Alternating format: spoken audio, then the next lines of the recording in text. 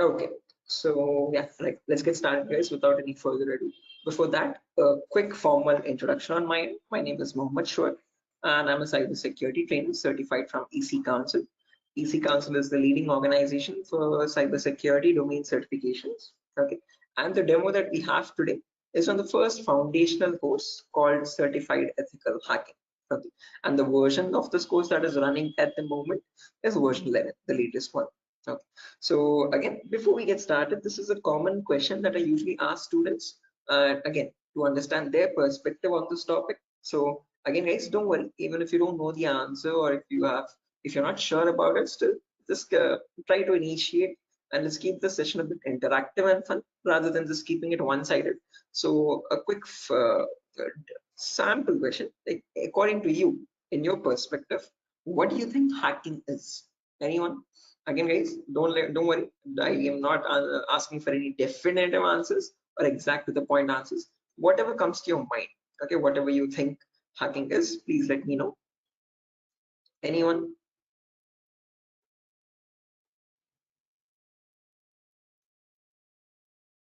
Try to breaking the system. Trying to breaking the system, is that breaking, right? I mean, did I get it right? Break into To the system access is, Yes, try to to access your personal things like computer, mobile. oh, okay, trying to break into the Uh, system or access personal things. Unauthorized access to the system or a data. Unauthorized access to the system or data. That's a great answer. Again, all answers are perfectly right. There's nothing wrong with them. Perfectly correct answers. Anything else, guys? Does anyone else want to add anything to it?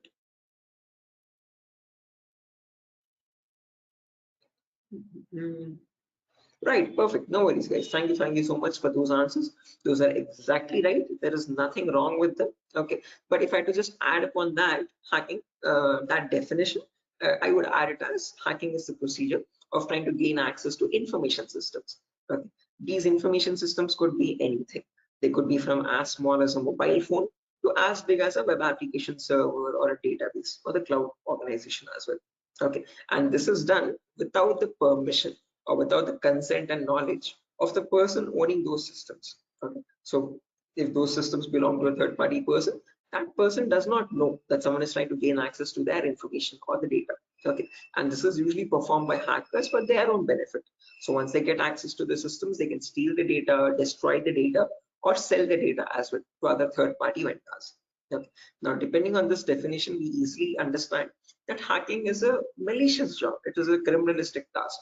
If it is such a bad thing to do, why do we have a course called ethical hacking is the second question. Because ethical is something which is legal, which is allowed. And how can it stand beside the word hacking, which is completely contradictory? So to define ethical hacking, on the other hand, this is the procedure of trying to find vulnerabilities. Okay, a vulnerability is nothing but a flaw or a loophole in the information system. So usually manufacturers might make mistakes somewhere here or there in the coding of the application. Okay, so that gives rise to something known as weaknesses in the information system, or in technical terms, it is also called as vulnerabilities. Okay, and this vulnerability finding or the process of trying to find these vulnerabilities is done with the consent and permission of the organization. Okay, so this is done in order to report it back to the target, okay, or to the authority, so that they can apply the appropriate patch for it. And once a patch is applied, that vulnerability is closed. It closes the doorway for the hacker to cause any harm. So thereby, with ethical hacking, we're trying to increase the security of the organization rather than cause any harm. Okay. So that is the main difference, guys, between hacking and ethical hacking. Where in hacking, we are trying to find, again, the hacker tries to take advantage of those vulnerabilities and tries to get information access. But in ethical hacking, you're trying to find those vulnerabilities, you're trying to report them back to get them patched so that you can increase the security. Okay, so I hope these two definitions are clear, guys. Again, if you have any questions or if you have any queries or if you want me to repeat something, please do not hesitate to let me know. Okay, feel free to interrupt me at any certain point. Okay, so now depending on these two definitions, guys, of hacking and ethical hacking, we can categorize the types of hackers. So basically there's three types. There's someone known as a black hat hacker, a gray hat hacker, and a white hat hacker. A black hat hacker can also be termed as a cyber criminal who performs hacking for his own benefit, okay, or sometimes even just for fun, without asking for consent.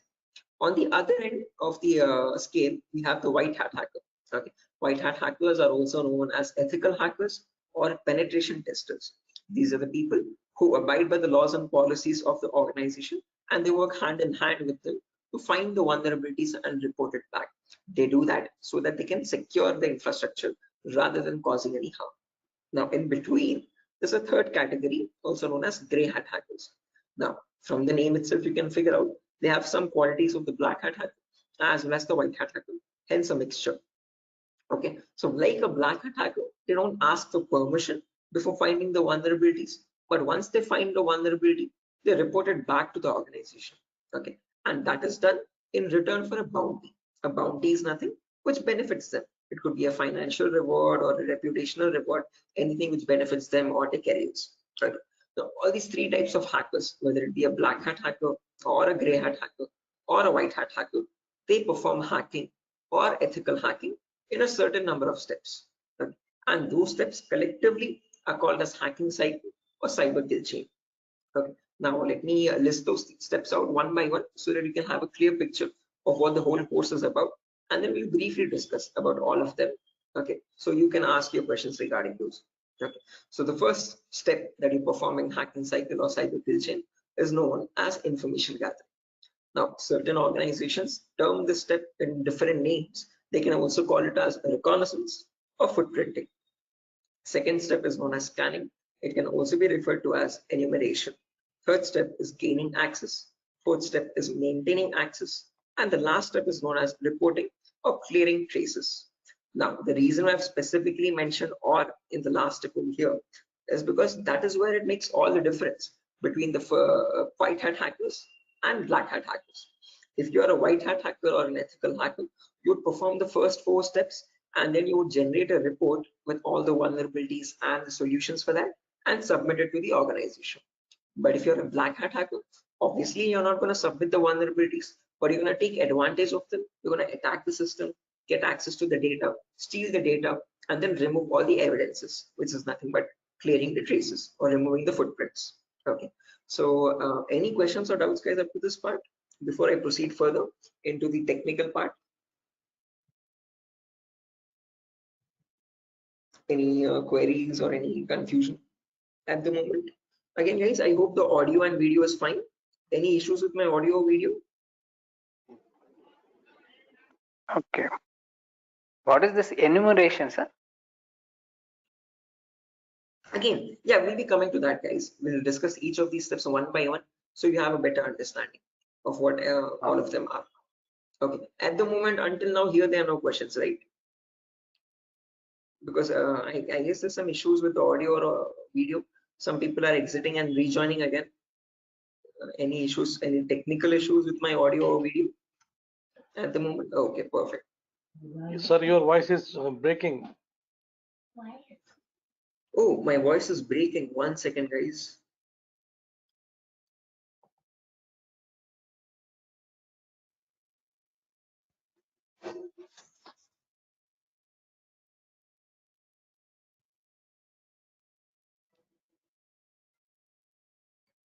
Okay, hello, 1 2 3, hello, 1 2 3.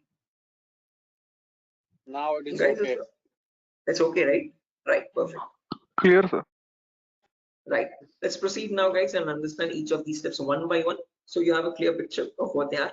So the first step is information gathering. Again, as the name itself suggests, this step involves the hacker or the ethical hacker to gather as much data as possible about your penetration testing target. Okay, and all this information is gained passively. What I mean by passively is that you get this information from other third-party sources rather than contacting the organization directly. Okay, so for example, if I have a target like Wipro.com, about Wipro.com, I'll start searching online for all the material for it, okay, all the data regarding Wipro.com servers. Okay, the main question is, what kind of data are we talking about over here? And this is the information that we require. So firstly, we try to figure out all the IP addresses and the range of IPs used by the Wipro's main servers or the secondary servers. Then the who is records to understand who is hosting Wipro.com and since when has it been hosting itself. Then the DNS records to understand what information is stored in their DNS servers, domain name servers. Then employee details such as their contact numbers, their email addresses, their usernames and passwords which are leaked, and their home addresses if possible, and so on. So then the domains and the subdomains of Wipro's website, and the operating system information, like what OSs are being used by the servers that are linked with Wipro.com. Now trust me, this guys, that all this information is available online to be gathered. So if I show you a very basic example, let's say if I wanted to find the DNS records for Wipro's organization, all I have to do is go to the browser, and in the browser I can search for a website called DNS Dumpster. This website is available for free for anyone to access. You can click on the first link, and over here you can just search for Wipro.com, and you can click on search, and now this is going to fetch and give you all the information about the Wipro's DNS servers. So first things first, it tells you where the Wipro servers are being located on geolocation map. So it tells us that there are 4 DNS servers for Wipro. As you can see, these are their host names, exact host names, and these are the exact public IPs. These IP addresses are very important for a hacker or an ethical hacker to proceed with the further steps of scanning and enumeration. Okay. After that, we can see that there's the host record telling us what are the Wipro servers IP addresses and the subdomains IP addresses. So this is the main Wipro.com server, which is being hosted on the IP 66.7.148.227. Again, this information is very relevant for a hacker or an ethical hacker to proceed further. Further down, you can also see it also gives us the complete network topology. So this is how Wipro servers are connected to one another, and we have the whole network topology with the host names and their IP addresses. Okay, so this is basically whole Wipro's organization main server data. So again, this data is readily available, guys, for anyone to be accessed. That is not the vulnerability.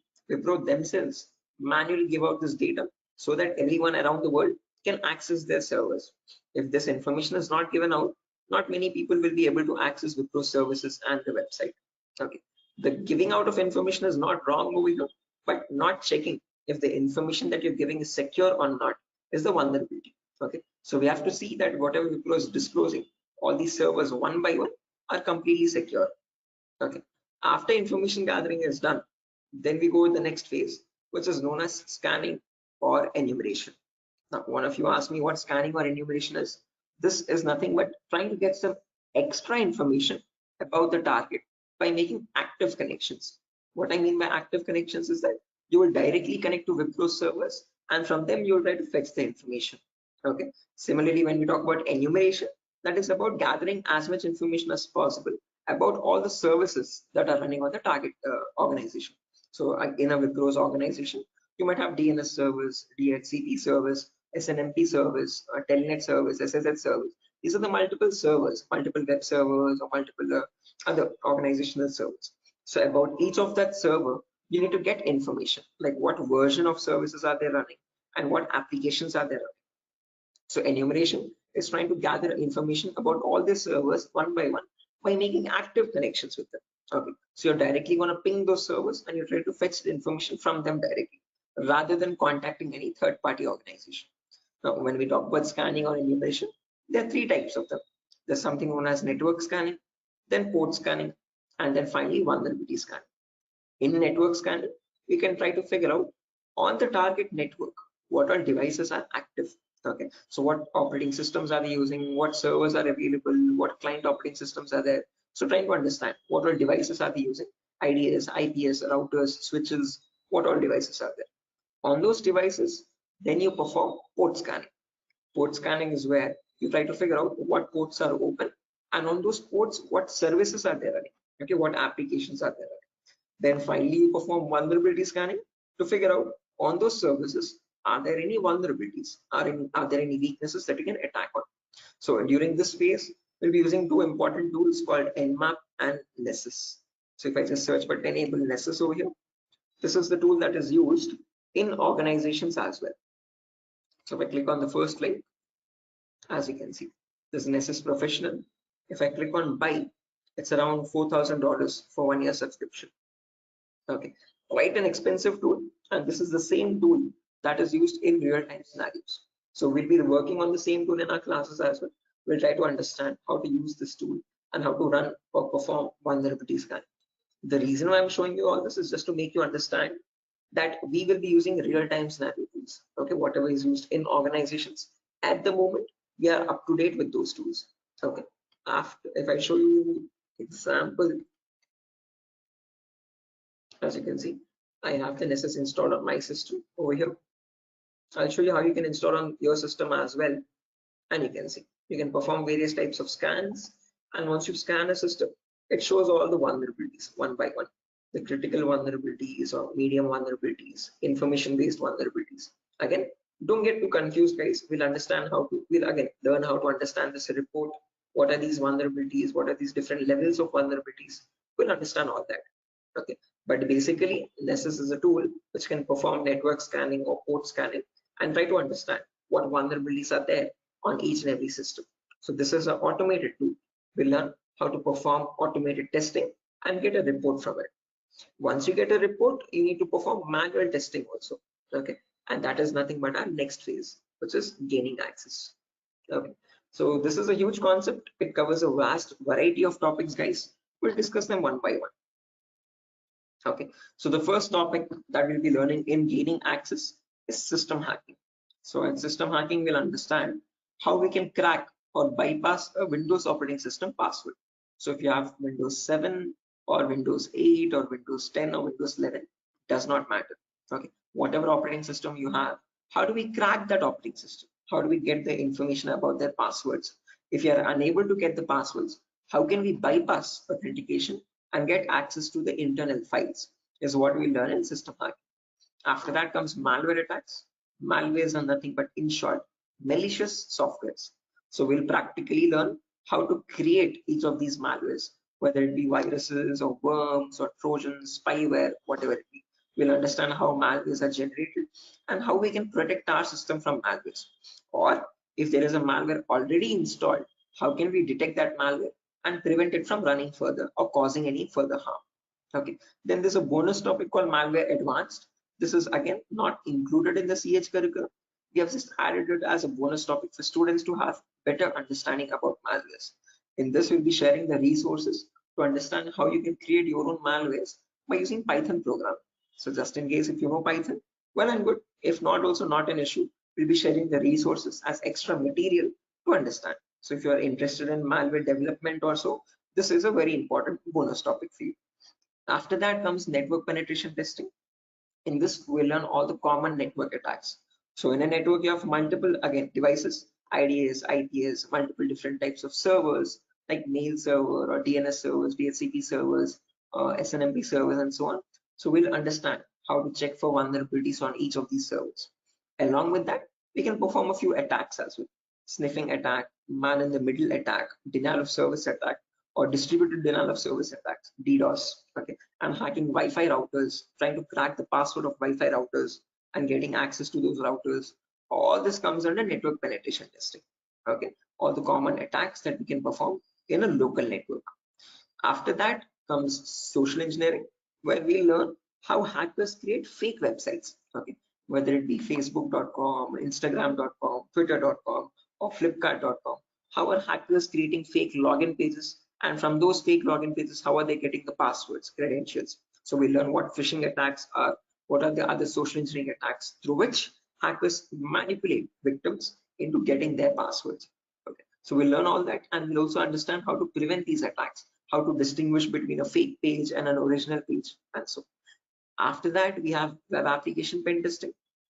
In this, we learn all the common vulnerabilities that exist on websites. So again, websites also have some weaknesses, okay, on which attackers can exploit and try to get access to the internal web server data or the internal database data, and so on. So to list out a few, there's vulnerabilities such as SQL injection, cross-site scripting, broken authentication, file upload vulnerability. Now, might sound very technical, guys, but these are the weaknesses using which hackers can get access to your information, to your passwords and usernames. Okay. After that, finally comes hacking mobile phones, where we learn how we can hack an Android phone and get access to that Android phone remotely.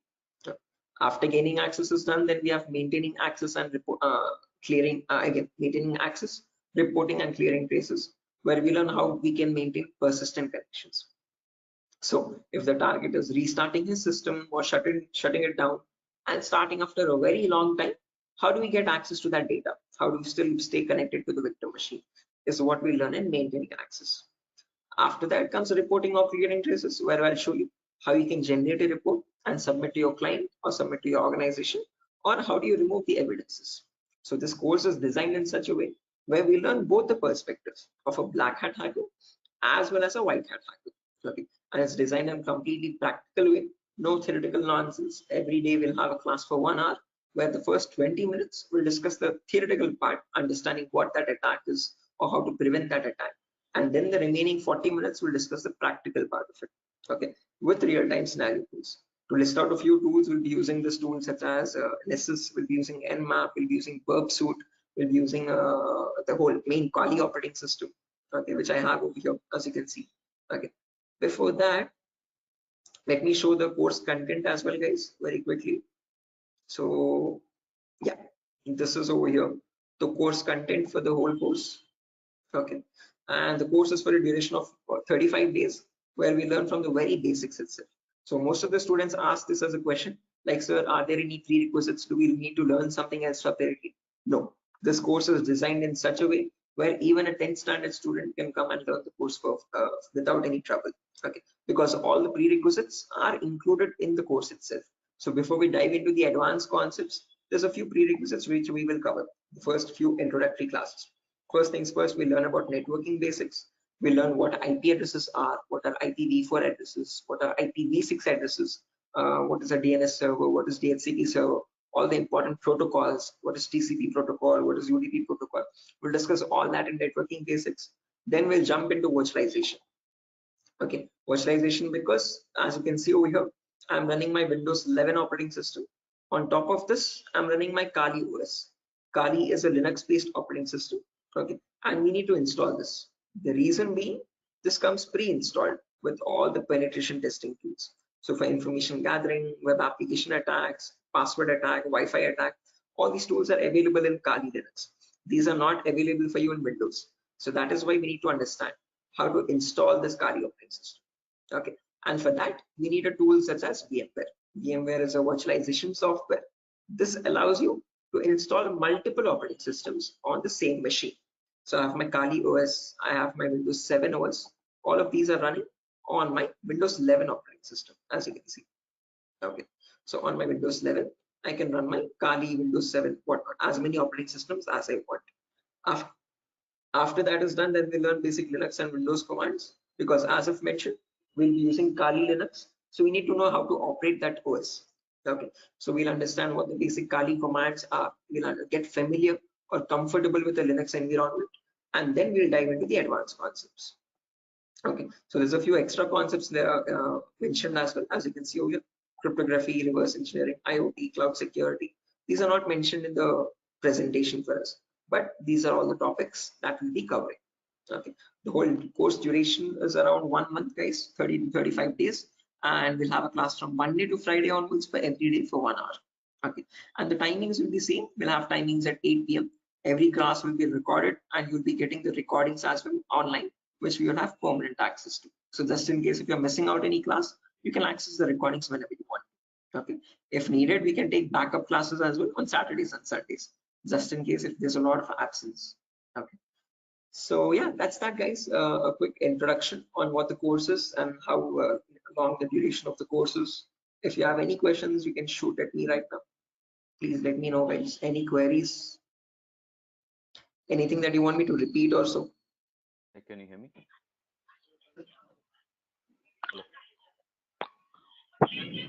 Hello. Yeah, hi.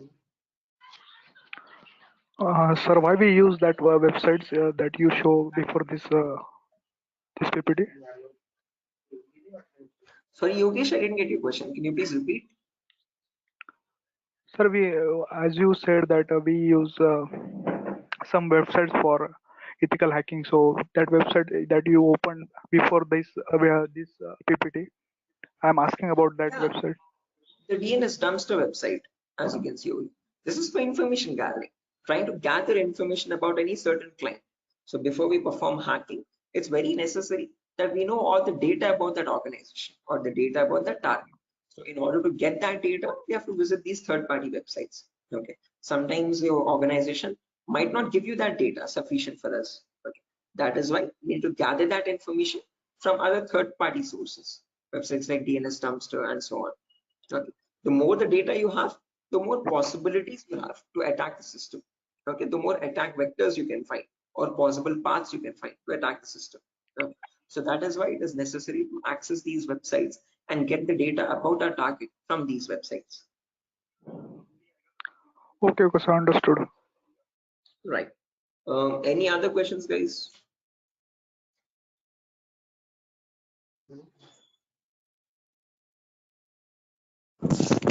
Sir, which type of penetration testing we are going to learn here? Again, CEH is a very comprehensive course, guys. We're not going to be going into any advanced level penetration testing, but we will learn all the kinds of, whether it be web application pen testing or network penetration testing or system hacking or Android pen testing. We'll be covering the basics of all of them. This is a course designed for people who are completely new to cybersecurity, and we can't leave out any endpoint. So we need to understand how to perform network security testing. We need to perform web security testing, Android security testing as well, and Windows or Linux security testing as well. So we'll be learning all of them one by one. Okay, we'll be covering each and every endpoint that is left, as you can see over here in the course content. Okay, but as I've mentioned, we won't be going in depth of all of them. We'll learn how to check for security vulnerabilities, basic vulnerabilities, and how to remediate them, how to remove those vulnerabilities. Okay, if you want to learn about any advanced after CEH is done, then you can go with advanced courses such as web application pen testing for bug bounty. This course is specifically designed only for website security testing. So in this, we'll be going with OWASP Top 10. Okay, this is an organization which gives you the list of necessary vulnerabilities that you have to test for, and this course only focuses on web applications, nothing else. Okay, so after CEH is done, then you can choose a specific domain, and depending on your interest, you can choose your specialization. Okay, whether it be website security or Android security or network security or cloud security and so on. So Okay, sir. Thank you. right. Any other questions, guys? No, sir. Right. Okay. After So course completion, certification provided. yes, if anyone is interested in writing the CEH certification as well, we provide support for that also. There's complete pass guarantee. So I usually handle the certifications myself. So if you're planning on writing a So this is certification, job guarantee. this is what? Sorry. Job guarantees. Sorry, I didn't get you guys. Can you please repeat that? Hello. After this course, his job is. He's asking Oh a yeah, placement assistance. job assistance. Again, guys, at Durgasoft, you're not going to be providing any confirm guarantee that we'll be placing you in an organization, but we'll be sharing your resume once you forward it to our consultancies. Okay, so in the price of 8,000 rupees, we are only including the course content with the course completion certificate. And if you're planning on writing a certification, we will give you certification support as well. Okay, so at that price of 8,000 rupees, we are not in contact with the complete job placement facility, but we do have few consultancies where we can give you your resumes too. Okay, once you're done with the resume preparation, I'll be helping you out in understanding how to create a resume as well, depending on a cybersecurity profile. I'll be also sharing the common interview questions, and I have a few references as well to whom I can forward your resumes. Okay, and again, we will be giving you the interview calls, and you can start attending interviews over there. Okay, again, it depends on your skill set and your practice on how well you do the interview. So we don't guarantee anything, but we will definitely show you where you can start applying. If it's necessary, I can just give you one source now itself. You can, after your course is done, this is the common website that I usually suggest for students, jobs.null.community. This is a website only specifically for cybersecurity job roles. Okay, nothing else. As you can see, null jobs. This is the website. Okay, and these are all the different domains, and you can start searching over here. So if you're a complete fresher, just click on freshers or internships, and these are at the moment these are the available placements. Okay, so for internships, okay, if you're not into internships, if you want a specific job role, you can start applying for VAPT, vulnerability assessment and pen testing. These are the ones at the moment for cybersecurity. After the course is done, you can start applying over here also. So this is one website that I suggest to most of the students once the course is done, so start applying for jobs. Okay, so again, how well you do, it depends on your skill set and your practicing, guys. Okay, and this website is specifically only for cybersecurity jobs, nothing else. Okay, any other questions, guys? No, sir. Thank you. Right, again, if you practice properly and if you're done with the course, guys, and if you're thorough with all the concepts, getting a job in these portals is not that tough. Okay, there's a lot of students from our previous batches as well who have searched for jobs in this nuns.job.co.in, and they found their internships and their jobs. Okay, so again, as I've mentioned, once you sit for the interview, it's all on you. Okay, so it depends on your preparation of how well or bad you do.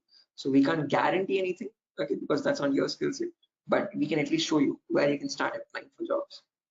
Okay, so yeah, that's that, guys. Nothing further for our session today. And yeah, if you have any queries, again, over here is my number, just in case if you have any queries, technical queries, you can let me know. This is the number over here, 7680069 Hello. 768. Hello. Yeah, I can hear you. Prabin, I can hear you. Yeah. So I just wanted to know. Actually, I'm a working professional. Right. I'm working on the front end side, but wanted to move into this domain. So, what suggestions could you, give me on that side? Again, same, I would recommend if you're completely new to this domain, go with Certified Ethical Hacking, CH version 11. This is a foundational Okay. course for people completely new, so you'll be learning everything from scratch. After that is done, if possible, if you have time and financial permits you, you can write the certification as well from EC Council. So there'll be a CH examination for 125 questions. Okay, and if you give 75% of them right, you get certified from EC Council. You get a certificate from the US organization. Okay, so that adds edge to your resume. If not, if you are not, again, certification is quite costly. It's around $500. So if you're not planning on writing the certification, I would recommend doing some extra advanced courses as well after CH is done, and then add that at least to the resume to build some edge again. Okay. Okay. And is there any coding involved here, or is it into completely into, the No, security part?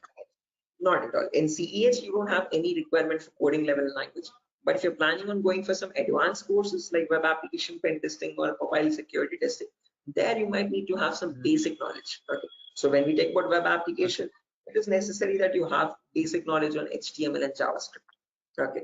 But when we talk about CEH, the foundational course, for this we have no requirement for any coding level language knowledge. Okay. And what kind of roles we can apply after the completion of this course? Like someone is if having 5 years of experience and he has transited into this particular cybersecurity, what kind of roles would be available? Again, as you can see over here, these are the roles that you can start applying for. VAPT assurance lead, VAPT senior security analyst, cybersecurity consultant. These are all the job roles. Penetration tester, security analyst, or monitoring job roles, and so on. Vulnerability Okay. assessment tester. These are the job roles you can start applying for. Okay. Cool. Thanks. Right. Any other questions, guys?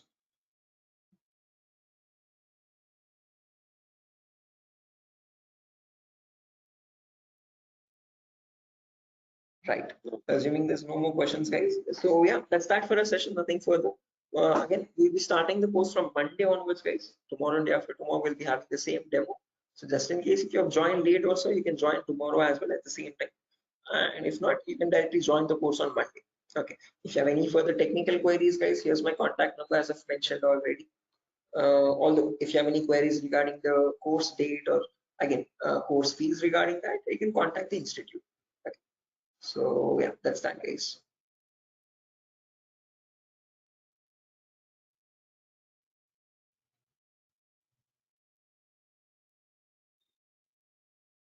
Sure. So I'm gonna be exiting, guys. I hope you have enjoyed the demo. And yeah, if there's any queries, please do let us know how we can help you. Okay. Have a good day, and I'll see you soon. Bye bye.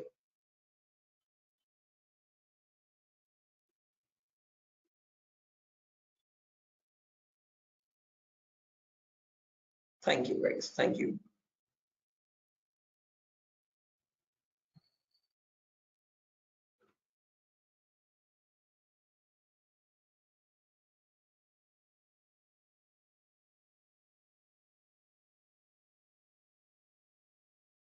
Okay. Hello, guys. Can you hear me now?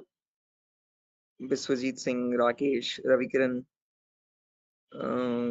Maman, Shiva, Sujata. I hope I'm audible now, guys. Yeah, Biswajit. Can you hear me now? Yes, we can. Right, perfect. So let's just wait for 2 more minutes, guys, for the other people to join as well. And then we'll be starting the session. Until then, if you have any queries or if you have any questions before we start the session, you could please let me know.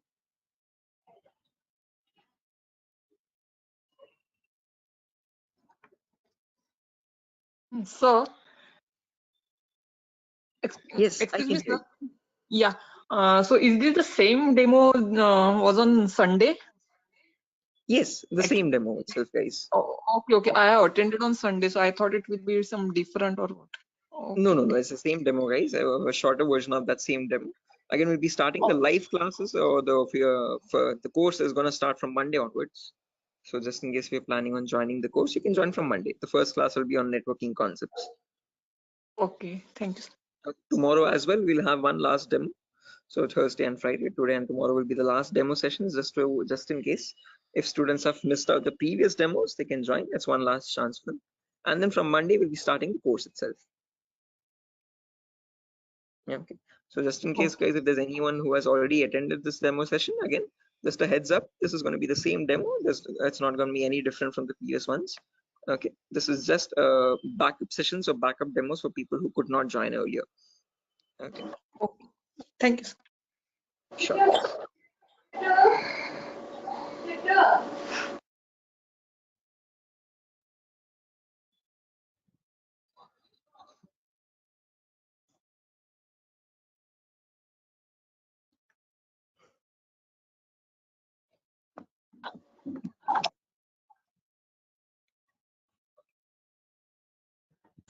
Sir, it means I can directly join on Monday because yesterday I was also present. Yeah, sure, guys. Again, as I've mentioned, it's the same demo. It's not gonna be any different. So this is only for people who are completely new to it, who have not attended the previous demo sessions. So if you have already attended the demo session, guys, you can join back on Monday itself directly. Okay, and the timing will be same at 8 p.m. Same time, 8 o'clock in the night. Okay, thank you. Sure. Okay, guys, so let's get started without any further ado. Before I get started, a quick formal introduction on my end. My name is Mohammed Shoaib. I'm a cybersecurity trainer certified from EC Council. EC Council is the leading organization for cybersecurity domain certifications. Okay, and one of the courses that it provides for people who are completely new to this domain is Certified Ethical Hacking version 11. This is the latest version of the course that is running at the moment, and this is a course designed in such a way for people who are completely new to this domain. So if you have no knowledge about what cybersecurity is or what hacking or ethical hacking is, this is the course to get started with. Okay. So before I proceed further, this is a common question that I usually ask all the students just to understand their perspective on this topic. So again, guys, let's keep this session a bit interactive and fun. So my first question to you is to understand what your perspective is on hacking.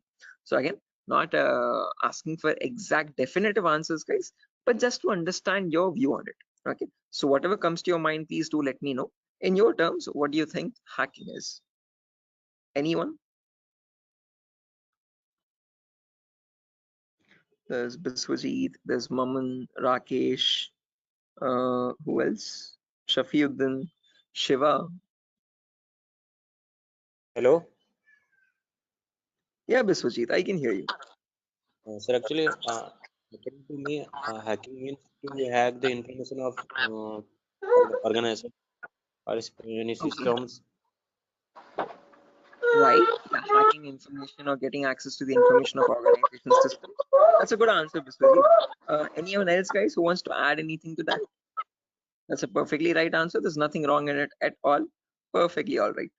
Any other additions to that, guys? Anyone who wants to append anything to that answer?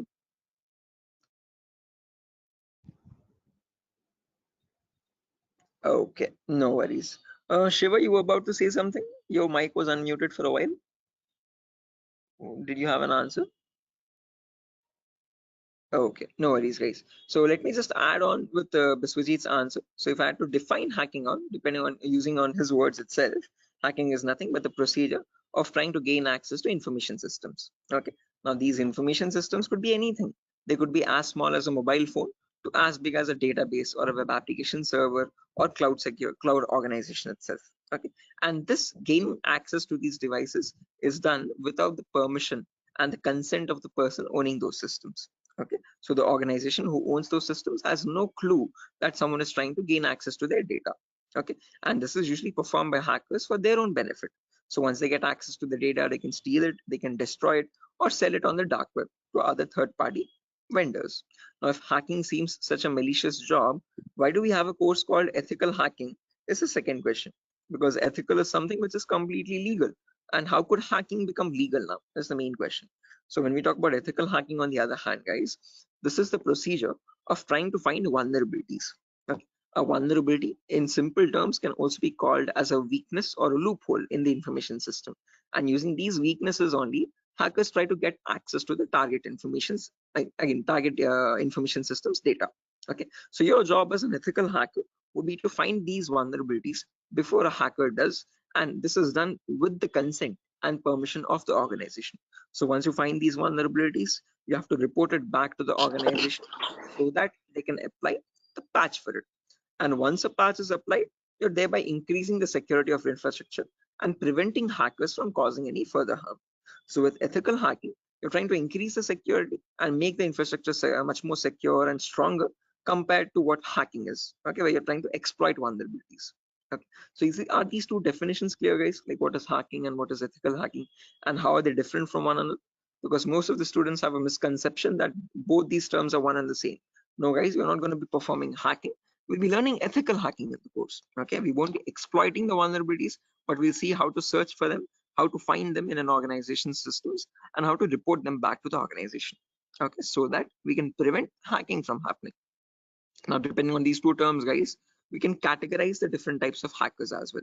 So we have someone known as a black hat hacker, then we have someone known as a white hat hacker, and in between there's someone known as a gray hat hacker. Okay, so firstly, the first category is black hat hackers. These people are also commonly referred to as cyber criminals. Okay, these are people who perform hacking for their own benefit, and they do this by asking no consent at all. On the other end of the spectrum, we have the white hat hackers, who are also termed as ethical hackers or penetration testers. Now, these people perform ethical hacking, or in simple terms, penetration testing, to find all the vulnerabilities in the organization. And they do this by asking for consent and by following all the laws and policies set by the organization. So they do not cross any line, they do not perform exploitation of any vulnerabilities, they only work to increase the security of the organization.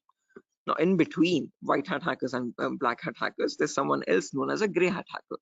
Now, as the name itself suggests, these people have both the qualities of black hat as well as a white hat hacker. Like a black hat hacker, they don't ask for permission before finding the vulnerabilities. But once they do, once they find the vulnerability, like a white hat hacker, they report it back to the organization. Okay, they don't take advantage of it, they don't exploit it and try to attack the system, but they report it back so that they can help the organization. But it's a give and take relationship, so it's a there's kind of a bargain over here. Okay, the catch is that these gray hat hackers ask for a bounty in return. Okay, a bounty is anything which benefits them, so they could ask for some prize reward, or they could ask for some reputational reward, anything which benefits their career and profile. Okay, and that is why, in simple terms, they are also known as bug bounty hunters. They find bugs in return for a bounty. Okay, so they are hunting for bugs. Okay, now all these three types of hackers, whether we take black hat hackers, gray hat hackers, or white hat hackers, they perform hacking or ethical hacking in a certain number of steps. Okay, and they follow a procedure, a systematic procedure. That systematic procedure is known in simple terms as hacking cycle or cyber kill chain. Okay, various organizations categorize these steps into various numbers, but if I had to summarize it up, there are 5 important steps in hacking cycle or cyber kill chain. Whether you take a black hat hacker, or a white hat hacker or any kind of a hacker, he needs to follow the same procedures as well. Okay. Now let me list them out first, and then we'll discuss in detail about each of them, so you have a clear picture of what the whole course is about.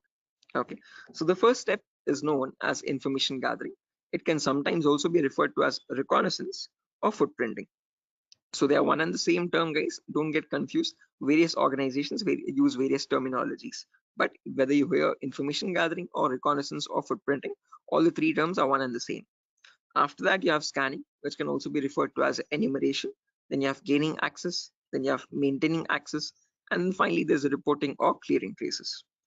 Now, the reason why I've mentioned or over here in the last step in capitals is because to make it a note to understand that this is the only step where you have a difference between black hat hackers and white hat hackers. Now, whether you are any kind of a hacker, whether it be black, white, or gray, the first four procedures are to be followed mandatorily. So you have to follow those first four procedures in the same order.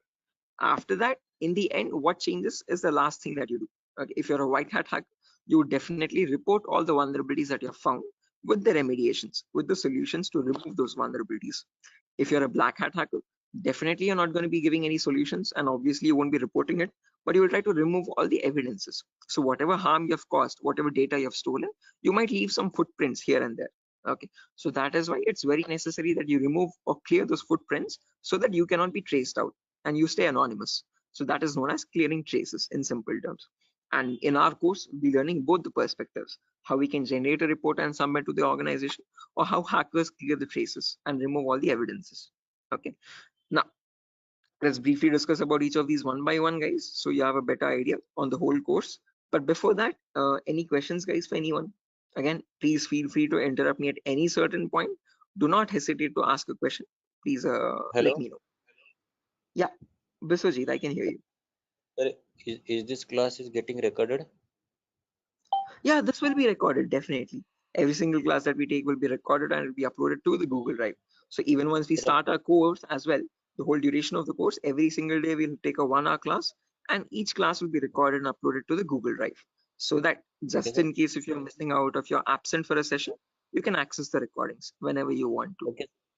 Okay, sir. Actually, from the starting, you told about hacking and ethical hacking. So, Mhm. could you please briefly tell me? Hacking means like you are hacking the particular some credential information, like something personal information you are hacking. But ethical hacking was that I did not get it properly. Good question. Again, Biswajit, when we talk about hacking, this is something that cyber criminals perform.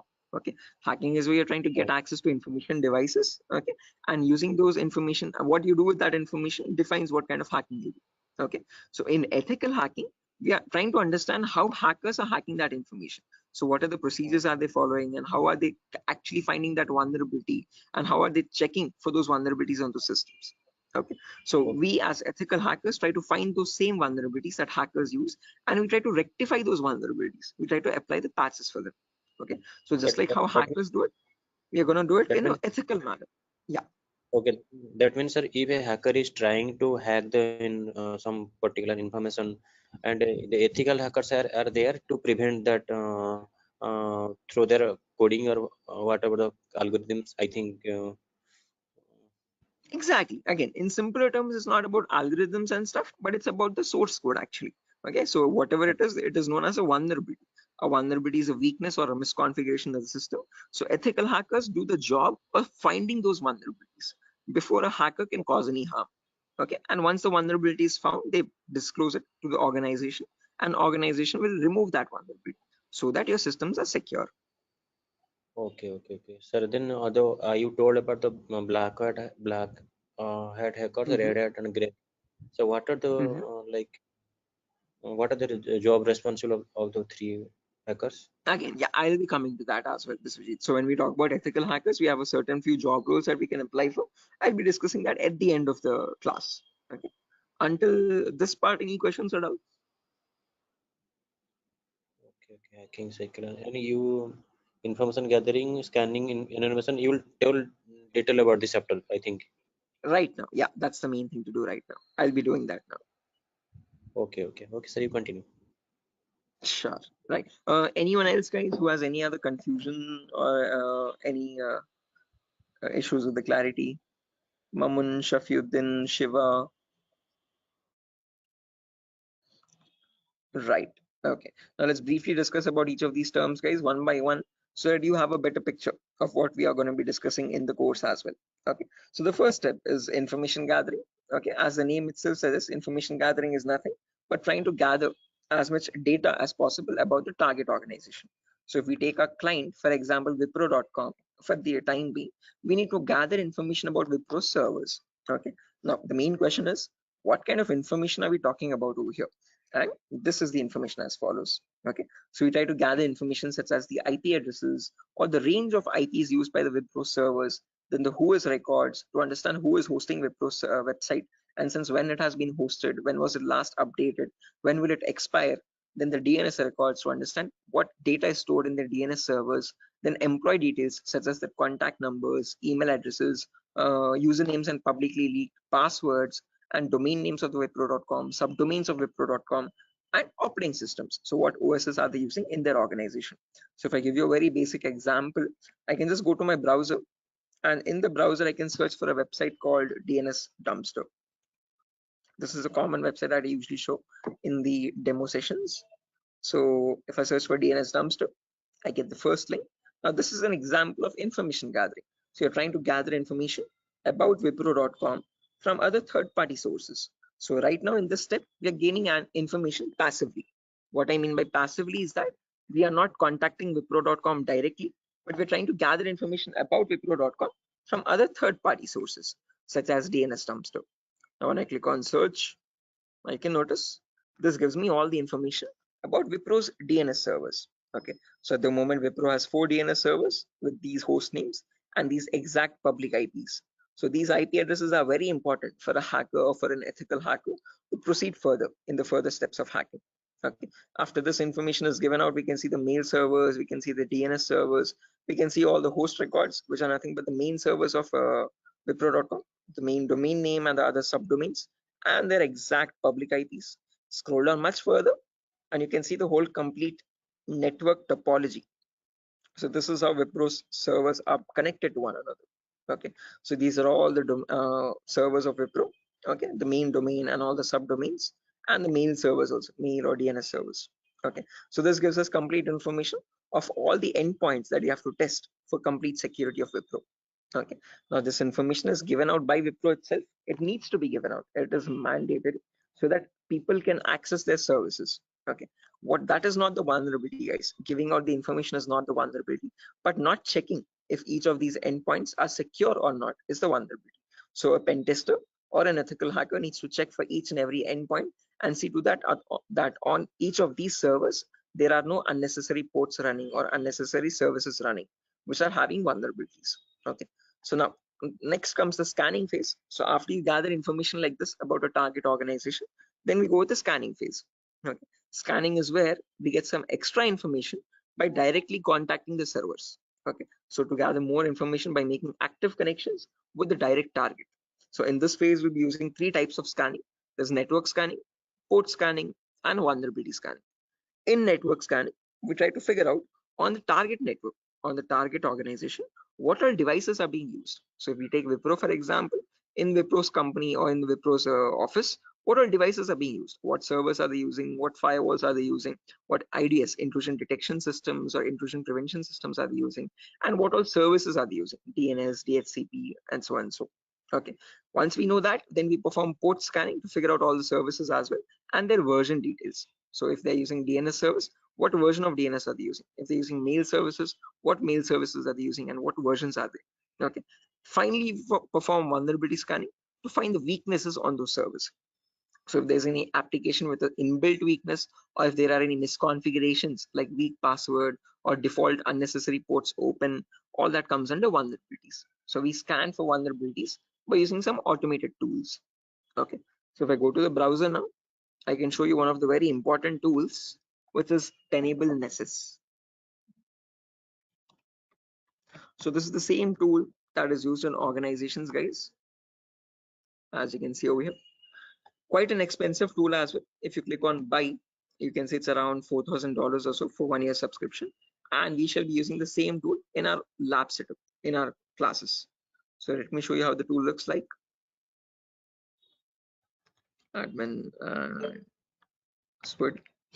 Yes. So again, default password, default credentials, policies, scan templates. So this is how your Nessus tool looks like, guys. So this is capable of performing your network scan or port scan or vulnerability scan, and gives you the list of vulnerabilities. So once you perform a scan, it shows you in your network whatever devices are there, what vulnerabilities are there on those devices. So it categorizes the weaknesses on the system in 5 levels: information, low, medium, high, and critical. So if a company has any critical vulnerabilities, it means hackers can easily get access to their servers. Okay, so we'll understand how to perform vulnerability scanning, how to know if a system has any vulnerabilities, and if hackers can hack their organization so easily.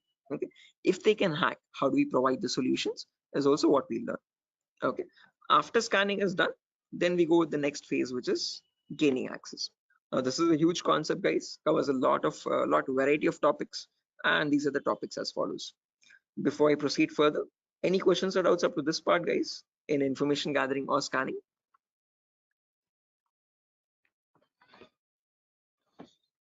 Biswajit, Mamun, Shafiuddin, Shiva. Please do not hesitate, guys. If you want me to repeat something, I will definitely do. Sir, Yeah. Sir, please repeat that first part. Which one? Like before gaining access, you told us some gathering information. Like I understood that what if their system in vulnerability in the system, so hackers are easily hack that system. So I understood somehow. Oh yeah, in information gathering again, Biswajit, as I've mentioned, we try to gather information from other third-party websites. So there's websites like DNS Dumpster, Hunter.io. So from other third-party sites, we gather information about the target. After that, then we perform scanning. So we directly get access to target servers or whatever target it is, whether it is Wipro.com or so and so. Okay. And in their target organization, we perform the scanning to figure out in their network what devices have what vulnerabilities. So in my local network, I have scanned for 3 devices, and in each of these devices, I can see the weaknesses on each system. Okay. Tells you what the weakness is. Okay. If there's an unsupported OS, what is the solution to remove that vulnerability, and what can be performed with that vulnerability. So this scanning tool gives you that up-to-date information. Okay, so this is all this all comes under automated vulnerability scanning. Okay, so this is something that you always perform in an organization to test for vulnerabilities on different systems. Okay, it's a software. Yeah, it is a software. This is the Nessus tool. The Nessus tool is nothing but a software that we have. Okay, sir. Okay. Right. So this is the same tool that is used, the same software that is used in organizations as well. Okay, and we'll be running in real-time scenario. Whatever tools that are being used, we work on them in real time. Okay. So yeah, now proceeding further, after all this is done, then we go with the gaining access phase. This is where we try to perform various kinds of attacks to get access to the systems. Okay, once we perform the scanning, once we know that these are the vulnerabilities on which you can attack on, next part is nothing but to attack directly, which is nothing but penetration testing. So in this, as I've mentioned, there's a huge set of topics. Okay, so let me discuss them one by one. So first topic that we'll be discussing is system hacking. So in system hacking, we learn how we can hack or crack or bypass a Windows operating system password. So whether it be Windows 7 or Windows 8 or Windows 10 or Windows 11, doesn't matter. How do we crack or how do we bypass the password is what we learn in system hacking. So if your system is password protected, how can you crack and understand what the password is in clear text? Or if you're unable to crack it, if it is too tough to crack, how can you bypass that password and still get access to the internal files is what we learn in system hacking. After that comes malware attacks. Malwares in simple terms are nothing but malicious softwares, and we'll practically know how to create each of these malwares. So people think that viruses are on the only malicious software is available on internet, but that's a misconception. We have multiple malicious softwares. We have viruses, we have worms, trojans, backdoors, spyware, rootkit, whatnot. There's tons and tons of malwares, and there's thousands and thousands of malwares added every single day. So we'll practically learn how to create each of these malwares and how to prevent our system from getting attacked by these malwares, or how to detect for malwares on our system. Then comes network penetration testing. Okay, In network pen testing, we learn all the common network vulnerabilities. Okay, so in an organization, in a local network, there are multiple services. There's DNS service, Telnet service, SMTP service, DHCP service. These are all the services or protocols used in a common organization. So we learn how to test for weaknesses on each of these servers. And after that, we'll also learn how to perform network attacks like sniffing attack, man in the middle attack, DOS attacks, or hacking Wi-Fi routers and cracking Wi-Fi router passwords. All this comes under network pen testing. Then comes social engineering, where we learn how to crack passwords from websites. Okay, so how do hackers make fake login pages, Facebook page, Instagram page, or a Flipkart login page, bank login pages? How do hackers get your passwords from these pages? Okay, how can they create fake login pages and send them to the victims and perform phishing attacks? All this comes under social engineering. Then finally comes web application pen testing, where we learn all the common website weaknesses. Okay. Is this useful for SOC analyst role? Yeah, Shafiuddin. We'll be discussing a very basic tool called Splunk as well. That is very important for your SOC analysis role. Okay. SOC is nothing but Security Operations Center, guys, just in case if anyone is confused. Okay. In SOC job roles, we usually see how to monitor and detect threats. Okay. Threats are nothing but attacks. Okay. So for that, we'll be discussing a very basic tool, a very important tool actually, but the very common tool used in SOC, which is Splunk. So this course was helpful for that as well. Shafiuddin. Okay, now after that, coming back to our topic, guys, as I've mentioned, we'll be discussing web application vulnerabilities, where we learn all the common website weaknesses. Now again, this might sound a bit technical, guys, okay, but these are a few common weaknesses that exist, such as SQL injection, cross-site scripting, broken authentication, file upload vulnerability, and so on. So these are the weaknesses that hackers use to get access to the web server, okay, or the databases in the backend. Okay, after that, we have hacking mobile phones, where we learn how to hack or crack an Android application phone. Okay, so how do we use Trojan attacks and get access to the Android phone remotely? Okay, after this is done, then we have two small topics, which are maintaining access and reporting or clearing traces. So this is the most important concept, guys, gaining access. After that, we need to know how to maintain persistent connections. So how do hackers maintain a connection even if the system restarts? Okay, is what is known as maintaining persistent connections. After that, we have reporting or clearing traces, where we'll see how to generate a report and submit to the organization. Or if you're a black hat hacker, how do they remove all the evidences? How do they clear the traces? Okay. Now, since not everyone is from a technical background or might not be from a technical background, we will discuss a few prerequisites as well. Okay. So the course is designed in such a way where you don't have to learn anything separately from outside. So if this is in a way to even a 10th standard student to understand this course in a simple and sufficient manner. Okay, so before we dive into all the advanced concepts, we'll be discussing these 4 prerequisites or 4 to 5 prerequisites. So first we'll learn basically what ethical hacking is, or how is it different from hacking. Then we learn virtualization. Okay. The reason why we need to learn about virtualization is because we'll be using a tool called VMware. So as you can see on my desktop, this is my Windows 11 operating system, and on this I have my VMware application. Okay, this VMware allows me to run multiple operating systems on one single machine. Okay, so as you can see, I can run my Kali OS, I can run my Windows 7 OS, Ubuntu OS, and so on. So, okay, the reason why we need virtualization is because we need to run something known as Kali Linux. This is a Linux operating system, guys. Okay, and this is very important for us because this comes pre-installed with all the penetration testing tools. Okay, for hacking tools or ethical hacking tools. As you can see over here, there's information gathering tools, there's web application testing tools, there's password attacking tools, Wi-Fi attacking tools, and so on. So these are the tools that specifically come only with Linux OS. Okay, they're not available in your Windows operating system. So that is why we need to know how to install this operating system and how to use this out. Okay, again, one good thing is this is completely free and open source. Anyone can download this operating system from the official website kali.org. Kali.org. Okay, so how to download this and how to install this is what we learn in the virtualization class. After that is done, then we will go with basic Linux and Windows commands. So as I've mentioned, Kali is a Linux OS. So we need to understand how to use a Linux operating system. What are the basic commands in Linux and how is it different from Windows operating system?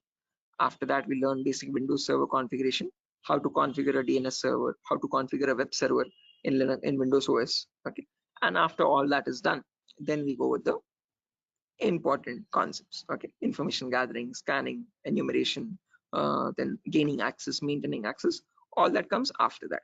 Okay, so until these concepts are done, then you'll be ready for all the advanced concepts. So this is designed in such a way where you don't have to learn anything separately from anywhere else. Okay, so after that, again, there's a few bonus concepts as well, guys, such as cryptography, reverse engineering, IoT, cloud security, Splunk. So these are not included in other institutes. Okay, these are a few concepts that we have specifically designed in such a way so that you can proceed further and learn advanced courses as well if you're interested. Okay, so yeah, that's that, guys. Again, one last thing, the whole course is for a duration of 1 month, where you'll have classes from Monday to Friday every day for 1 hour. Okay, and every class will be recorded and it will be uploaded to Google Drive. So just in case if you're missing out any classes, you can access the recordings as well. Okay, so yeah, that's that, guys. Any questions on your end?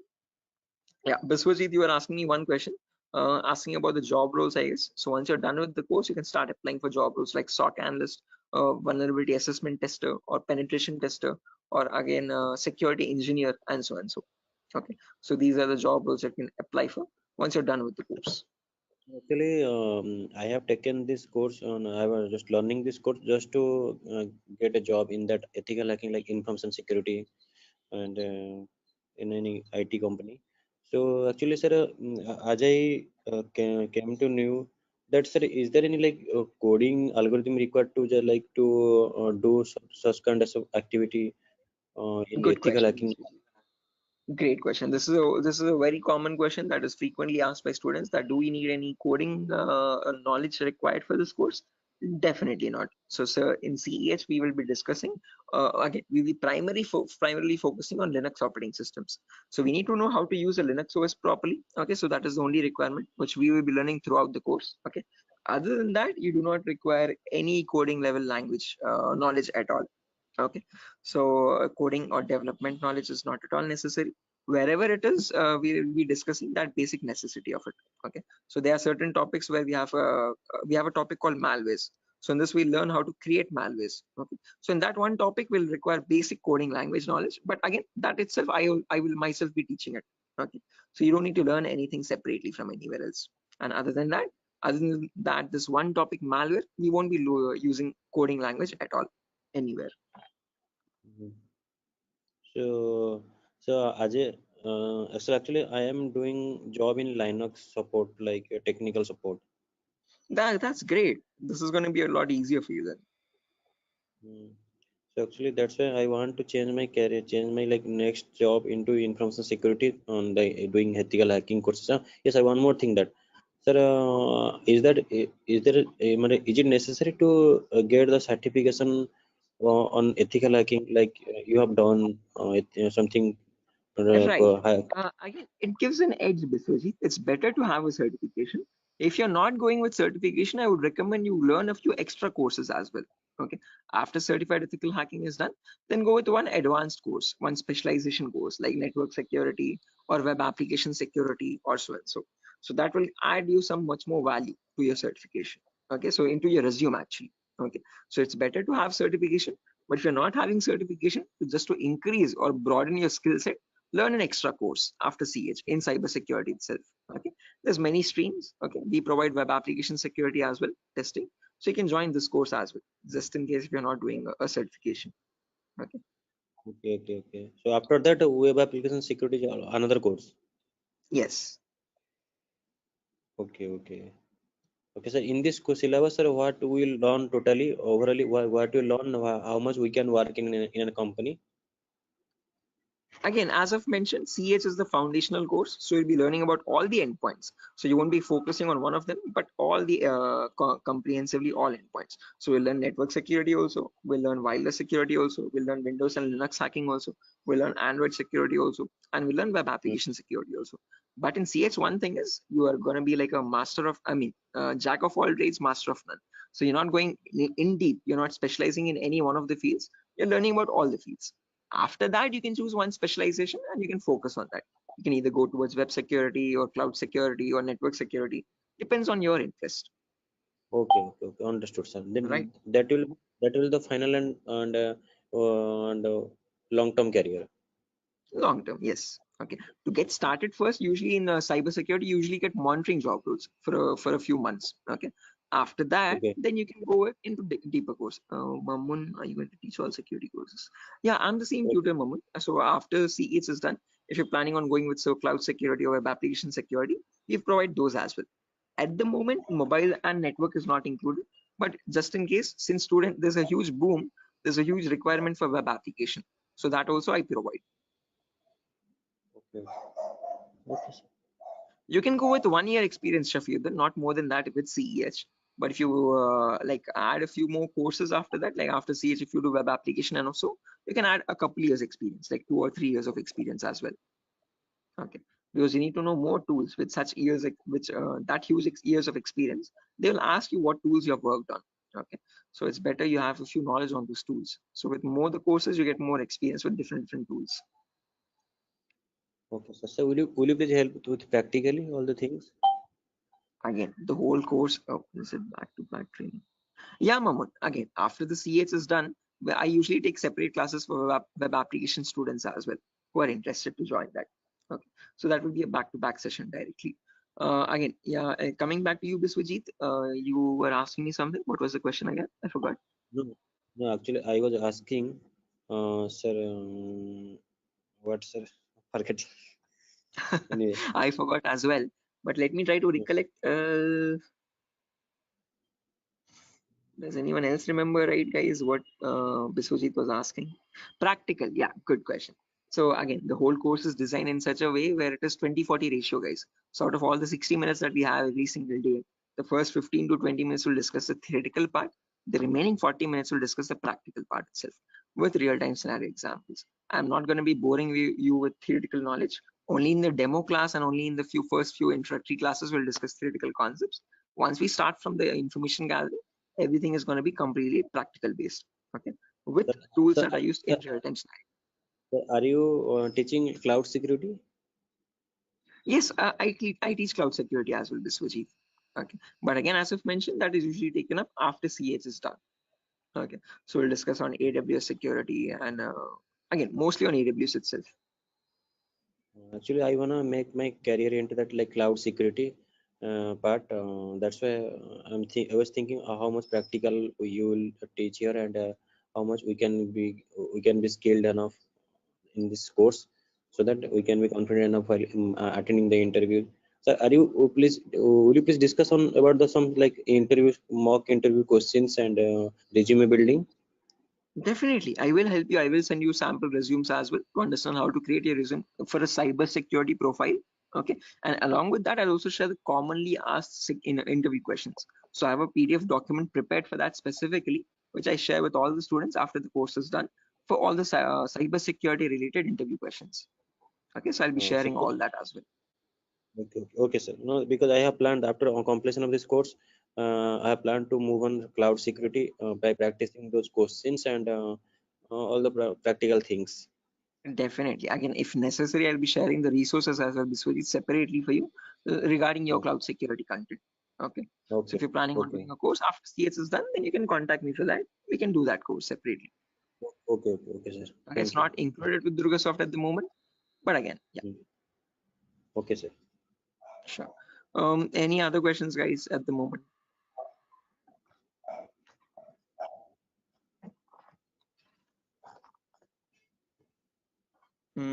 Okay, assuming there's no questions, guys, I'll be ending the session over here. And yeah, that was great interacting with you guys all, Biswajit, especially with you because you have asked a lot of questions. So I hope everything is clear and you have no more unresolved queries. Okay, and now I understood. I will follow that like recording also. If I got any doubts and demo sessions, I will ask you in the next class. Definitely, sure, definitely. Again, guys, if necessary, here's my contact number as well, 76800696768. If you have any technical queries, you can contact me over here. If you have any queries regarding what other technology we should know, again, Maman, as I've mentioned, it's better to have Linux knowledge, Linux commands knowledge, and how to use a Linux operating system, and basic networking knowledge. What are IP addresses, what are IPv4, what are IPv6 addresses. If you do not know these also, as I've mentioned, all these are included in the course itself. So these are the prerequisites which are required. But again, I have included them in the course just in case if you're not familiar with them. Okay. So there's no prerequisite for joining the course. All you need is a good laptop to run the practicals. Okay. Minimum requirement would be at least an i3 processor, oldest to oldest i3 processor, and minimum to minimum 6 GB or 4 GB RAM. If you have 8 GB, that is recommendable. Okay. Recommended. But if you have minimum 4, it might hang a bit, but it will work. Okay. So one important requirement is you need a laptop or a device for practicing, because we have a lot of practicals in the course. Okay. So other than that, nothing else is required. Okay. Just interested mindset and a device to practice on. Those are the only 2 requirements for this course. Nothing more. Okay. All right. So yeah, that's it, guys. Nothing further for the session today. If you're interested to join the course, you can join this from Monday. We'll be having the first class on Monday for networking concepts. Okay. And after that, yeah, tomorrow as well, there's another demo session. So just in case if anyone is planning to join a demo again, you can join it tomorrow at the same time. If not, we'll be starting the course from Monday itself directly. Okay. Thank you, sir. Okay, guys. Good day. Thank you for joining the session. It was great interacting with you. And I'll see you soon, guys. Bye-bye. Have a good day. Thank you, sir. Good night. Thank you, guys. Good night.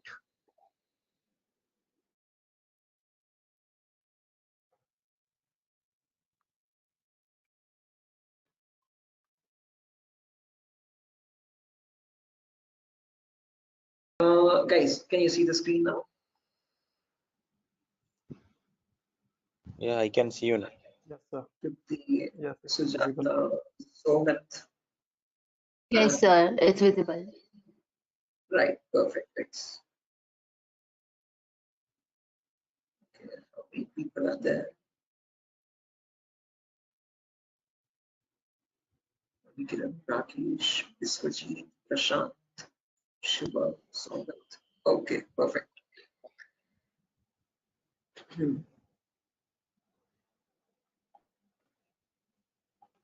Okay, guys, let's get started with the session without any further. I am already a bit delayed in starting the session, so sorry for that, guys. I was stuck in a work. There was an issue with a security vulnerability actually with one of the organizations, so I was stuck with that. But anyways, let's get started with our class today. With our first session today will be on basic networking concepts. Before I get started, any issue with my audio or video? Anyone? Is everything fine? Can I proceed with Yes, the sir. class?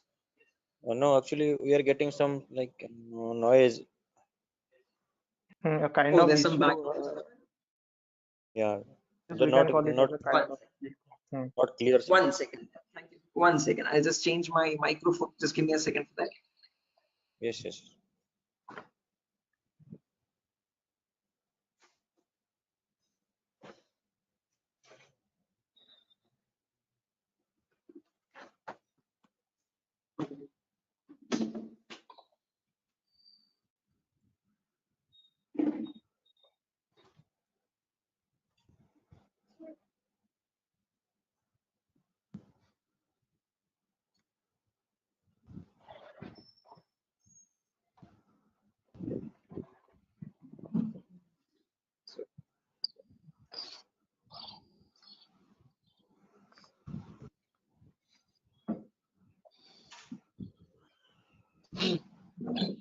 Okay. How does it sound now, guys? It is audible now. Yes, now it is It's clear. audible. Background disturbance, no kind of issues. Yes, yes. Perfect, perfect, perfect. Okay, guys. So let's get started without any further ado. So as I've mentioned, in today's class, we'll be going with basic networking concepts. We'll discuss what IPv4 addresses are. Okay. So before diving into IPv4 addresses, let's try to understand what a network is and what a host is. Now, these are very two simple words that you keep coming across every single day. Okay. A host is nothing but an information device. Okay. Any information device which is capable of communicating with other devices is known as a host. Okay. It could be a mobile phone, it could be a router, it could be a laptop, a personal computer, or any other device, an information device. Okay, which is capable of communicating with other devices. Now, when you have such devices connected to each other, okay, which can communicate with one another, that forms a network. Okay, so a network is a collection of hosts which can communicate with each other and transmit data. Now, just like how we humans communicate with one another, we have our respective names. Okay, I can address you by your name. You can call me by mine, okay, and we can communicate with one another. We have our unique identities, okay.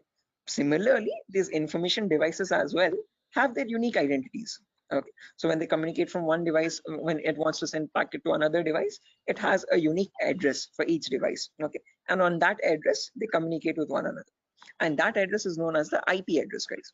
IP stands for Internet Protocol. This was built by the US military late in the 1950s or 1960s, okay, and there was IP version 1, IP version 2, IP version 3. All these were unsuccessful attempts. They were you could say experimental. What successfully worked out was the IP version 4, and we are still using that in today's world also. IP version 4 in simple terms is Internet Protocol version 4, okay, and that is what we'll be discussing about in today's class, okay. Anyone here who already knows about IPv4 addresses and who's familiar with these networking concepts? No, sir, Anyone? I'm not familiar, but I know the some, like whenever I was doing networking programming in college days. So since the networking, I know how to join the circuit networking programming. I know some networking IP address, and also I've studied through MCA curriculum. So Right. Okay, perfect. No worries, guys. Just in case, even if you don't have any idea, we'll be going from the very basics, okay, from the binary itself, okay, to understand what these IP addresses are. Just as a information question, I just wanted to know if anyone was familiar. If not, also don't worry at all. Okay. So I hope you know why we need IP addresses, guys. IP addresses are nothing but acting as an identity for each device. Just like how we have our names, you can address me by mine, I can call you by yours. Similarly, devices communicate with one another depending on IP address. Okay. Now, how does this IP address look like? Okay. Our names have alphabets in them: SHOAIB, SIVA, Shiva, and so on. So, but IP addresses are completely numeric based. Okay. Specifically IPv4. Okay. IPv4 are completely numerical or decimal addresses. Okay. It's a 32-bit address, first property. Now, what is a bit? A bit is nothing but the smallest data format. Okay. It comprises of either 0 or 1. Okay, and your IPv4 address is a 32-bit address. What I mean by 32 is that it contains 32 zeros and ones like these consecutively.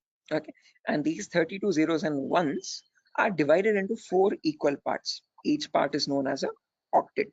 Okay, octa in the sense 8 bits. Okay, so you have 4 parts, it's 8 bits each. Okay, and each of this is known as a octet. In simple terms, it can also be called as a byte. Okay, and each octet or each byte is separated by a dot symbol. This is how computers know IP addresses to be like. Okay, this language is known as the binary language of zeros and ones, and your computers or information devices all communicate on binary language only. But for us humans, it's quite tough to understand binary. Okay, so we can calculate it now. If you're quite familiar, if you have some experience, you can calculate binary in your mind itself. But looking at it and understanding it's quite tough. Okay, so in today's class, we'll understand how we can convert any binary number to a human readable format, to a decimal number. Okay, decimal numbers are from 0 to 9. Okay, these are human readable, what we use regularly from day-to-day life. Okay, what computers communicate on is binary data. Okay, so today we'll understand how to convert binary data to decimal data and how we can range the IP addresses. Okay, before that, a quick introduction on data formats. As I've mentioned, 1 bit is nothing but a value of 0 or 1. When you combine 8 such bits, that becomes a byte. Okay, in simple terms, it can also be called as an octet. When you combine 1024 bytes, that becomes a kilobyte. Your textpad files, your contact applications, and all these are in kilobytes of data. Okay, when you combine 1024 kilobytes, that becomes a megabyte. Okay, your PDF documents or your music files are in megabytes of data. 1024 megabytes becomes a gigabyte. Okay, your movie files or larger softwares are in gigabytes. 1024 gigabytes becomes a terabyte. Your hard disk is in terabyte storage data, and 1024 terabytes becomes a petabyte. We have never used petabytes until now. This petabyte data is usually used by cloud organizations. Okay, OneDrive, Google Cloud, blah blah blah. Okay, now let's understand how to convert this bit data or binary data into decimal data. Okay, so what I've done is I've taken down this first octet over here, 10101010, and I've written it down over here, as you can see, in an expanded format. Now to convert this, there are 2 simple methods. Method number 1 is there's two simple steps to it, not methods, sorry. Okay, there's one method only. Okay, and with two simple steps. Okay, step number one is you write down the values from 2 to the power 0 all the way up to 2 to the power 7 from right to left. Okay, why specifically 2 to the power? Because this is binary data. You have only two possibilities, either a 1 or a 0. So first 2 power 0, then 2 power 1, then 2 power 2, then 2 power 3, then 2 power 4, then 2 power 5, 2 power 6, and 2 power 7. Let's write down the values for that. 2 power 0 is nothing but 1. Anything to the power 0 is always equal to 1. Okay, that is a mathematical rule. 2 power 1 is equal to 2. 2 power 2 is nothing but 2 into 2, which is 4. 2 power 3 is 2 into 2 into 2, that is 8. 2 power 4 is 16. 2 power 5 is 32. 2 power 6 is 64. And 2 power 7 is 128. Okay, now to convert this number, all you have to do is, just a second guys, let me open up Zoom so that I can draw on the screen. Give me a second.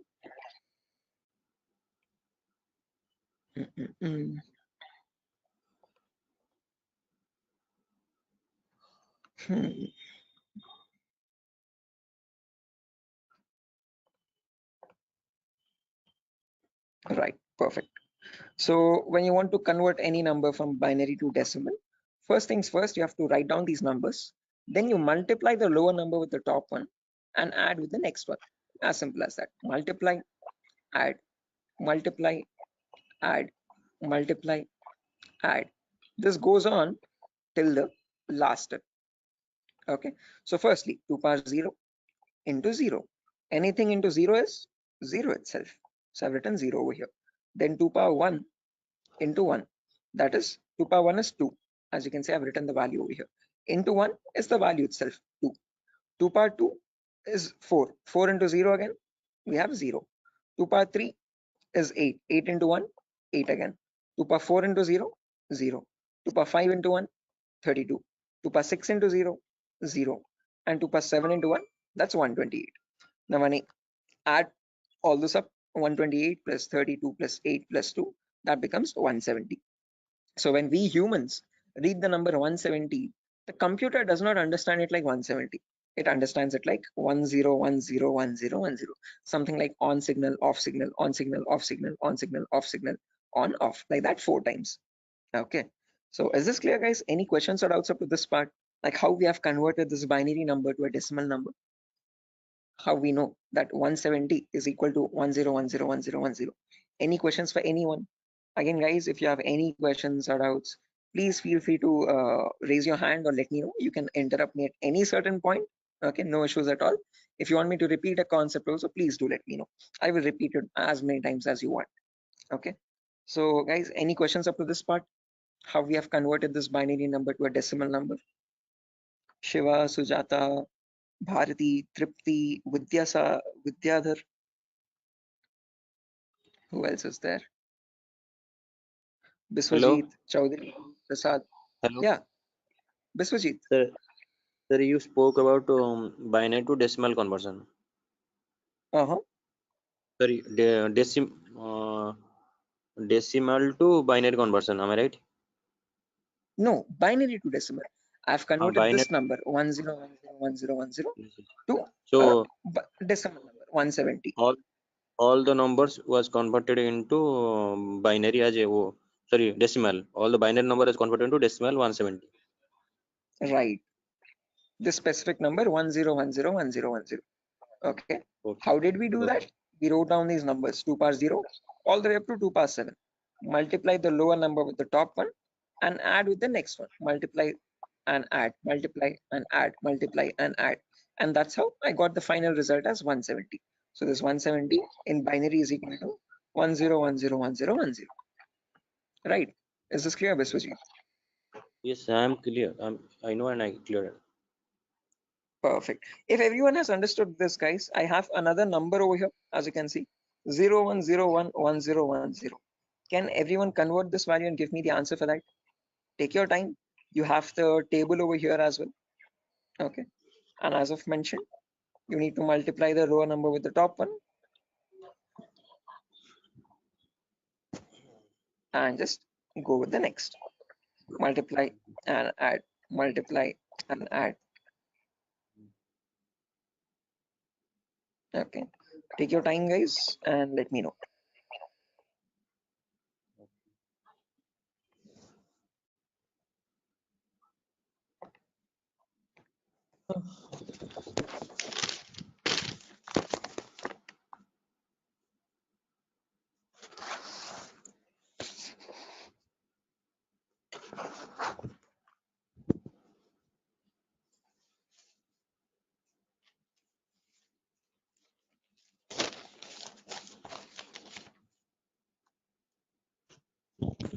Is it 90?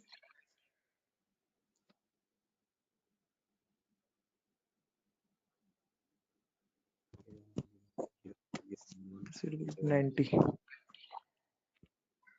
Correct answer, guys. 90 is the correct answer. Anyone else? Sir, are you going to provide us this text file also, or like we have to take notes in means No, handwritten notes? definitely.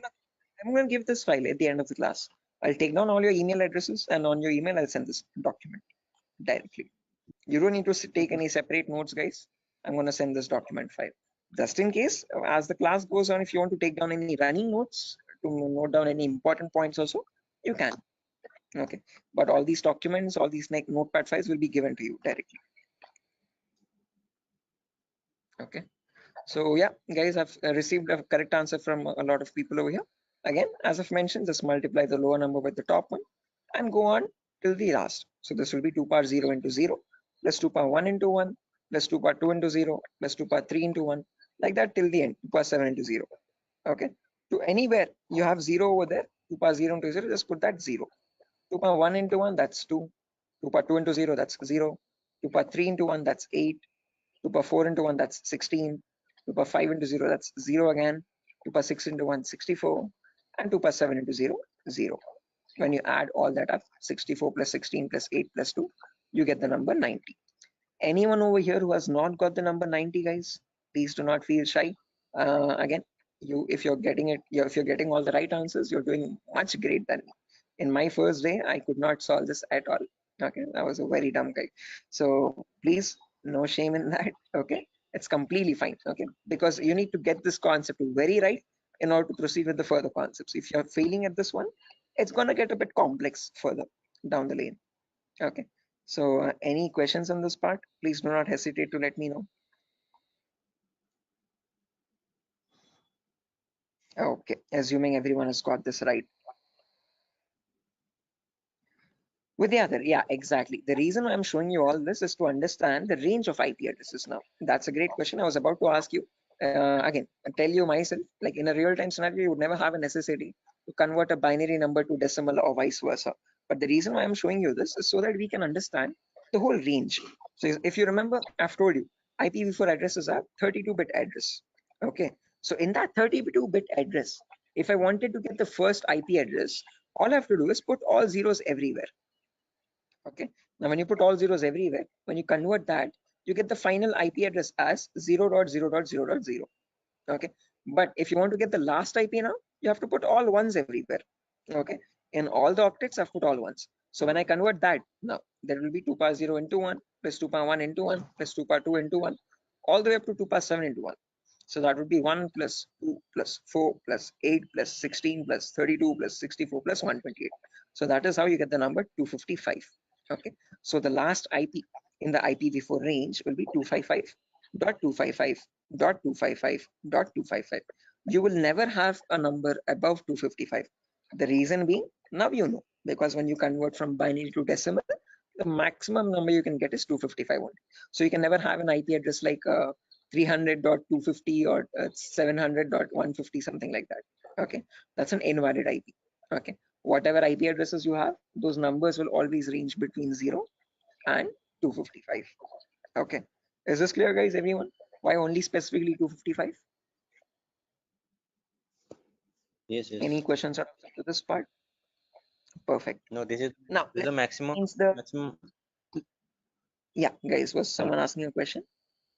No, I just asked you. This is the maximum IP address to be connected, and maximum host to be connected. Yeah, that's the last IP address you could get in the IPv4 range, Biswajit. No, this is the like from 0 to 255 hosts should be connected, I think. Not necessarily. When we talk about IP addresses now from 0000 to 255, 255, 255, 255, we have around 4.3 billion IP addresses in total. Okay. What you're referring to is classes, guys. Class A, B, C. In class C, you can connect only 255 hosts. That is a much ahead concept. We'll reach there tomorrow. Okay. That's class C. Yeah, Vidyadhar. Exactly. Okay. So we have not come up to there, guys. So let's not jump ahead. That might confuse the other students. Okay. So we'll go in a very slow pace. Okay. We'll go step by step. Okay. Let's try to now we know the range of IPs. We know what IPv4 addresses are, how they look like. Okay, and what are the total like numbers, where are they starting from, and what maximum number can they hold. Okay, we know they start at 0000 and they end at 255, 255, 255, 255. Now in between these two numbers, how many addresses do we have is the main question. Okay, how many IPs are there?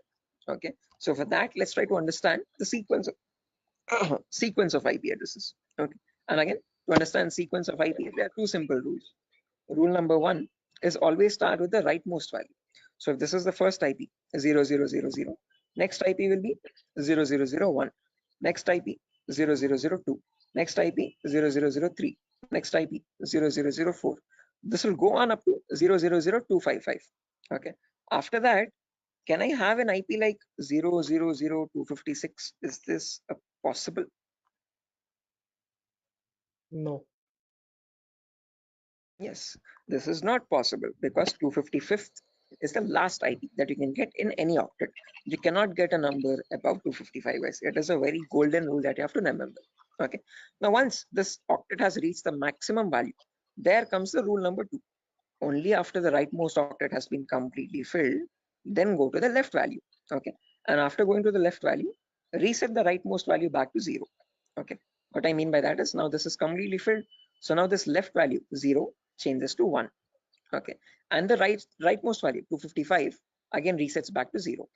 Okay. So next IP after 000255, next is 0010. Now don't directly jump from 0010 to 0020. That is wrong again. Okay.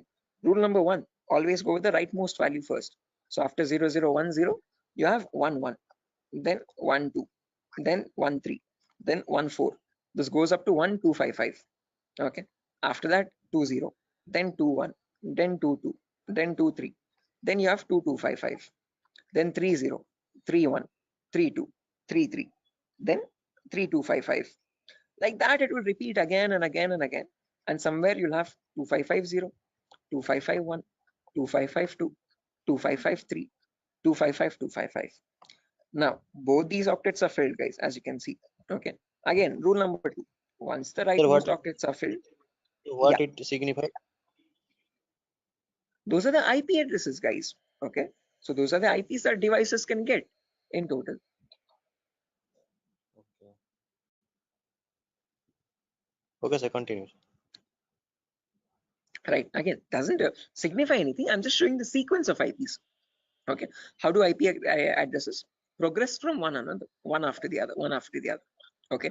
Like after number one, you have number two, number three, number four. Like that, I'm showing you how IP addresses cycle one after the other. Okay.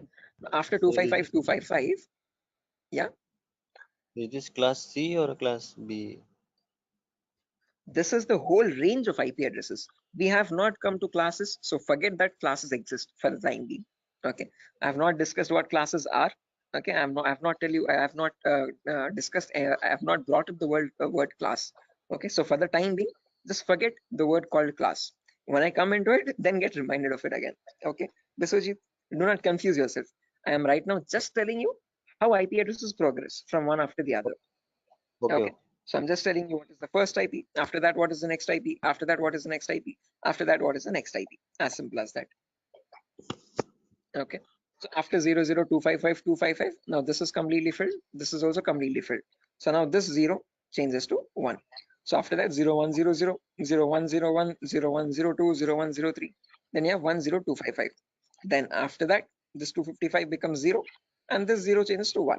So 110, 111, 112, 113, 11255. Like that, the cycle repeats again and again and again. and somewhere you'll get 01255.255. Just like how we had 00255.255, you have 01255.255. Then after that, from 0200 to 02255255, 0300 to 03255255, like that, 0255000 to 0255255. Now, whatever cycle repeated from the first IP 0000 till the IP 0255255255, same cycle again repeats from 1000 to 12552555. Same repeats from 2000 to 22552555. Same from 3000 to 32552555. Finally, from 255000 to the last IP 255255255. Okay, so all I'm showing you is the progression of IPs. How do IPs change from one after the other? What is the consecutiveness of IPs? Okay, so if you wanted to get the total number of IP addresses, you from 0000 till 255255255, it would be 255 to the power 4, because each cycle is repeating 255 times. So the total number of IP addresses would be 4.3 billion IPs. Okay, which is the number equal to 255 to the power 4. So with the other, yeah, the correct number of IP addresses would be 255 to the power 4. Hello, is that clear? Yes, sir. I understood something. Yeah. Okay, guys. Until this point, any questions, guys, for anyone? Again, do not get confused, guys. This is just to show you the sequence of IP addresses. In a real-time scenario, you would not need that anywhere. I'm just going very theoretically to get you familiar with the foundational concepts, like how IP addresses are built, how do they look like, what is the sequence of IP addresses, and so on. Going very basic. Okay. Sir, So, sir, you told. Hello. Yeah, Biswajit. Sir, you told that 4.3 billion IP addresses. That means, sir, I did not get it actually.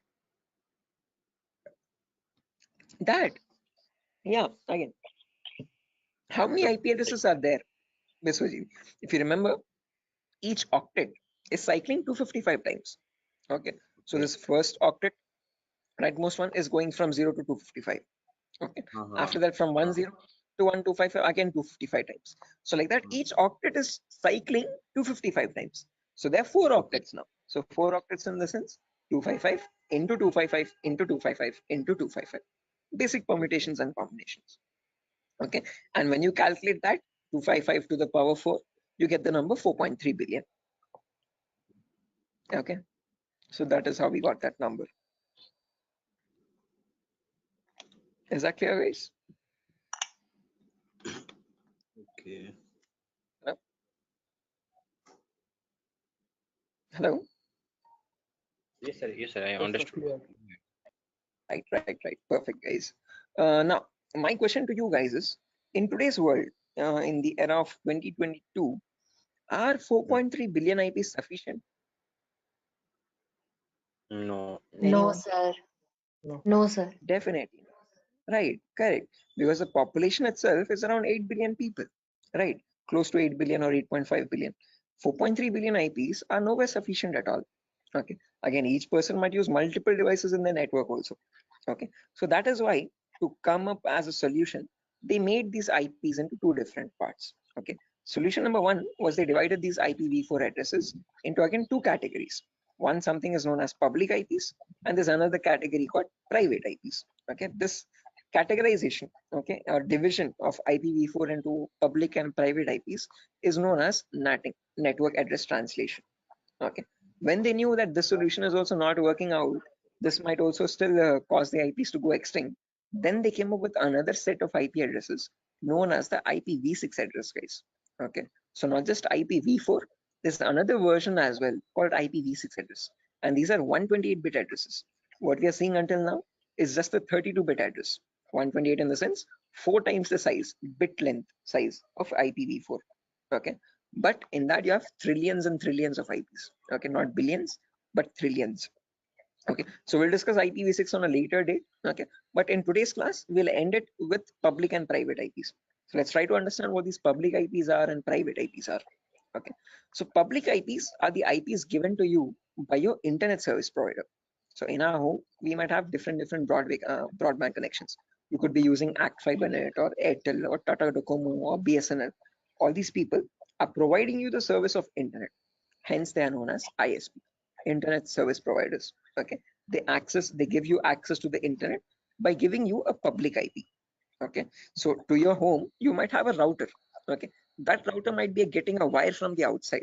Okay, that outside wire, that cable is nothing but giving you the public IP.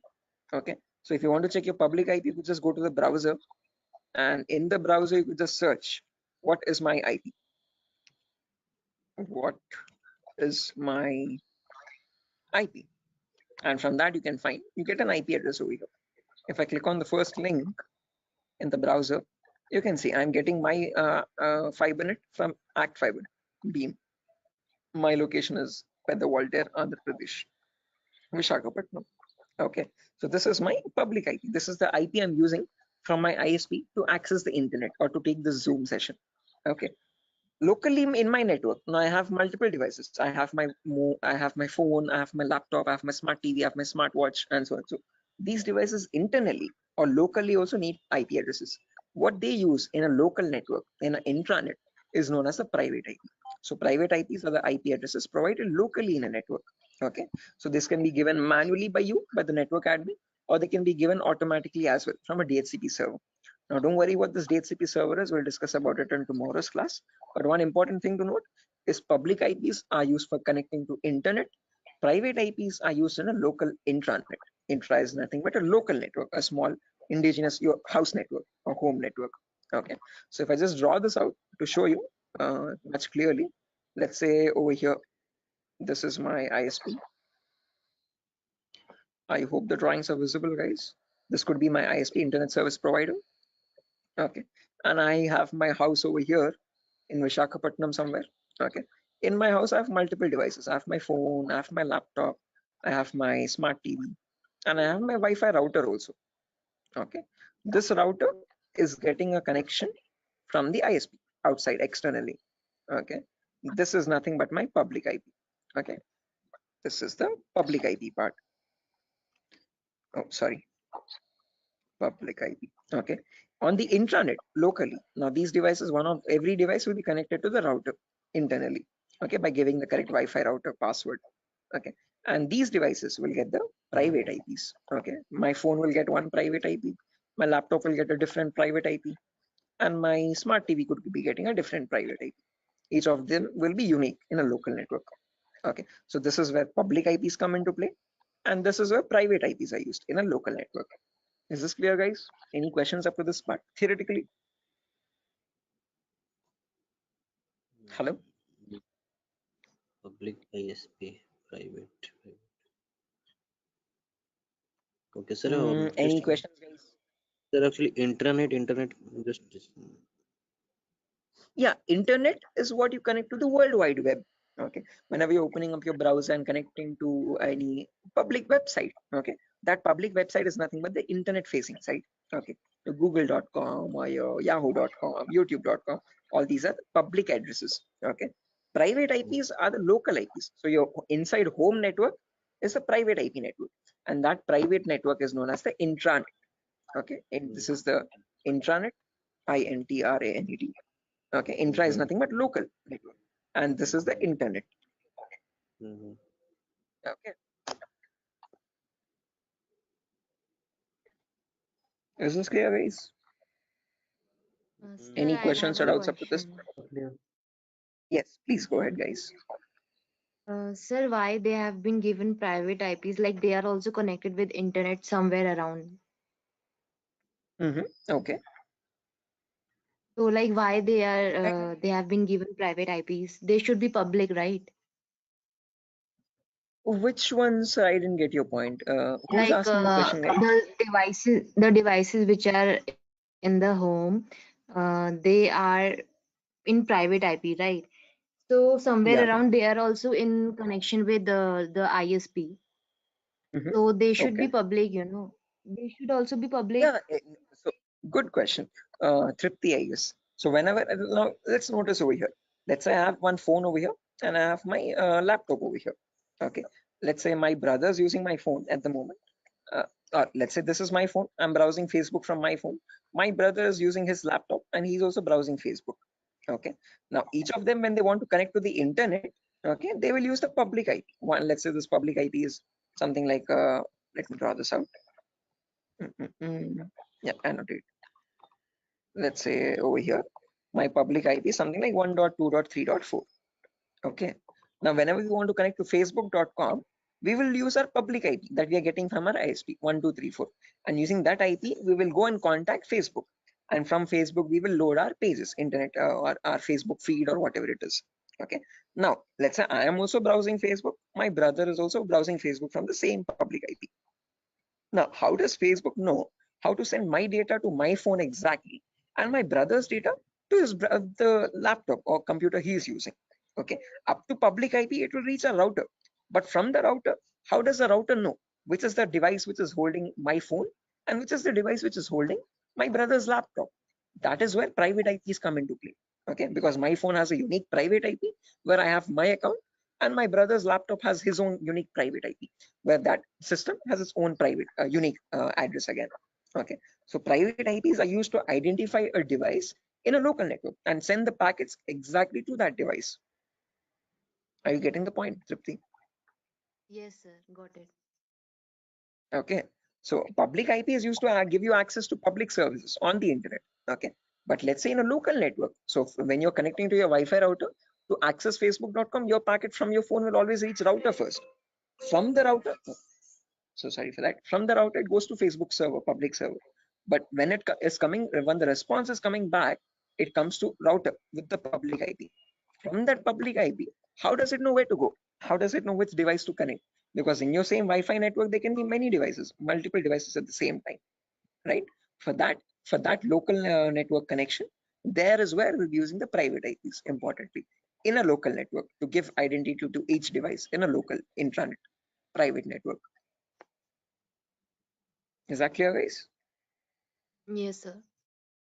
Right. Sir, I have a Perfect. question. Yes.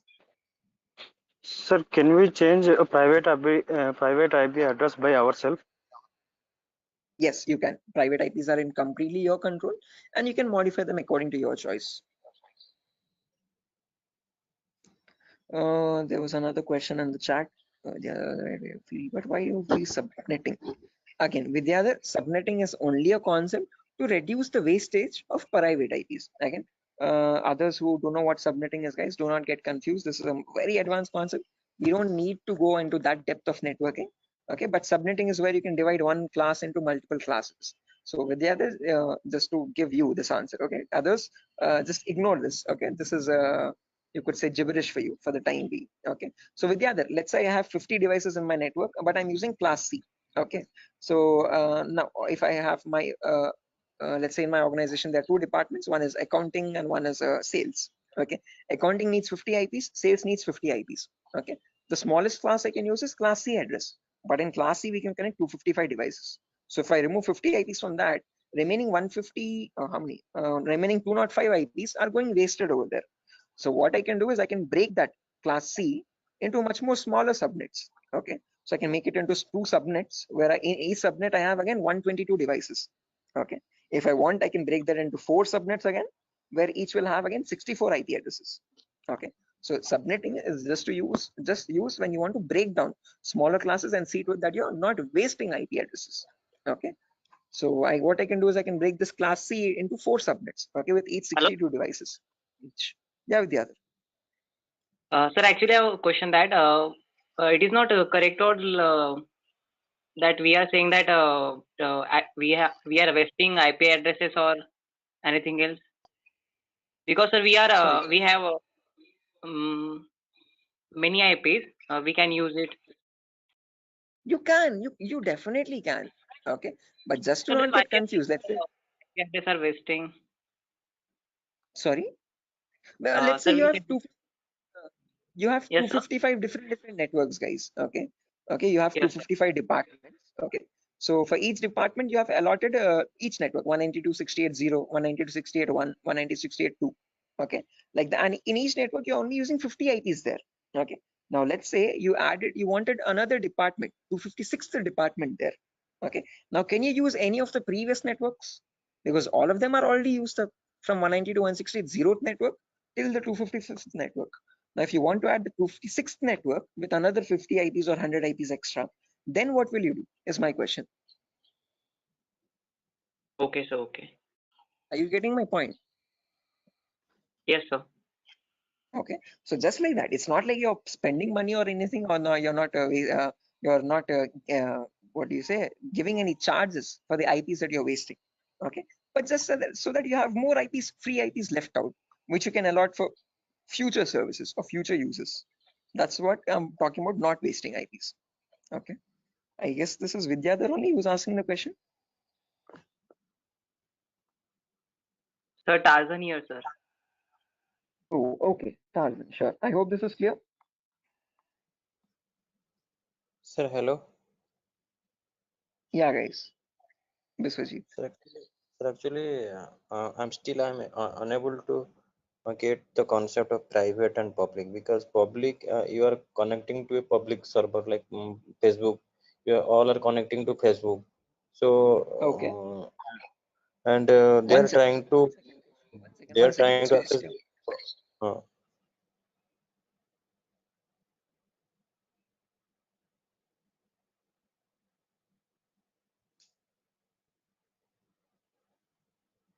Stay on hold. Just give me 1 minute, guys. I'm so sorry for that. Biswajit, just give me a minute.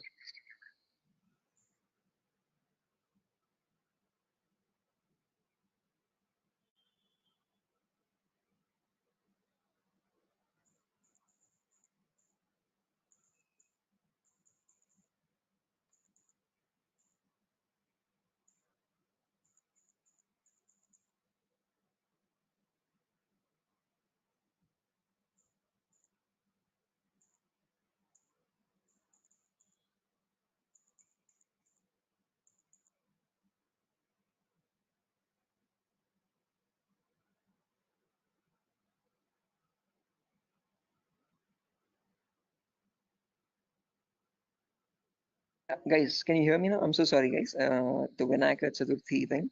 But anyways, yeah, Biswajit, to come back to your point again, as I've mentioned, just remember one key point to note is that public IPs are used to access the internet. So when you want to connect to google.com from your laptop, okay, your laptop needs to get a public IP for that. Okay, that public IP is provided to you by your ISP, Internet Service Provider. As simple as that. Private IPs are used for a local communication. Okay, so let's say you want to share files from your laptop to your phone, okay, or from your phone to another phone in the local. Okay, understood. So yeah, now when we come to private IPs, guys, again, I guess I was muted over there.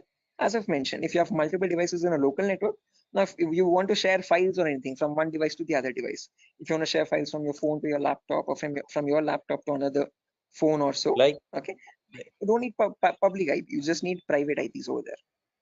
look, I understood. So means like there is one IP that is public to all, and but for that against to public IP, there is also private IP to work internally for the internally. Exactly. For internal communications, you have the private IP. Okay. For external, for connecting to a public service, there you would need a public IP. Okay. Is that clear, guys? Yes. Right. Perfect. Sure. So yeah, again, that's that for today's class, guys. Nothing further to discuss. Okay. We're already Hello. past our... Yeah, Prasad. Yeah, sir, sorry to ask you like this, sir. I have joined, half an hour late to the class, so I want to know the index. No worries, Prasad. I actually myself started the class 20 minutes late today, so I'm pretty sure you haven't missed much. Okay, but let me share the index as well, just since you have asked. I have shared this in the demo session a couple times earlier. I hope you have attended the demos as well. If not, No. Okay, no worries. You can access that from Durgasoft's official YouTube page as well. This is the course content, guys. Okay, so we'll have a few introductory classes first: basic networking concepts, Linux and Windows commands, Windows Server configuration, virtualization, how to install Kali Linux. After all these introductory concepts are done, then we'll go into the advanced concepts. Okay, gaining access, malware attacks, network penetration testing, web application pen testing, basic cloud security, all that. Okay, so if time permits, Prasad, please go through the YouTube demo tutorial so that you have a much better picture. In the demo, I've explained what are topics I'll be discussing in the course, what we'll be learning out throughout the course. So it's much better if you go through the demo once time permits. Okay, thanks for sharing information. Sure, definitely, guys. Again, guys, I'm gonna end the session over here for now. Before I end, I want all your email addresses. Can you please drop it in the chat box so that I can share this notepad file with you? You can go through the notepad file when time permits. Okay. And in tomorrow's class, again, I'm gonna be starting the class sharp at 8 o'clock tomorrow, guys. So sorry for the delay today, but tomorrow there won't be any delay at all. And yeah, someone asked me. Sir, I sent my email ID. Yeah, sure. I've seen that, guys. So please just drop your email in the chat box over here, and from there I can just add the notepad file. Chat box.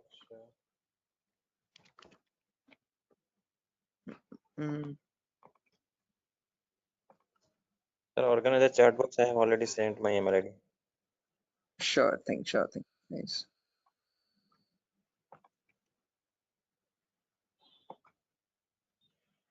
Can we drop your call or can we what? Sorry. Can we drop your call or we have to wait? No. Once you have dropped your email, you can leave, guys. Not an issue. Okay. Once you've dropped your email in the chat box, you can leave. You can join back tomorrow at the same time, guys. Sir, are you gonna send that class from the starting demo session to now, or you will send from the today only? Sorry, I didn't get you. No, I asked you. So the today classes lecture you will send by mail, or you are gonna send from the starting demo sessions? Are you talking about the recording specifically, Biswajit? Or are you talking about just the notepad files? This is the only notepad for today's only, na? Yeah, only today's notepad. Okay, demo. Okay. I don't have a notepad file for the demo. It's just a presentation. Okay. You have the demo already on your YouTube. Okay, but you will be getting the recordings for these classes in a few days, guys. We still need to receive the payments and all. So once all the payments have been confirmed, the link is going to change. So if you have not made any payments yet, please please initiate payments. And after that, we'll be sharing you the recordings as well. Until then, you'll only be getting the notepad files. Okay, sure. So I've got over here 1, 2, What is the 3. course fee? It's 8,000 rupees, guys.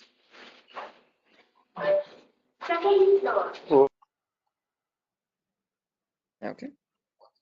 Okay, I've received 4 emails, guys, over here. Okay, sure. So yeah, that's it, guys. I'm going to send the notepad file, right? Sorry. Sir, actually, I'm not getting the chat bot. I'm sorry to ask where exactly it is. You have access this from the browser, right, Ravikiran? From the link? On the top right corner, you can see this. Actually, I'm accessing it from the application, so that's why I'm not getting that. I think. Okay. On the top right corner, do you see some blurred space or blank or dots or something? Top right corner or top left corner? Anywhere? Just a second. Do one thing, Ravikiran. Just spell out your email. I'll note it down. I'll write it down. Yes, Deshmukh. Deshmukh. 1 second. Yes. Deshmukh. RGD.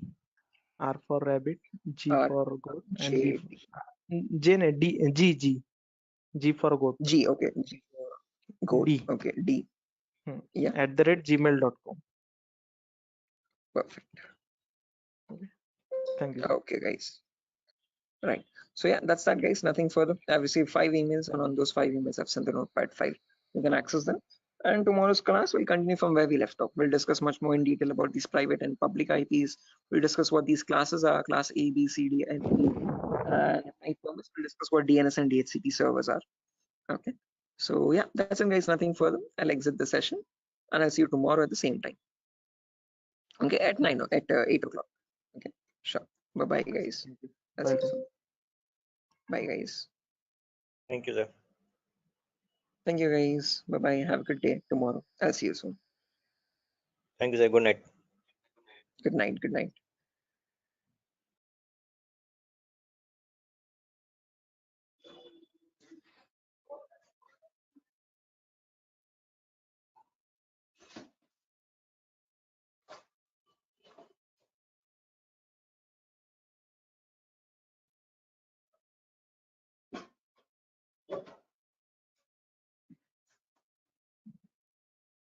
Okay, guys, can you see my screen?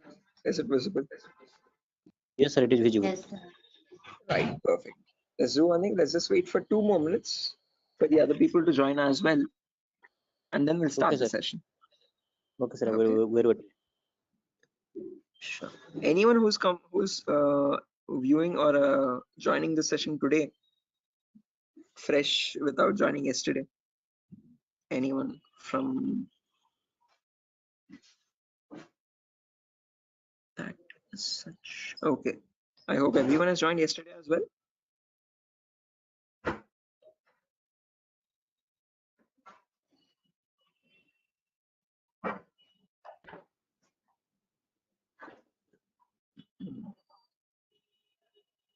Oh, Anand, this is your first class. Achha.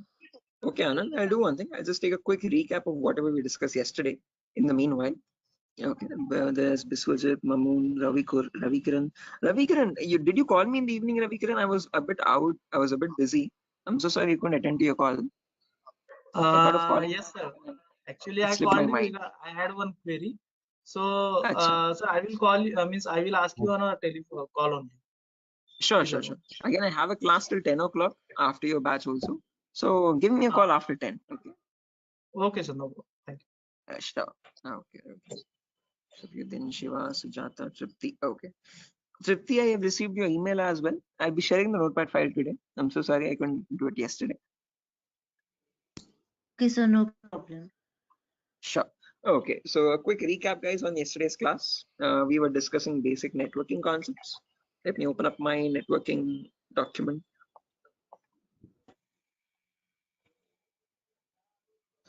Yes. So again, we are in the first prerequisite concept, guys. We're understanding what basic networking concepts are. So Anand, what we discussed yesterday was basically IPv4 addresses. Okay. So every device has a unique identity to it, and that address is known as a IPv4 address. IP stands for Internet Protocol, and this is the 4th version of it. Okay, the ones which is successfully working even in today's world. It's a 32-bit address basically. What I mean by 32-bit is that it contains 32 zeros and ones consecutively. Okay, and then it is divided into 4 octets, each of 8 bits. Okay, so this is how the address looks like in the binary format. The binary is nothing but the language that computers understand, the 0 or 1 language. Okay, but this is not that human readable. We don't understand it that easily. What we understand is the decimal numbers from 0 to 9.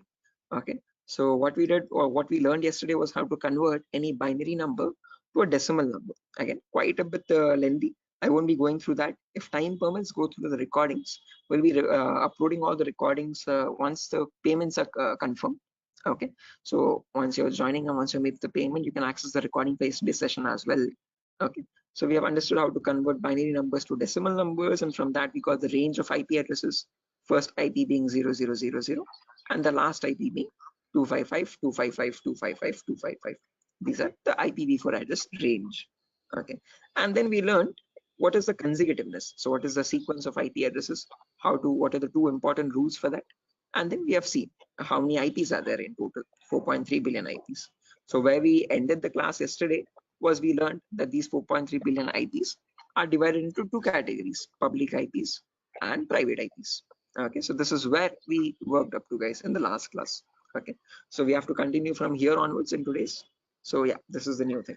Okay, so let's get started, guys, without any further ado. So if you remember yesterday, as I've mentioned, there are 2 categories, public and private. Okay, public IPs are the IPs given to you from the ISP, internet service provider. Okay, whatever ISP you have at your home, Act Fibernet or Airtel or Tata Docomo or BSNL, these all companies are known as internet service providers. They provide you or they give you the service of internet.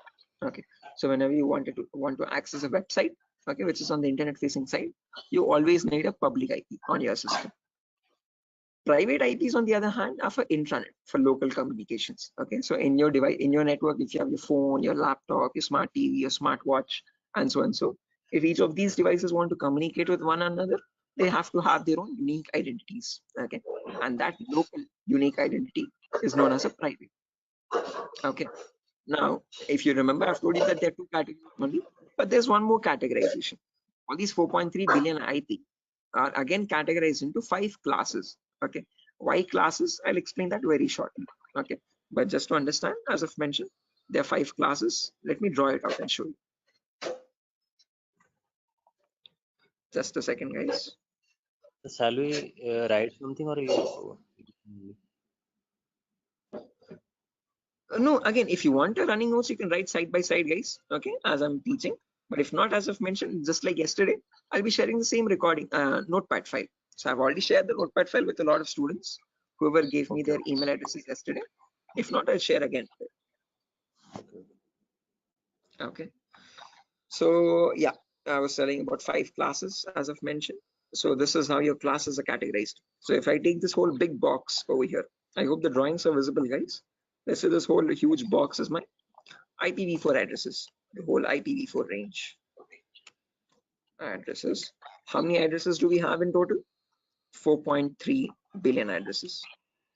Okay. Now these 4.3 billion addresses are divided into 5 categories. Okay. So let me draw some smaller boxes. So this is the first class, class A. Then you have class B, and then class C, and class D, and class E. So these are the 5 boxes. Okay. So this is class A, as I've mentioned. Then there is class B. Then there is C, D, and E finally. Now each of these classes again are categorized into public and private IPs. We have already seen this yesterday. So this has some public and private IPs. This has some public and private IPs again, class B. Class C also has some public and private IPs. Class D and class C, there are no private IPs. All of them are directly public. So class A has a few public IPs and a few private IPs. Okay. Similarly, class B also public and private. Class C also public and private. But class D and class E, they have no private IPs. All of them are public IPs only directly. Okay. So if you want to take a screenshot or anything, guys, you can take a screenshot of this image of like a classification of IP addresses, a very simple diagram. Okay. So from this diagram, you can remember which classes have what type of IPs. Okay. So can I clear the drawings, guys, if you're done? Yes, sir. Right. Now, let's try to understand the range of each of these classes now, one by one. So as I've mentioned, the first IP starts at 0000.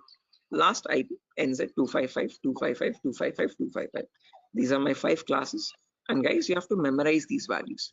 Okay, these 5 lines of data. So class A starts at 0000 and this ends at 127, 255, 255, 255. Since this is ending at 127 and all these 3 octets are filled, 255s, then the next number starts at 128. So class B, that is why, starts at 128,000 and ends at 191, 255, 255, 255. Since this is ending at 191, class C starts at 192,000. And this goes all the way up to 223, 255, 255, 255. Since this is ending at 223, class D starts at 224 and ends all the way up to 239, 255, 255, 255. And finally, since this is at 239, class C starts at 240. So all you have to remember is 4 numbers, guys. This 127, 191, 223, and 239. Easy ways to remember. On left side, you have all even numbers.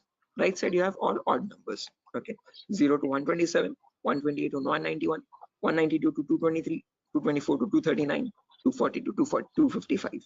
Okay, on the left side, you have all zeros. On the right side, you have all 255s and 3 options. Okay, now these are the classes, class A, B, C, D, and E. Again, in each class, if you remember, I've told you they are public and private IPs. So in class A, between 0000 and 127, there's a range 10000 to 10255 255 255. These are the public, private IPs in class A. Any IP outside this range by default is a public IP. That is a key important rule to remember. Okay, any IP between this range is a private IP. Any IP outside this range in class A is a public IP. Okay, similarly in class B also, between 128 and 191, there's a small range, 172 1600 to 172 31 255 255. This is the private IP range in class B. Any IP inside this is a private IP. Any IP outside this range is a public IP. Similarly in class C also, between 192 and 223, 190 to 160 00 to 190 to 160 255 255. Any IP inside this range is a private IP. Any IP outside this is a public IP. Okay, so just to practice out these ranges, guys, I'm going to write down 10 IPs as examples, and you have to look at these numbers. Okay, you have to look at these 8 lines of data and tell me which IP is belonging to which class and whether they are public or private IP. Okay, let me quickly write down a few IP addresses, guys, over here. Okay, one last time, just to make you understand, if we take a class A example, so between 0000 and 127 255 255 255. So this is the whole class A range, guys, as you can see, between 0000 and 127 255 255 255. So in between this, there's a small range, 10000 to 10255 255 255. This is the private IP range. Okay, any IP inside this range is a private IP. Any IP outside that, so from 0000 to 9255 255 255, these are public IPs. Again, after 10, you have 11000 to 127 255 255 255. These are also public IPs. Okay, so in the whole range, you have in between private IPs, and outside that you have public IPs. Is this clear, guys? Any question or doubt up to this part? No, I understood. Anyone? Right, everyone? Anyone who has not, please do not hesitate, guys. Please let me know. If you want, I will explain again. Anyone who wants me to explain this again, guys, who has not understood this? Perfect. Okay, guys, I hope you're not being shy or anything. Please do not hesitate, guys. It's going to be your loss. If you want me to explain, I'll try to explain in much better formats as many times as you want. Okay, the main objective is that you do not get confused here. Okay, because these are very important foundational concepts. Okay, so what I'm going to do now is I'm going to write down 10 random IPs. You have to look at these ranges and tell me which IPs, which class, and whether they're public or private. So let me quickly write them down.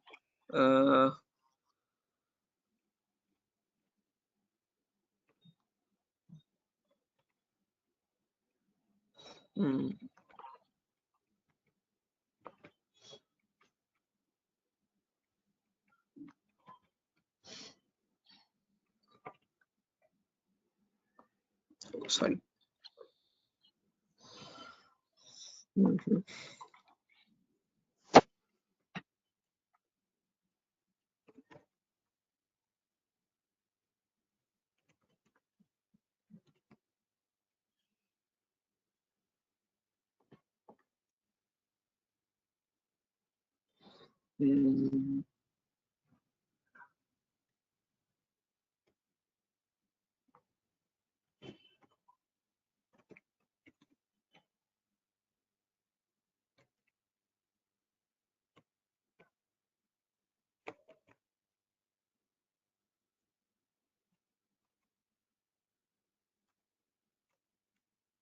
Okay, so I have 10 IPs over here, guys.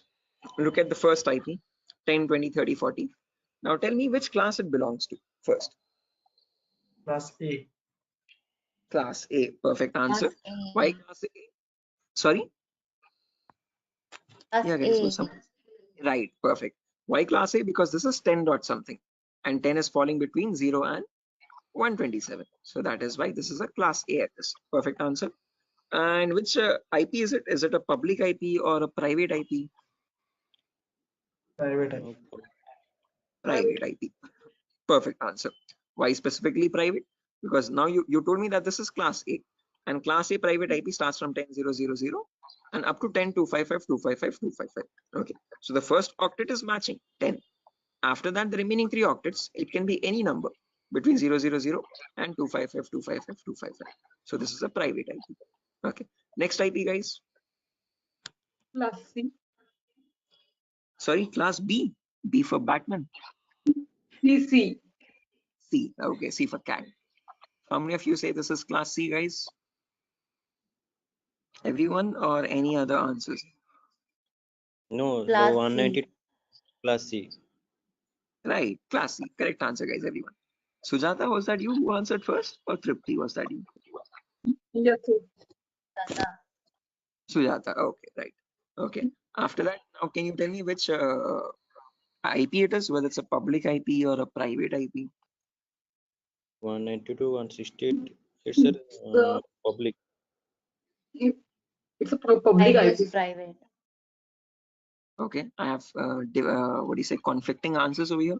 Some of you are saying public IP, some of you are saying private IPs. How many Yes, of sir. you are voting for public IP? Yes, sir. Public. No, sir, private. The private, because you have written here 192 private IP class C. Okay, But 192. it is from 168. It is 165. So it should be 192, private 168. public IP address. The Yes, private correct. IP. You have mentioned over No. OB. Yeah, Biswajit, point is right. Okay, if you take the first octet, 192 is matching, well and good. Okay, but if you observe the remaining 3 octets also, this is 165. Okay, and in private IP, it's starting from 16800 to 168.255.255. Okay, number is 165, which is outside that range. So therefore, this is a public IP. Okay, so you answered correct first time, and then you changed your answer later on. So again, no confusion. So in class A, it should be between 10 and 10. Remaining 3 octets, doesn't matter what they are. In class B, it should be between 170 to 16 and 170 to 31. Okay, doesn't matter what the remaining 2 octets are. In class C, it should be between 190 to 168.00 and 190 to 162.255.255. So these two should match first 2 octets. Remaining 2 doesn't matter what they are. These 00.255.255 doesn't matter. Okay. Next IP 172.16.01. Which class? Class B. Class B. Private. B. Perfect. Private. Public or Yeah. Private. private IP? Perfect answer. Next one, guys.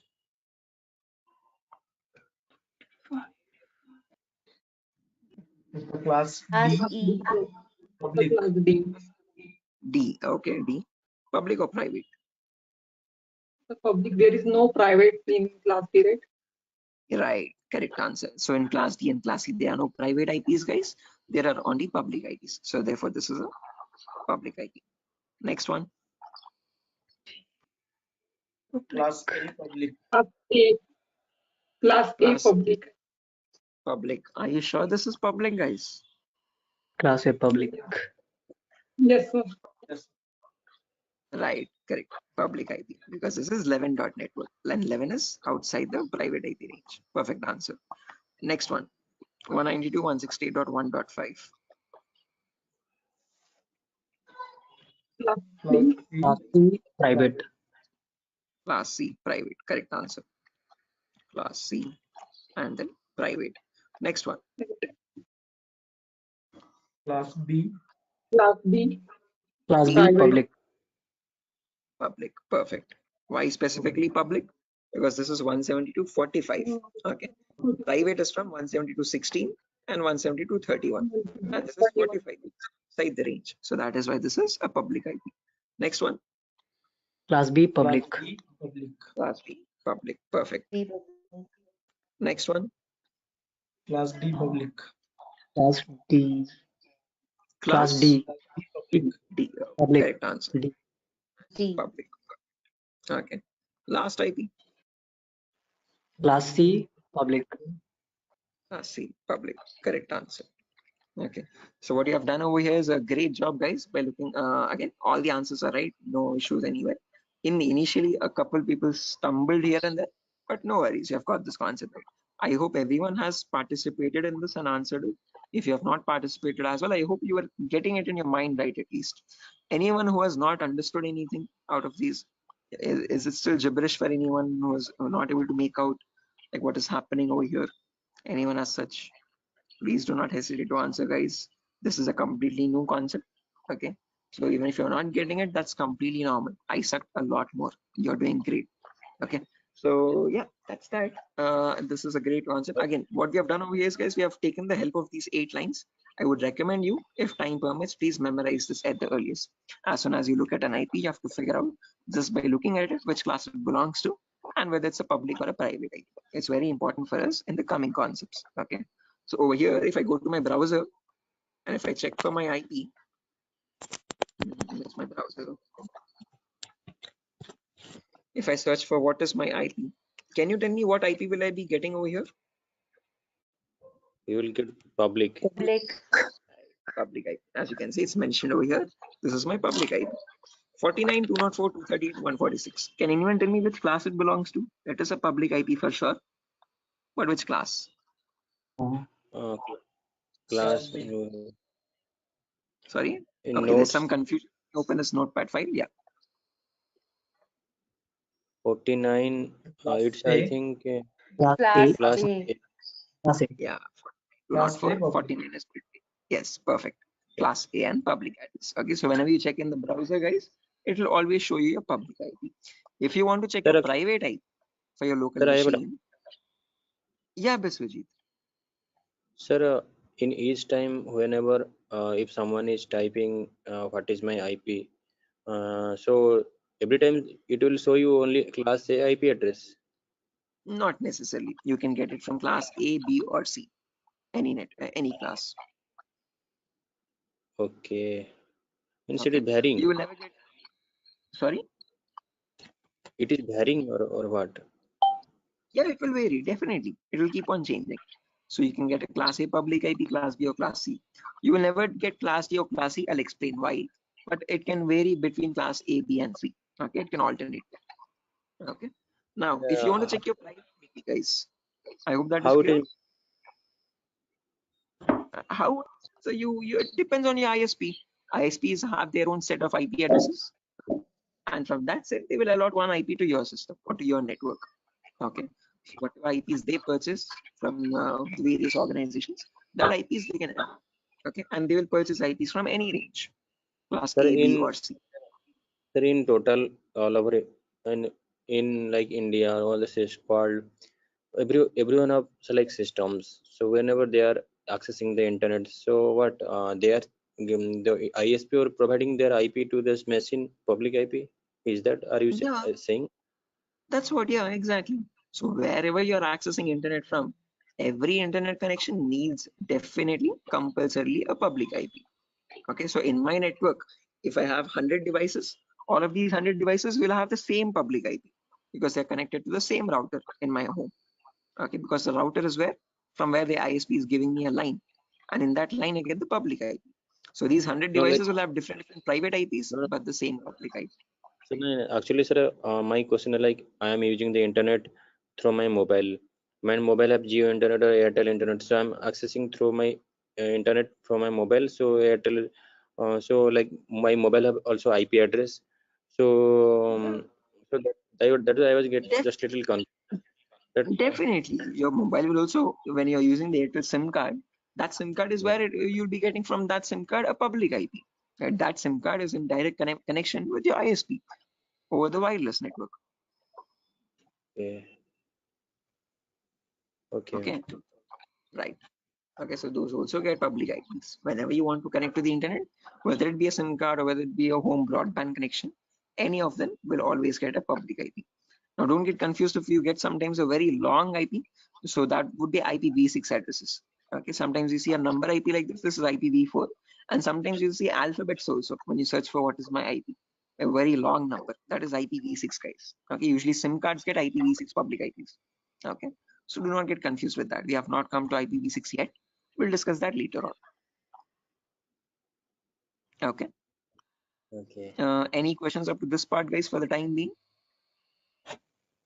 What is the role of these classes here? Good question. I'll be coming to that shortly. Tripti, right? Yeah.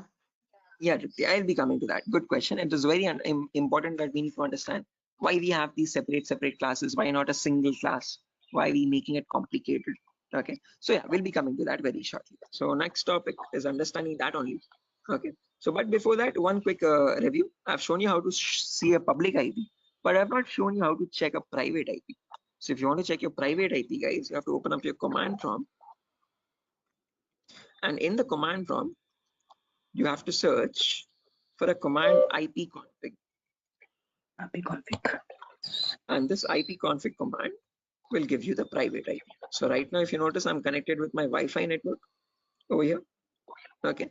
So for that Wi-Fi, I'll be seeing over here the wireless interface, as you can see, wireless LAN.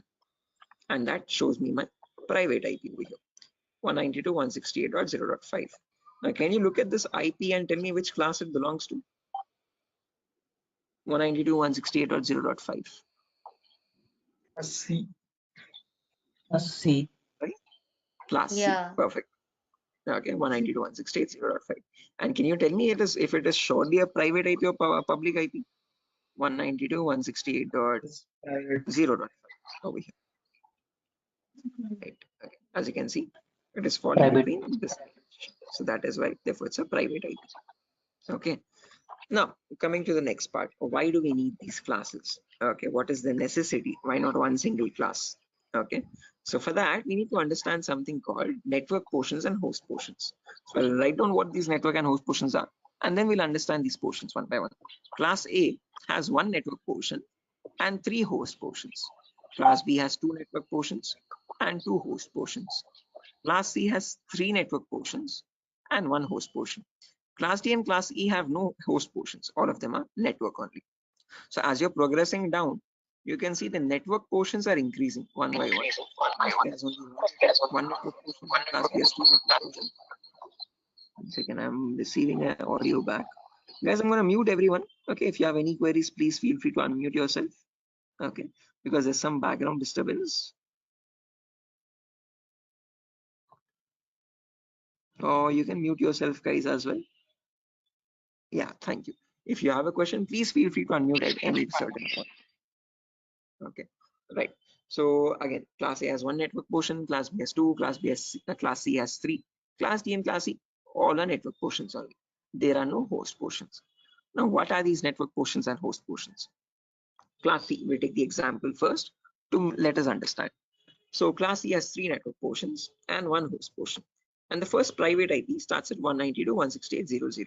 That is the same thing which I've written over here, as you can see. Okay, so if this is the first IP, 192.168.0.0, the first 3 portions are the network portion, last portion is the host portion. Okay, so if this is the first IP, next IP will be 192.168.0.1, next IP 0.2, next IP 0.3, next IP 0.4. This goes on up to the last number 0.255. Okay, can you have an IP like 192.168.0.256? Is this possible? No. Right, again 255 is the maximum number you can get in any octet. So 256 is not possible. So once an octet reaches the maximum value, the next left octet will change. So this 0 now becomes 1 and this 255 becomes 0 again. This is what we saw in yesterday's class, cycling. Okay, so the 0 becomes 1 and this 255 becomes 0. Then you have 1 0, 1 1, 1 2, 1 3, 1 4 up to 1255. After that 2 0, 2 1, 2 2, 2 3 up to 2255, 3 0, 3 1, 3 2, like that till the end, 2550, 255, 255. Okay, now what I mean by this network portions and host portions is that as long as the network portions are same, all these devices or all these IPs will belong to the same network. Okay, and these are just individual hosts. Okay, so this could be my router, this could be my laptop, this could be my smartphone, this could be my smart TV, my smartwatch. All these are different devices in the same network. They can communicate with each other, they can share files, they can talk to one another. But as soon as the network portion changes, so the network portion for this is 192.168.0. So as soon as this is changing from 0 to 1, the network is dividing over there. Okay, so even if you bring a device with this IP and connect it with a LAN cable to the same router, they will still not be able to communicate in the same network. Okay, because this is an IP from a different network portion. Okay, so these are a different network altogether, and these IPs belong to a different network. Okay, so what network and host portion signify is that how many hosts you can connect in each network of that. Okay, so over here in class C, since there are 3 network portions, the first 3 are going to act as the network ID for us, 192.168.0.network. Okay, last octet is going to act as the host number. So this is the first device, the second device, the third device, fourth device, fifth device. Like that, you can connect 255 devices in each class C network. Okay, so this is a completely different network with 255 devices. This is another completely different network with 255 devices, and they can't communicate with one another because their network portions are different. If you want them to communicate, you have to put a router in between. A router is a device which is capable of transferring data from one network to the other network. Okay, if you have a switch is capable of connecting multiple devices in the same network. Okay, so with the switch we can connect all these devices. With a router we can make communication possible between 2 different networks. Okay, so that's a differently again, that's altogether a completely different concept, guys. But what you have to understand from this is that in class C, which has 3 network portions and 1 host portion, we can, all the first 3 are the network portion bits. Okay, and that is also known as the network ID. Okay, and the last portion is the host value. Okay, so 192.168.0.0, this is the first IP, then the second IP, then the third IP, then the fourth IP. Like that, you have 255 IPs. After 255, the next network starts. Okay, is this clear, Tripti? What is this network portion and host portion? Everyone else as well? I guess Tripti asked the question, why do we need these classes? So in class C, Yes, sir. we can connect only 255 devices. Now, when I take the example of class B, in class B, there are 2 network portions and 2 host portions. So if I take the first private IP, 172.16.0.0, this is the first private IP, guys, as you can see. That's the same thing which I have written over here. Okay, so in class B, if this is the first IP, 00, after that next IP, 01, next IP, 02, next IP, 03, next one, 04. This goes on all the way up to 0255. After 0255, then you have 10, 11, 12, 13, up to 1255, then 20, 21, 22, 23, up to 2255. Like that, the cycle repeats again and again and again. And finally, you reach somewhere 255, 255.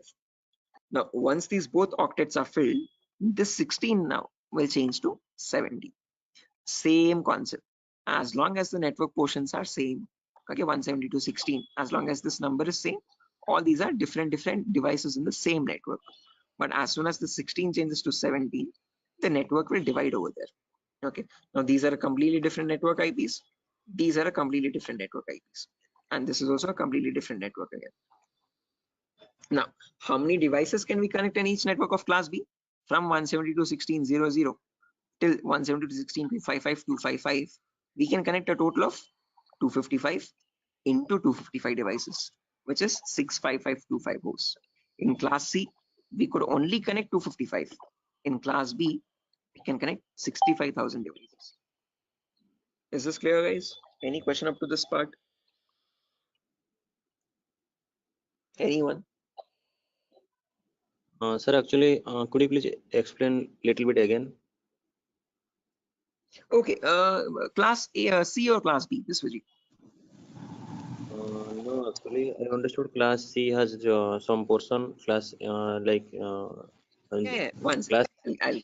Right, sure. So again, as I've mentioned, each class has its own network and host portions. Class A has only 1 network portion, class B has 2 network portions, class C has 3 network portions. What I mean by these 3 network portions are that in class C, if I take the first private IP, 192.168.0.0. So from this 00 IP till 0255, okay? So this last octet is the host portion. What is host? Yes. Host is nothing but an individual device, okay? Your laptop, your phone, your router, your smart TV, smartwatch, whatever appliance is there or whatever device is there, that is a host. So each of these is a different device. Okay. Now, if I connect my phone now with a different IP, 1.1 IP or 1.0 IP, and if I bring it in this network, it will still not be able to communicate because these IPs belong to a different network, 1 dot network. These are the 0 dot network. Okay. So in class C, like that, in each network, you can connect maximum 255 devices only. If I take class B next, there are 2 network portions and 2 host portions. So that is why from 16.00 till 16.255.255, all these are in the same network. So that is why you can connect maximum 255 into 255 devices. That is 65,525. Is this clear now? Yes, yes. Okay. Anand, might be a bit confusing if you're completely new to networking concepts. I hope you're getting along. Yes, sir, I'm getting, but there is a question in class. Is I think you have said that we need a different router to connect between those two networks. Yeah, definitely. Again, whenever you have 2 different networks and you want communication possible between 2 different networks, you would need a router in between. For a same network communication, you need a switch. Okay. Sir, can you explain that again? I didn't get that. How Yeah, like sure. we need a Let me show different you. Again, router. basically, if I show you how a switch looks like, networking switch. This is your switch, Anand. Okay. So this is what you use in companies. Okay, and you can see this is a 32 port switch. So you can connect 32 devices. Okay. So I can connect 32 systems over here. Okay. So a switch is a device that is used for same network communication. Okay. If you have 32 computers, you can connect a LAN cable from each computer to the switch, and they will be able to communicate with one another. Okay. Well, again, condition being each of them is getting an IP in the same network. Okay, so all of them should belong to the same network IP. Okay, if I bring a device with 1.1 network, and if I'm connected to the switch in this network, and if I put the LAN cable also, it will still not be able to communicate. Although it is physically connected, logically it is getting a different IP from a different network, so it won't be able to communicate. Now, when you come to routers, so networking routers. Okay, this is how routers look like. Okay, might be a bit similar to switch though, as you can see, but somewhat different. Okay, a router is capable of connecting 2 different networks altogether. Okay, so let's say I have switch A and switch B. To each switch there are 32 devices. If I want these 2 different networks, okay, let's say switch A is a 0 dot network, switch B is 1 dot network. Now if I want them to communicate together, I have to connect these both switches to a router in between, and then through the router they can transfer packets. Okay. Okay. This is clear, guys? Yes, sir. Right. In our home network also, that is the same thing that happens. Okay. This is how our home router looks like, the Wi-Fi router, and that router is communicating between 2 different networks. What are the 2 different networks there? One is the internet, the other is my local network, local LAN network, Wi-Fi LAN. Okay. My phone, my smart TV, all these are getting private IPs. So when these private IPs want to communicate with the public IP, you have a router in between, communication between 2 different networks. I hope this clarifies more. Yes. Right, perfect. Any other questions, guys, up to this part before I go with class A example now? Okay, now when we take class A, if you remember, I've told you class A has 1 network portion and 3 host portions. So first IP is 10.0.0.0. So from 10.0.0.0 all the way up to 10.255.255.255, all these IPs belong to the same network because the first network portion is constant. Okay, doesn't matter what the host portions are. Okay, they can be anything and they will still belong to the same network. As soon as this 10 changes to 11, there the network divides again.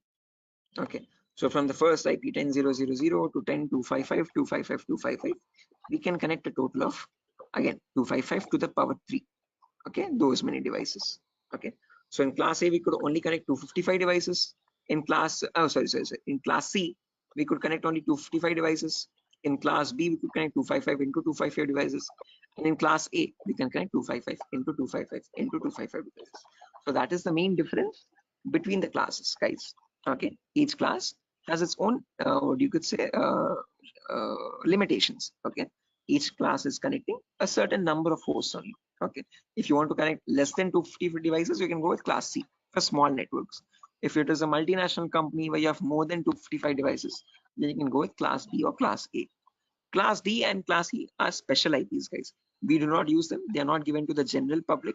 They are used for other services such as military services, government portals, news broadcast, or weather telecast. All these research and development, all these various organizations use Class D and Class E. Okay, they are not given to the general public. Is this clear, guys? Any questions or doubts up to this part? Anyone? Anand, Biswajit, Mamun, Ravi Kiran, Shafiuddin, Shiva, Sujata, Tripti. No, sir. Right. Okay, sir. Tripti, I hope it is clear for you now, like why we have different classes. This was your question, basically. Yes, sir. Yeah, I guess Tripti was the person who asked. I hope it is clear for her. Yeah, it's clear. Right. Okay. Again, yes, we have a few more topics to discuss, guys, actually. But one thing, I guess there's a couple more students also who are supposed to be joining. Okay, again, there's no confirmation on the fees as well.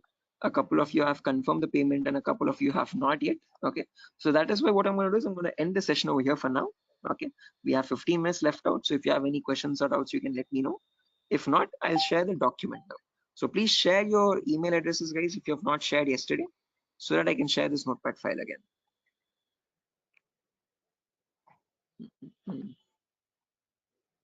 So I'm going to be sharing the same file which I shared yesterday. 1 second.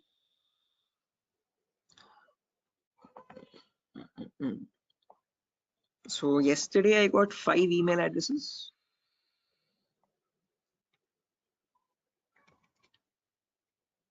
One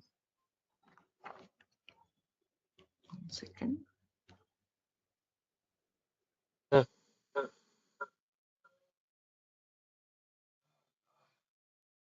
Sir, my email address Shafiuddin Sayed70@gmail.com. Oh yeah, 1 second, Shafiuddin. Just a minute.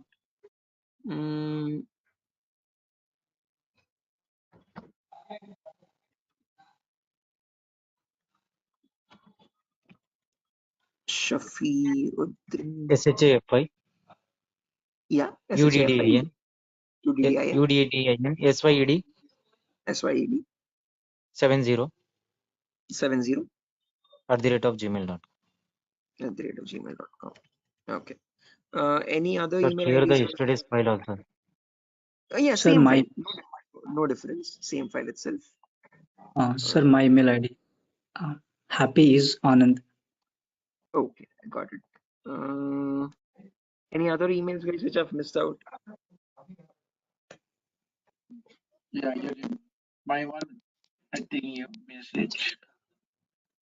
Sir, can I get yesterday notepad also if it's available? Yeah, same file, guys. I have not changed the notepad file. It is the same notepad file as yesterday itself. Okay, so it's the same notes, no difference. Okay. Okay, sir. Hi, sir. Can you write down my email? Yes, please. You could let me know your email. Yeah, Mamun, MAMUN. MAMUM. No, N. Last N. Oh, N. CHY. 72 @gmail.com. 72. @gmail.com. Right. Guys, please check your email addresses. If any mistakes, if any typos are there, please let me know.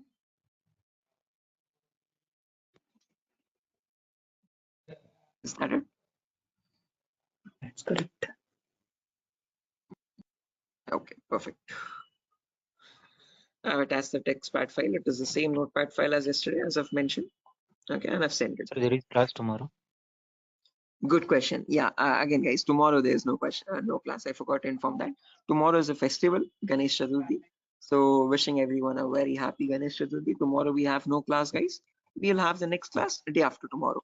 Again, please make the payments, guys. If you have not, I'm taking a short session today just to again confirm on the payments. So the institute will give me the payment list by day after tomorrow, and depending on that, the link might change soon. Okay, so only to the people who have paid or made the fees, you will be getting the new link, guys, to continue the sessions. Okay, so yeah, that's that, guys. Nothing further for our session today.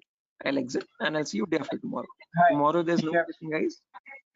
I have a question. If you are not rushed, Can you? I know you started the program. Sorry, the training program. The ethical hacking, right? This one. Yes. This is ethical hacking. So This is what's your total plan? How you will proceed one by one? That's what I want to know. Your plan. Oh I yeah, mean, once after CH is done, if anyone is interested, we can go with the next advanced course, which is web application pen testing. So I teach that as well separately. So once you're done with CEH, there's another course, web application pen testing for bug bounty, which primarily focuses on website security. Okay, how do you check for vulnerabilities on websites? What vulnerabilities really exist? For example, such as SQL injections, cross-site scripting, broken authentication, CSRF, cross-site request forgery. These are the vulnerabilities that pen testers need to test for. Okay. The reason why I teach that course specifically is because that is the main booming field in India at the moment, website security, because there's a lot of companies that are coming online. Every business is shifting online. So with the rise in websites, there is a necessity for a rise in website fraudulent activities as well. So after CH is done, you can join that course, web application security. So actually, what the course fees of web application security? Same, that is also 8,000 rupees. Okay, and cloud security same.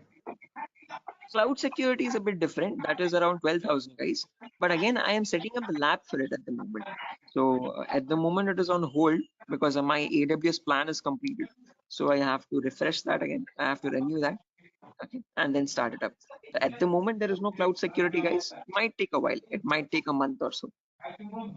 Yes, sir, actually, So I wanted to like after completion of this course and learning all the things, practicing, then I was thinking to learn cloud security. Sure. Again, as I've mentioned, I'm going to be providing the resources for that in the meanwhile, if you're planning on specifically focusing on cloud security. And once I start a live batch, you can join that batch as well. No, actually, I wanna like join cloud security as well as web application security both. Sure. Again, after CH is done, I'll right away start web application security. After that, again, we can take cloud security separately. Okay. Mamun, you have So raised your hand if you yeah, have any question. so basically you will focus first two. One is the ethical hacking, and once it's done, then you will focus on web application. Exactly. This is the main course you are focusing, right? Yes. So this is the foundational course, Mamun. Again, there's some Yeah, background that's what disturbance. I want. Yeah, that's what I want to know. Only after this course is done, I would recommend you go with the other courses. If you don't go with this one first, those might seem a bit confusing because we won't be going with any basics at all. We directly dive into the advanced concepts. And if you're a complete fresher to the cybersecurity domain, doing that would be quite troublesome, you could say. I got you. Right. Yeah, Anand, you have raised your hand.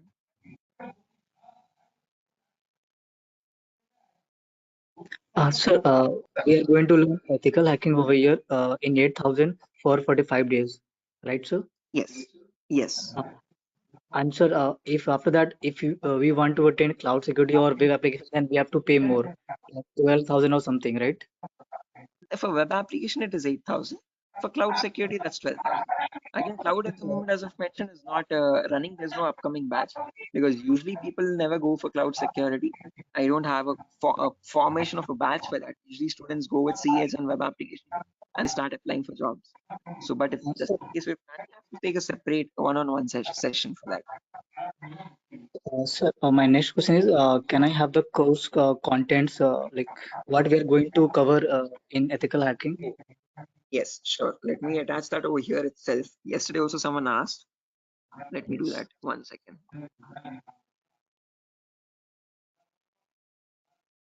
Yes.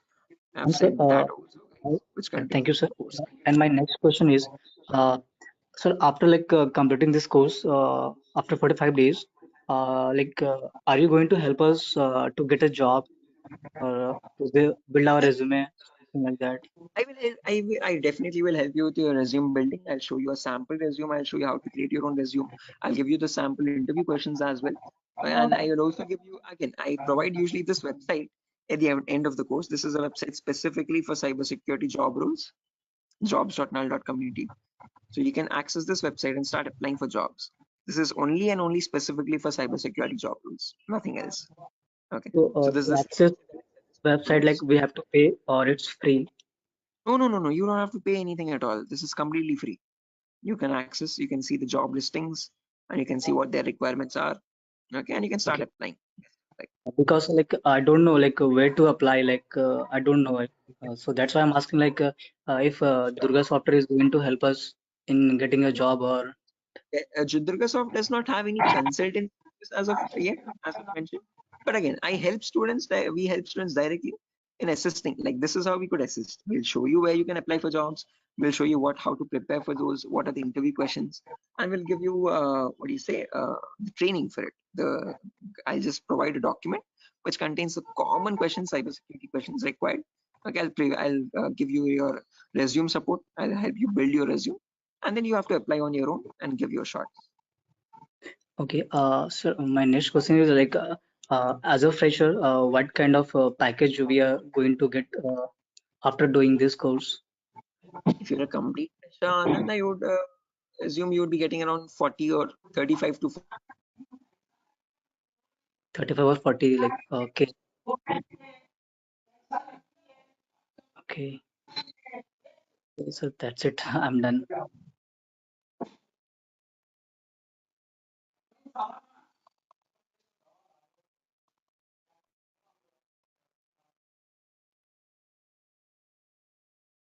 Is this website for international or only for India?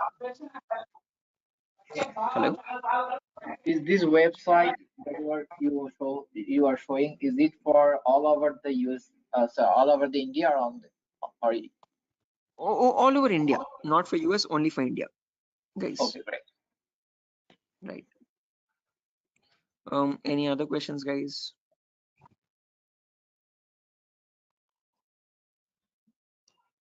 Sir, on day after tomorrow, we are going to start a fresh class, or there will be a demo?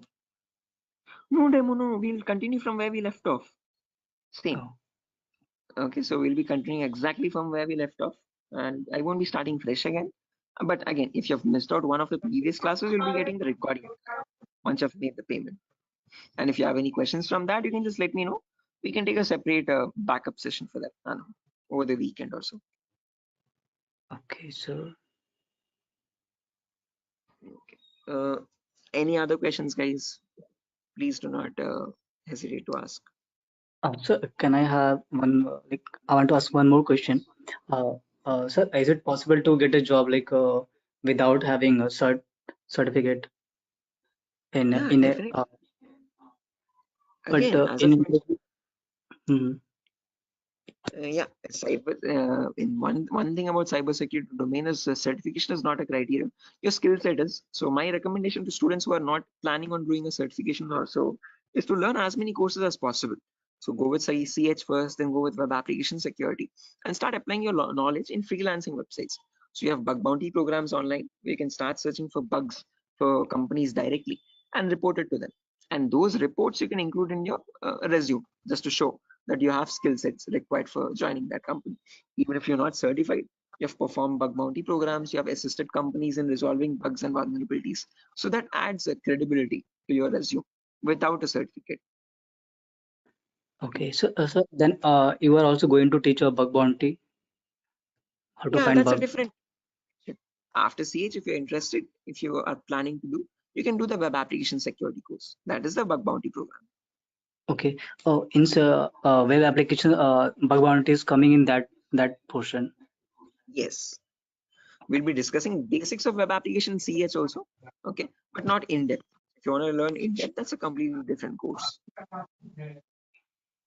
And sir, if I want to move in a government sector, if I want to get a job in government sector, like as a ethical hacker, then like So what government I have to do? sector, they usually go for forensics, Anand. So if you're going with cybercrime departments and all, they usually handle cybercrime frauds and stuff. So for that, they would request forensics course. Okay. So again, we are not providing forensics at the moment, but that's a suggestion. If you're planning on going with the government sector, Web application also is fine, finding vulnerabilities for websites from the government. Okay, if not, if you're going into the cybercrime department, they would request or recommend as a requirement for cyber forensics, understanding how to retrieve a hard disk data, or understanding where a packet has come from, or where the attack initiated. All comes under cyber forensics. So, sir, there is only one job in government sector like forensic. Most of, again, I had one of the students who was specifically planning for government sector, and he got the job in cyber forensics. So from that experience, I'm talking. Okay. And so in YouTube, in several videos, I saw that people are talking about like if you want to make a career in cybersecurity in government sector, then you have to give SSC exams and then like CBI or IB or UPSC. Then from there they are selecting like as a cybersecurity officer, something like that. So is it true or false? Necessarily, my student which I trained, he did not have any UPSC examination or anything. He just took the course up. He tried to learn a few basic tools from the internet for cybersecurity, forensics, and he started applying for internships in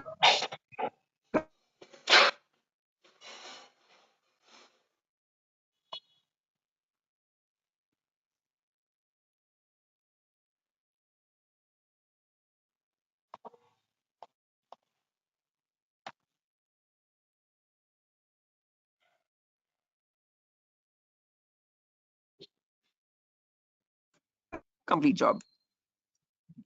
Hello, Yes, sir. guys, can you hear me? Yeah, sir, like your voice was broke for a few seconds. Oh, 1 second. I guess it's due to my battery. Let me connect my charger.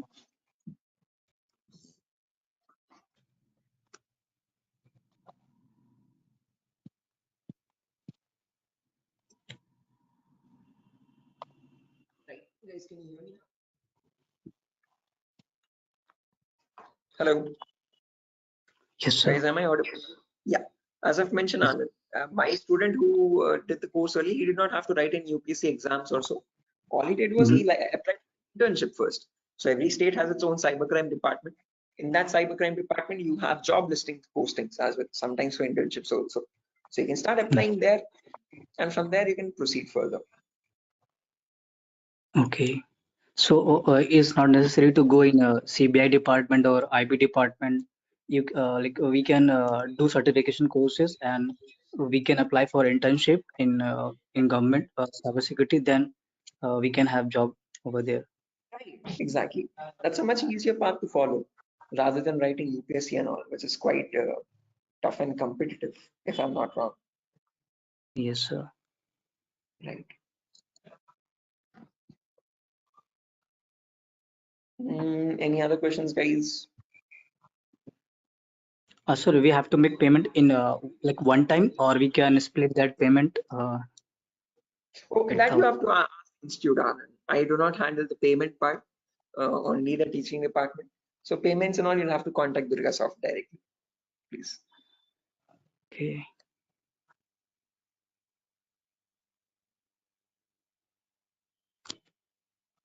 Any other questions, guys? So can I have your email ID? If Yeah, I've sent you the notepad file, right? That's the same email, cybersecwise@gmail.com. Okay, and then I've also shared a browser that contains the WhatsApp number also. So if you have any questions or queries, you can contact me on WhatsApp. So once the batch is finalized, once all the students are finalized with the payments and all, I'll create a WhatsApp group also. So if you have any questions or so after every session, if you have any doubts or so, you can post your questions in that, and I'll keep so replying. do you have any WhatsApp number? Yeah, as I've mentioned, it is there already in the email which I've sent. Oh, in the email. Okay. In the email, in the Sir, browser. so, In the browser, you have my contact number as well. okay, sir, it's your or it's a Durga Soft. No, my number itself. Okay, sir, I will get that. Sure. Any other questions, guys?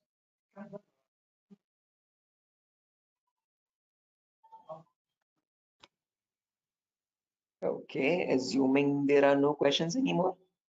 Anand, Ravikiran, then Sujata. No, sir. Okay, guys. So yeah, that's it, guys. Nothing further for our session today. Again, as I've mentioned, no class tomorrow, guys. Happy Ganesh Chaturthi. And I hope it is tomorrow. I'm not wrong with the dates and all. So sorry if I Sorry, sir. am. So yeah, wishing everyone a happy Ganesh Chaturthi. Same to you, sir. And yeah, tomorrow is Ganesh. Hello? Yes, sir. Yeah, tomorrow is Ganesh Chaturthi, right, guys? Is the festival tomorrow itself? Tomorrow. Yes, yes, yes. Yeah, Tomorrow. tomorrow. Oh, perfect. Thanks. Okay, I'm wishing everyone a happy Ganesh Chaturthi, guys. And I'll see you day Same. after tomorrow. We'll resume day after. Same time, guys, 8 o'clock. Okay. Okay. Okay, right. Sure. Bye-bye, guys. Have a good day tomorrow. Take care. Thank you, sir.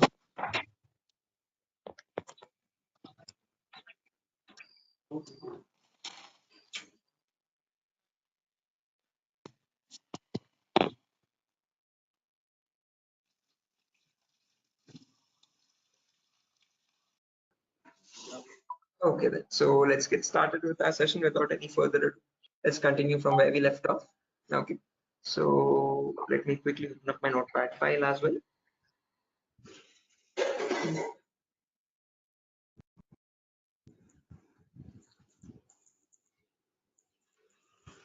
Yes.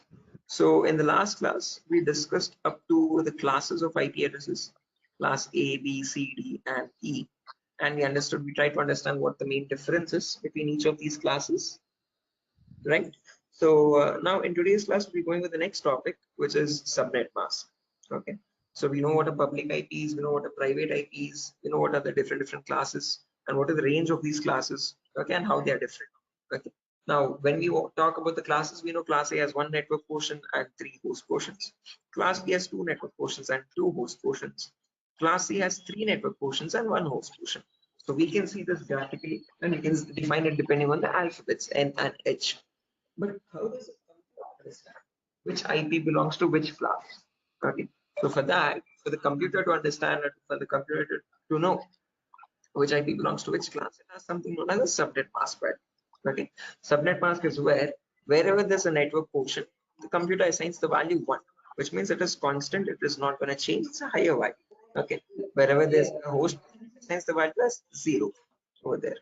Okay. Which means it doesn't matter if it changes or not. Is someone asking you a question? There's some background disturbance.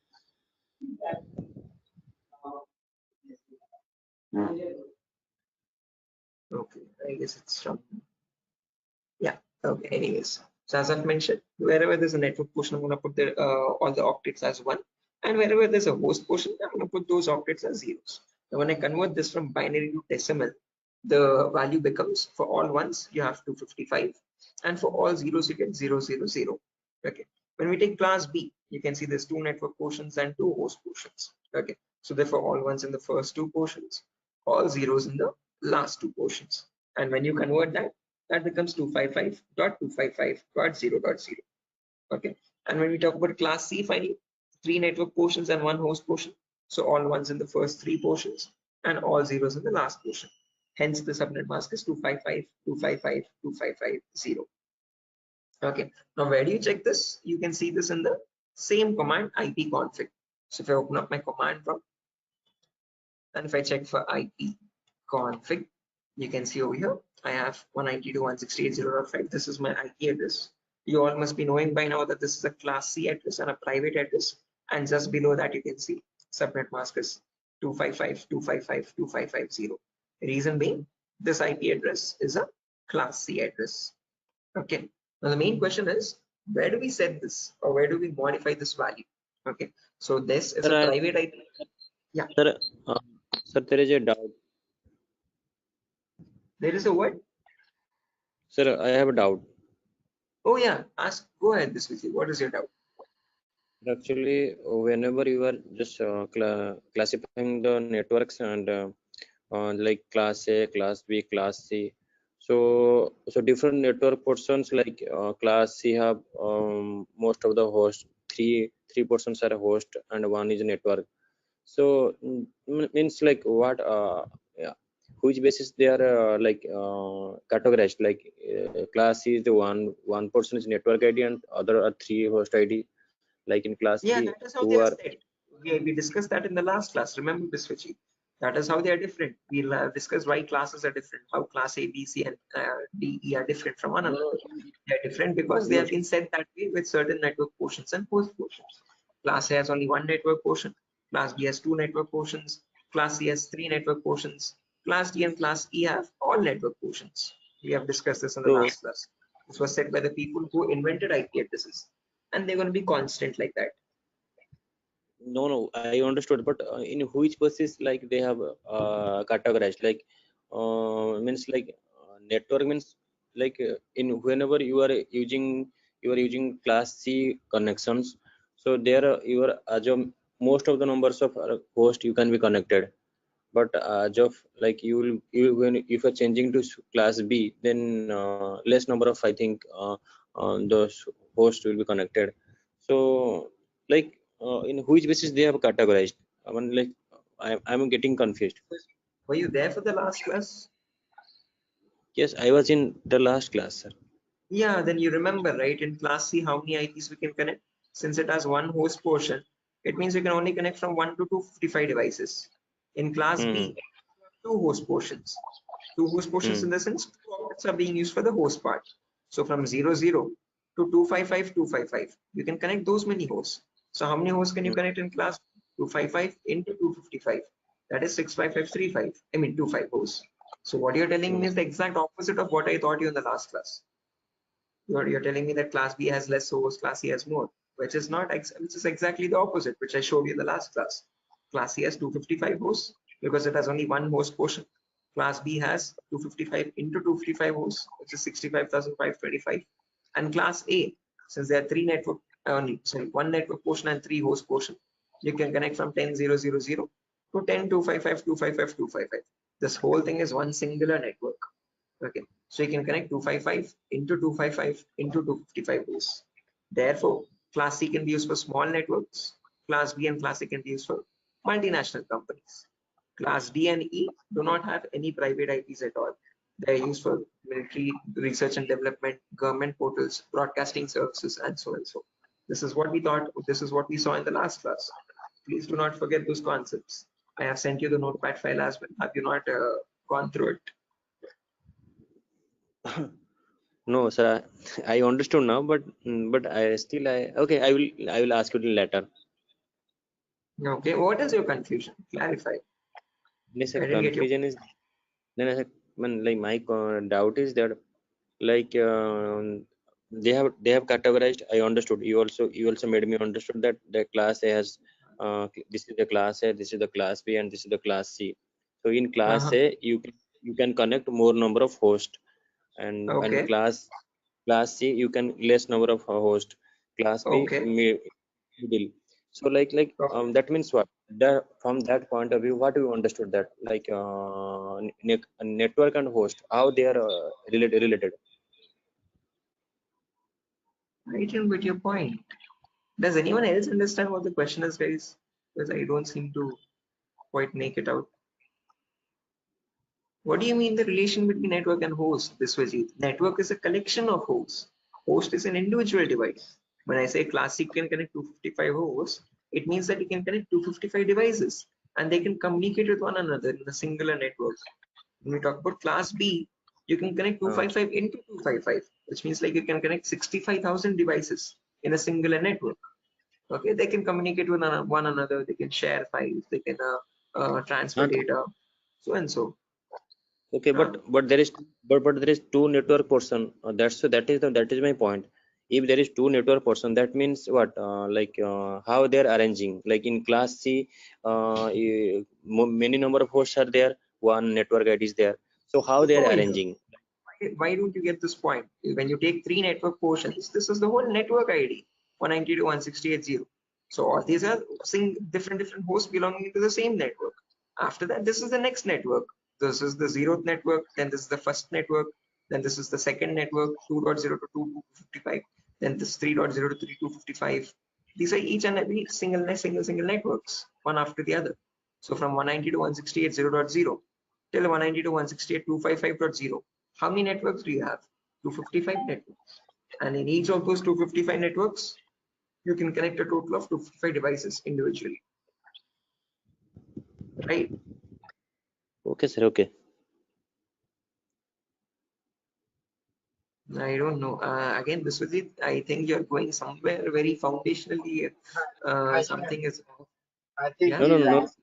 I think just 1 minute. I think you are asking and when in what time we will use one network, 3 hosts, 2 network, 2 hosts. That's what he's asking. Maybe that's what I understand from his question. 3 network, 1 host. In which situation we will use? I think that is your question, right? Somehow, yeah. Sorry. In what scenario? He's asking in what scenario we will use class C, class G, class E. As I've mentioned over here. Yeah, that's what was I've been. Class C is used for small networks. So in your home or on your home purposes, the Wi-Fi routers that you use at your homes or small offices, you use the Class C network. Class B and Class A need more than 255 devices in each single network. So in multinational companies, or you use Class B and Class A. Sir, is it possible that in a small area network, like when we're knowing that we have small devices, like a small number of hosts are there, but can we make it arrange into Class B also? Yeah, definitely. If you want, you can still use Class B and Class A also. There's no one who's going to stop you, because private IPs are in your control. You can use any IP you want in your local network, not an issue at all. It's just that you'll be wasting a lot of IPs. Okay, so if you have only 10 devices, why would you use a Class A address where you can connect 255 into 255 into 255 devices? Okay, so Class A, you can for 10 devices, you can just go with Class C address where you can connect maximum of 255 devices. That's optimal enough for it, right? Okay, sir. Okay. In any network, again, in your home Wi-Fi network, on your own local home network, LAN network, you can use any class you want, Class A, B, or C, any choice. Okay, that's your preference. Okay, but again, my basic thumb rule is that you go with a smaller class depending on your requirement. Okay, if you have like 10, 20, 30, 50, or 200 devices or so, always go with Class C. If you have more than 250 devices, if you have like 300, 400, 500 devices, go with Class B or Class A, any one of them. As simple as that. Okay, sir. Anyone else who has a question like this, Mamun or Ravikiran or Shafiuddin, again, because please let me know, guys, because again, you're asking me a question where you are foundationally not getting the concept of IP address. Okay, so you have not understood what a network portion is or what the host portion is. If anyone else has such a confusion, I would like to repeat the whole concept again. Okay, because if you don't understand this now, it's going to get a bit complicated later on. So is there anyone who wants me to repeat these network portions, host portions, the basic classes and all again? Anyone? Please do not hesitate to let me know, guys. We can just take a quick refresh of that. We can go through it again. So does anyone want me to repeat that? Mamun, Ravikiran, Shafiuddin, Supriya, oh no, sorry, Sujata, Tripti, anyone?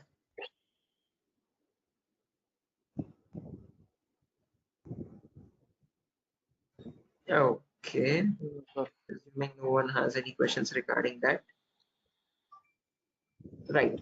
So now coming back to our topic, guys, as I've mentioned, so we have seen what subnet mask is. Subnet mask is for us to understand, I mean, for the computer to understand which class an IP address belongs to. Okay. So wherever there's a network portion, you assign the value 1. Wherever there's a host portion, you assign the value 0. Okay. And depending on that, when you convert it from binary to decimal, you get the corresponding values as subnet masks. Okay. Now we have seen the same subnet mask in our command prompt. But where do we actually use it? Where do we assign it is the main question. Okay, so this is used when you want to assign your own private IP. So there are 2 techniques, guys, to assign your own private IP. One is an automatic method from a DHCP server. One is a manual method, okay, where you yourself, when you're the network admin, you can assign it to your device. Okay, so we'll first see the manual method and then we'll go with the automatic method. Okay, so let's say how to change the IP address of our system manually. So first things first, you need to go to the control panel. So search for control panel. Yes, and in control panel, go to network and internet. In network and internet, go to network and sharing. In network and sharing, go to change adapter settings. Over here, you can see these are all the different adapters on your device.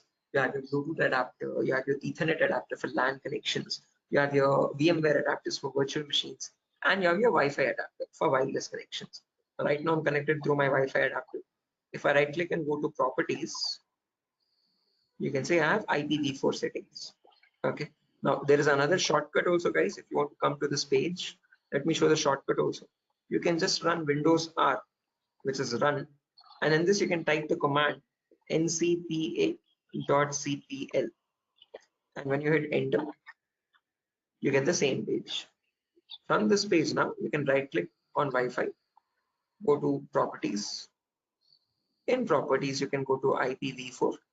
Since we want to change the IPv4 address for our system, click on properties again. Okay, and as you can see over here, we have two options. One is to get an IP address automatically, which means you're getting an IP from DHCP server. Now, we have not discussed what that is. We'll be discussing very shortly. Okay, we'll go with the second method now. Okay, so firstly, click on use the following IP. Right now, my machine is getting the IP 192.168.0.5. Let's say I want to change this to another IP, 192.168.0. Let's say 100. Okay, if I click on subnet mask, you can notice automatically it gave me the subnet mask as 255.255.255.0. Why? Because this is a class C address. What if I give a class B address? Can anyone tell me a class B address from the private IP range? Anyone? You have seen the ranges, guys. I hope you have memorized that. I have sent the notepad file in the last class. Sir, I did not get it. I want a private IP from class B. So 172.16.0. Exactly. 172.16. Oh, sorry, 16.0. Let's say. Okay. Now when I click on subnet mask, can you observe it has changed now? It says 255.255.0.0 now. Okay. Only two octets are 255, and the remaining two octets are 0.0. If I give a class A address, can anyone tell me a class A private IP? 10. So Sorry? 10 zeros. Oh, 10. 10, yeah, 10, 0, 0, 1, let's say. Now when I click on subnet mask again, you can see it's now 255.0.0.0. So all the remaining three octets are zeros. Only the first octet is 255. Okay. Now I'll just come back and I'll give my class C IP only. I'll give something like 192.168.0.100. I'll click on subnet mask. I get the default subnet mask. Default gateway. Default gateway is nothing but your router. Okay. A router is also known as a default gateway, because it is acting as a gateway between your internet and your intranet, right? So therefore, default gateway is always going to be the first IP in the network, and I'm going to give that IP itself over here, 192.168.0.1. Never use the zeroth IP, guys. The first IP will always be the one type. Okay. So again, 0.0 is known as network ID. You never use that IP for any device. Okay. Prefer DNS server. Now we have not discussed what DNS server is. Don't worry about this, guys. We'll discuss this in a later class. But for the time being, if you don't know what to enter over here, just go to the browser, and in the browser, search for Google DNS server IP, and you will see two IP addresses. One is 8.8.8.8, and the other one is 8.8.4.4. Okay, so you can give any IP of that. So yeah, I usually give 8.8.4.4, and when I click on OK, and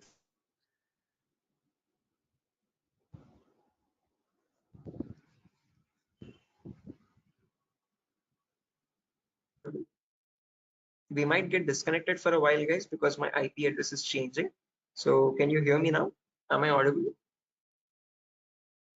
Yes, sir. Right. So if I check IP config now, you can notice my IP address has changed now. Earlier it was 192.168.0.5. Now it shows us 192.168.0.100. Okay. So this is how you can manually change your private IP for your device. Okay. So in your network, you can assign any IP from that range, 192.168.0.100. If you give a completely different class, you might not be able to connect to the internet, guys, because your router is configured in such a way for a certain network. So if you want to give a different class IP, you have to go to the router settings and change the class over there. So for the time being, if you want to change your private IP, you have to only change it in an existing class, in the class C, okay, or whatever class you are assigned in your network. Okay. Any questions or doubts up to here, guys? Shall I show this again? Okay, just a quick recap, just to show it to everyone.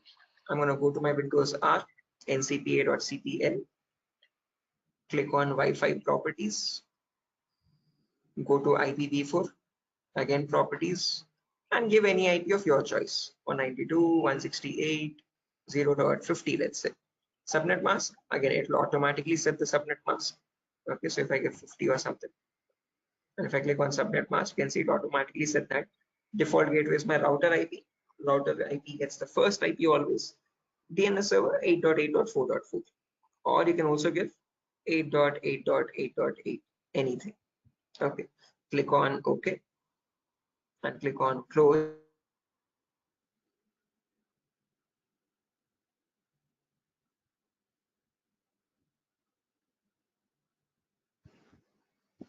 And now you can see, if I check the IP address, it has changed to 0.50 now. Okay, so this is how you can manually assign your public IP, sorry, private IP for your device. If you want to get it automatically, you can right click on this, go to properties, go to IPv4 properties, and select the first option.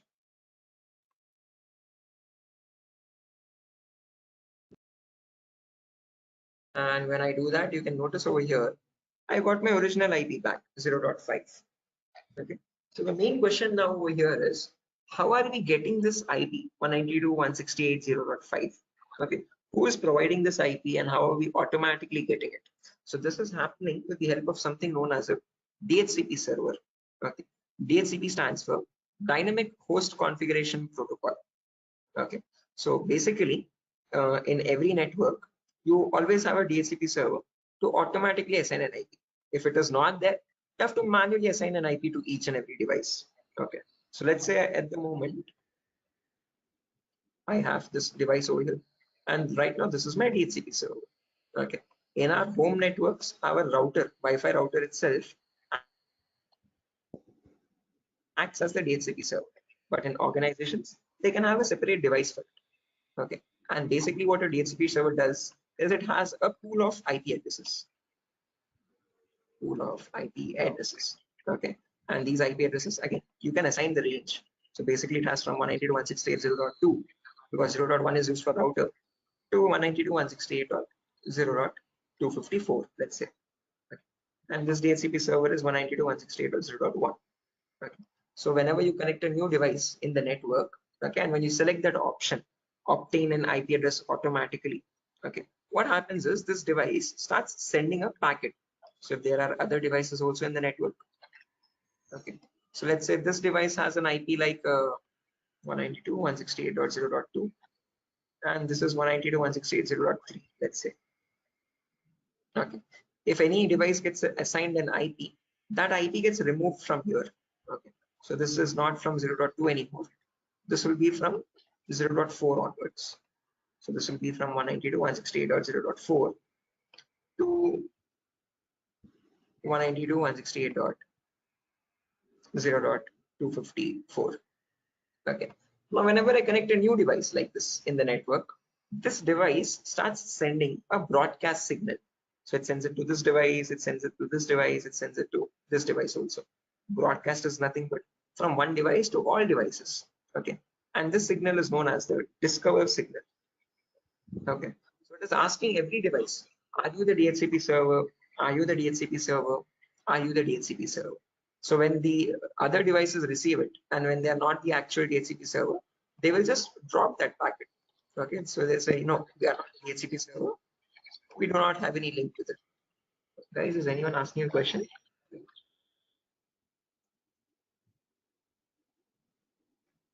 Hello, guys, does anyone have a question? I could hear some voice.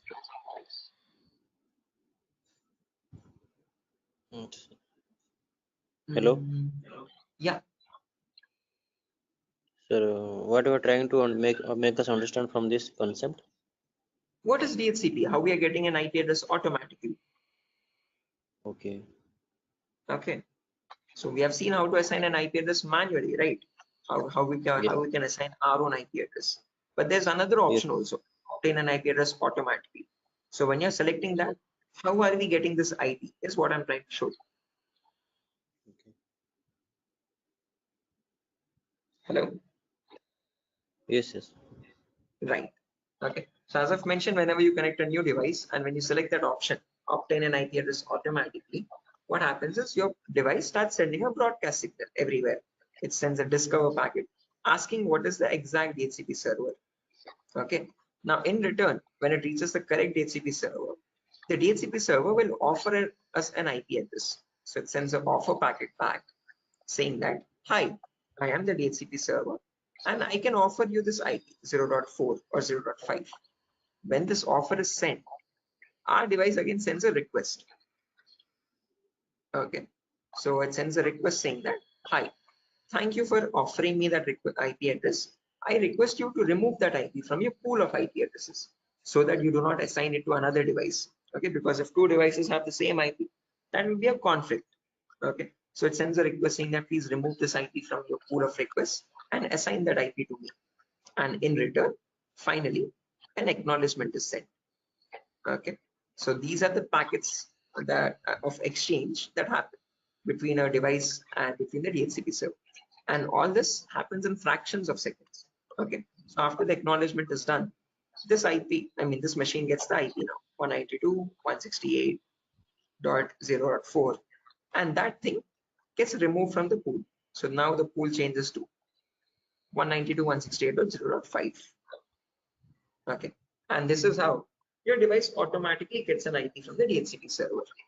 Okay, so now all this happens, as I've mentioned again, in fractions of seconds. Okay, so you might have observed this also in a real time. Whenever you connect your phone, how many of you have observed this? So when you connect your phone to a new Wi-Fi router, when you enter the correct password, you'll be seeing a message saying that obtaining IP address. Has anyone ever observed this? Yes, sir. So when you see that message obtaining IP address, this is what is happening in the background. Okay, so your phone is sending the discover packet to all the devices, finding out where the DHCP server is. Once it finds, it asks for an IP and it is offered an IP, then a request is sent to allot that IP, and finally an acknowledgement. So all this happens in that fractions of seconds. And this whole process in simple terms is known as the DORA process. DORA. Why specifically DORA process? Because that is what is happening. D for discover, O for offer, R for request, A for acknowledgement, DORA. Okay, so this is what happens every single time you select that button, obtain it, obtain an IP address automatically. So if you want to take a screenshot or anything, guys, please take a screenshot. Okay, because I'll be clearing the screen now. Okay. So yeah, again, nothing further for our class, guys. I'm taking short sessions. I have been advised to take short sessions for today and tomorrow. So we'll be finalizing the classes, guys, by tomorrow. Tomorrow we will end the networking part. We'll discuss what are DNS servers and we'll discuss what IPv6 addresses are, a much more advanced class of addresses. Okay. So tomorrow will be the last class for networking, and from Monday we'll be continuing the classes with installation, lab setup installation. Okay. So from Monday onwards, we'll have a 1 hour session every day without fail. But for today, this is it. So any questions or doubts, guys? Can I clear the drawings, guys? Has everyone taken a screenshot for the time being? Yes, sir. This is quite important, guys. A very basic but important concept. You might get asked about this in interviews and all. Like, what is DORA process? How does it happen? What are the different packets of exchange that happen between the client and the server? Okay. So if I show you right now, as I've mentioned, my router, my Wi-Fi router itself starts acting as a DHCP server. So if I show you, if I log into my router is getting the IP 192.168.0.1. So let me log in into this. As you can see, this is my Wi-Fi router TP-Link. And if I go to wireless settings,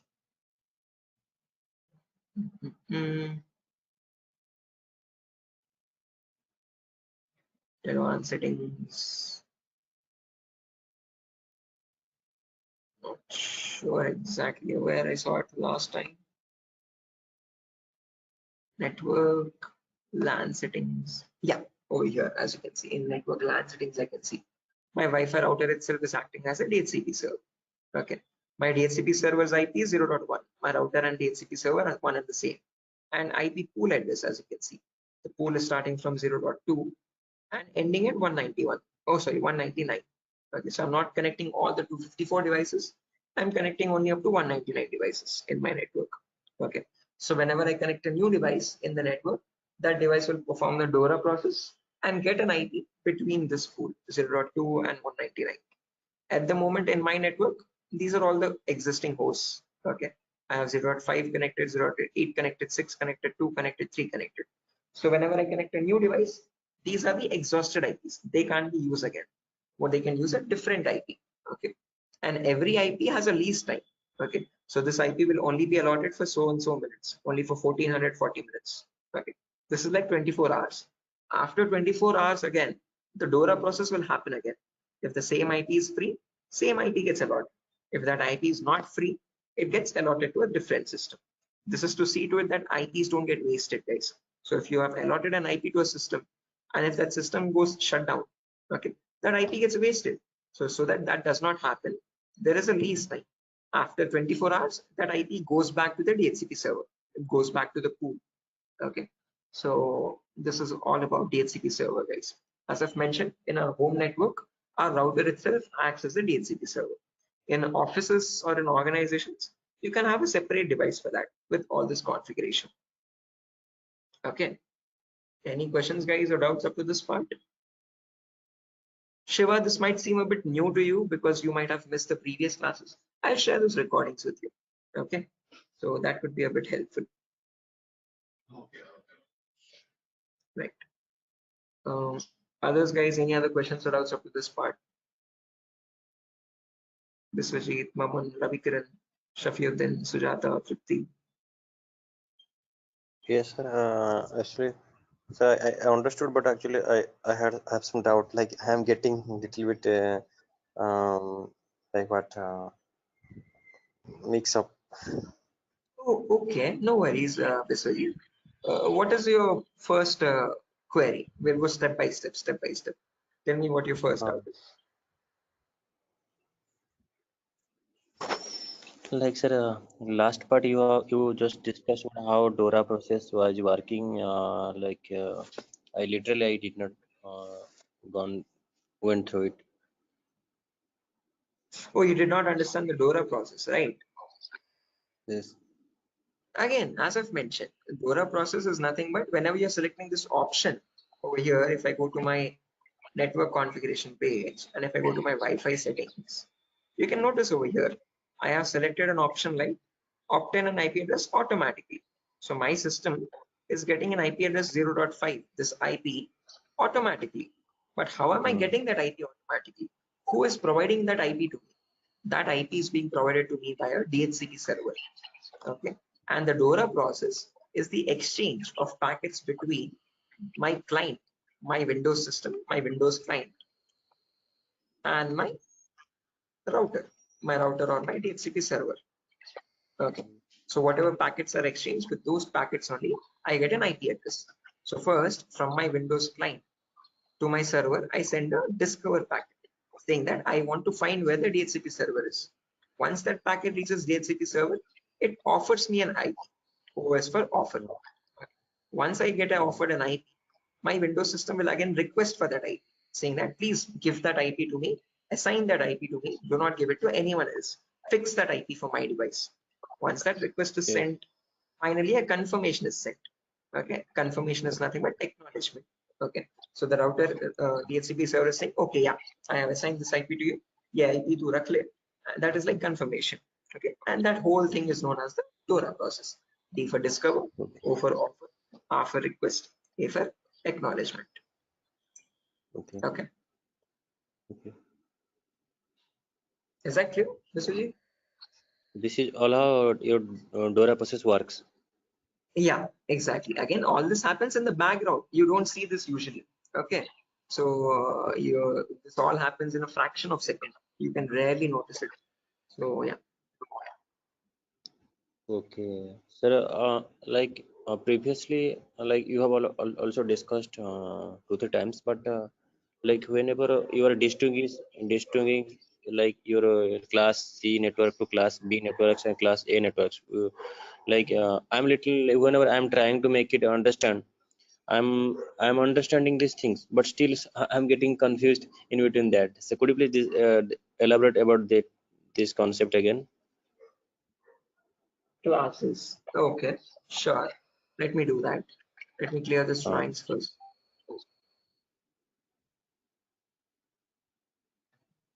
Actually, I have not got still now your video recording. That's why an audio recording. That's why I'm unable to make it more clarify. But whatever I'm trying to understand, looking at your notes, so that's why I Okay, asked. sure. No worries. Let me give a very quick explanation again. So if you remember, Biswajit, I've told you there are 5 classes. There's class A Yeah. with 1 network portion, class B with 2 Yeah. network portion, class C with 3 Yeah. network portions. Ignore class Yes. C and Yes. class E. They are not important at the moment for us. Yes. Yes. Class C will take first exam. There are 3 network portions. Network portion is nothing but like an ID for it. Okay. So this is just an ID telling that this is 192.168.0 network. Okay. In this 0 network, the first IP is 0.0. Next IP is 0.1. Next IP is 0.2. Next IP is 0.3. Like that, you have 255 IPs. Okay. In the network of 192.168.0. So in one singular network, this is the network ID. Okay. This is the identity for that network. Okay. In that network, each device is getting each IP one by one. Okay. When you take next network, after 0 network, you have one network, 192.168.1 network. This is the next identity. Okay. So this is the next network. This is next net. You can use any ID, any network of your choice. Whatever ID you use, you can connect maximum 255 devices only. Okay. When you take class B now, for example, that ID starts from 172.16. You won't take 3 octets now. You only take the first 2 octets. So only 172.16 is the ID. Okay. Remaining 2 are the hosts. Okay. So first IP is 0.0, second IP is 0.1, third IP is 0.2, fourth IP is 0.3.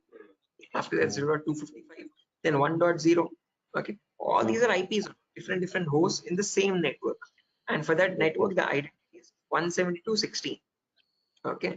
So like that, in class we can connect from 0.0 to 255.255. So in total, you can connect 255 devices. Okay, which is equal to like 65525. In class A, you only have one network portion. So there's only one identity, 10 dot network.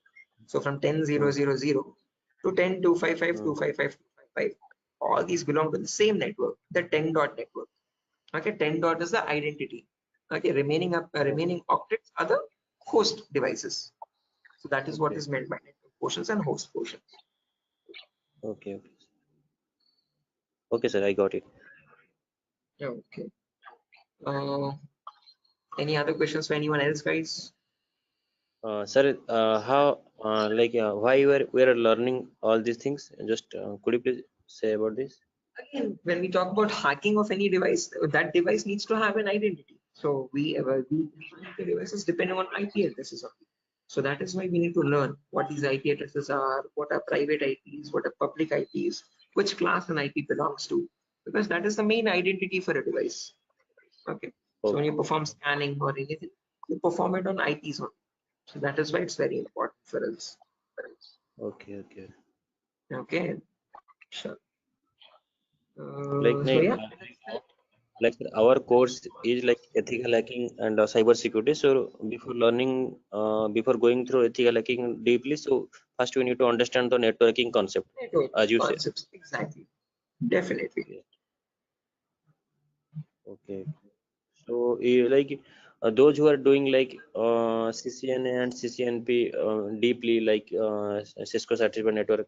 So like how they are managing? Like is it required to do CCNA CCNP before going through cyber security? Again, as I've mentioned, not at all required, this Vijay. Whatever I am teaching, that is more than sufficient regarding the networking part. Okay. From there, if you want to build up, you can just do your research from YouTube itself and learn more about the networking concepts. But going through Okay. a CCNA or CCNP that much in depth is not necessary for cybersecurity. You just need to know what are IP addresses and how they work. That's it. And from there, you Like can learn. if someone is looking career looking to make his career in purely security professional, does he needs to like understand like cryptography programming, algorithm they need to know, encryption decryption and also networking concepts. So that's why this questions arise in my mind. So networking concept purely required or anything programming Yes, algorithm required? encryption is different, encryption, decryption is different, algorithms are different things. You have just listed out all different things to me. Those are not part of CCNA or CCNP. CCNA, CCNP courses will only teach you the different routing protocols like RIP, OS, what is that? OSF, some random routing protocols are there. So you don't need to know all those routing protocols and stuff. Okay. So again, whatever topics you have mentioned, those are important. We need to know what cryptography is. We need to know what networking concepts are. We need to know what encryption is, what decryption is. Okay. You don't need to have much knowledge on programming and algorithms. If you have basic knowledge, that is sufficient. Okay. But it is not a necessity. Okay. So doing a course like CCNA, CCNP is not at all a requirement. But whatever topics you have mentioned, those are actually included in the course. We'll learn about networking, we'll learn about cryptography, and so on. Okay, sir. Okay. Thank Sure. thank you, sir. Don't get So confused. Don't get so stressed up. Whatever I'm teaching, just go through those notepad files. From Monday onwards, you'll get the recordings also. So it's going to be a lot easier as well. Okay. yes, sir. If Actually, possible, sir, I'll ask you to share over the that's weekend only. For whoever has made the that's payment, I'll ask them to share the recordings over the weekend itself, on Saturday and Sunday itself. So that over the weekend, you can practice all this and keep the thorough. okay, sir. So Okay. once I will get the recording, then I can Sure. follow before the joining the class. Right. Sure. I'll just inform them, Suji. Again, I guess everyone has already made the payment. So I'll just inform them tomorrow to share the recordings at the earliest and not to wait until Okay, Monday. okay. Sure. So yeah, Thank that's it, guys. Nothing further. I'll exit the thank you. session Good. now. Sure. Thank you, guys. I'll see you again on Good. tomorrow at the same time. Okay, sir. Good night. Yeah. Okay, guys. Good night. Take care. I'll see you tomorrow, guys. Bye-bye.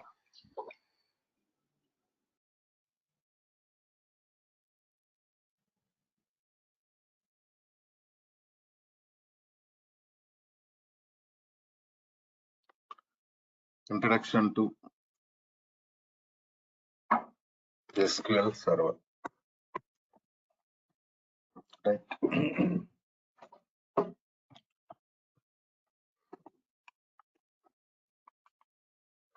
So introduction to DBMS, RDBMS. Right.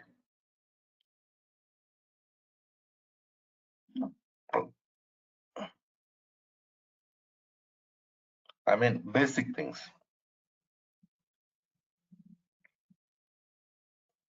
Those things we already discussed.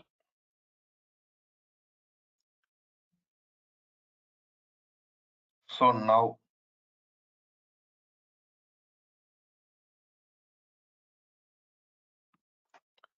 today I'm going to start working with our actual scenario, that is SQL development, right?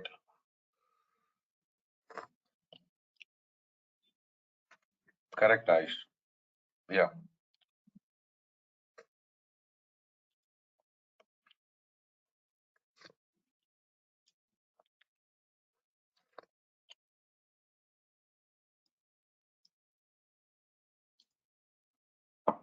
Coming to next scenario, today I'm going to work with SQL server related scenarios.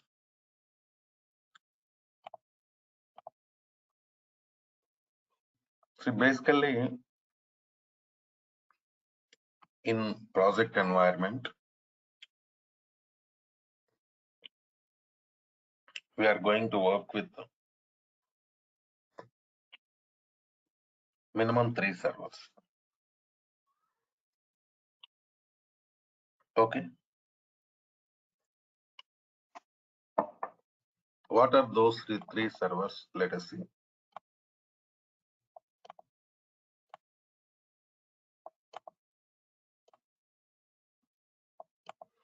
See, this is development server. Who is going to work with development server?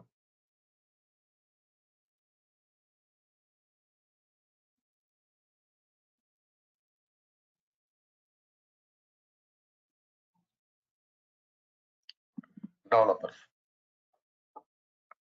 SQL server developers will be there. They are going to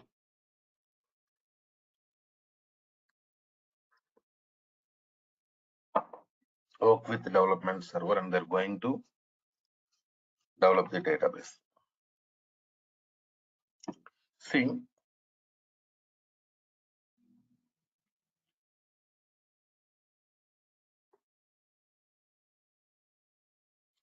what is the meaning of development?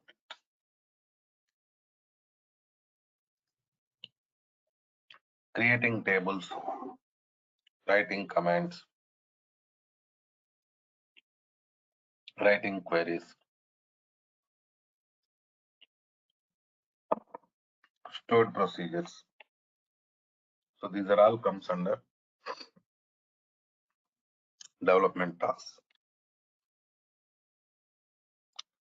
So that we do in development server, right? So after completion of the development, your database will be transferred to QA. In QA,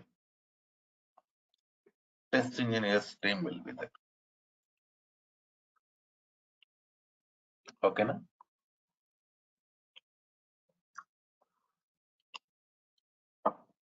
Here they are going to test the database developed by development team. After that, database will be transferred to production server. In production server, DBA team will be there. Database administration team.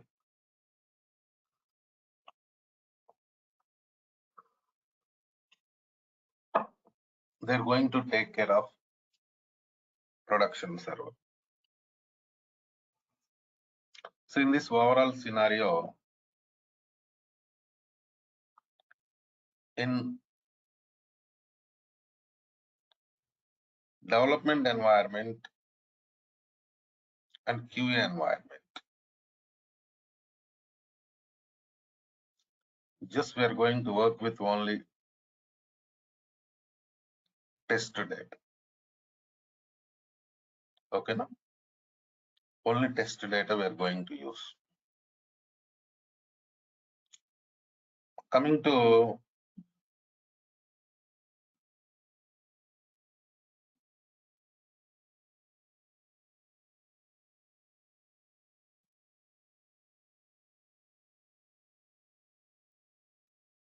Coming to next scenario.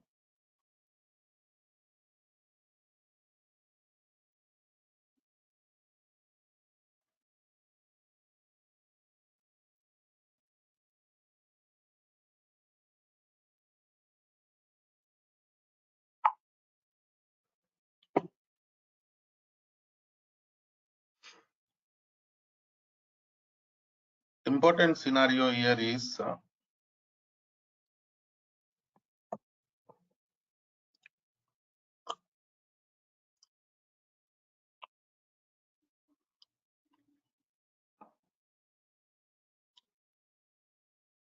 based on data uses. We are going to work with different types of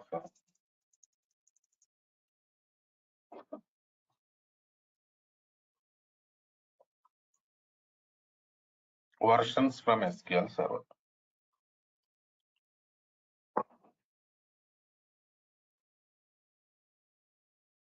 Right.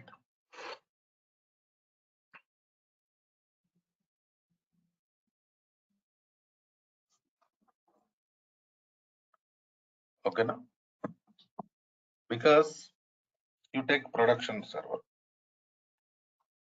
In production server,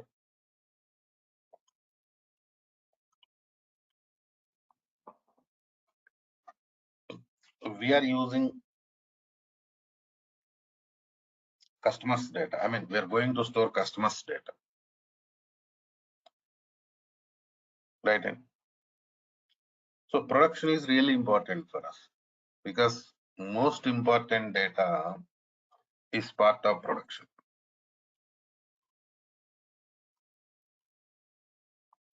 Right.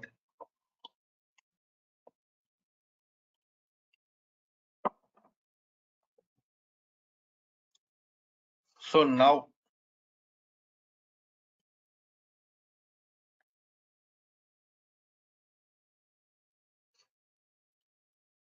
you go to development environment and QA environment. There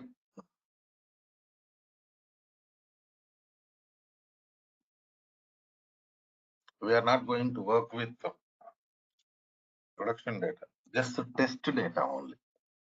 So some features of the SQL server is more than enough for those servers. But coming to production server,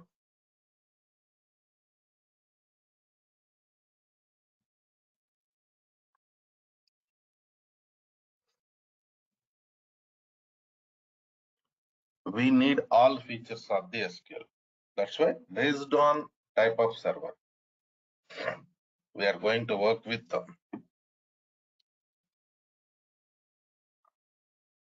different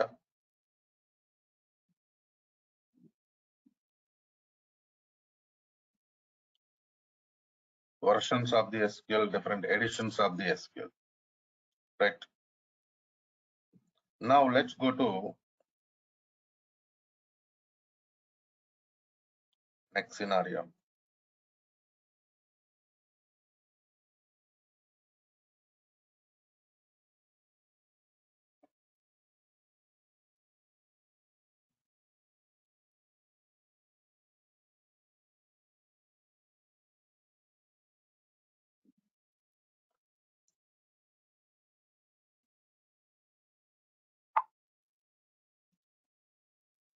We are going to discuss about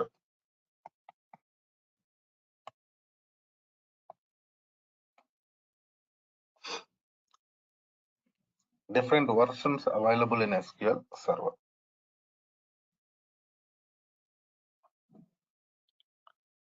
We have SQL Server 2000 version. This is also known as SQL Server 8.0. Okay, now. So next we have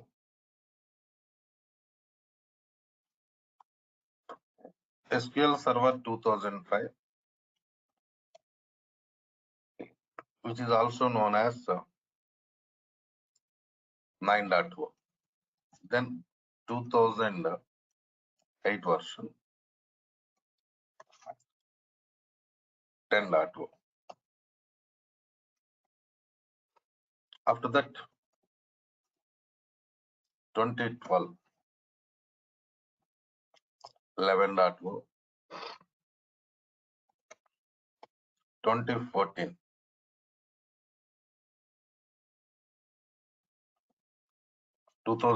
version we have 12.0. 2016 version 13.0. 2017 version 14.0. 2019 version 15.1. So these are the different versions we have in SQL Server to perform different types of tasks. So generally, if you have Windows 10 operating system, go for SQL Server 2019 only, right? Because compatibility is also really important for us. Compatible operating systems is required for us. In the same way, if you have SQL Server, Windows 11 operating system, nowadays Windows 11 coming, right, with laptops. If you have Windows 11 operating system, latest version is going to release, of course already available from SQL Server, that is 2022. Go for SQL Server 2022. So these are all you can directly download from Microsoft, just for practice purpose only. Trial version is available. You can download them and you can install them. So coming to next scenario, I told you based on edition, based on server type,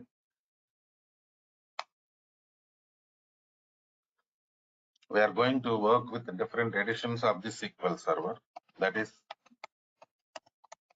Enterprise Edition.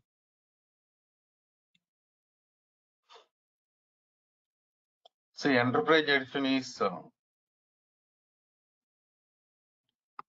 top end edition of the SQL Server, right?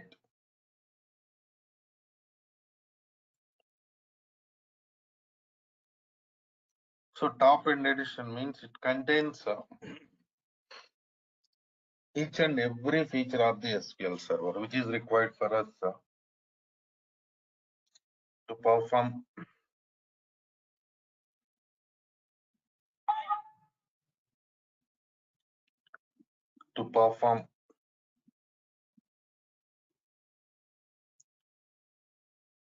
database production storage related scenarios. That means maximum scenarios for production server,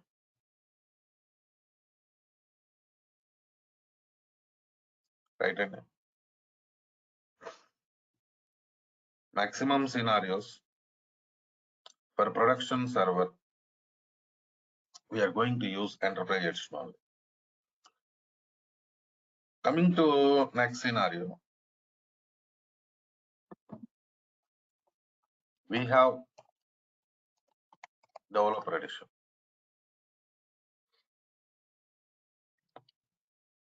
Of course, in between we can go for some other edition, that is Standard Edition.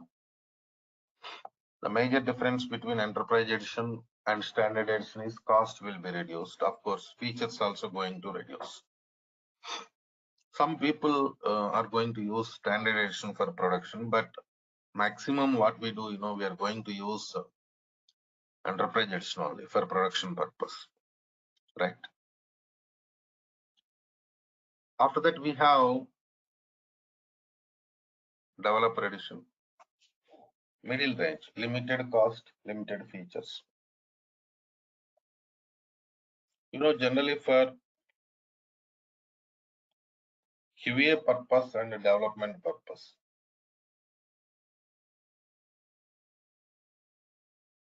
we use developer edition of the SQL Server. After that, we have Express edition. See, Express means, it is completely free edition. You can directly download it from official website of the Microsoft Corporation. But Express edition can be used for only practice purpose. Real-time purpose, we cannot use Express edition. Okay. Real-time purpose, we use Enterprise edition, Standard edition, or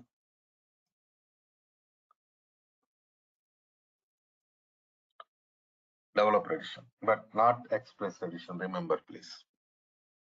Right. In the same way,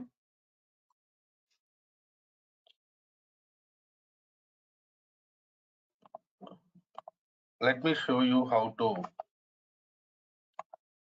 download this one. Of course, I already prepared installation videos, but still I want to show you how to go for downloading SQL software for practice purpose. SQL Server. In search button, type it as like this: SQL Server 2019 download.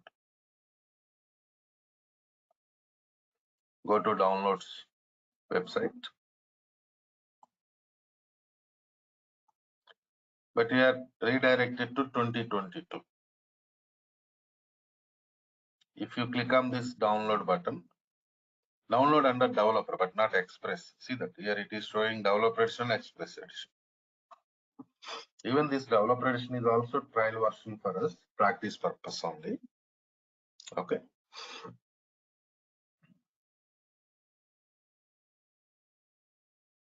So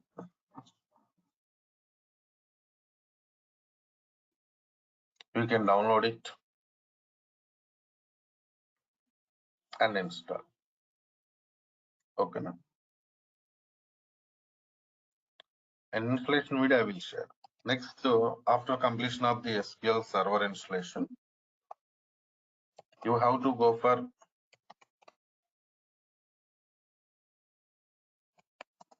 Management Studio download.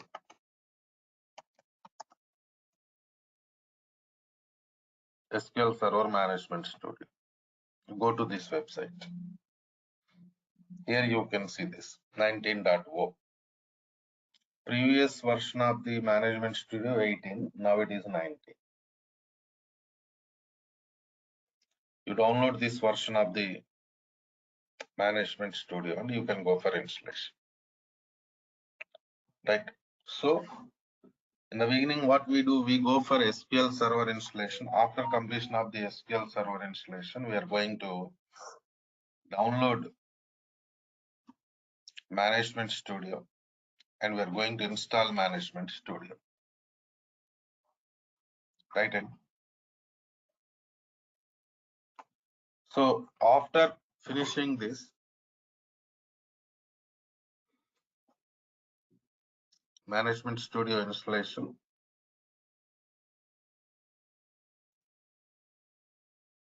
we are going to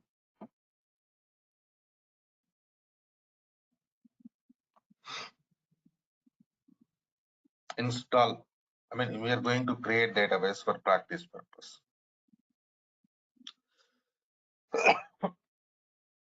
So I will give you that database backup file. And coming to next scenario, the tool. What is the tool we are going to use to interact with SQL databases? Tool name is Management Studio tool.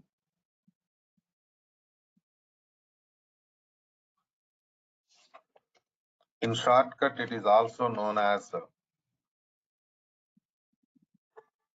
SSMS. SQL Server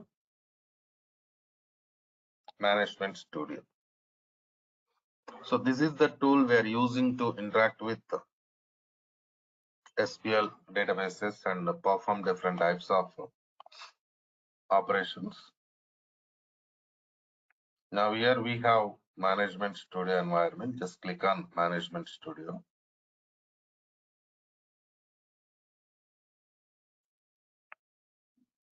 This is your server.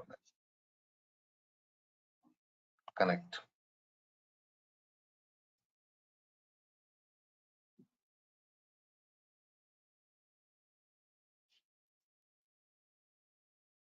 So this is Management Studio environment.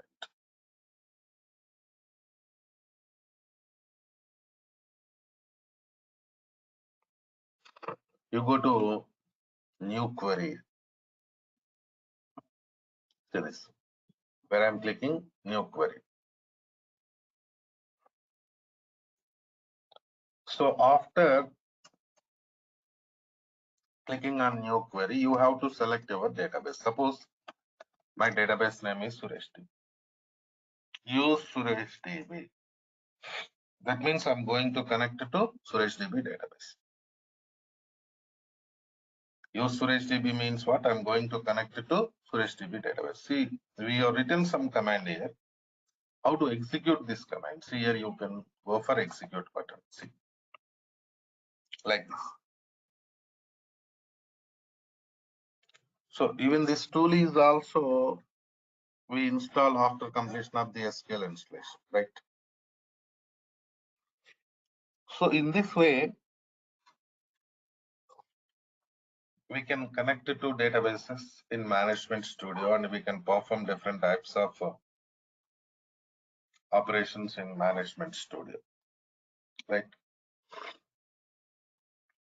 This is the way like how we are working. And coming to next scenario.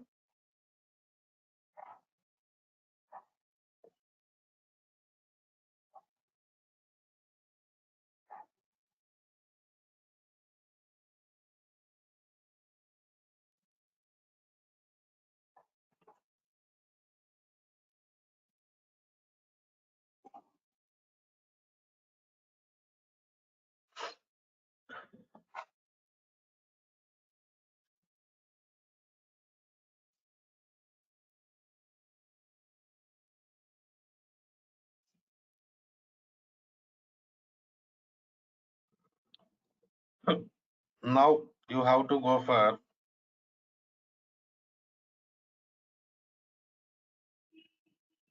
SQL installation.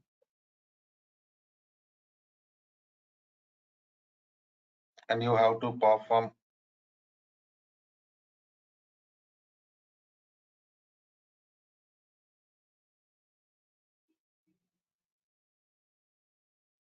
different types of scenarios here.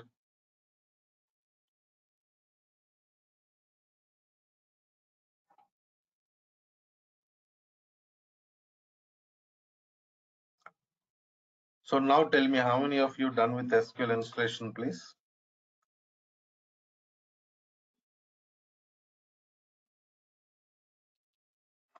Aish, you attended my previous classes, right? Deepak attended. Hemant, you also attended, right? Yes, sir. Pallavi, have you attended my previous classes? I mean, demo section only. Last week we did demo. Pallavi, I cannot hear you. Message, please. Rajalakshmi, I think you attended demo, right? No, sir. No, Okay. this is my first class. Yeah. So, Saurabh,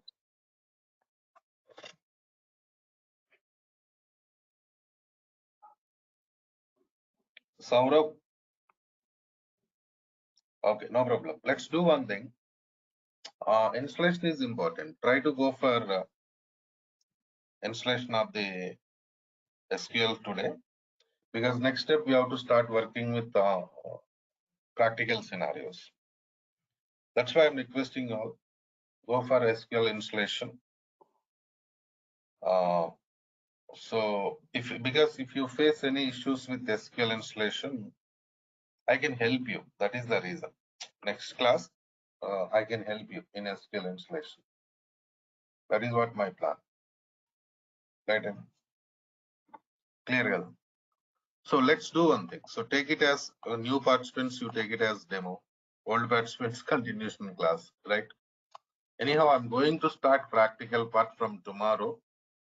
Lengthy sessions will be starting from tomorrow only. Okay, na? Right then. See you tomorrow.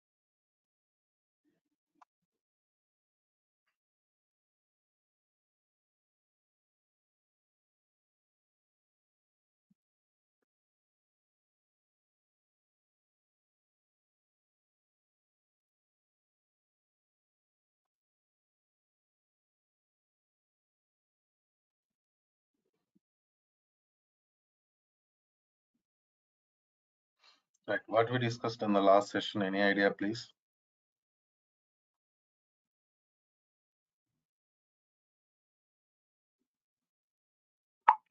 Hello.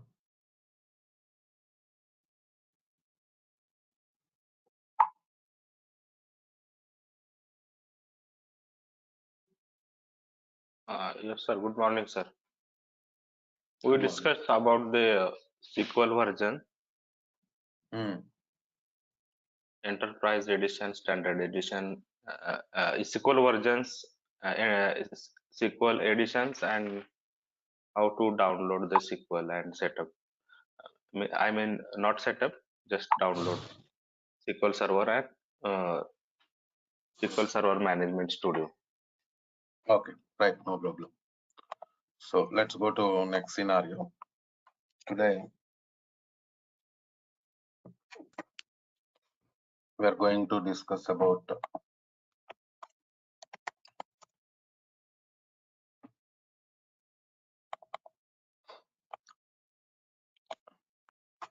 data types concept. So what are the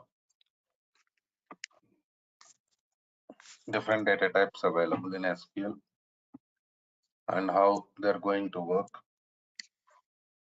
That and all I'm going to. So coming to next scenario.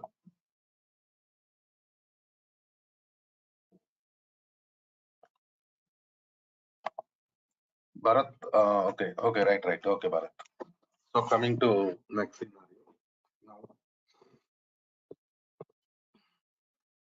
database means we are going to store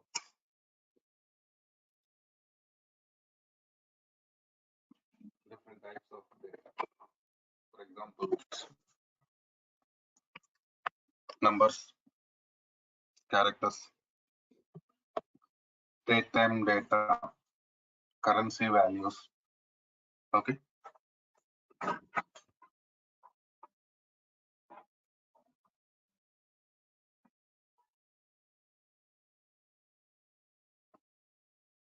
So in this way, different types of data can be stored in databases. So now, coming to next scenario. If you want to store any type of data in SQL Server environment, you need supporting data types. Okay. So, what are the data types available in SQL? That is really important. Today, I'm going to discuss about them. Tomorrow onwards, we are going to start with practicals. Right. So, coming to data types concept, number family. So, in the beginning, we have to discuss about number family data.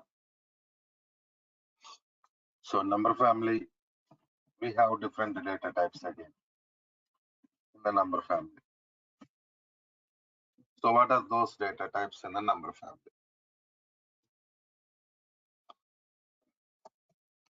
Integer.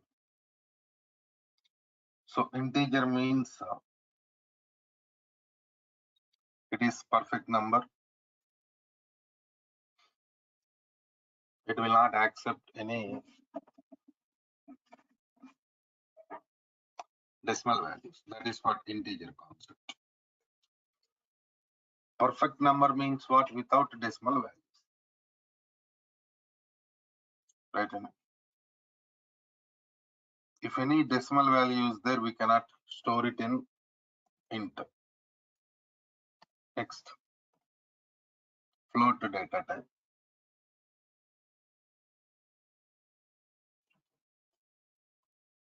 See, in float data type,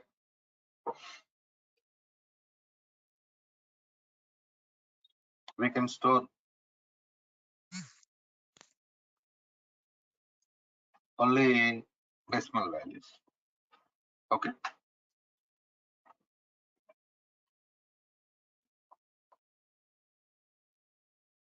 So we have different data types to store different types of data. Right? And so now here, integer for perfect numbers, float for decimal values. Hello. Sir, you are not audible clear. So here we have some other data type also. Right, now I think it's okay. Yes, okay. Sir, Numeric data type. This also comes under number only, numeric of p comma s. See,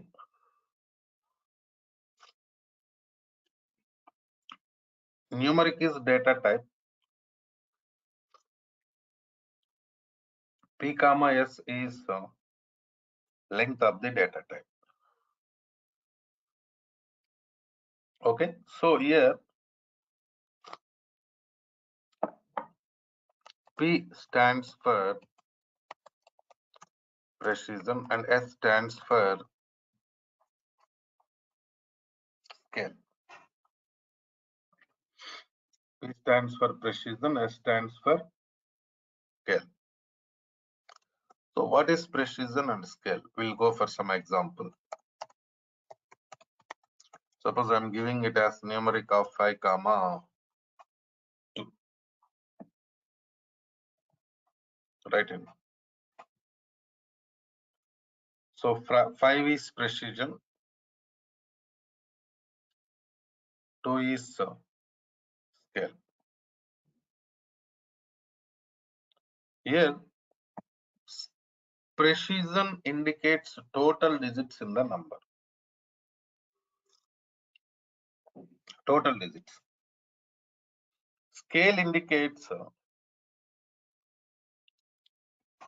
number of digits after decimal point. So total 5 after decimal 2. That means we can go for 3 before decimal, right? Suppose this is decimal point. What is the scale value? 2. Scale is 2. That means you can go for 2 digits after the decimal point. Like, so total 5 we have given 2 after decimal, so we can go for 3 before decimal. So this value is scale and the overall value is precision. This is numeric data type. Is it clear or any questions, please? Numeric data type is clear.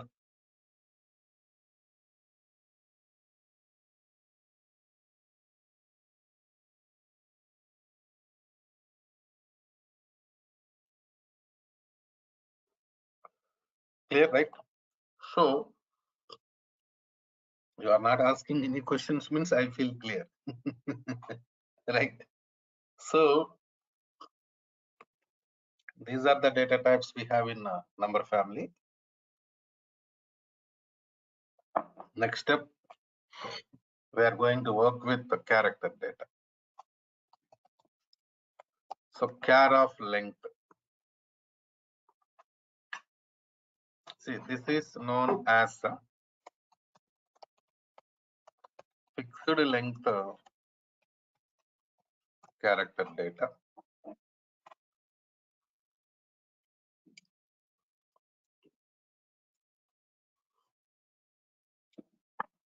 In the same way, it accepts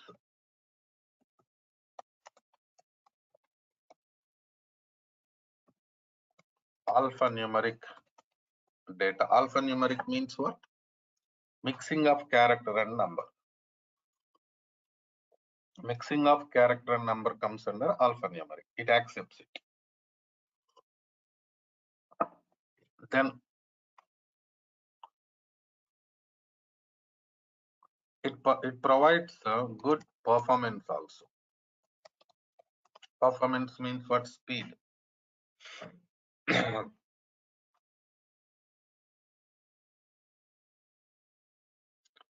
Accessing speed of the databases comes under performance.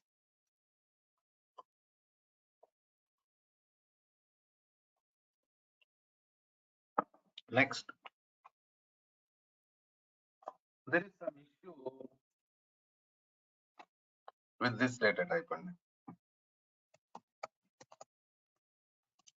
Memory wastage.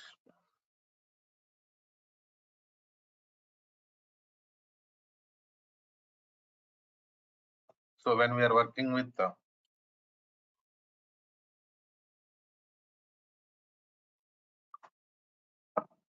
this data type, some memory wastage will be there, space wastage. But now the question is how this space wastage occurs. That is a question. I'll give you an example. See, we already discussed in SQL we can store data only in the form of tables, right? And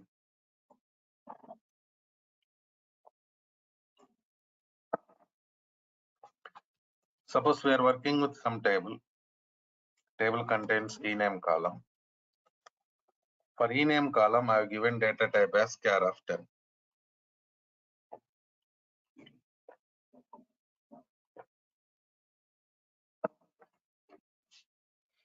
That means maximum of 10 characters can be inserted into ename column.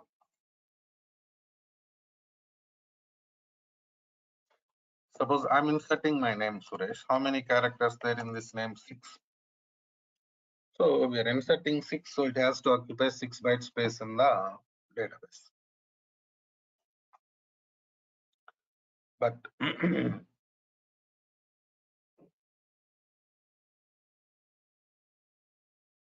what happens, you know?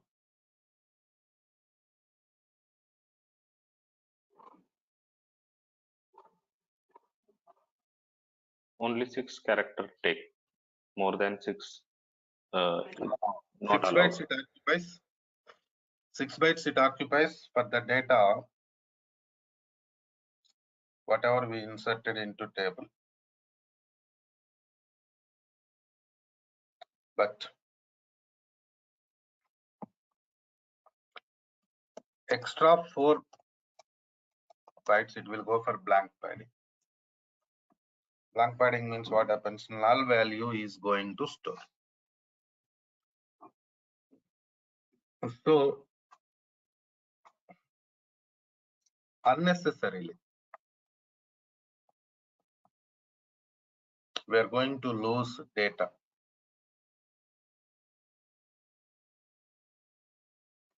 I mean space.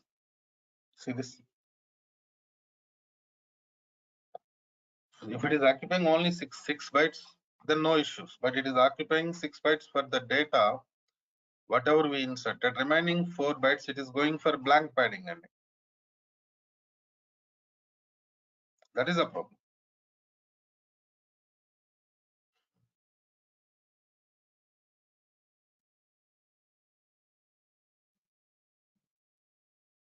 So because of that reason only, some data loss will be there when working with this data type. But still, why it is there in SQL? Common question, right? Because we are going to work with some fixed length columns in the databases. Fixed length means every time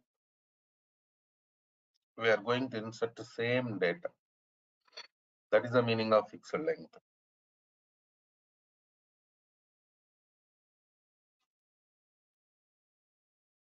True, true, true, false, false, false. This type of data we are going to insert, right? Some columns, every time same data.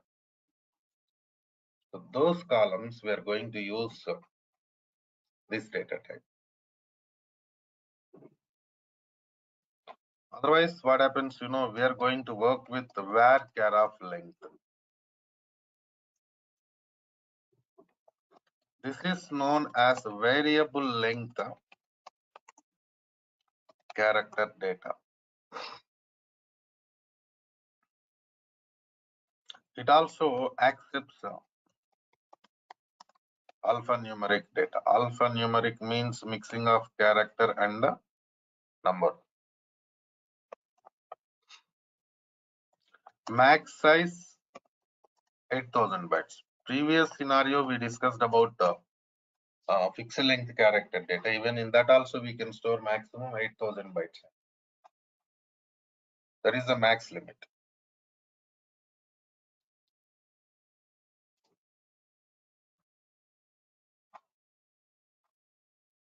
So in the same way, the only difference is no memory wastage. In this data type, what happens, whatever the data you are going to insert, it occupies memory for that only. No wastage. Right. So because of that reason only, maximum scenarios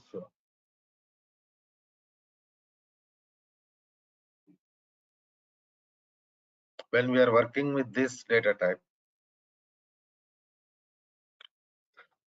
no memory wastage will be there.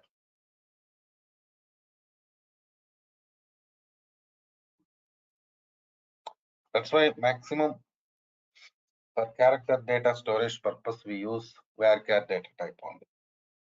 Okay.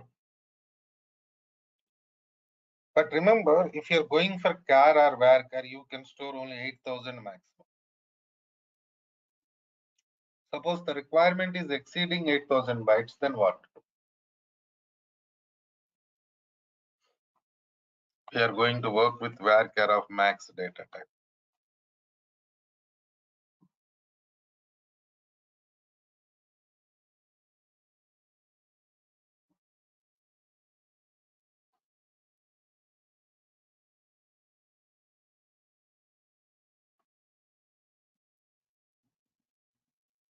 So varchar of max, everything like varchar data type only. Same scenarios.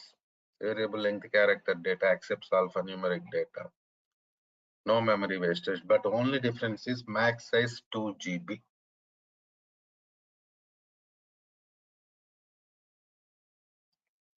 That is the only difference.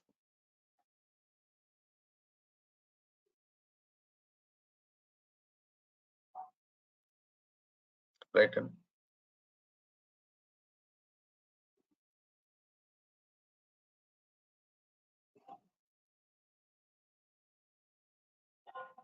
That is the only difference.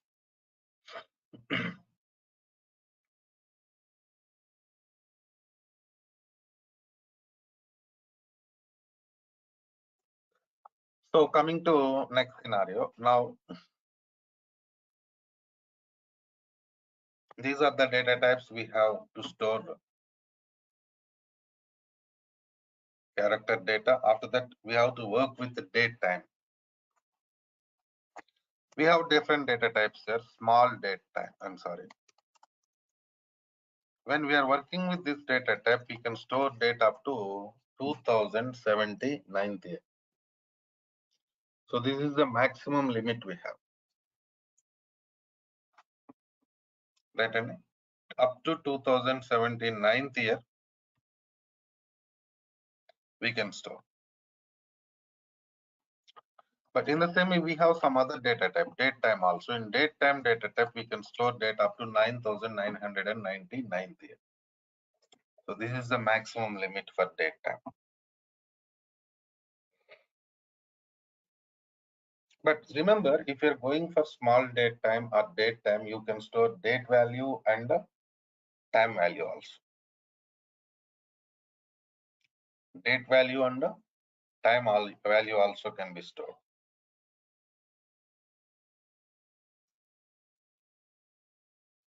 So if you want to store only date, only time, even for that also we have data types like this.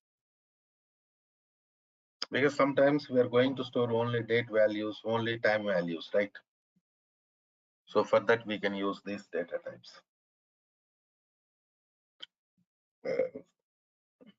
So these are the data types we have in number family to store different types of data.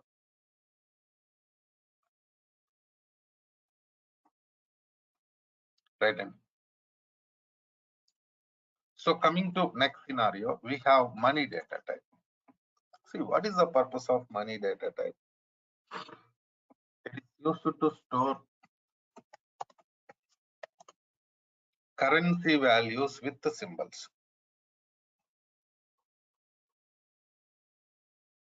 Here you can ask some question. So why you are going for separate data type? We have number family, right? We have different data types in number family, right? In number family,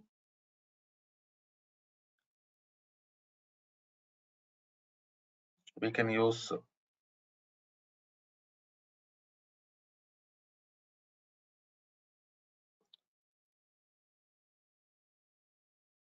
we can store this type of data, right?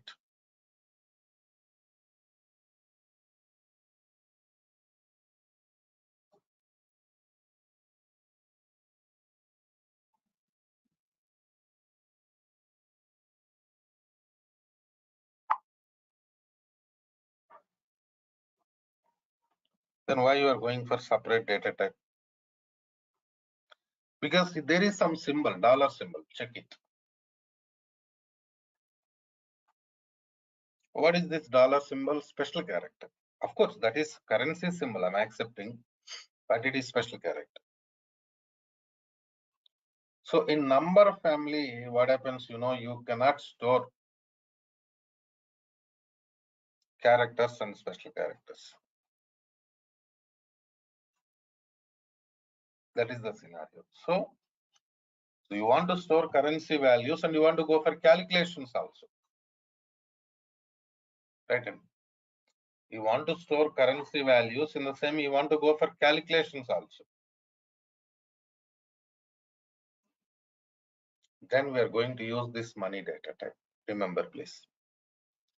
Then we have XML data type also. XML means like a file system. So XML storage we are going to do in SQL, there we are going to use this data type. Okay. So these are the major data types we have in SQL environment.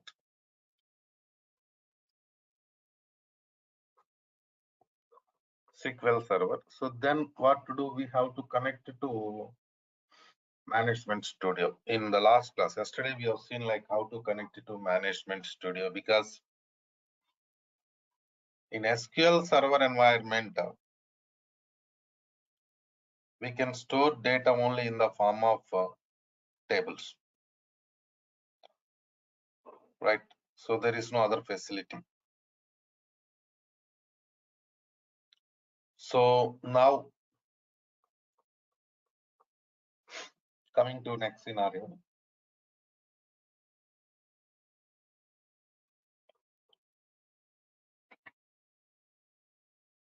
To create tables, to develop all scenarios, we need some tool. The tool name is Management Studio only.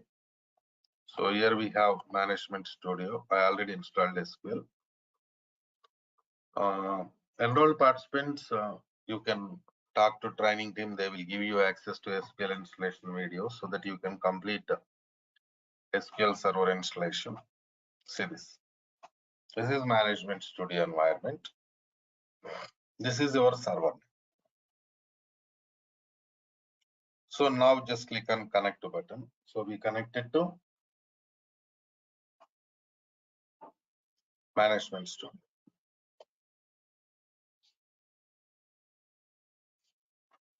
So here, if you want to write queries, because generally we are working with SQL Server, means we are going to write queries, right?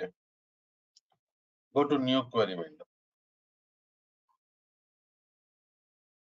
So in this window, we can write and execute queries.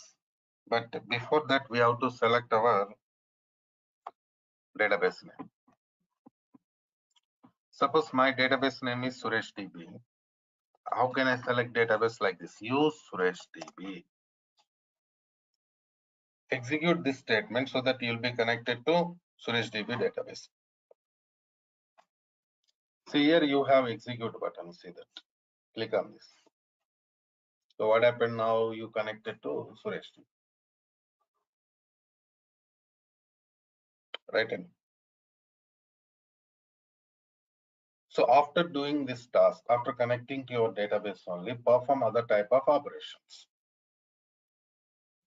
Perform remaining operations.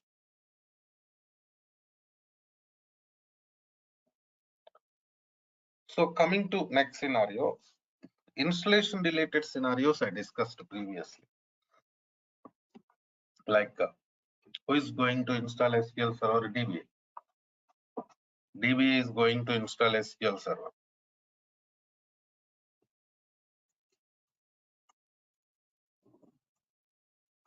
After completion of the SQL Server installation only, we create database. They only create database, right? And they only. Then we are going to work with the database.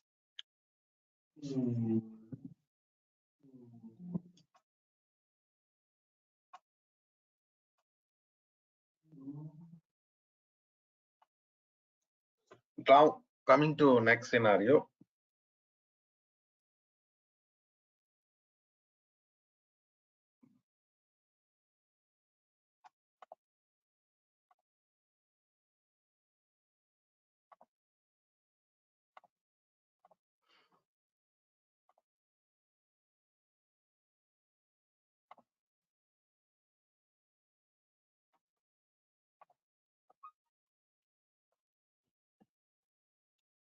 What are the different types of databases there?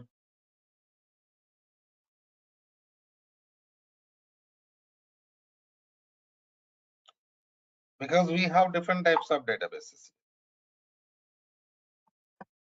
System databases, user databases. See, you are developer. See, this training is development training.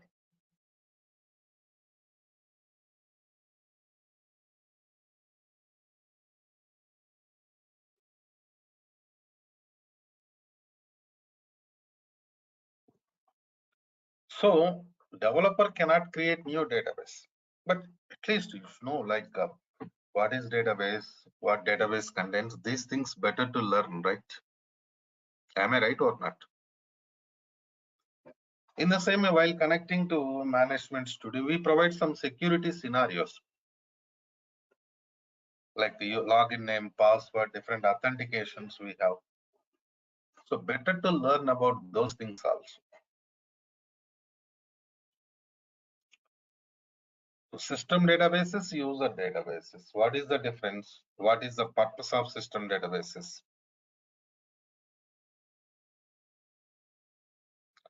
Better to discuss all these scenarios. Because if you start working with the commands, queries, then you cannot go back to these things. That's why better to discuss these things in the beginning only so that you'll get perfect idea. Okay, fine. So from where we are going to start? What database contains? How data stores in the database? You'll get overall idea in the beginning only, so that the things becomes easy for you to understand, to work, right? In the same way, the language we are going to use is SQL language. SQL stands for what? Structured Query Language. So this is common language for database development. By using SQL language only, we are going to develop different databases. I mean SQL environment. In the same way, we have SQL also. SQL stands for Structured English Query Language. In the beginning, there was common language SQL only. Now it is SQL only. There is no SQL. That's why still we are writing it as SQL, but we are calling it as SQL. You also call it as SQL only. Okay.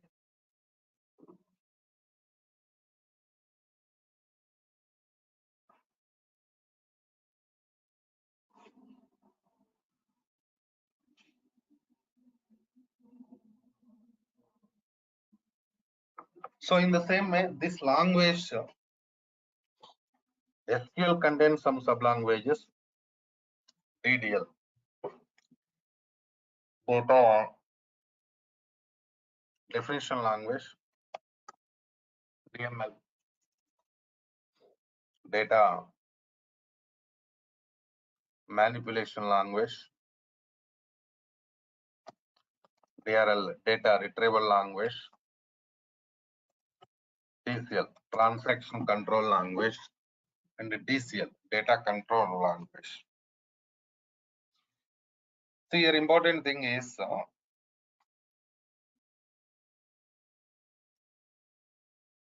DRL commands we are going to use maximum in the project environment.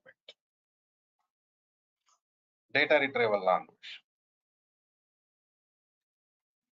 So DRL means what? Retrieving data from the tables.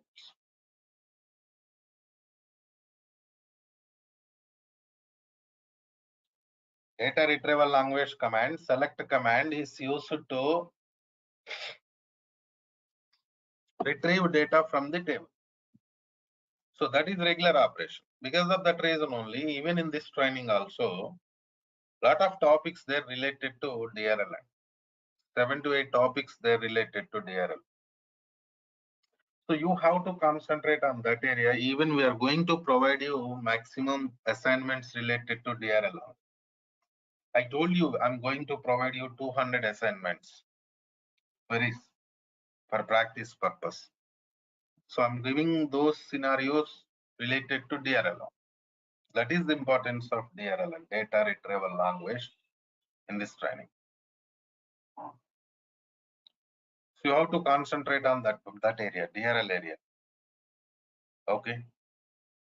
So this DCL area, data control language, means what are the different types of logins, authentications there, how we are going to work with them. I mean, generally when we use authentications while connecting to management studio, right?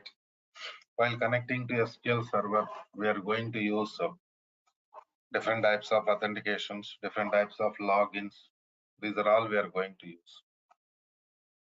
Right, and so those things also I'm going to discuss very clearly. Tomorrow I'm going to start working with DCL, data control language, security related scenarios. Very clearly I'm going to discuss. After that, I'm going to work with the databases creation. System databases, user databases, these are all I'm going to discuss very clearly in tomorrow's class, because now we have some time, but that is not enough for me to discuss those things. Even practical part also we are doing tomorrow. Okay. So tomorrow same time we'll start the class, and don't miss tomorrow's class. Okay. Right. Yes, sir. Sir, I have one question. Hello. Tell me, what is the question, Hemant? Sir, there is a need every day we register.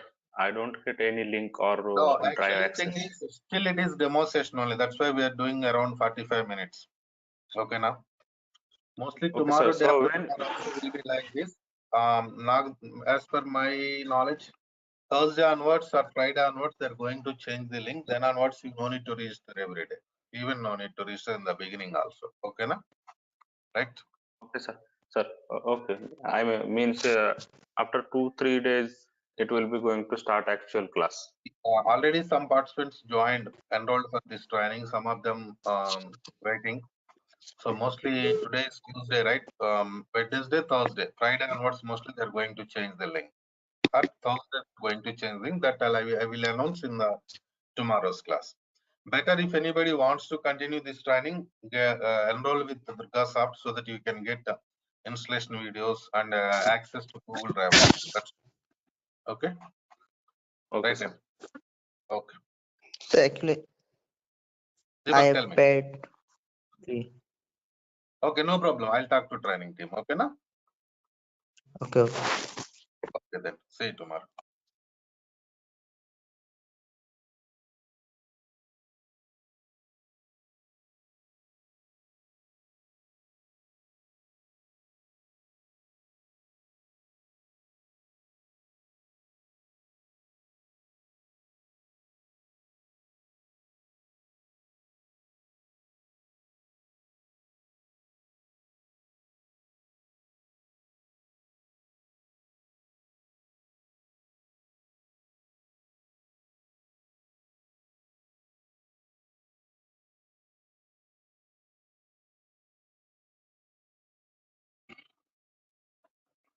Right, all of you. So let's connect it to Management Studio.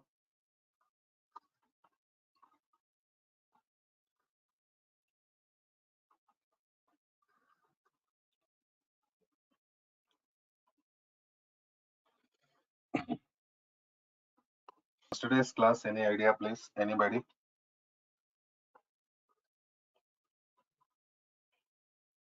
Any idea? Data types discussed, right? Right. After that, today we have to start with commands part.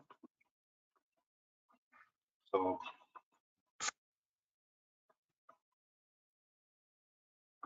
let us see that how to work with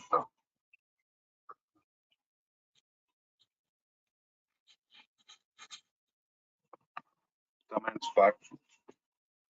In the same way,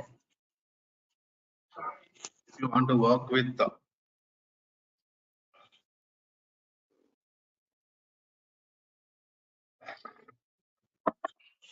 command part,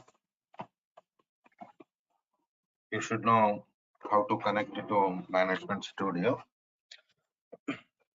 This is Management Studio. Here we have, and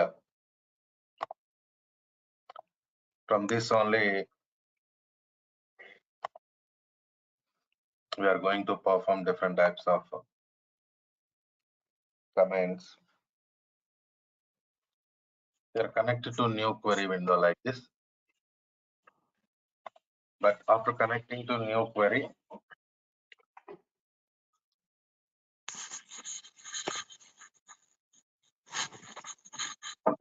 you have to select our database. Use database name. My database name is Suresh DB. Execute. Execution purpose, we are using this execute button. Okay. Now we connected to database. Then we have to work with remaining things. So in the beginning,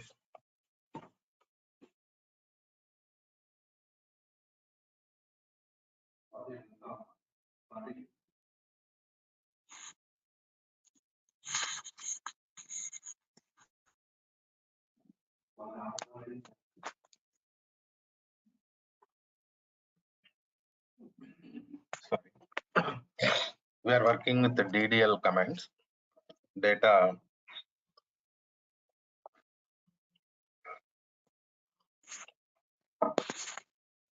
definition language commands. We are starting now. After that, we work with other types of commands. So create command.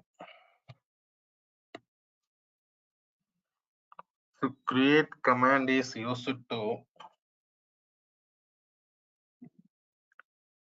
create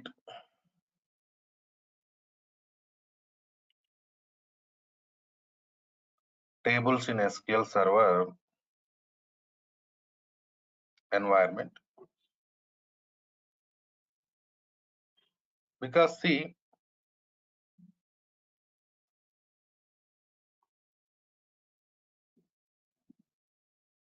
in SQL Server environment,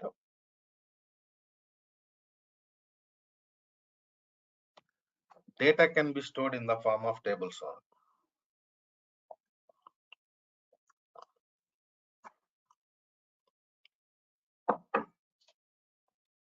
In the beginning, we are going to create table, then we are going to store data.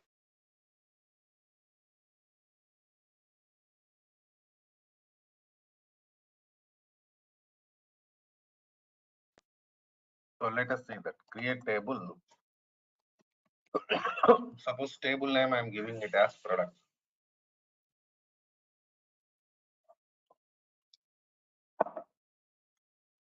What is the table name we are giving? Products.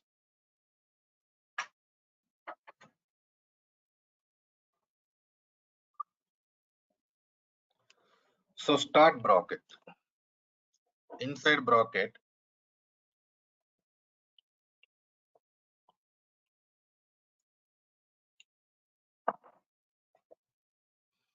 we have to define columns because table contains columns, right?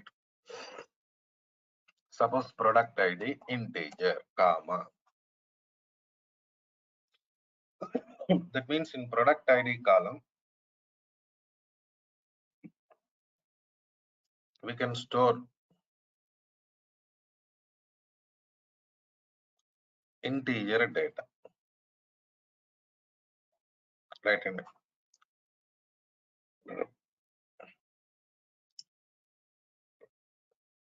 Next, product name column. Suppose varchar of 20, character data. Maximum 20 characters. Next, order date, date time.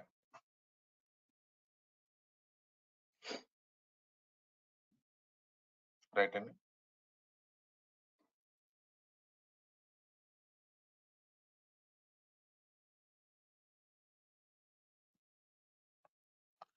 After that, we have color of the product, that is varchar of 20. Close bracket. Execution done. Okay, now see, here important thing is we created this table with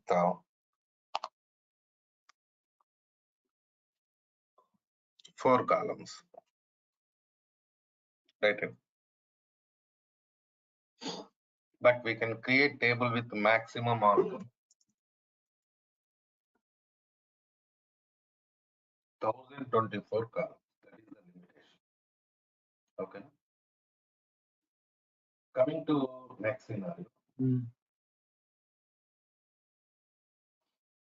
Now, table created means we just created only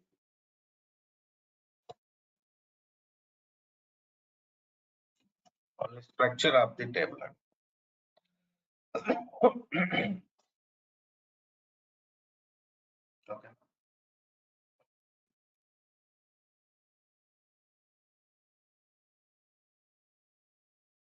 Only structure, because table contains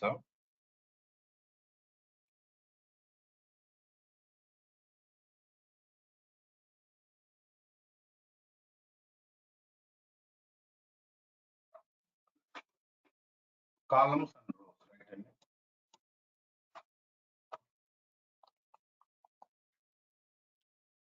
So we created only structure now. So how to check this structure? SP underscore help table name products. See this. That is the structure of the table we created. Right? And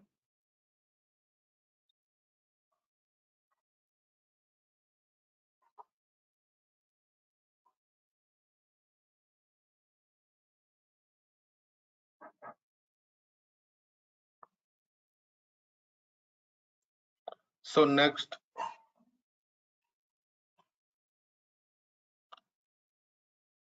SP underscore help is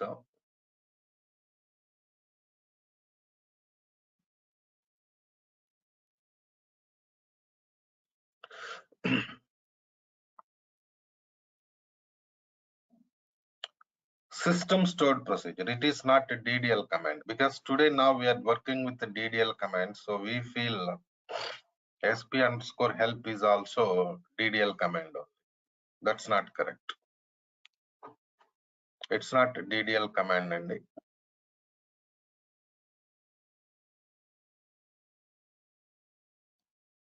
so now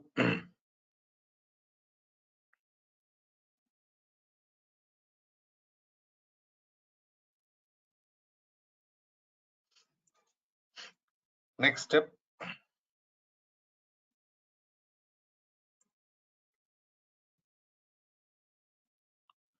table already created.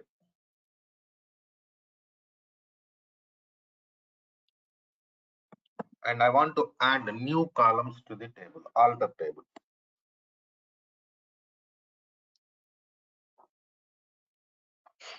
Adding new columns, because table already created, it is there in the database, right? Alter. Suppose alter table products. Add. Suppose I want to add sales amount integer, comma. In the same way, category varchar of 10, like this. Done. That means what happened now? We added new columns to the table. How we added new columns to the table? By using alter add command. Right. And by using alter add command, we added new columns to the table. Check it. So if you want to check it, what to do? Go for SP underscore help products, because structure, right? And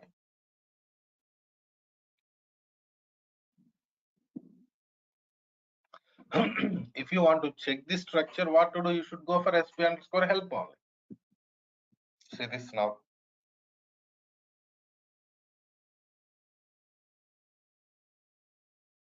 Added new columns added to the table. See here you can see added columns.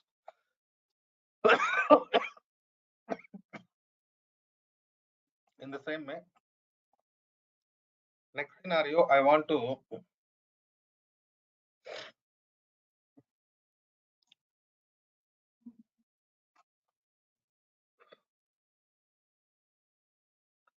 drop columns from the table. Suppose there is some column, category column. I want to delete only category column from the table. Alter drop. See this alter table products. Drop column category. So now what happens, see that that particular column, category column dropped from the table.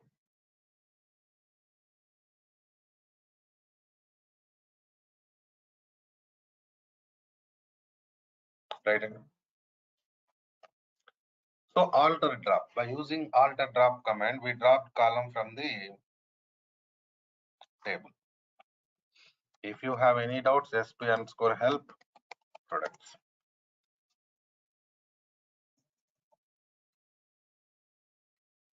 See this, there is no category column existing in the table. Okay, now?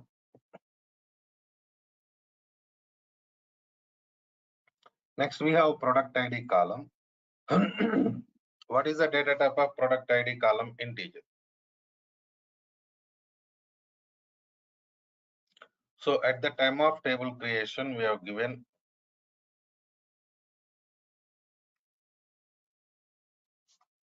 product ID column data type as integer.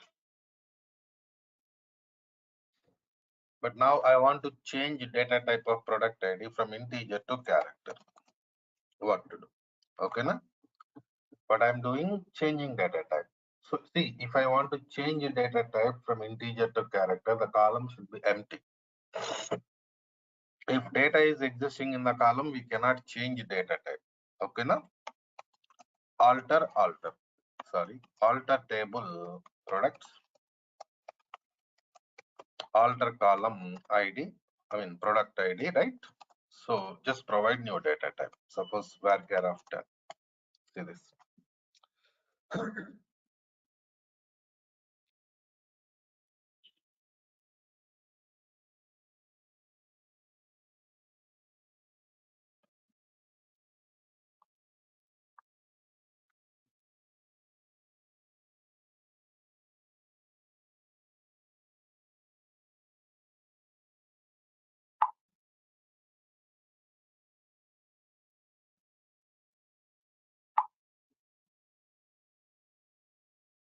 Right hand.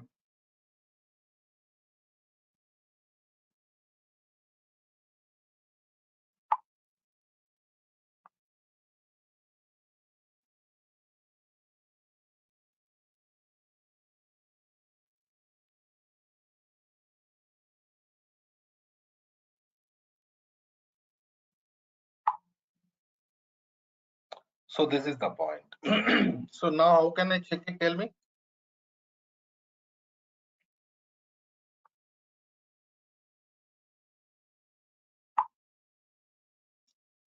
So I can check it by using sp_help table name products.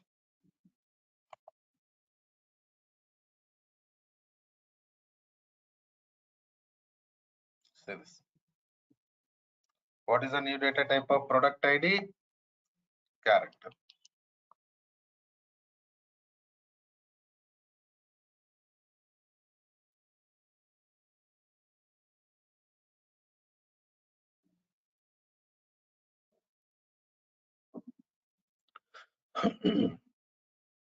Right hand.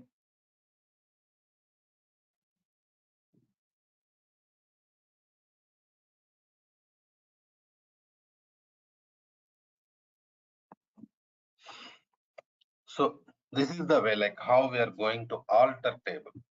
So you create a table in the beginning. After that, you are going to, you just added new columns to the table and dropped column change data type of the column. So different types of operations you performed. Right? And so now next command, truncate command. What is the purpose of truncate? Truncate command is used to delete data from the table. What it can do? Only deleting data from the table.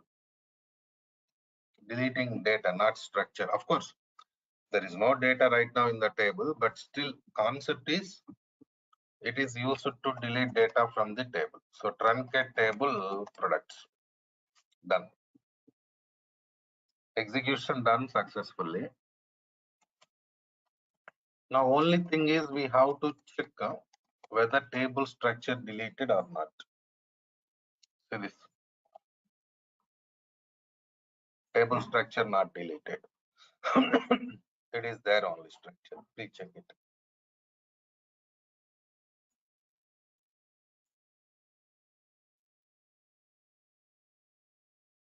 Right, Anna?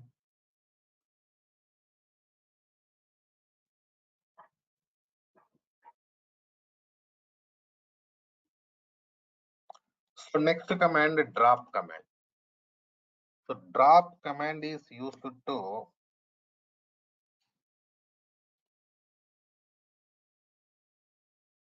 delete the table from the database. Suppose drop table products. So this what happened, table dropped.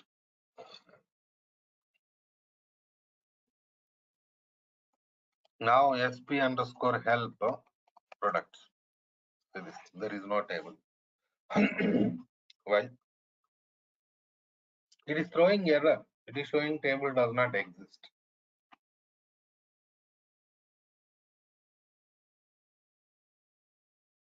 Why it is showing like that? Because table deleted. Because we dropped the table by using drop command, right? So if you want to work with the same table, what to do? You have to create it again. See this. How I'm going back like this, Control Z. By using Control Z, we can go to previous commands in Management Studio, new query. Okay, new query window.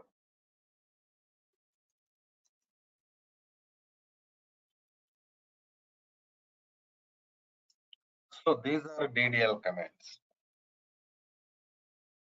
Is it clear? DDL commands clear, or any questions, please? Right.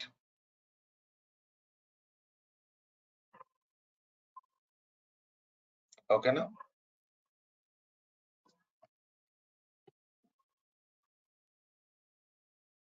So after finishing DDL, we are going to work with the DML, data manipulation language, insert command.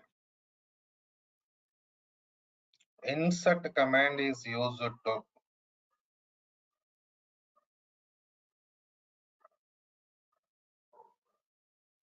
insert data into table.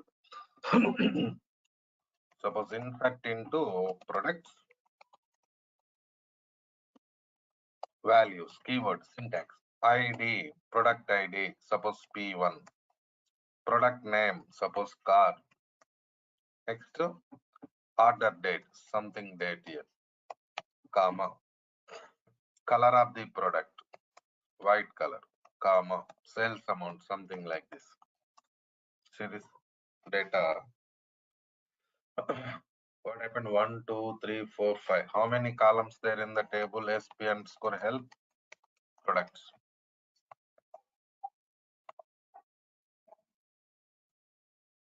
Oh, only 4 columns available.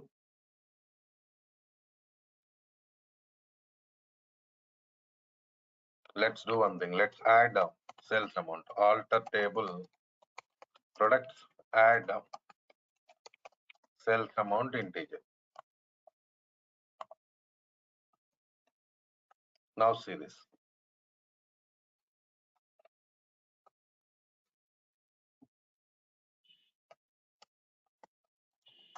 Oh shit. We created table again, right? Wait.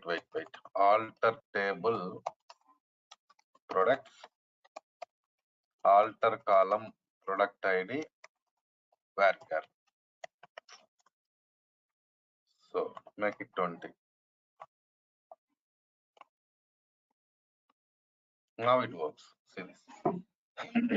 Data inserted. But my question is, we used single quotes for some values, but for some values we are not used single quotes. Why? The reason, these are character data type columns, date time data, character data, number family.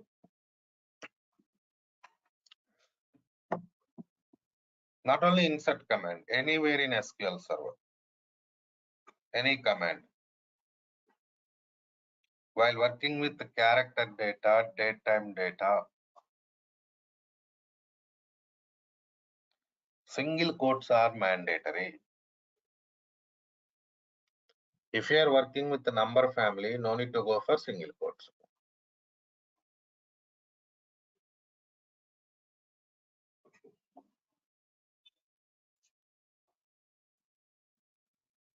That is what the scenario.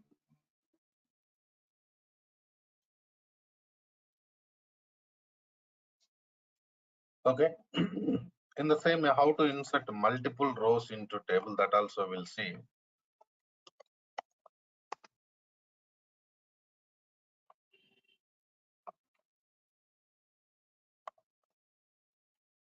Here go for comma, start bracket. Again, no need to type insert command. Okay, na? Right.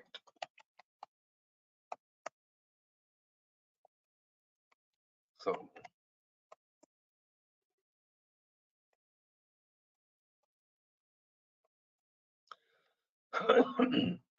like this. See now what's happening here? We are inserting multiple rows. See this.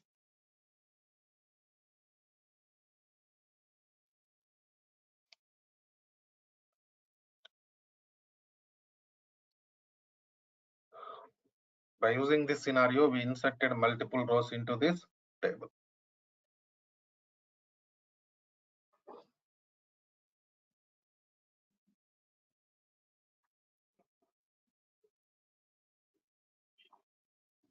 In the same way, suppose I want to insert null value into sales amount. So now you have to declare like this: product ID, product name, order date, right? Comma. What is the next column? Color column, I think. So values. See this. So when you want to insert null value into some column, you do like this. You have to declare columns. Suppose product ID P for product name cycle.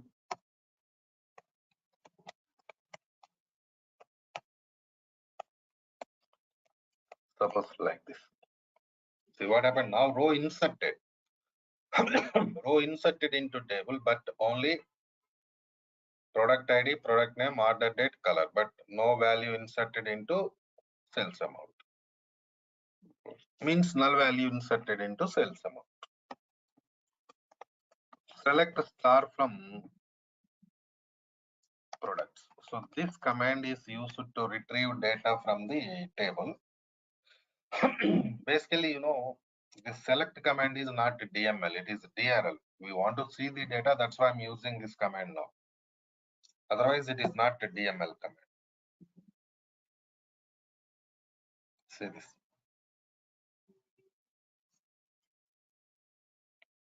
Next DML command is update. Used to update or replace old data with new data. Update product set. For example, sales amount equal to 3000. But whose sales amount you want to update? Fine, you are going to update sales amount, that's okay. But whose sales amount you want to update? So we are writing condition where product ID equal to P4. See this.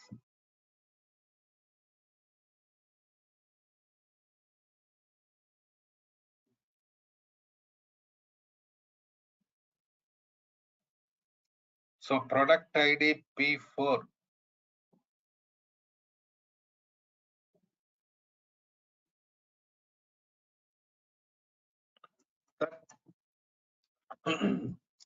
product sales amount updated. If you have any doubt, say this. Updated or not? Please check it and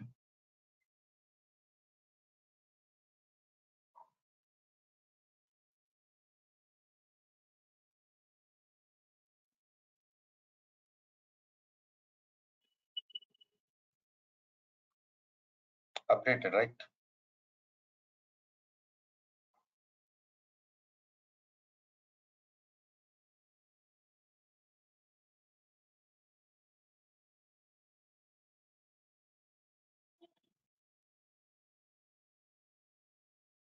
So next command is delete. Use to delete the data from the table. See, we already worked with the truncate, right? Then what is truncate command? DDL commands we worked with the truncate, right? Truncate also used to delete data from the table only. But the thing is, difference is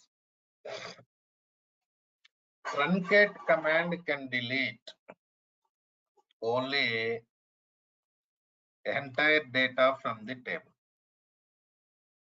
Only entire data from the table.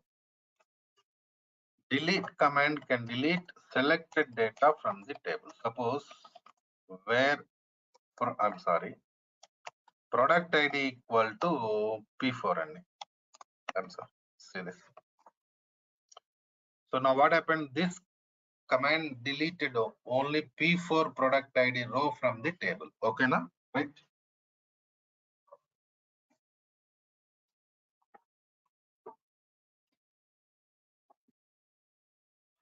But you cannot do this task by using truncate.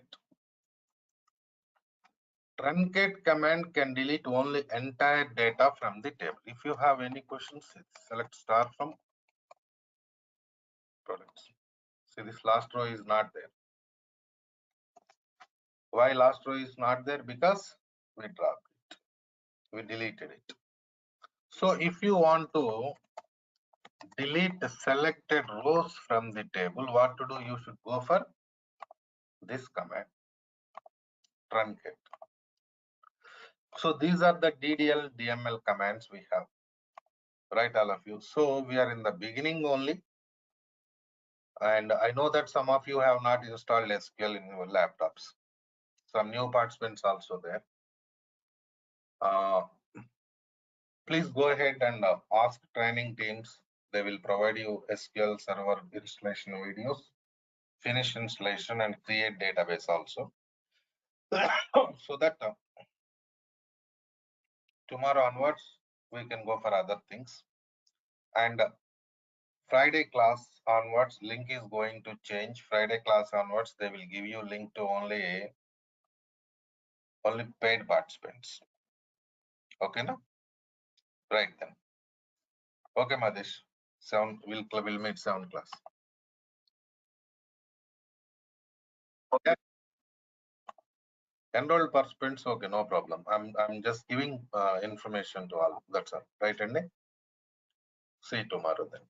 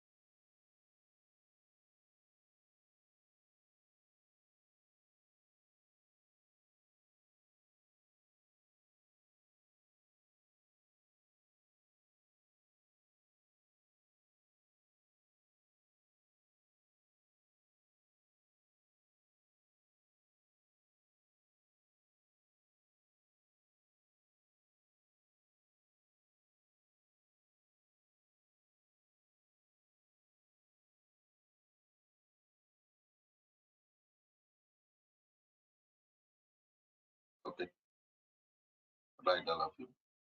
So let's connect it to Management Studio. So what we discussed in yesterday's session, tell me please. What was the topic we discussed in the last session yesterday?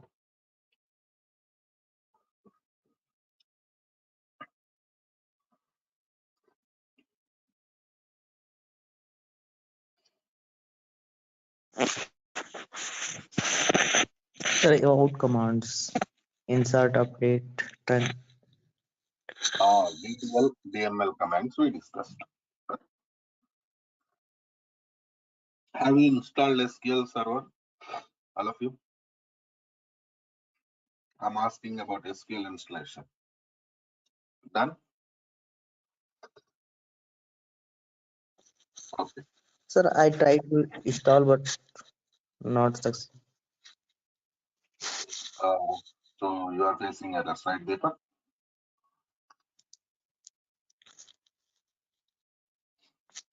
Okay, no Sir, I am problem. trying to install Ubuntu. That's what, yeah.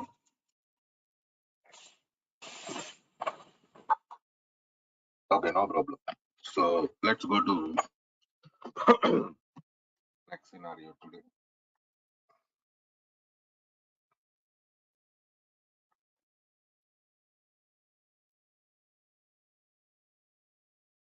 Right.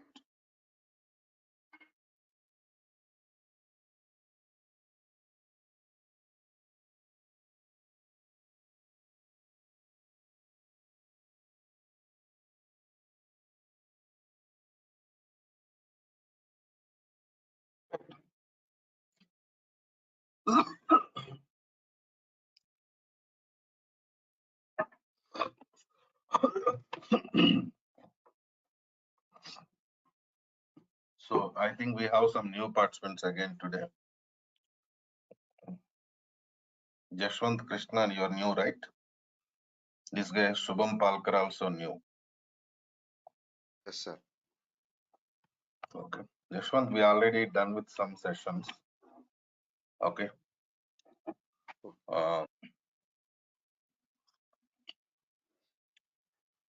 So if you are okay to continue the training, we can go for backup class. I'll give you backup of those classes. Okay. Yes, sir. Okay. So coming to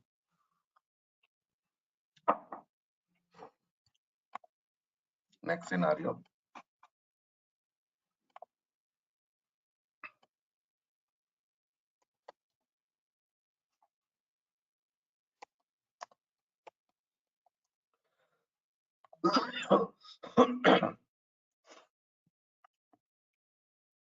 Today we are going to work with data retrieval language.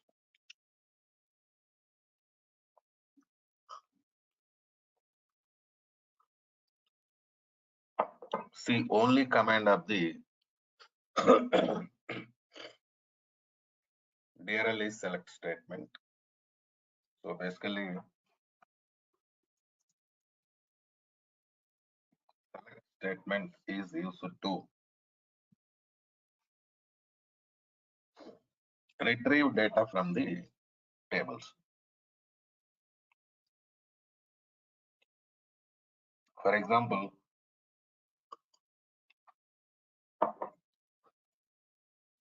you create a table, inserted data, updated data, deleted data.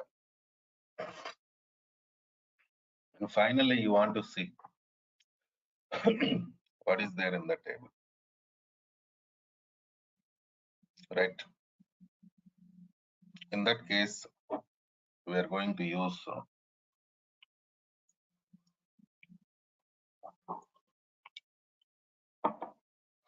select statement, query part, querying data.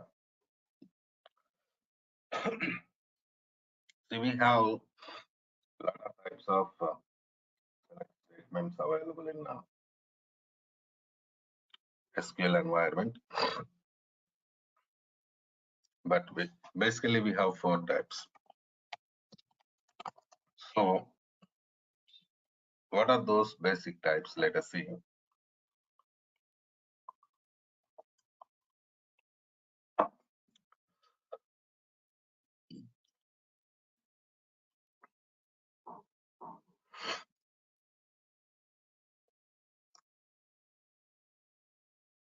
Select star from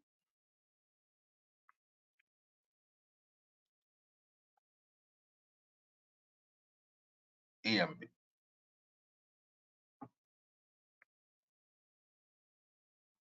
Right.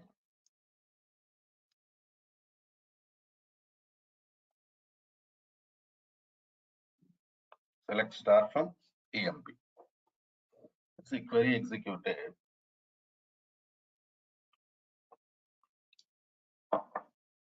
It retrieved entire data from the table. All columns, all rows retrieved.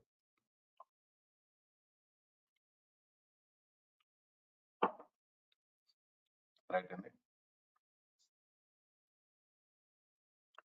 All columns of the table, all rows. But here I'm using star operator.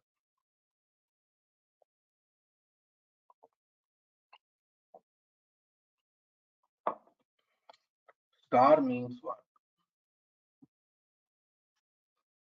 Star means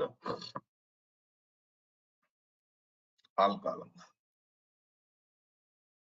All columns of the table. In the same way, there is no condition in this query. Is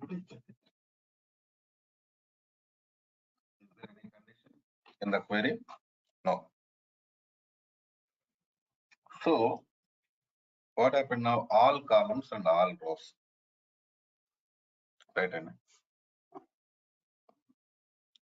All columns and all rows retrieved from the. So when you are using star operator in the select statement, it retrieves all columns. Okay. Because better to maintain clarity in the table, we have columns and rows also.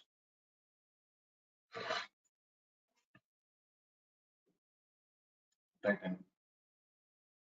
Columns means structure of the table. Rows means data.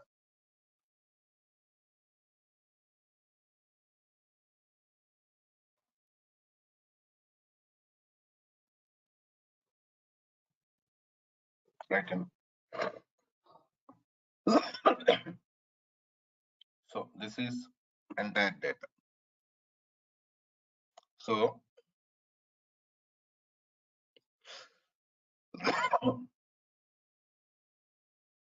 next step, I want to retrieve all columns, but only selected rows. What to do? Where condition? See, here we have department number column in the table.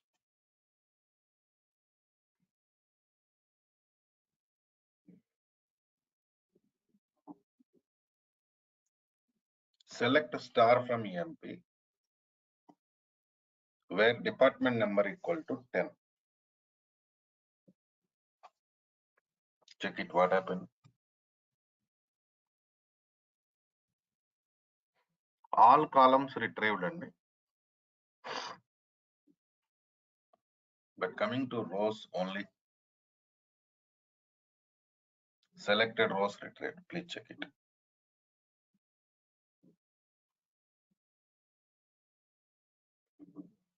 Only selected rows retrieved.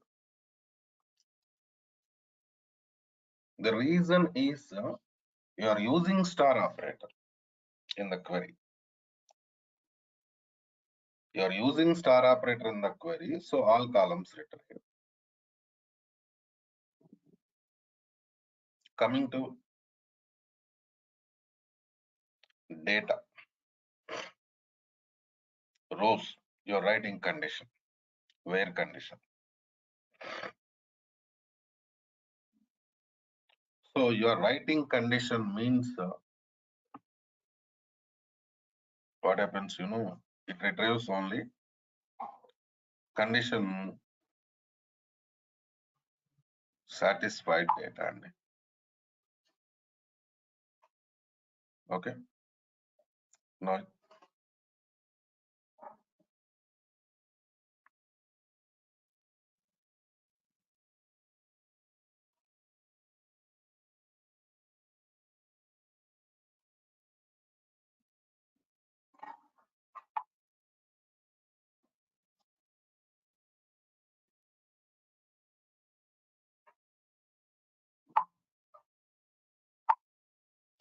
so next model,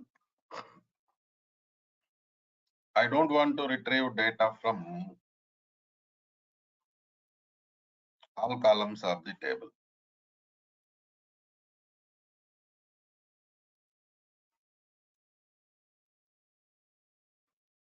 Right hand. See, if I want to retrieve data from all columns of the table, then I have to write star operator. I have to use star operator.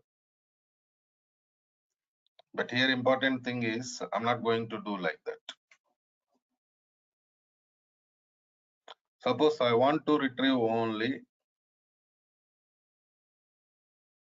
e-name and salary.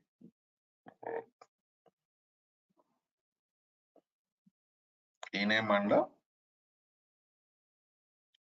salary from the table. What to do?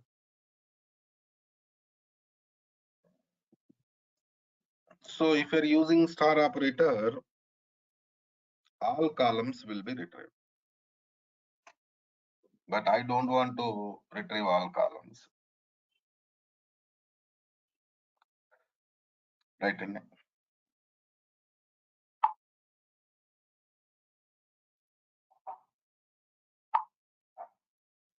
So let's go for statement here. Select e-name comma salary from employee. See this?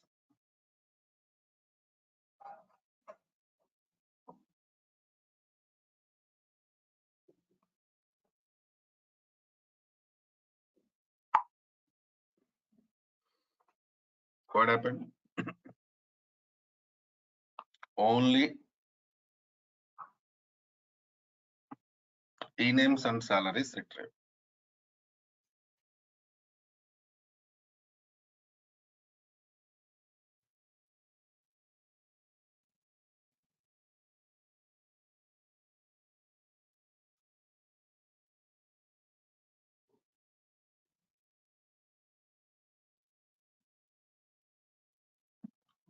All e-names, all salaries retrieved. Please check it.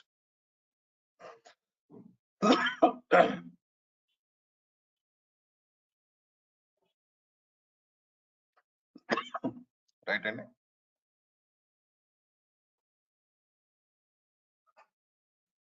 all e-names and all salaries retrieved. Next model, I want to retrieve only selected e-names, selected salaries. Where condition? See this.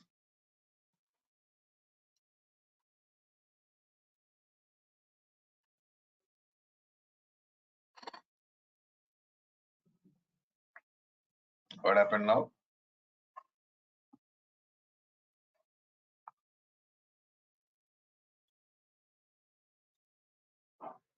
Only department number,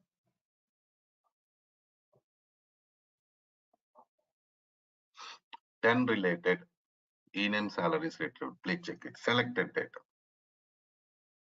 Right, and that is the scenario.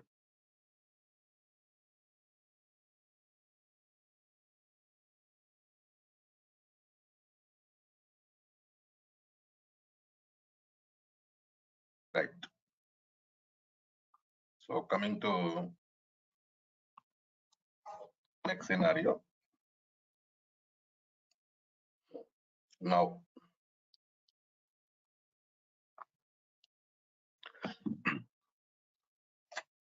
these are the basic types of select statements. Practice. Because if you are practicing these things, you'll get clarity. Okay. So coming to next scenario. Now,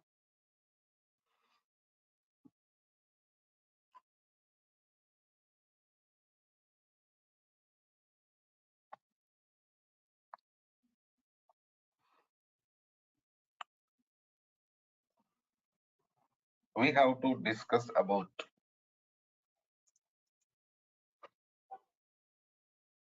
security part. See, while connecting to Management Studio,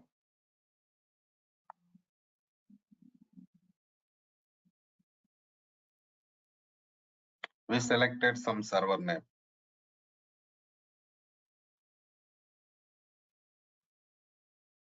We did some other operations also. Right.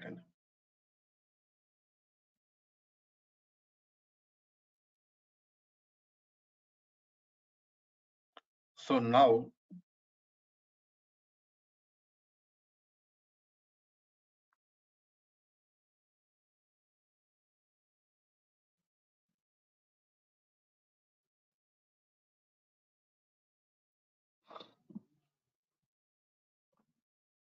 at the time of connecting to Management Studio,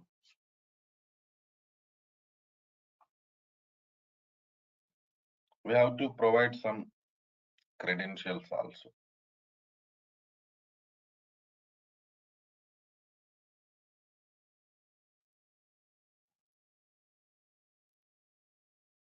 Credentials means what? Username, password.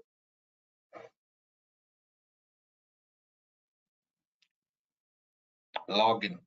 So what are the different types of logins there in SQL and how we are going to work with them? I mean, how we are going to use. So these are all really important for us because we're in the beginning of so better to get some information about that knowledge. See, here we have Windows authentication login and SQL Server authentication login.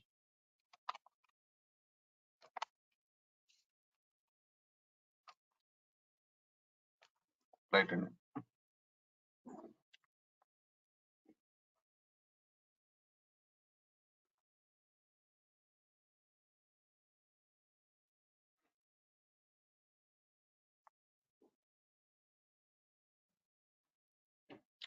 So now,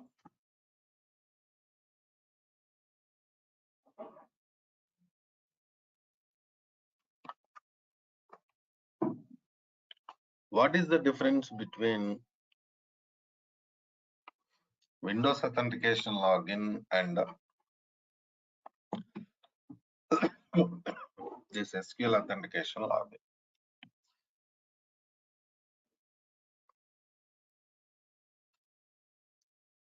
See,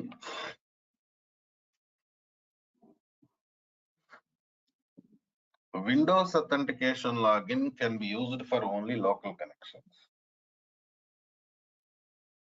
In the same way, while connecting to Management Studio, Windows authentication will not ask for credentials.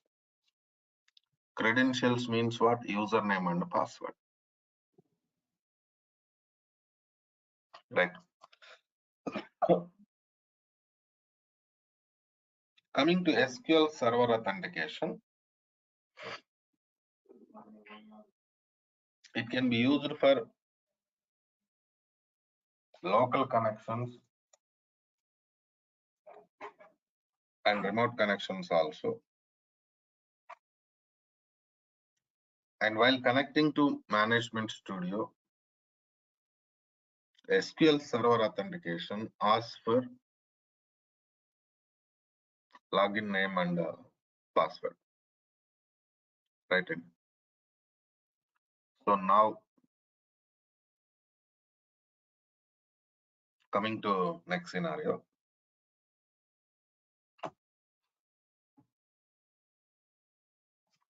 Close this Management Studio.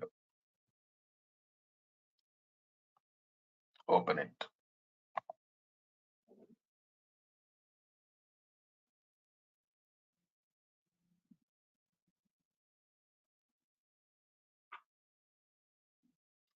So now we are connecting to Management Studio, right? You can see authentications. See, select SQL Server authentication. Okay. Select SQL Server authentication.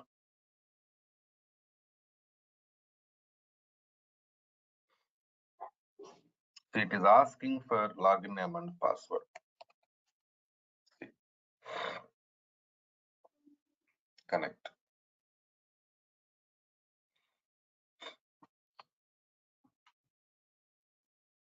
What happened here? You provided your login name and password.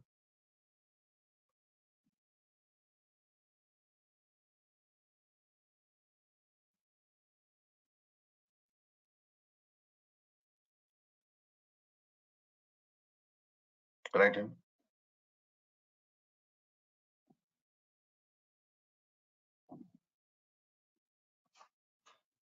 So here you can see login name also. Who connected?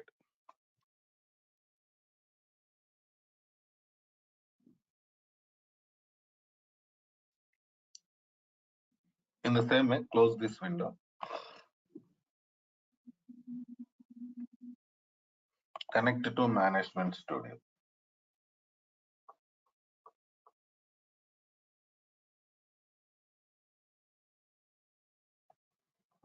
Select Windows Authentication. See, it is not asking for any credentials.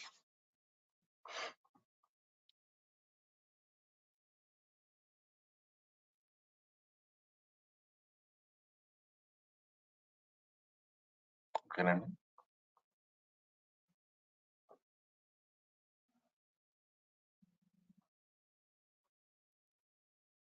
Why? Because Windows authentication, it will not ask for any credentials. Connect.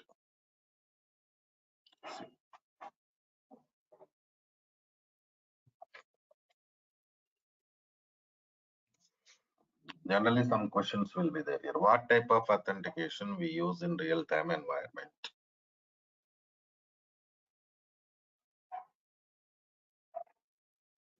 That I cannot predict. Okay. That depends on your client, your organization. Right. And so different scenarios will be there. Based on different scenarios, they're going to give you Windows authentication, SQL authentication. Okay, no? Right. So this is the thing. This is enough for us from security. So what are the different authentications available? How we are going to work with them? Those things required for us. So let's connect it to Management Studio.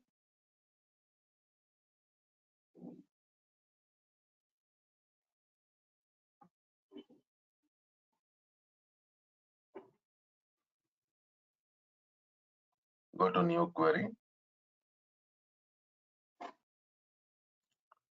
So don't forget to select your database. Use Suresh DB.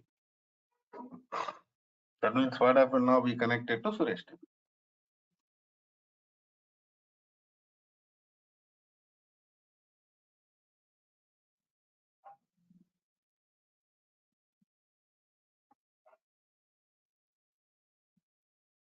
Right. And next step.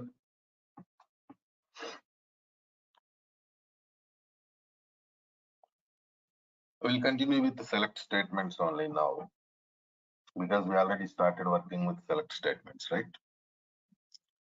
So basic type of select statements we discussed.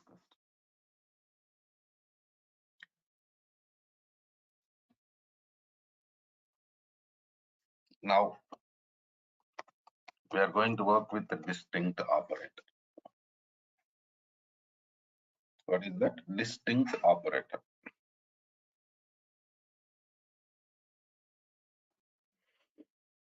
So what is the purpose of distinct?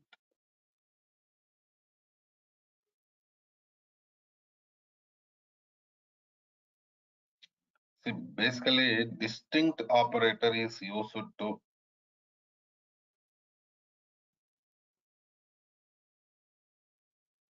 retrieve unique data from the column. For example,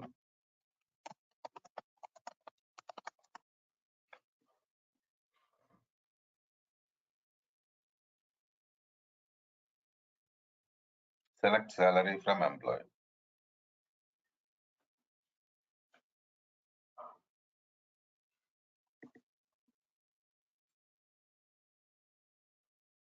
See this, here we have duplicate data.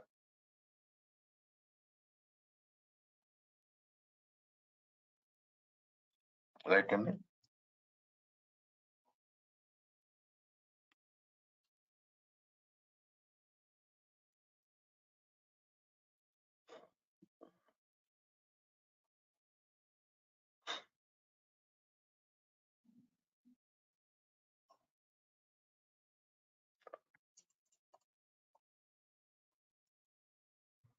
So we have duplicate data there. Please check it.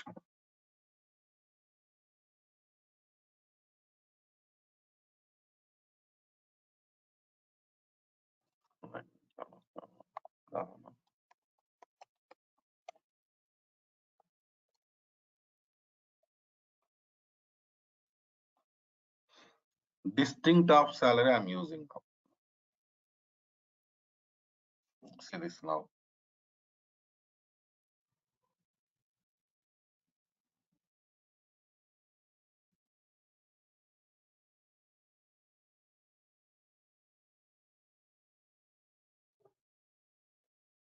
There is no duplicate data.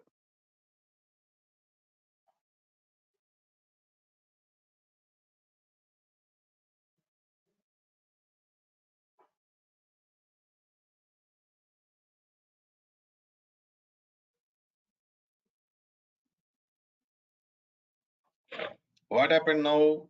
Distinct operator retrieved only unique data from the column.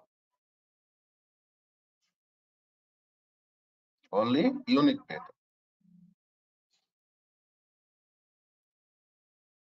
Generally, we feel like data deleted. Whatever the duplicate data is there in the column, that is deleted. That is what our feeling.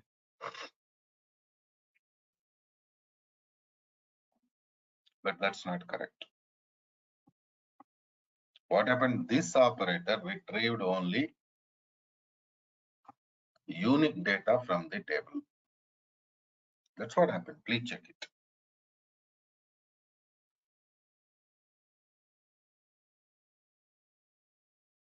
Is it clear? Sir, I have one doubt. Tell me, please.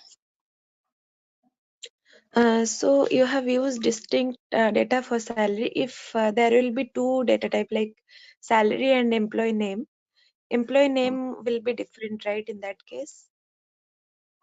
So you have to apply distinct operator on individual columns. Okay. Right. Okay, now. Any questions? Okay, thanks. Anybody, please? Sir, is it possible So to take a second column as well, salary No, and that's not employee? possible. No, Okay. not possible. Yeah, tell me, Rajalakshmi. Sir, you have used before star operator, right? So Where? star operator will be like for whole table it will show, is it? Star means Yeah. all columns. Okay, sir.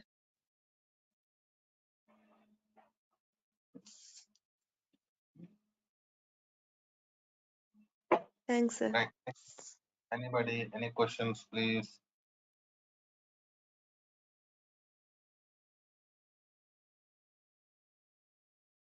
Okay, let's do one thing. Some of you have not installed SQL Server. I know that. Even database also not created. Because if you want to create a database, you need backup.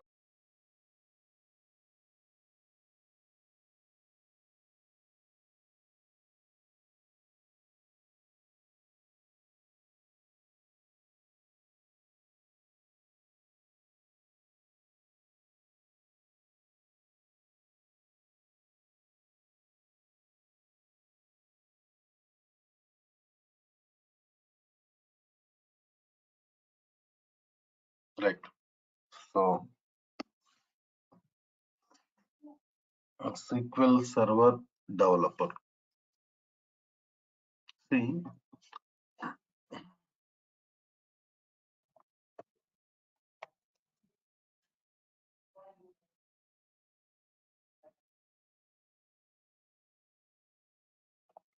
so in this training part,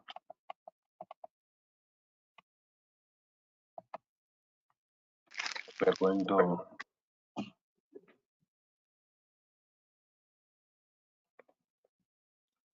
work with the development tasks of the SQL Server. So different scenarios like tables creation, commands, queries, some programs like stored procedures. So these are all we are going to work in this training part. Okay. So I am talking about tables concept. See, in RDBMS databases,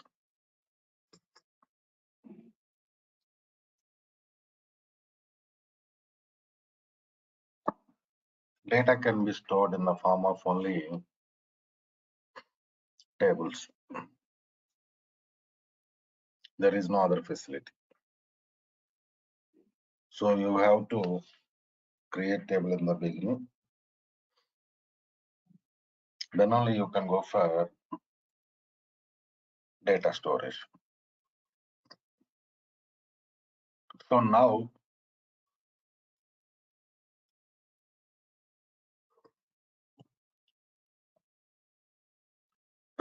what table contains?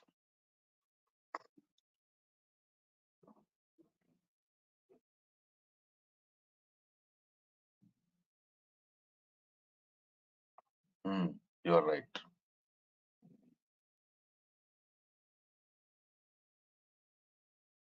Okay.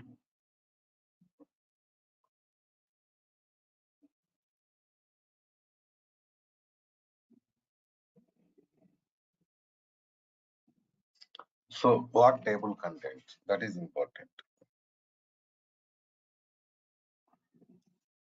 Table always contains columns. Columns means structure. In the same way, rows. Rows means date. So what is column? What is row? General confusion. See,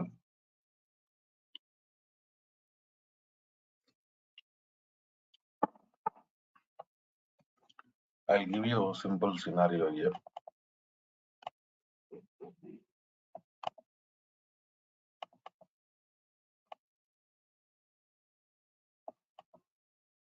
Suppose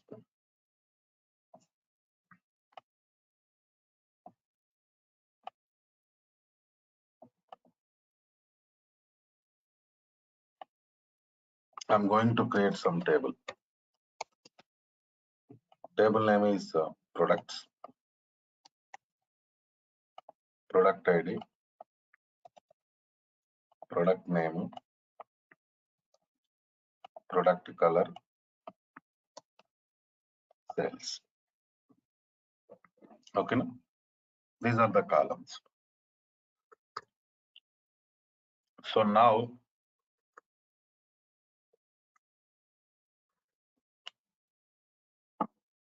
after creating this table, we are going to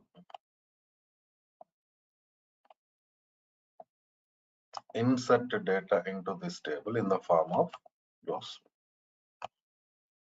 So this area comes under structure, and this area, rows area, comes under data.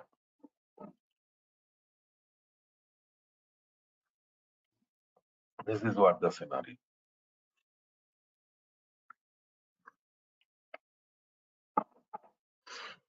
So in RDBMS databases, the only way you can store data is table.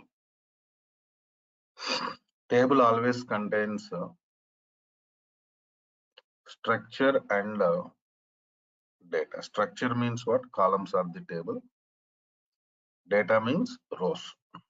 Rows existing in the table.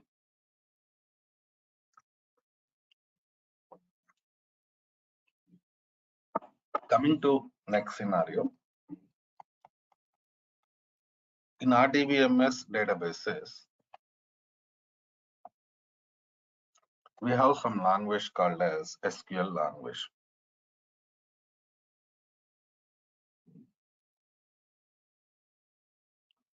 SQL stands for Structured Query Language.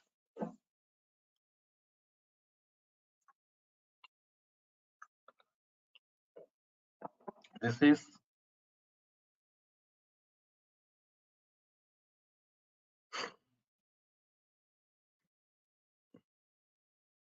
common language for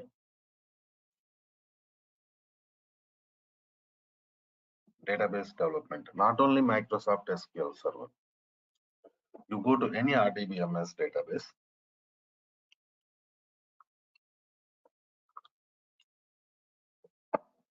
there you are going to work with the SQL part. Okay.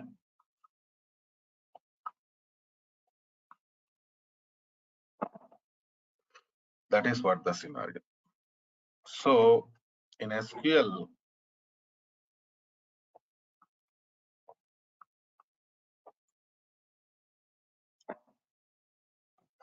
we have sublanguages like DDL, data definition language, DML, data manipulation language, DRL, data retrieval language, TCL, transaction control language, DCL, data control language. So these are the different sublanguages we have. And what we are going to you do those with those sublanguages. Suppose DDL you take. Suppose we are working with DDL.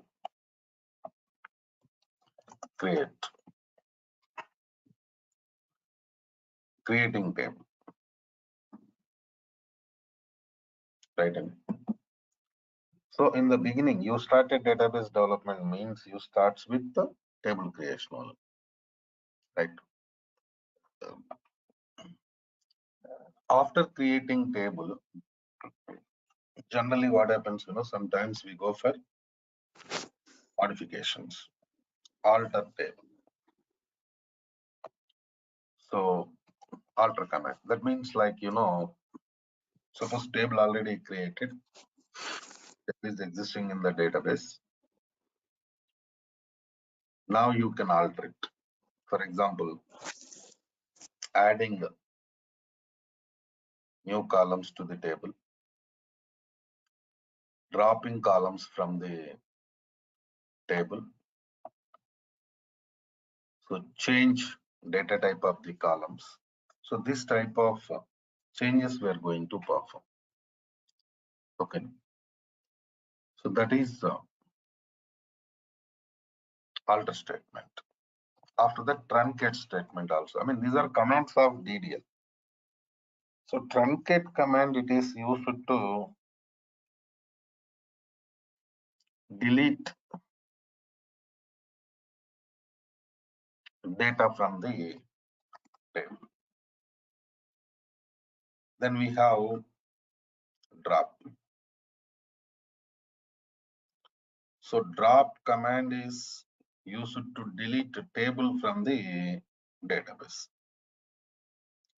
Okay, now we have different scenarios. See that in the beginning you are going to create table, right? So as per your requirement, you can add a new columns to the table. I mean altering table structure. Previously we discussed what is structure, and the same way what is the data. Those things we discussed previously, right? So coming to like scenario, deleting data. In the same, finally deleting complete table. Deleting complete table from the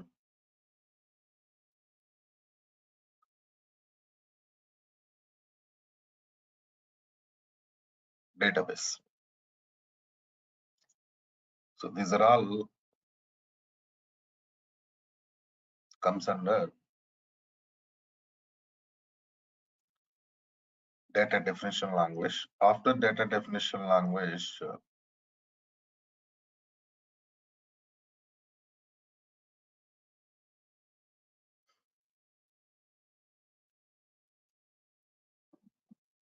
we are going to work with the DML, because after finishing data definition language, what happens? You'll get structure, proper structure, right? Because that structure is required for us. Without that structure, we cannot store data in the database. That's why in the beginning, what we are doing, we are going to work with the structure of the table. We are going to create structure of the table. Then we are going to work with the DML. Insert, update, delete. These are DML commands. Like inserting table already created, right? So now table structure is ready. So you can insert the data, storage, right in. After that, you can go for update. You can update data. Update means what? Replacement. Suppose you are working with some database. So if you want to replace it with some other data, then you can go for it, right? So that is update command. Then we have delete operation.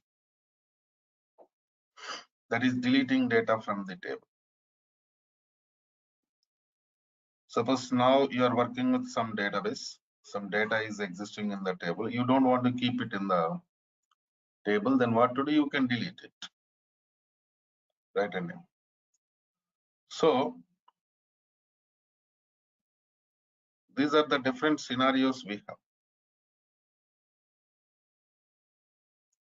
Okay. So coming to next scenario.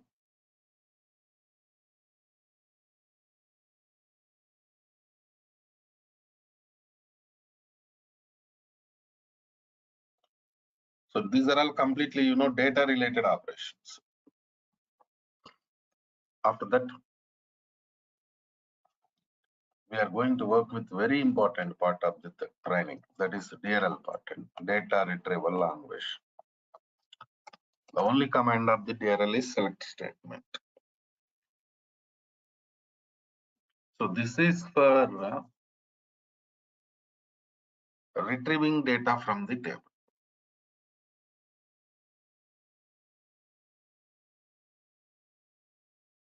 Suppose there is some data in the table.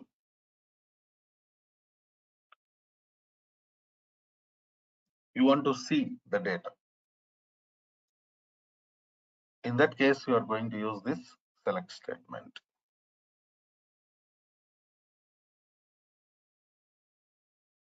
Right. So, you know, maximum topics of SQL developer related to this DRLM only. I'll show you content also today only. Let me finish this thing, then we will work with content part also. Then TCL, transaction control language. So whatever the operations you are going to perform in SQL Server environment, you have to control those operations. Right. And for that purpose, we use some commands, commit command and a rollback command. Commit means what? Save operation. Suppose you did some operation, you performed some operation, you want to save that operation permanently, go for commit.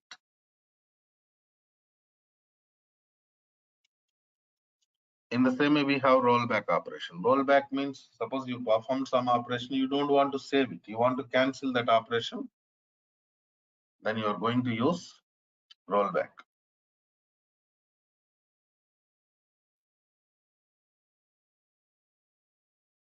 So transaction control language. Transaction means what? Transaction means it is the task you are performing in your database.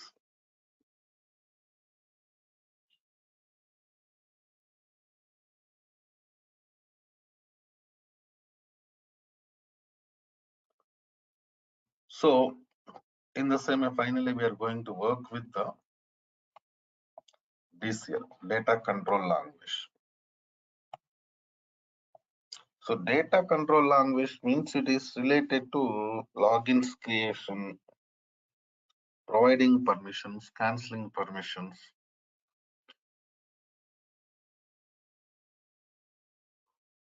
So these are all comes under DCL, data control language. Here we have grant,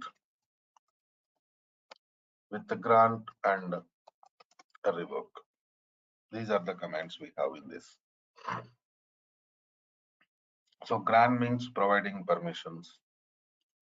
Revoke means canceling permission. Even with grant also providing permissions, but we'll discuss more on with grant when we are discussing DCL commands practically. Okay, right. So now coming to next scenario.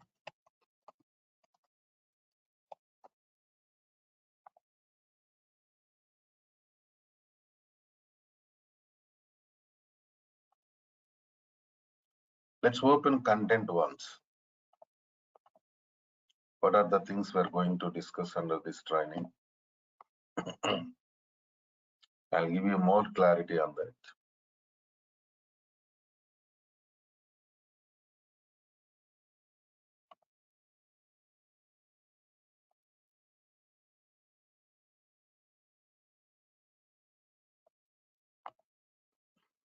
See this is the content we are going to discuss. So these are all, of course, basic scenarios. Introduction part. See, an important thing is SQL installation. You can install SQL Server in your laptop only.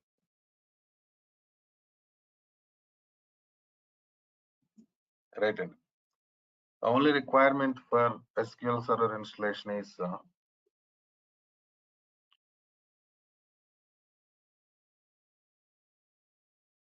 Windows laptop. Suppose you have Windows 10 or Windows 11, directly you can go for SQL Server installation, no problem at all, right? So coming to next scenario, and I already prepared videos for SQL installation. You just please ask training team, they will give you. Then here we are going to start our commands. See this. So data definition, data manipulation, data retrieval. Commit, rollback, and buffer management means that is TCL. See that.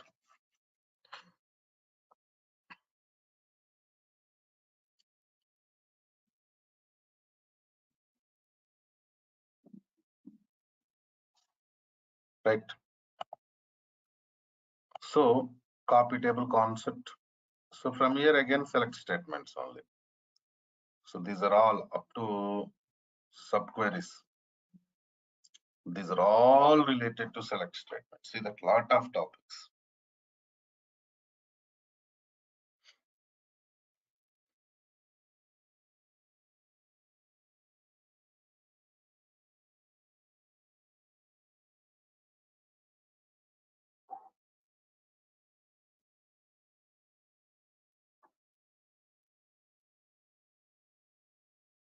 Right.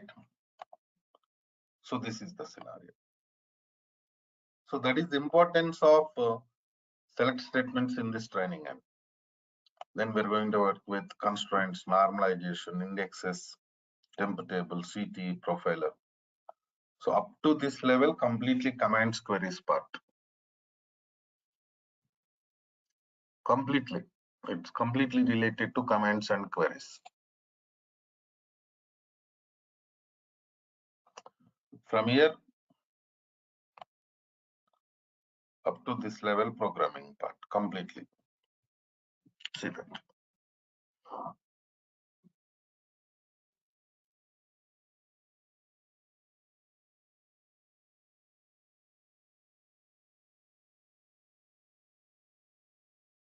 Right. So along with that, we're going to discuss some scenarios from DBA, backup restores from DBA, database administration.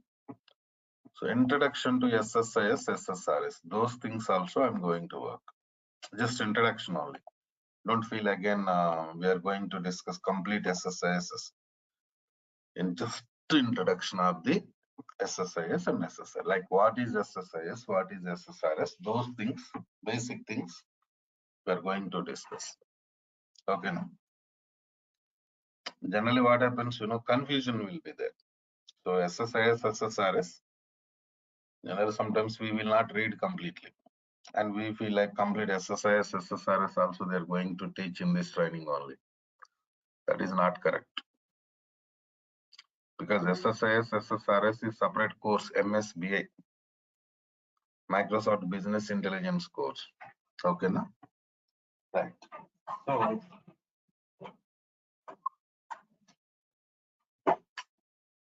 coming to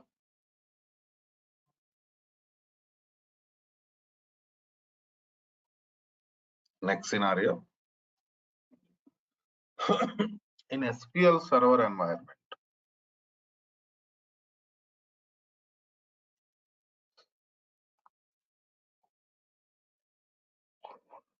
to complete the task, we need some tool. What is that tool? So the tool name is Management Studio. We also call it as SSMS, SQL Server Management Studio. Right.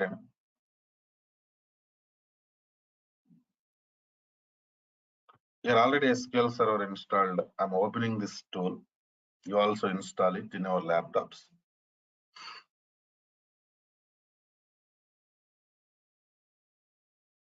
So while connecting to Management Studio, here you can see server name. Right.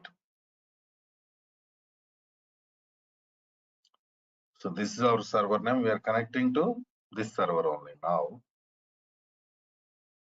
connect.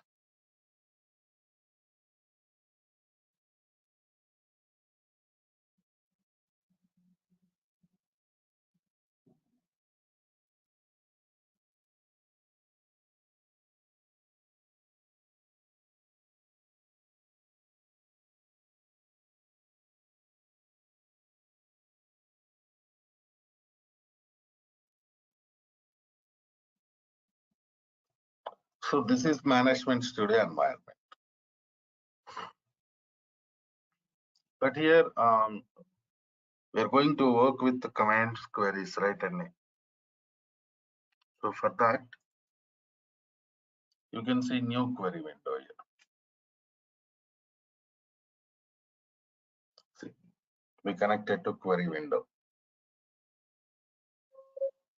Here in SQL Server environment, what happens, we are going to work with more number of, multiple databases. That is what the scenario. That's why after connecting to Management Studio, you have to select your database name. Suppose my database name is SureshDB. Use SureshDB means you are going to select your database. That's all.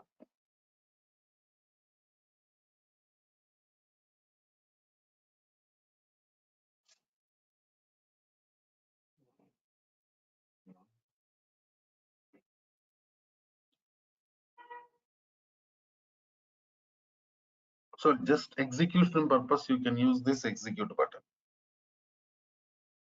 See this. Or function key F5 from the keyboard can be used for execution. See, done.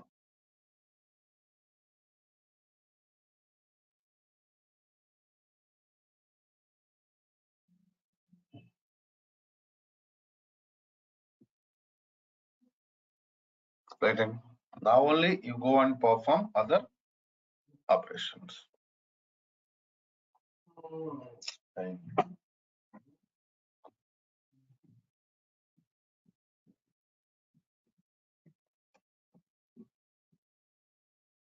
So this is overall scenario. So now what to do? You have to call running team. They will give you access on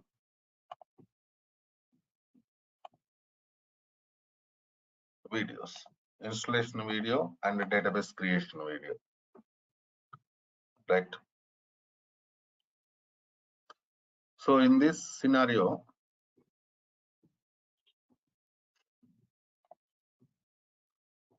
any new participants there today?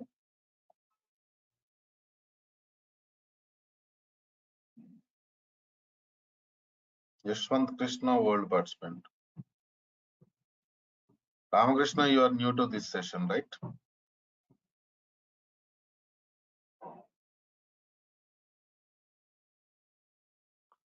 Only Ramakrishna is the new participant. All are old participants only. I think we already discussed these points, right?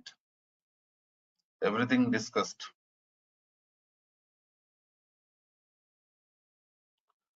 Right. So I want to discuss some points here.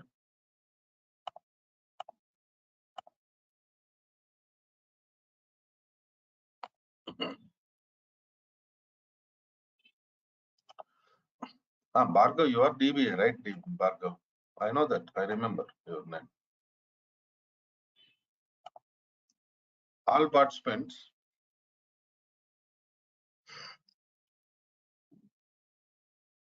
Wait.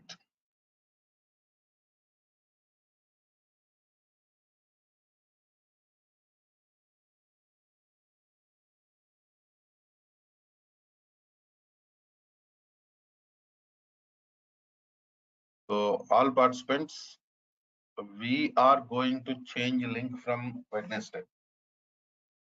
Before that, if anybody, already some people enrolled, I know that. I have their names also. Other participants, if anybody wants to continue this training, enroll with this, because If Wednesday onwards, only enrolled people can attend this class. Enroll means fee paid. Fee paid. Okay, so I want to stop here itself for today because a lot of people have not completed SQL installation. So now I will ask a list of the participants who enrolled for this training, and I will share you Google Drive access. You'll get it as SQL installation, Google Drive name. You'll get access today. Complete installation, and you'll get email also. Like from database backup file, you'll get email also. There only you can see restore video, restore database also. Restore database means what? Creating database. Finish all these things. Tomorrow onwards, I'll start with the data types. Data types started means actual training started. Okay, that is the plan. Right then. See you tomorrow.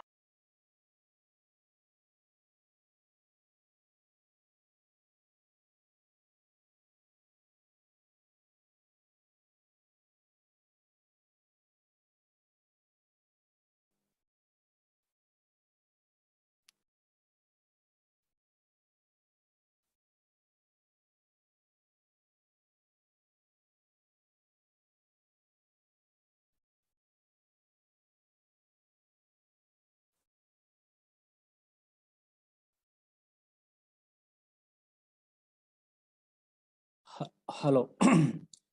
Good evening to everybody. Can you hear me?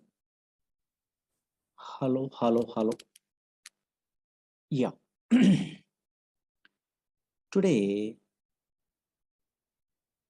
we are going to start small concept related to Oracle database product. Oracle. These are demo classes. Don't forget anything. Just observe it, whatever I am telling only. Oracle. This Oracle is a product from Oracle Corporation. Everyone knows.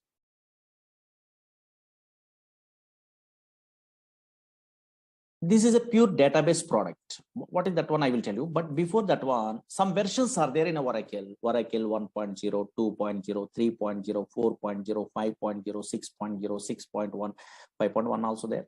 And now here 7.0, 7.1, 7.2, 7.3, 8.0, 8.1.5, 8.1.6, 8.1.7. That is also called as 8i, 9i, 10G, 11G, 12C, 18C, 19C, and the latest one, 21C.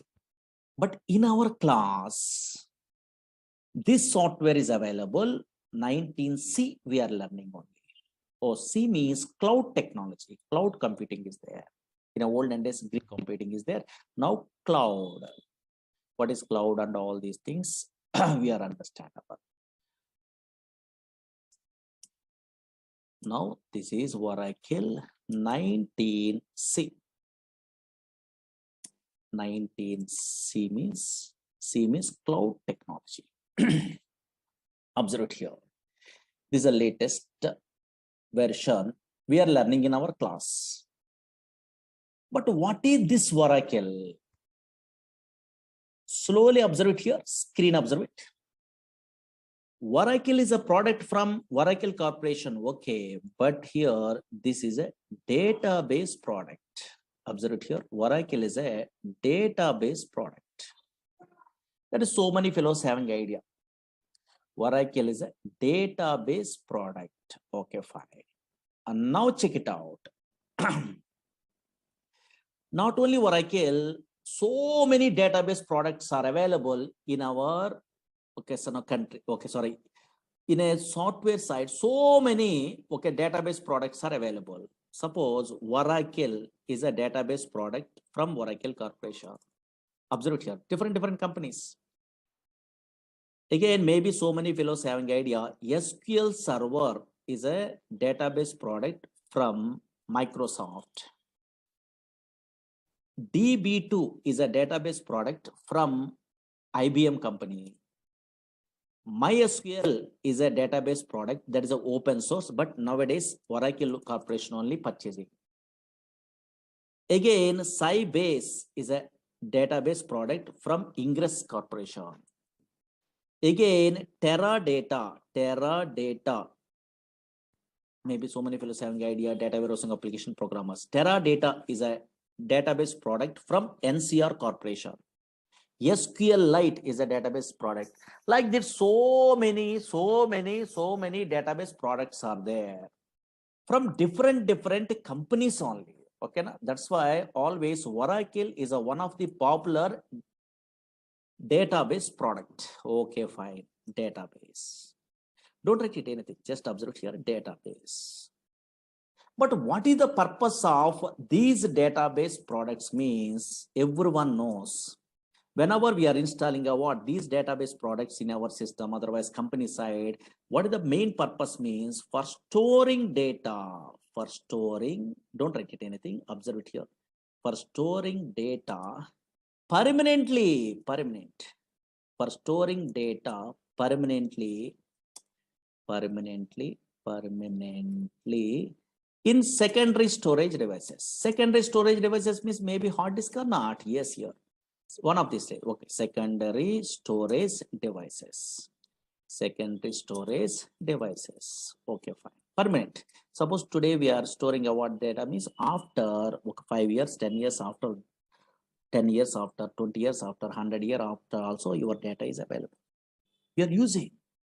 Now that's why always these are Oracle is a product from Oracle Corporation. Some version number is there. This is a database product. One of the popular database vocational database is a Oracle is a product from Oracle Corporation.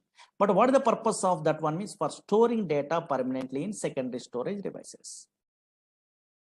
Now slowly observe it here. Actually, so many database applications are there in a worldwide. 90% of these software applications are depends on database. Without database, impossible to store the water data. Now check it out. Suppose, for example, you are a first-time newcomer. So now you're non-technical person means easily understandable means every organization maintain a database. Okay, fine. For example, observe it here. For example, okay, so now. Yes, easily understandable. So many applications are there. One of the application I'm taking. You take bank. Banks maintain databases. Banks maintain databases. Observe it here. What is the purpose? They're maintaining database means storing something means. Observe it here. Suppose yes, here customers are account holders are deposit some amount. You are also depositing some amount only. Your details, your name, address, phone number, your balance, your account number. These details are storing is important permanently. Now that's why yes, account holder or customers are deposit some amount only. Those details they want to store permanently. Suppose here you are also, I am also, otherwise some customers are withdrawing some amount. Okay, fine. Those details also they want. Again, some fellows are transferring money from one account to another account, either online or offline or anywhere also. And now those all the transaction information I want to store permanently. Then only we are operating all the things. That's why now here, yes, here banks maintain databases. Banks means everyone understandable. That's why. Suppose here telecom companies, yes, so many examples are there, just roughly now here easily understandable purpose. I'm telling only telecom companies maintain databases. Suppose here, yes, you are make a call to your friend or anything. Those call details are where it will be storing in a databases. Suppose here and now here online. Suppose so many fellows are nowadays purchasing items in a where online portals through Flipkart, Amazon, those type of so many online shopping portals are there. Through that one, so now they are purchasing items. Those shopping portal also maintain a databases. Because you are purchasing one item means that order number, how it will be generated. Database, some application is there, auto increment concept only through that one. Nowadays in a banking system, OTP validation is there. In a phone number we are typing only, then automatically generate that OTP only, then you are sending that OTP. How? Database application. That's why so many different reservations, all the things. Okay, so now so many applications in a worldwide, in a real-time application, maintain databases. Okay, fine. Maintain databases. And now check it out. Concentrate here. Concentrate. Very important. Now, okay, fine. Suppose I'm a first time newcomer. How I'm thinking? Oh, maybe database is nothing is there. Suppose I'm installing a what? Oracle software. That is a one of the database software only. Whenever I'm installing a what? Oracle software into my system, automatically some place is created in a hard disk only. Oh, maybe this place is called a database only. Okay, so many fellows are thinking like that. Okay, database. Okay, fine. Here only, in this place only, we are storing a data. Suppose here we are storing a what? In a random collection of data, we are thinking only. That is absolutely wrong one. Actually, Oracle, SQL Server, DB2, Sybase, Informix, Ingress, Teradata, these type of databases are not storing a what? A random collection of data. These databases does not store a random collection of data. These databases only store structured collection of data. That is important. Suppose here nowadays, any random collection of data, any data storing means some non-relational databases are there. That is MongoDB. That is different. These databases, Oracle, SQL Server, DB2, these databases are relational databases. Relational databases. One of the popular relational databases, Oracle and SQL Server and MySQL, these databases. What is relational databases? We are learning in a future. Don't worry. Now here. These databases stores a what? A structured collection of data. Suppose here I'm installing a what? Oracle software in my system. You are also installing in a future installation. I will tell you. Now, once we are installing a what? This Oracle software, some database is some place is created in a hard disk. Now, in this place, this is a relational database product. That's why we are storing a what? A structured collection of data. Why? Because relational data model is introduced by 1970 only E.F. Card. He is basically mathematician. That's why he decided to store the data in the format of matrix. Matrix are nothing but rows and columns or not. Maybe you have an idea. I think mathematics only rows and columns. Same like yes, here data is stored in the where logical structure side. What is logical? What is physical later? And now here logical structure side, here table format only, a structured manner only data is storing. Once a structured collection of data is there, yes, all relational databases stores a what? A structured collection of data. That is important, not a non-structured. Non-structured means another databases are there. Oracle is one of the popular relational database. Structured collection of data. Structured collection of data only storing by the where these type of relational databases. Once a structured collection of data is there, we are operating what this data by using what some languages are required. What is that language? Means maybe anybody having idea? SQL is a language, structured query language. SQL is a language is there.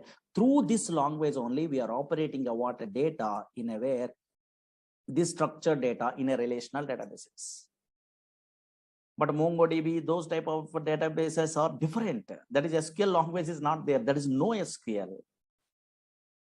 That is JavaScript, those type of languages, you have an idea, no? So now here, yes, those knowledges are required.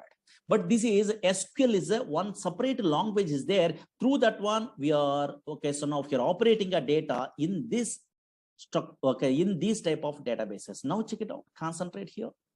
For example, don't worry, suppose this is a Oracle database. Okay, fine. Really in my system, okay, so many classes we are learning, okay, so now we are teaching only. That's why, yes, so many tables are there. Check it out, observe it here. In my Oracle database, observe it here.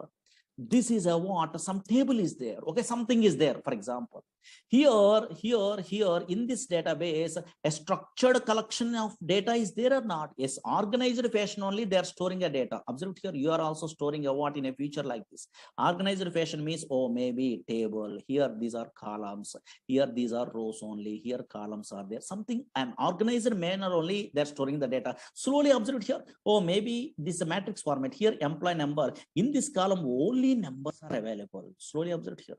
Yes, in this column only characters are available. Yes, in this column only dates are available. That's why observe here a structured manner only the data is storing.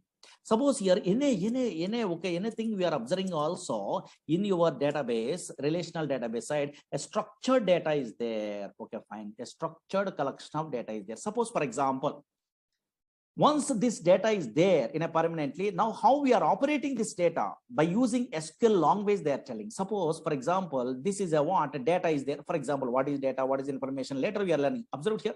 New York is a city is there, for example. In my project, I want to change, today I want to change this New York location into where Hyderabad is a location in my project side. For example, maybe now here. Suppose I want to change this New York location into where Hyderabad is a location, I want to change in this relational databases. How can I means just in a where SQL prompt only, SQL language we are using. Oh, SQL language means very easiest language. How means I will tell you. And now SQL language is there in a feature. You are typing some commands. Observe it here. Update table. Okay, something is there. And now here, yes, here some commands we are typing like this. So only single or 2 lines of commands, only simple.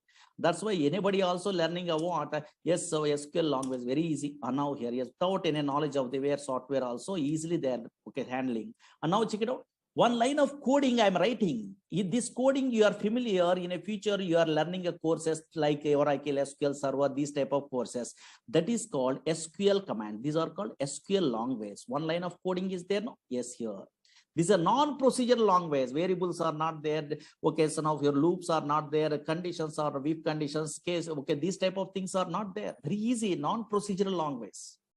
1 or 2 or 3 lines of coding is there. Simple. Now, yes, observe it here. Yes, once we are writing this type of coding, this is called SQL language, then automatically it is affected in a where your database. Observe it here. Yes, your database. Yes, in a previous case, New York is there, but in this case, Hyderabad is a location is there or not? Yes. That's why always observe it here. And now here, Oracle is a database product. What type of database means? Oh, maybe in a future relational databases. That's why structured collection of data it will be storing. But if you want to operate these are relational, otherwise Oracle database product, which languages we are using? Which languages? In a non-technical person means slowly observe here. Which languages? Yes, one language is what? SQL. SQL means structured query language. Not only that language, some other language is there. What is that one means? Maybe anybody having idea? Technical programmers. PLSQL is a language. In our course, that language also we are learning. PLSQL means same like a Java, same like a C, C++. So procedural language concepts are there, variables, some little bit of coding, not a difficult, very easy only. PLSQL, so many jobs are there. You are typing a what in a Google, PLSQL developer means so many jobs are there. Only PLSQL, little bit of SQL knowledge also guarantee job. That much powerful. Observe here. Yes, if you want to operate a Oracle database product in our company side or anything, just we are using we are learning which languages? SQL is a one language, structured query language. After SQL we are learning means yes, another language also better to learn. That is what? PLSQL, procedural language extension for SQL. Not only that one, not only these two, but also in a company side we are using another language here. Dynamic SQL is a language. Dynamic SQL, that is a small one only, because PLSQL we are good knowledge is there, means a little bit of extension is there. Dynamic SQL language. These three languages you have an idea. And now here, yes, through these three languages we are operating this software only, Oracle software. That is most powerful. In a company side, yes, here little bit of SQL knowledge is there, little bit of PLSQL knowledge is there also we are operating, but more things so we are learning means okay, so now so many different types of jobs are there. That's why observe here, Oracle is a product from Oracle Corporation. If you want to operate this relational database product means which languages we are learning? One is SQL language we are using, otherwise learning. Again, another one is PLSQL, another one is Dynamic SQL. These three languages we are learning in our course. Most powerful. Suppose here, now here, check it out. Here in this SQL language, for example, yes, this is another finished batch. In a SQL, so many DDL, DML here creating a table. These all the things are available in a way. This is a SQL language. Here some queries you are writing only. Okay, fine. What is this one? In another batch completed means these all the things are there. And now here, these are all the things. How can I, what is that one? Those are all the things you are learning. Okay, fine. Here, select statement. These are simple. Okay, fine. Simple concepts only. These queries you are writing. Suppose you are joining in a where Java course or anything, you are attending interview, you are joining in a Python course, you are attending interview, write a query to display employee salary employee, they are asking. Minimum basic knowledge is required in a front-end programmer also. In that case also, these queries are helpful, not only database programmer. And now here, observe here, these type of concepts are there. Okay, these are all the things we are learning. And now here, main concept, joins is a concept, retrieve data from multiple tables. This is a SQL language knowledge. Maybe some fellows are having idea on it. And now here, then here, constraints. So now here, okay, so now in our SQL language side, constraints is a concept is there here. Primary key, foreign key, check. So many things are there. Okay, fine. Once we are good at what those all the things we are learning in our course here, subquery is a concept is there, most powerful. Yes, query within another query, but a little bit of so 1 or 2 lines of codings only. Okay, fine. Observe here. In okay, fine. Observe it. These are all the things we are learning one of these days. 1 minute only here. These are main chapter. In a database also, subqueries are there. Observe here, subqueries. These are most powerful. In this chapter only, we are learning about interview questions. Okay, fine. Suppose here you are attending an interview means so now here display nth highest salary employee, second highest salary employee. So delete duplicate rows. So these type of things are there. Okay, so those all the things we are learning about in our course only. Okay, where is that one? Okay, some queries are there. Okay, fine. These are all the things we are familiar. Okay, don't worry. Now then, database object, so many things are there. Okay, fine. We are learning. Okay, fine. These are big concepts. Again, PLSQL means some little bit of coding is there. Don't afraid only. This is a PLSQL. And now PLSQL means here, this type of some little bit of coding you are writing only here. PLSQL is there. In that one, cursors, exceptions, stored procedures, stored functions, triggers, packages, types, collections, bulk bind, riff cursors, okay, local subprograms, UTL file packages, SQL loader, external tables, so many things only like this. Okay, fine. So much syllabus is there. That's why some concepts are there. Don't worry. Now here, that's why yes, SQL language first we are learning. After that one, some knowledge you are getting only. Yes, then okay, then only they are learning about PLSQL. Through these 2 languages, we are operating what this Oracle software. Okay, na? Yeah. And now check it out. Observe it here. Okay, but unfortunately, so many fellows are thinking about, oh, database means nothing is there. Some Java, .NET, Python application front end is there. The data we are entering means the data is storing purpose only. They are thinking, okay, first time newcomer. In a backend only, they are storing a data purpose only, storing data purpose only. They are thinking, but absolutely wrong one. Not only storing a data, so many things are there. What is that one? Actually, databases means not only storing a data, but also yes, efficient way retrieval of data is important. Suppose, for example, screen observe it.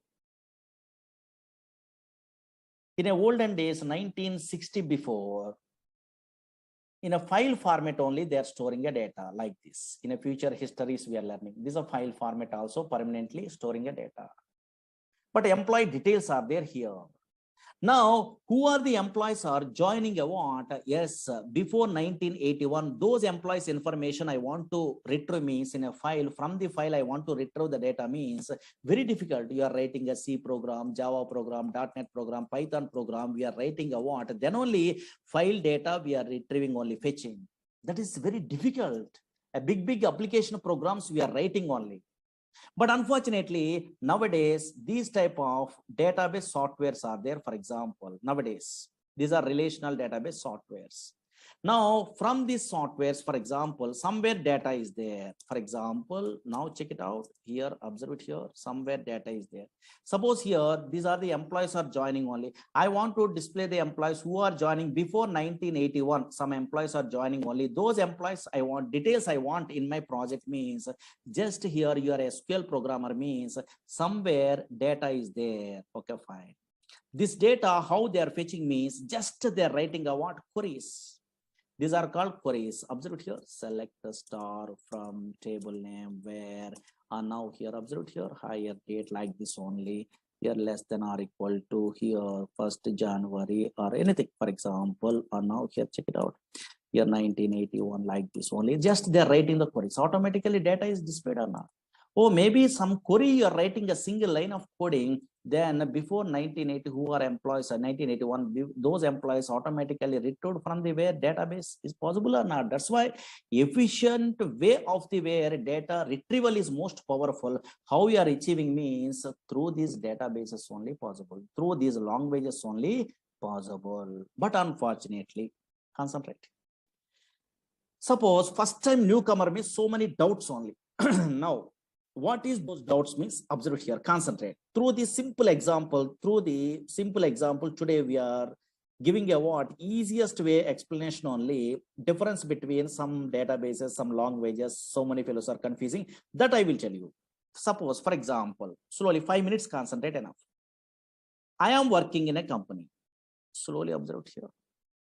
Whenever I am working in a company, I have a doubt, or you are also having a doubt on. I'm working in a Oracle projects. Oracle is a relational database product. Okay, fine. If I want to operate this relational database product, then I am using a what in my company side. SQL is a language. Observe here. SQL is a language I'm using. Slowly observe here. SQL is a language. Okay, fine. Suppose in my company, another project also there. That is also a relational database product. That is from Microsoft product. That is SQL Server is a product. Observe here, SQL Server. Who are persons are working, who are employees are working, some employees are working in a very SQL Server product. That is also database product, same like Oracle, but they want to operate that SQL Server. They're using one language only. What is that language? SQL is a language. Observe here, SQL is a language. Slowly observe here. Again, here MySQL is what so many fellows are using in my company. MySQL is a database, relational database product is there, for example. If they want to now here, yes, operate this MySQL database product, that is also relational database product. Yes, in my company, some employees are working in a MySQL product that is open source only. They are operating a MySQL database also. They are using SQL is a language, for example. Now here SQL language is there. That is a universal language. Now what is my doubt? Otherwise, so many fellows are attending this demo class. Those persons having a doubt only. These all SQL languages are same or different? I have a doubt here. Now anybody guess it? Only one answer is correct. Whenever you are working in a Oracle database product in your system, otherwise your friend is working in a SQL Server product, yes, your other friend is working in a MySQL database product. These all persons are using a SQL language only, but these all SQL languages are same or different? Only one answer is correct. Easy. Maybe some technical persons are there in our class, they're telling only. These all SQL languages are same or different? Very good. In our class, so many fellows are telling same only they are telling. 100% wrong one. These all SQL languages are different, not same. Why so many students confusing only? Why so many students are telling yes, so many employees are telling these all SQL languages are same, means maybe in your academic career side, maybe DBMS theory, some projects are there. In that one, maybe in small databases we are learning also. In that one, insert, update, delete, select, some commands are there in SQL language. Those commands are maybe same commands only in our language. That's why you are thinking same. But unfortunately, these are totally different. These all SQL languages are different, not same. How you are given the guarantee these are different means simple technique is there. What is that one means? Concentrate here. Now here, concentrate here. Now check it out. Observe here. So many fellows are telling different only. Very good. Correct. And now observe here. How we are telling what you are given the guarantee these are different means simple technique. What is the technique? Means you are a latest programmer. Through some knowledge only, easily you are telling difference only. That is, you are keep it in mind means very easy way you are understandable this concept. Suppose So many object-oriented languages are there. Okay, little bit of knowledge is there in a technical. Okay, object-oriented languages are there in a worldwide. Maybe so many fellows having idea, no? Object-oriented languages are there in a worldwide only. Okay, fine. What are the object-oriented languages are there in a worldwide? C++ is object-oriented language. In a Java is a popular object-oriented language. In a C# .NET only is an object-oriented language. In a VC++ is an object-oriented language. That's why so many object-oriented languages are there. Suppose two languages today I'm taking example. Through that one, same concepts are there in a where, and now same similar concepts through we are observing a what these all SQLs are different or same. And now check it out. Suppose simple, only 5 minutes observe it enough. This is a demo, no, just observe it what is going on. C++ is a language is there. Java is a language is there. For example, in a computer students are there, those persons. C++ is a language and also Java is a language. These are two object-oriented, popular object-oriented languages. In object-oriented languages, some OOPS concepts are there. Maybe object-oriented feature, something is there. No? Yes. Here also OOPS concepts are there. Here also OOPS concepts are there. Here OOPS concepts means maybe some fellows having idea only which one a class is a concept is there. Again, object is a what class concept is there. Again, occasion inheritance is a concept is there. Observe here. Again, polymorphism is a concept is there. Maybe so many fellows having idea. Now here roughly. Now check it out. In a technical persons are there. Observe here. Same here also in a Java also OOPS concepts means what is class? Okay, fine. What is object? Some concepts are there or not? Yes, here. What is inheritance? Okay, fine. Yes, here. And now here, yes, here. Again, what is polymorphism? So many concepts are there. That's why conceptually class, object, inheritance, polymorphism, conceptually same. Okay, C++ in a Java. Okay, conceptually, what is class, what is object, what is inheritance, what is polymorphism, like this. Encapsulation, binding, something. Okay, but observe here. Anybody guess it? Suppose in a C++, I want to create an object from the class means what is the syntax? Anybody technical persons having idea? So many persons are having idea. I think creating an object from the class means what is the syntax in a C++? Syntax observe here. What is the syntax in a C++? Yes, so many fellows having idea. How can I? Yes, here. Suppose what is the syntax they are giving in a where in a C++ means class name. Slowly observe here. Here only difference. Class name space object name. This is a syntax to create an object from the class in a C++. Suppose same creating an object is there in a where in a Java also. Now here observe here. Suppose they want to create an object. Some objects class something is there. Don't worry. What is that one? Creating a now just observe here. Creating an object from the where class in a where in a Java. Anybody technical persons are there? Maybe tell me roughly syntax. Maybe so many fellows are good at what Java, Python, these languages in academic career. No, yeah. So now here now tell me. Yes, very good. And now some fellows are telling correct. Class name. Okay. Class name space object name is equal to new class constructor. Some other syntax is there or not? Yes, here observe here. That's why these two languages are syntactically different or same? Different. Syntactically different. Observe here. Syntactically different. Conceptually, OOPS concepts are same, but here syntactically different. And also functions also totally different. Suppose here in a C++, I want to display output means cout is a what a function is there, streaming output only. And now here, yes, in a Java, what is the function? System.out.println something is there or not? Yes, here. That's why syntactically different.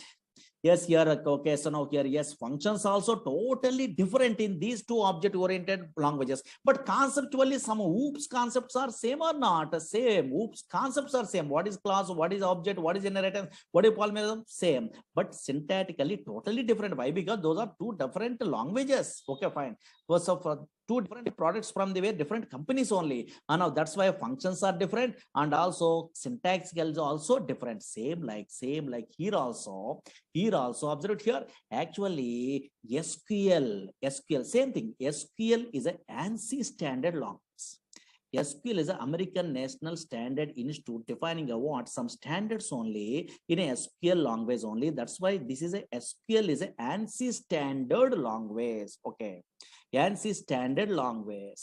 Now from this ANSI standard language used to operate all the relational databases. I am agree, but unfortunately, observe here, from this ANSI standard SQL language, Oracle Corporation creating their own SQL, that is called Oracle SQL. That is important. That is so many fellows are doesn't know. Again, observe here, yes, SQL Server, Microsoft product only, creating a what? Their own SQL from this ANSI standard SQL, that is called SQL Server SQL. Again, MySQL creating a what? Their own SQL language only from this ANSI standard, that is called MySQL SQL. That's why in our class we are learning a what? Oracle SQL. How you differentiate these all the things means these all the languages, SQL languages, conceptually same. Conceptually means here table is there, view is there, procedure is there, function is there, trigger is there, package is there in Oracle SQL. Here also SQL Server, what is table, what is view, what is synonym, what is the index, what is a procedure, what is a function, what is a trigger, same. Conceptually, here MySQL also table, procedure, function, trigger, package, these are same conceptually, but syntactically totally different. First 4 or 3 syntaxes same, but totally syntactically different. And functions also different. Functions also different means suppose in a null values we are handling means in a Oracle side, NVL is a function is there. But same function I am using in a where in SQL Server working? No. Not working. Why? Because that is a different language. That's why in SQL Server, is null is a function we are using only for handling a what? Null values. Arithmetic operation of performed null values again become null or something. Okay, so here, yes, in a MySQL same function I'm copying only, I'm pasting in a where, yes, I'm writing coding means working. No, if null is there, yes, through that one only, and now we are handling a what? Null values arithmetic operations in a project. That's why functions are totally different. And version of here, yes, here syntactically totally different. Here create procedure syntax is different. Here create a procedure syntax is different. Here slight differences. Okay, fine. Suppose some function is there, months underscore between is there, that is in a Oracle SQL only, but same function I'm using in SQL Server SQL possible? No, there is date difference is there. There is another function. That's why always what we are learning means, yes, here SQL is an ANSI standard language. From that SQL language, we are creating a what? Oracle Corporation creating a what? SQL, their own SQL language, that is called Oracle SQL language. That's why SQL is an ANSI standard language, conceptually same in every database. Conceptually, what is table, what is a procedure, what is a view, like this only some concepts are there. What is joins, what is subqueries, what is the vocational constraints, the same. Oh, what is what? Same. But syntactically, totally different. Functions also totally different.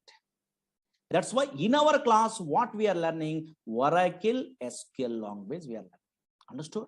Okay, so same like a Java, C++, object creation, and conceptually you are, so now here thinking means, now here check it out. Okay, fine. And now here same thing only. These are demo class, just idea purpose, maybe non-technical persons are there, no? Those things, person purpose, we are telling you what like this.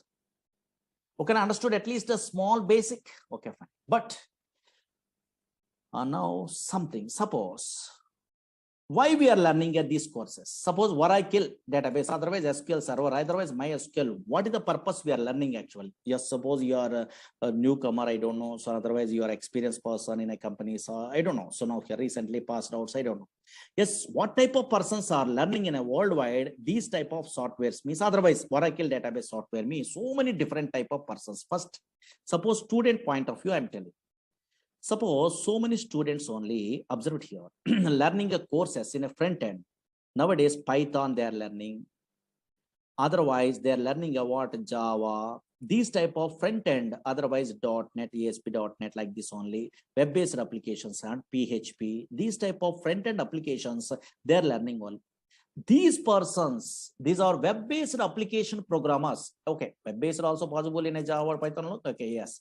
These type of web-based application programmers in a project side, compulsory minimum knowledge is required in a database. Minimum knowledge. Why? Because now here, suppose Java programmers, JDBC project side, compulsory they are using a what? Yes, database. This type of relational databases only. .NET programmers, ADO.NET is there. In that one, they are using a what? So now here, yes, these type of databases. In that databases, minimum knowledge means here stored procedures is a concept is there that is a regularly used concept. That's why anybody Java, .NET, these type of programmers attending an interview, yes, so many fellows are asking, write a query to display salary employee, write a query to display the second salary employee, what is join, now the write a query to delete duplicate rows from a table. Yes, here so many predefined queries they're asking. At least minimum knowledge is there or not, they're check it out purpose, because these persons are also front-end developer programmers also minimum knowledge is required, minimum.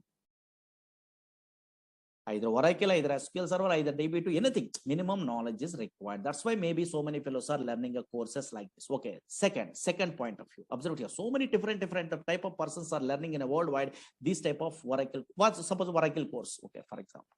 Again, second type means suppose so many fellows are struggling in a job. Suppose fresher level, they are unable to get a job. Maybe 1 or 2 years, maybe wasting. Okay, for example, maybe any reason. Okay, not a problem. They're unable to get a job. Then those persons, yes, they're learning a what, they're applying a what in a way in a company side. PLSQL developer is a jobs are there. Without any knowledge of the Java, .NET, front end, maybe in a non-technical person, they are not very good knowledge in a way of programming skills. Then PLSQL developer jobs are there. 2 years, 3 years gap is there maybe. And now here, yes, here 2 plus 3 2 plus years, 3 plus years. Okay, some gap is there, maybe. Okay, fine. Those persons are in our course only. They are applying a what? This course they are learning only PLSQL developer purpose. They so many fellows are learning a what course from me. Okay, actually I'm a senior most PLSQL developer. That's why I'm very depth knowledge. I'm telling only in a PLSQL. These persons are struggling in a way, maybe in a job searching only. In that one, PLSQL, okay, thoroughly they are learning from me. Okay, for example, like especially our concepts only. I'm telling in-depth knowledge only. Where the interview, what is that one I know. Those persons applying a what PLSQL developer jobs also. So many fellow learning a what this course. Because in this course, SQL also we are learning and PLSQL also we are learning or not? Yes, here. Again, observe here, yes, PLSQL developer jobs purpose. Another type of persons. Suppose here, nowadays, so many son of here persons are not very good knowledge in a where son of coding. Okay, maybe and a not technical person. They want to move into where is in a software. In that case, one okay, son of one type of jobs are there. What is that one means? Data warehousing technologies are there. In that one, ETL programmers are there and reporting programmers are there. Extraction, transformation and loading. ETL tools are there. These persons are little bit of SQL knowledge. PLSQL is not required. SQL knowledge there. Having idea, then they're learning the tools in a very in institutes also. Informatica is a tool in a very popular tool only in a way. Again, and now here there is ETL tool in a where data stays is a what a popular tool is there. Again here talent, this is a tool is there. These ETL tools is graphical user interface. They are learning means minimum knowledge is required in SQL. That's why they are learning about these courses, these jobs purpose also. Again, yes, business analysts are there. That is a reporting programmer. Reporting tools they are learning only. Easy way they are getting a jobs only. Reporting tools are there. So many reporting tools are there in a worldwide. Suppose in a Oracle related means BOS, OBI. Now here these type of tools are there nowadays. TabView, QuickView. So now these type of tools easy way. So now here they are getting a what job means. Then a minimum basic SQL knowledge is required. Those persons also they are learning a what? Yes, here these courses only. Again, now here, yes, here suppose some programmers, yes, here ERP side they are interested. Oracle apps. Oracle apps is a what? ERP is there, same like SAP. Oracle application 11a is there. These persons, very good knowledge is required in a PLSQL. Those persons also learning a what? These courses. Again, OBI programmers are there. OBI, now here, yes, this a product is there. Now here, this with the PLSQL jobs are there. Those persons also learning a what like that. These courses. Again, that's what different persons. Suppose you are not interested in a web programming side.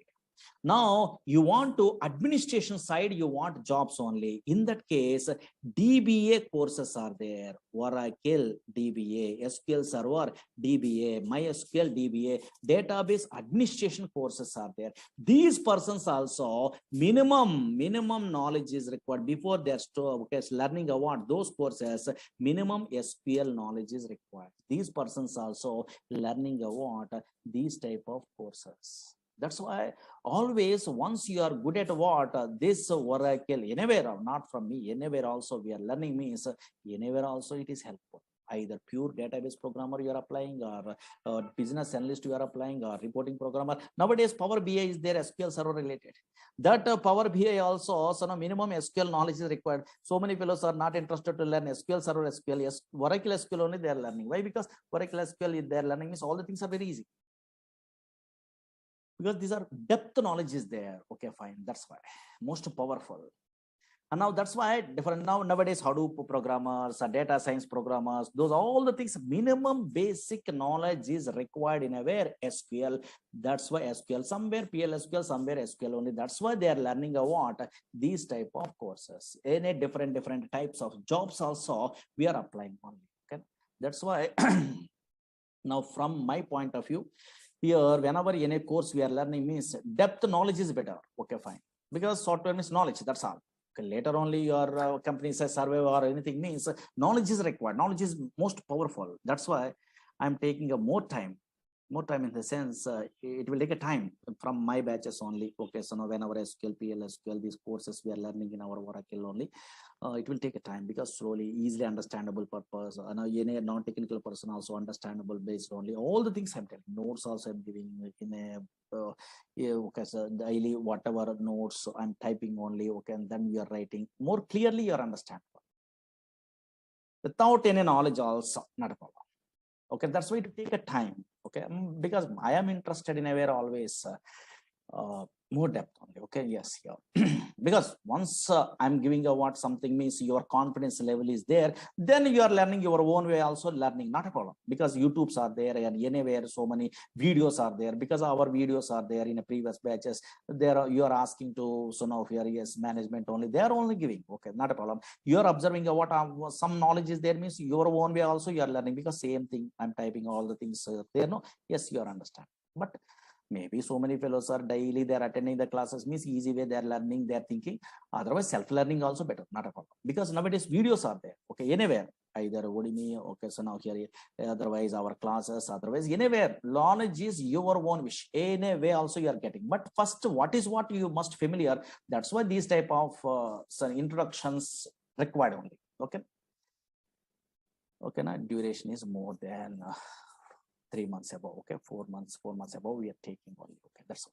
Okay, yeah. Maybe okay, so now here in all batches they are sending a what videos or anything. In this batch also they are giving, I think. Okay, yeah.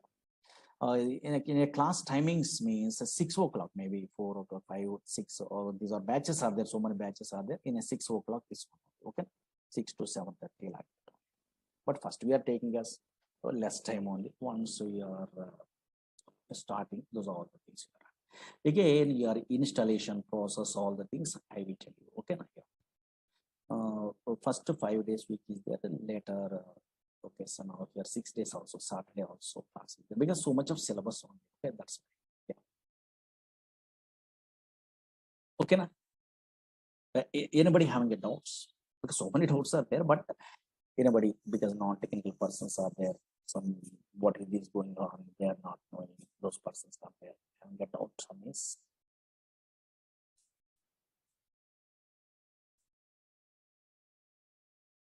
Yeah. You want okay, suppose you don't have an idea that much of time only, you are learning then maybe you are requesting a management. In a previous batch, videos are there. You have to ask me. Maybe they are providing. I think. Okay. Yes, you have to ask those persons. Okay. My Murlis are videos are there. Okay. Yeah. My name is Murli only. Okay. Yeah. In a olden days, okay, in a net only, my PDFs also there. In a 2010 onwards, I'm in teaching side. Okay. Yeah. That's why in a net only Murlis or PLSQL notes or whatever notes means you are maybe 11G and 12C or anything they are putting. Okay, in a net only. This is also you have to download.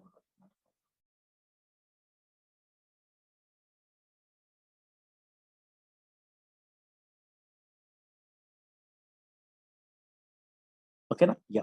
So confidence level is very important. Actually, all the knowledges we are learning on outside, not so easy. This is time waste only actually. That's why some up to job, how much knowledge is required, that one we are learning. Then through the net, through these classes, video classes, through that one, you are getting a what more knowledge only. You are surveying in a college. Some colleagues are helpful or anything. Okay, maybe 6 or 6 months or 7 months you are struggling in your company. Then the same thing repeated. But knowledge is most powerful.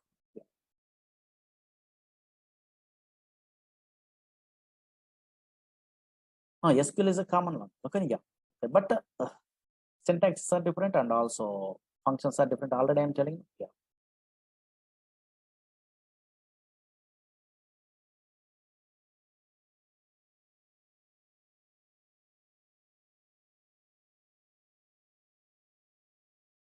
A DevOps engineer, okay, a little bit of SQL, not a more SQL, not required. Yeah. Okay. But here we are learning about a pure database means so much of knowledge we are telling only, we are giving only. But little bit of okay, based on your requirement, you have to take a what that knowledge. Okay.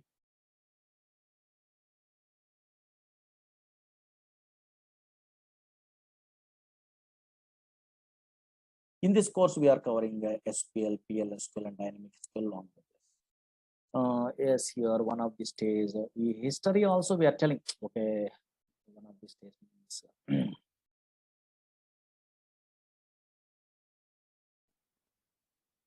Okay, these type of histories also, or maybe history is there. Okay, so no, not a more history. History is there. Okay, now in a olden days flat file approach is there. How, what are the drawbacks are there in the middle of the courses we are learning?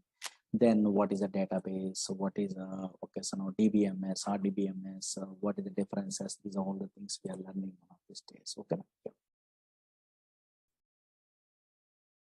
Okay, 2 or 3 days we are taking a demos. Better no, first you are comfortable or not, you are only checking. You are comfortable means you have to join, otherwise not interested means better to go for another faculty, because some fellows or some okay lecturers are taking a what time only. Okay.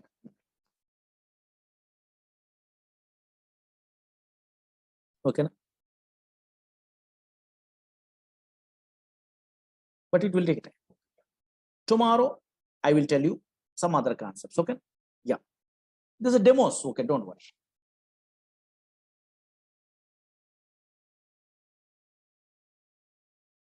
Okay.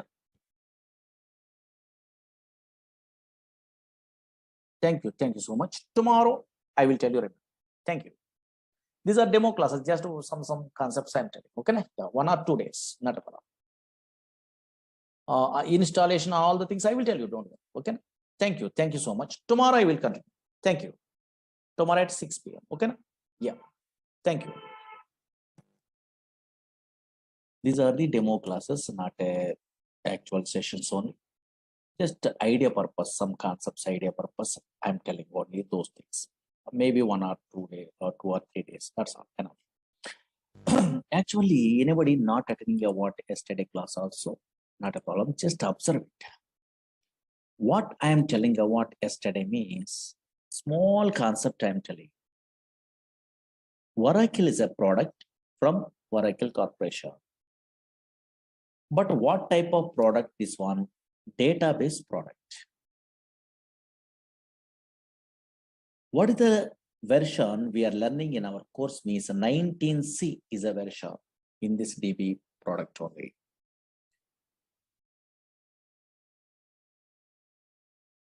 What is this database means? Once we are installing a Oracle software, automatically some place is created in a disk only. In this place, permanently we are storing a data. But unfortunately, these type of databases are relational databases. 1970 onwards, these database softwares are available. These relational databases does not store random collection of data. These relational databases only stores structured collection of data. Yesterday I'm telling. Suppose this is a Oracle database is there. Databases means some place. Now observe it here. Here a structured collection of data we are storing only in this place. An organized fashion only. Actually, EF code introduced this relational data model concept. Based on that one, these type of databases they're implementing in a different companies. Actually, EF code is a mathematician. He is working in an IBM company. That's why he decided to store the data or representing the data in the format of matrix. Matrix are nothing but in a mathematics side, everyone knows rows and columns are there or not. That's why here structured collection of data is storing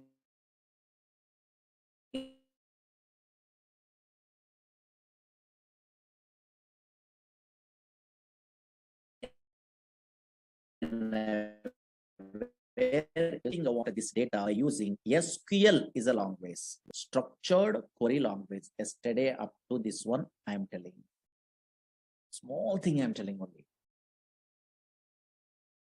That's why what I'm telling about yesterday, if you want to operate, yes, this Oracle software, we are using SQL, structured query language. Another language is what? PLSQL, procedure language extension for SQL. Another language is dynamic SQL. Through these three languages, we are operating a what? This Oracle software in your companies. Okay, na? Up to this one small thing I'm telling, but unfortunately some fellows are asking, first time newcomer, Murli sir, SQL means, oh, maybe some commands only, insert, update, delete, some small commands are there. That is maybe, we are also familiar. But why this PLSQL is some programming same like a C, C++, Java, same like those type of languages. Some language is there, they are telling only some fellows, that is PLSQL only, procedural language extension for SQL. Why this language is required really? Really so many jobs are available in a PLSQL also. Why this language is required means so many applications. Now, for example, you are a first time newcomer means how you are understandable means concentrate here. Why PLSQL required means just idea purpose, some applications I'm telling. Slowly observe it here. Daily, so many fellows are going to where banks for depositing money or withdrawing money or anything. Suppose I am also, you are also daily going to where banks means ATM machines are there. From ATM machines, we are withdrawing your money, or nowadays deposit machines also there or not. Yes, we are depositing a money. Some transactions we are performing, money transfer also possible. Now check it out. Slowly observe it here. Screen observe it. Suppose in this database, observe here, bank is a table is there, for example. Slowly observe it here. Concentrate here. Just observe the scenario. Very easy way understandable. This is a bank is a table is there. In a table format only, we are storing the data in a feature. Suppose this is in a bank, for example, SBI bank is there.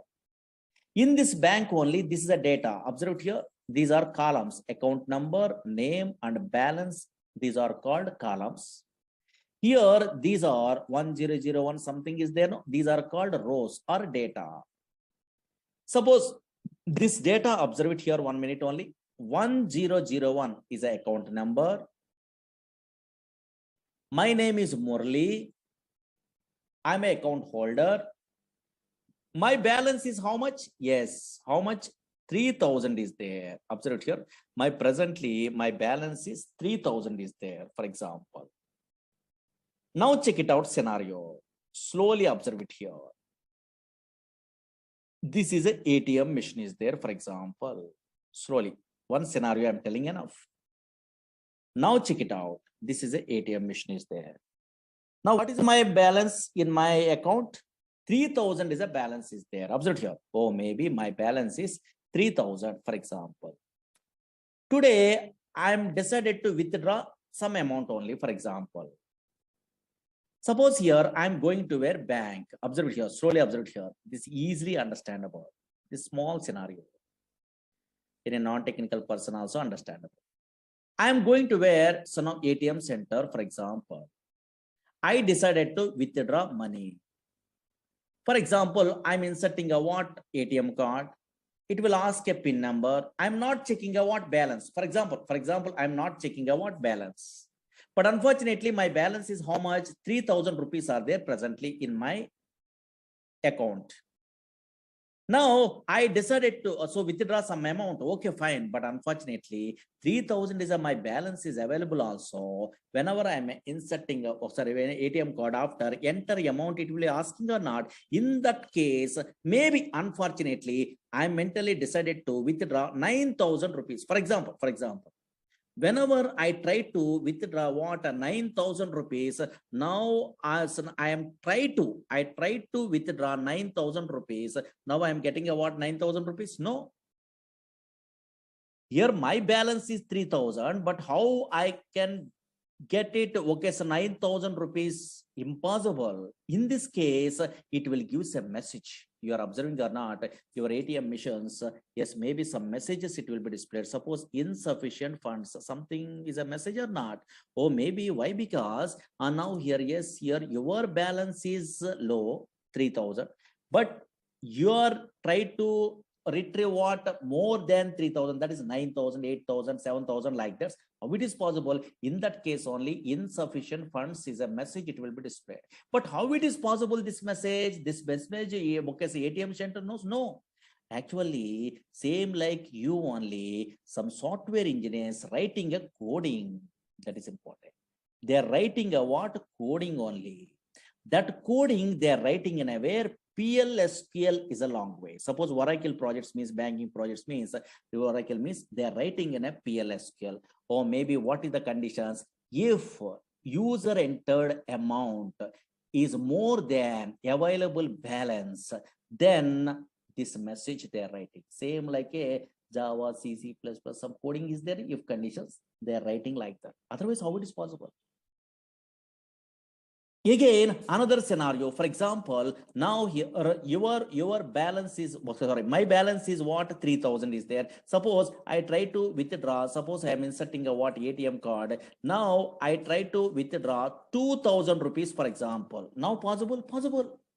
Why? Because here my balance is 3,000. Yes, I try to retrieve what? Yes, here 2,000 means 2,000 less than the where 3,000 or not. That's why this is try to retrieve means possible. We are withdrawing a money or 2,000 possible in this example side.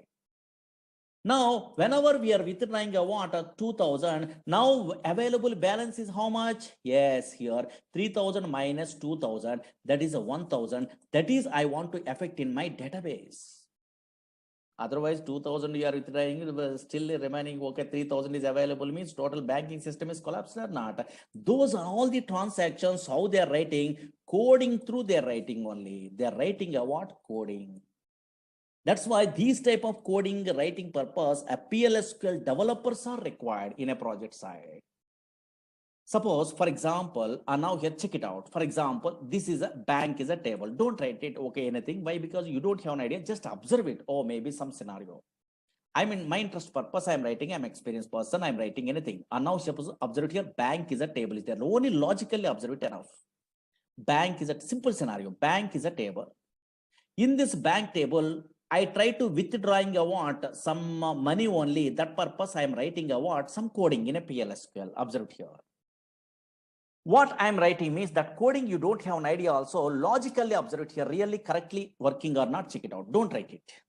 Suppose stored procedures is a concept is there actually in a Java, .NET, Python. These persons also in a MySQL, SQL Server, these type of languages side, Oracle side, stored procedures is a concept is there. In that stored procedures only, these type of logical conditions they are writing.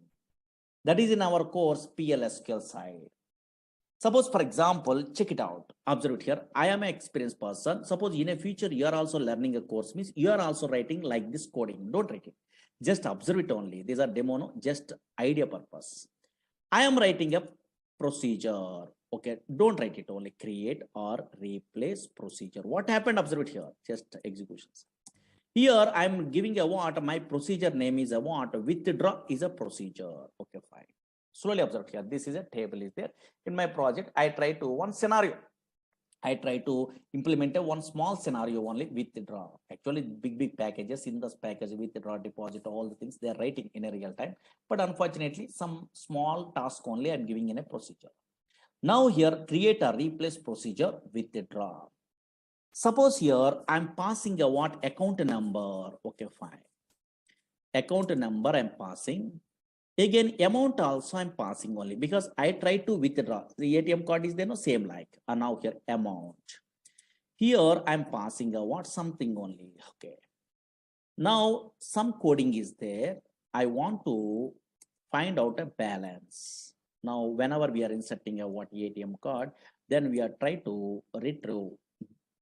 Checks the balance. No, yeah. Now check it out. Concentrate here. Some coding is there. Select a balance. Here into V underscore balance, something is there from bank. These are all the things you don't have an idea, but logically observe it here where account number is equal to something. Okay, fine. These are all the things very easy actually. Suppose observe it here. Oh, suppose bank is a table is there. That table here, this is a table format only your transactions are storing.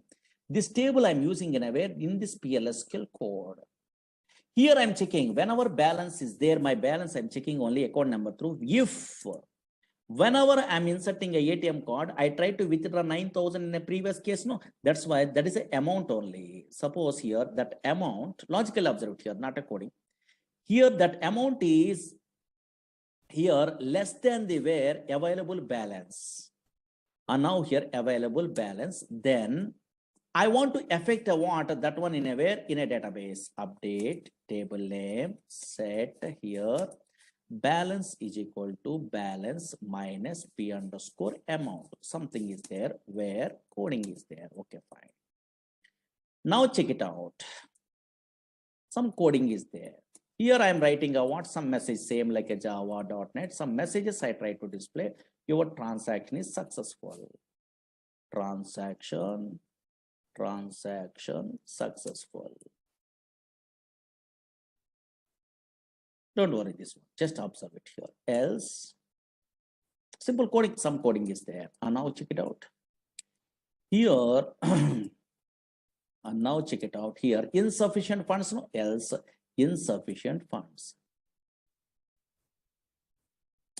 Okay, some codings are there. Okay, this is not a difficult coding, take it easy.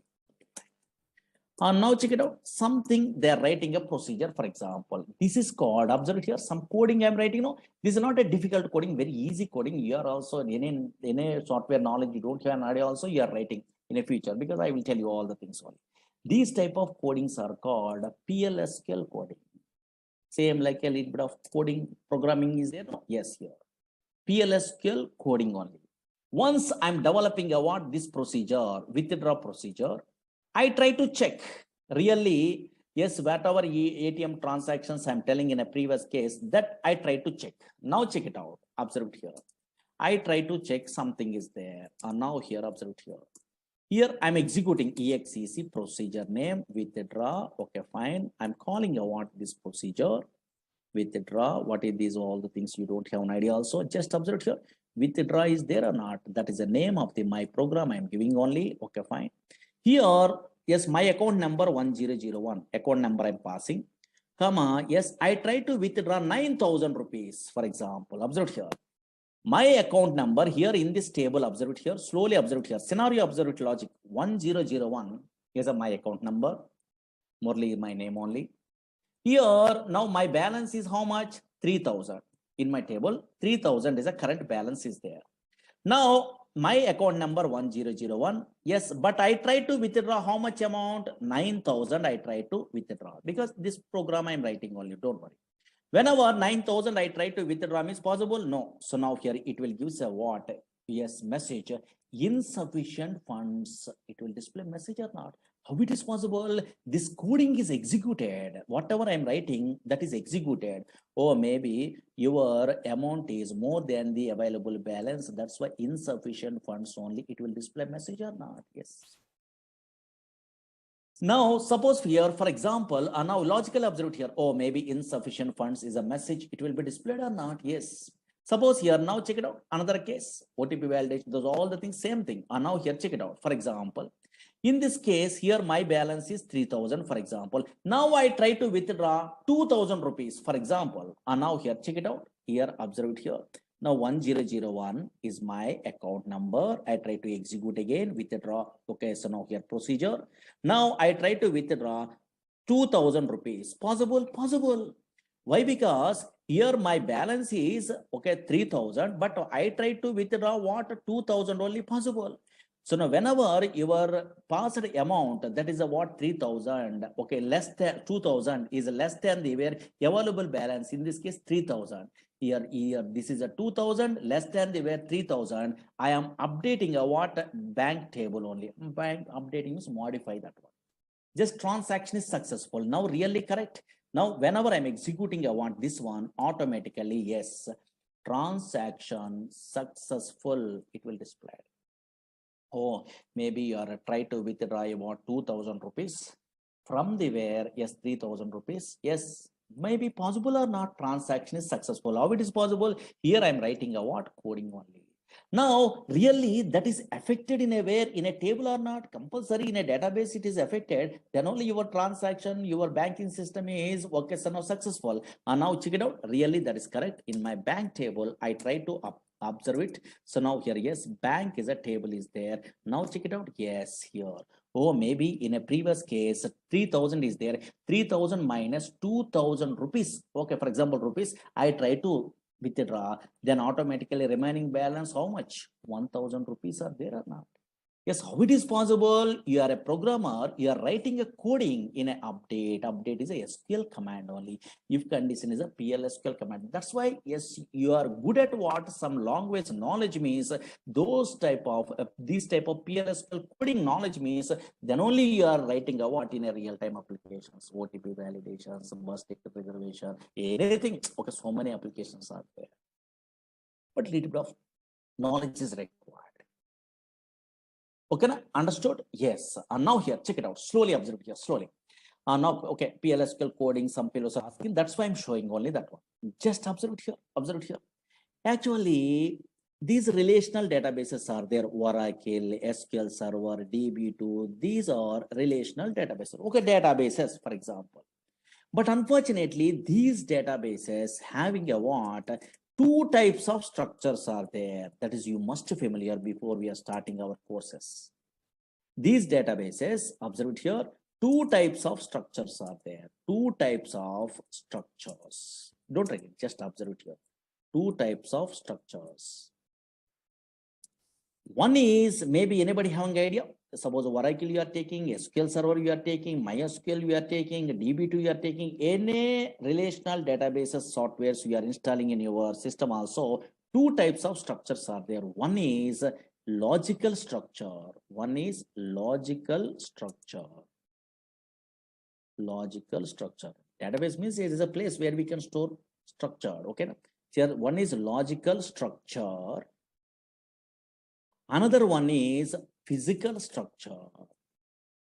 Physical structure. Before we are going to tell what is the logical and what is the physical structure in every these type of database software side, just a database definition in a books we are referring means so many fellows are writing like this. This is what is that one. Today at least you are understandable. What is database means, and now here anybody observing a what in a Google or in a books means it is a place. Don't forget it is a place It is a place where we can store, computer system, where we can store structured collection of data. They are telling only where we can store structured collection of data. Structured collection of data. What is data? What is information? What is DBMS? That is later. Okay. Structured collection of data. Okay. Observe here. Actually, whenever we are installing a this type of Oracle or in a relational database software, means what is database actually? It is a place. Whenever we are installing this type of software, means automatically some place is reserved in a hard disk only. In that place only where we can store structured collection of data. Okay, fine. But whenever we are installing these type of softwares, means two types of structures are there. One is what? Logical structure. Another one is what? Physical structure. This definition I am not explaining today. You are understandable one of these days. Now observe it. First two types of structures are there. One is logical structure. Another one is physical structure. Anybody in our class, maybe computer students are there, maybe academic career side. Okay, there DBMS, some theory is there. Database management system is a paper is there. I think MTech, MCA, BTech, BCA. These type of persons, Miss MSc computers. These type of persons. Tell me briefly. What is the difference between logical and physical structure? Anybody have an idea? Easy, not a difficult. What is logical structure? What is physical structure?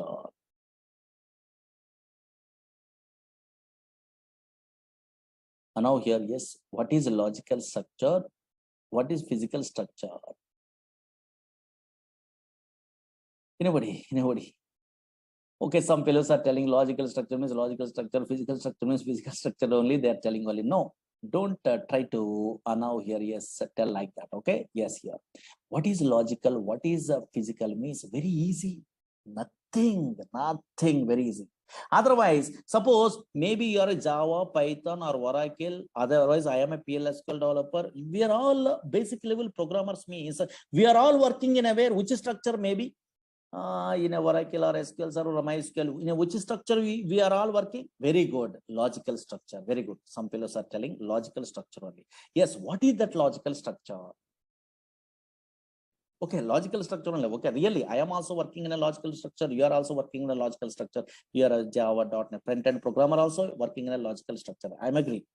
Logical structure of the database. But what is that logical structure? Suppose in a DBA persons are there, those persons are working in a physical structure, don't worry. But what is that logical structure at least? Yes. Logical structure means nothing is there. Very easy. Now here, check it out. Slowly observe it here. What is a logical structure means easily understandable. Now observe it here. Suppose today, this is a Oracle. I'm installing, for example, okay, fine. Already I'm installing, okay, fine. In this Oracle software side, observe here, this is a Oracle. In this Oracle, I try to create a table. Maybe bank is a table, is there no? Okay, in a previous case, bank is a table, is there no? These tables, okay, so now already I'm creating in another classes side already. How I'm creating this table means some syntaxes are there, don't worry. SQL language is there. Same like today, I'm creating one table, for example. Don't write it. Create table in a table A, B, C, X, Y, Z. Otherwise, today is a table name, for example. Okay, sir. Today is a table name I'm giving. Anything? Okay, fine. Okay, some syntax I know. That's why I'm creating a what table. Slowly observe it here. Yes, concentrate here. Or maybe this table also there. Now here anything also. Suppose Z is a table is there. Observe here. Z is a table is there. For example, I am creating. Okay, fine. For example, this table is created. Slowly observe here. Z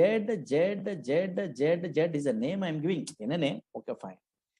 The table I'm creating only in my Oracle database or SQL Server database or MySQL database. I'm creating a table. Okay, fine. Table is created. Okay, fine. Table is created. Slowly observe it here. This table is created. Okay. Now I'm interested to view this table is created or not in my operating system. Suppose Windows operating system is there.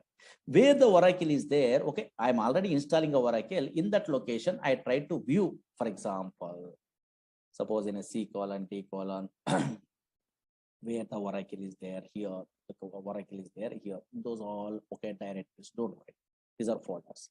Here Oracle, Oradata, ORCL. I'm observing only, and now in a C colon, I'm installing my Oracle software. In this Oracle software, here, anywhere Z table is visible or not visible? Anybody guess it? Otherwise, anybody observe it here? Now I am creating already table Z table. Table is really created. Now, where the Oracle is there in my operating system, in a C drive only, in my class only, here in this system, yes, within a C drive only, yes, this Oracle is available. Now, in that location, I try to observe where the table is available. I'm observing only, really created, okay, in our disk only. But I try to observe the where the table is available. I'm observing only in this location. But unfortunately, here, Z is a table I'm giving only. That table is visible in operating system or not visible? Very good. Not visible. You are observing or not? This is not visible. That's why a structure which is not visible in operating system, OS, in operating system, that is called a logical structure. Very, very important. Tables are not visible in anywhere in a C drive, D drive like that. Views does not visible in anywhere in a C drive, D drive, E drive like this. In a indexes, in a functions, in a procedure, not visible. That is visible in a database, okay, I'm agree. But unfortunately, that is not visible in operating system. That's why now what is a logical structure means, don't write it, a structure, now here a structure, which is not, what structure means database structure, don't worry. A structure which is not visible, in operating system, in OS, in operating system is called logical structure, logical structure of the database. That's why you are creating a table also, that is we are unable to view in a where C drive, D drive like that only. But where it is visible, yes, in a database. This is a database only, don't worry. In this database only, it is visible. Okay, so now those tables are visible in a database. Okay, that is not visible in a in your now here C drive, D drive like that only. That's why a structure which is not visible in operating system is called logical structure. But in this logical structure only, developers are working. Suppose I'm a PLSQL developer, you are a SQL developer, Java developers, .NET developers, Python developers, ETL developers. These all persons are working in a logical structure. That logical structure contains tables are there in a Oracle or SQL Server also tables are there. MySQL also tables are there. Views are there. Yes, here synonyms are there. Indexes are there. These are all the database objects. So many things are there. Procedures are there. Functions are there. Triggers are there. Packages are there. So many things only. These are all logical related, logical structure. That is not visible in aware. Whatever courses we are learning in aware, so many objects that is not being in aware in operating system. Now observe it here. What is physical structure? Don't write it. Now check it out. Just roughly observe it here. Physical structure is there. Physical structure. Now just idea purpose only. What is a physical structure means? Now this is opposite only. A structure which is visible in operating system. So now here, don't write it. Observe it here. A structure which is now here, which is visible in operating system, which is visible in OS operating system is called yes here physical structure is called physical structure. What is this one? Who are the persons are working in aware in this physical structure means? Observe it here. It's a big concepts. Just okay, definition side I'm telling only, because what is database today I'm telling only which definitions is correct I will tell you. Now check it out. A structure which is visible in operating system is called physical structure. Suppose I am installing, you are installing in a software also, some physical files are created in a disk. Suppose your PowerPoint, MS Access, ABS, Word, anything we are loading also, physical files are created. Same like in our software, Oracle is a relational database software. MySQL, SQL Server, we are installing, for example. Whenever I'm installing the what, so now here, yes, in our Oracle, automatically physical files are created. Some physical files are created, some physical files that is called data files are created, a .dbf files, control files are created, and also read log files are created. These all the things you don't have an idea. In a future, DBA concept, this one actually, roughly introduction I'm telling in our course side. Observe here, whenever I'm installing a Oracle software, for example, yes, automatically some files are created in a disk. Observe here in a C drive, D drive, some files are created here. Observe here. These are data files, .dbf files, something. Okay, fine. What is this one? You don't have an idea. Later you're familiar. Here control files, in a read log files. These files are these files. That's why a structure which is visible in operating system. Or maybe some files are visible or not. That is called physical structure. But the physical structure you are working, I am working. No. Yes. Okay, some different type of persons are working. What is that one? Means DBA, database administrator. Actually, in a where project side, database administrator. Some other type of persons are there in a database. Those type of persons, database administrators only working in a where DBA persons only working in a physical structure. Suppose I am a Oracle DBA programmer, for example. Okay, I am learning Oracle DBA, for example. DBA course is there, don't worry. Backup, okay, so now here, recovery, so many things are there in that one, table spaces, segments, so many, okay, don't worry.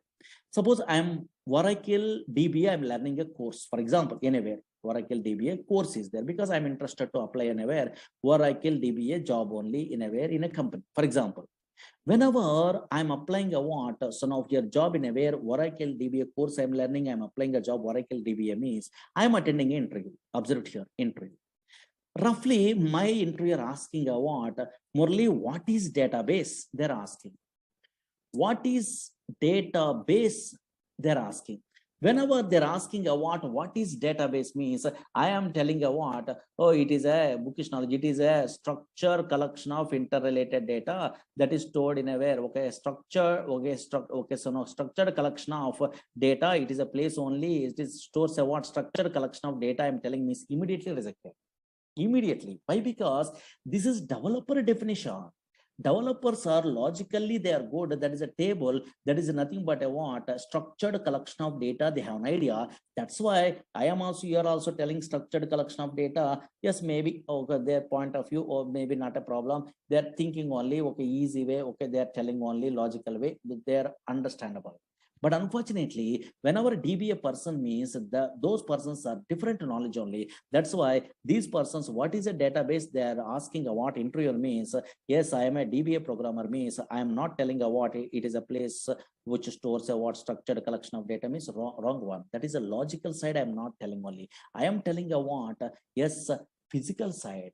Whenever I'm installing a Oracle software, automatically some physical files are created in a disk that is visible. That is a observe here, data files, control files, read log files are there or not. That's why what I'm telling, why my database administrator means, what is a database means? It is a collection of yes, data files, control files, read log files, and that is original. There's a physical phase in a SQL drive, D drive. Really, here only data is storing only. That's why what is a database they're asking means database administrator telling it is a physical side they're telling only because they're working, the well-known persons, what is data files, what is read log files, what is control files, what is the devocation of here, a relation between logical and physical. Those are all the things they have an idea. That's why it is nothing but a collection of data files, control files, read log files they're telling only. That is correct answer in a database administrator point of view. Suppose here I'm a developer, I'm not an administrator, for example. So now here I'm a developer, I'm a Java developer, I'm a SQL developer, PLSQL developer, I'm a so now here yes, Python developer, like that. These developers attending an interview. What is database? Okay, for example, they are not asking, but generally, okay, so now here, what is database? They're asking means, yes, here, the developers are telling what logical structure wise they're telling. That's why logical structure wise they're telling. What they're telling, yes, it is a place where we can store structured collection of data. This is a structured collection of data or not? Okay, table format. Suppose yesterday, anybody observing or not, a big table, I'm typing only here like this. It is a structured collection of data, is there or not? This is the logical side we are telling about. Or table format, because tables, views, procedures, functions, triggers, these persons, developers are well-known persons. Oh, maybe database is a place, it stores a what? A structured collection of data, because relational database side, logical side we are learning only. That's why in a books we are referring means, in a Google we are typing what is a database means. Two definitions are there, you are observing or not, but most of the developers are writing what it is a place where we can store structured collection of data. Understood? Yes, that's why now here, this is a Oracle, is a product from Oracle Corporation. In our course, we are learning what a 19C version only. In this one, this is a database product. This database, what is a database? They're asking, anybody asking means we are a developer of how we are telling. It is a place where we can store structured collection of data. There is a logical side we are telling. What the purpose of databases means? Not only storing a data permanently, but also we are efficient way we are retrieving the data, fetching the data from the where some place only.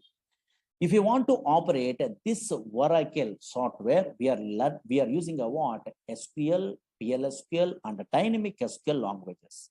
Anywhere we are learning a Oracle course means these three things they are telling only. Okay, na? Yes, here. That is a way small thing I'm telling on.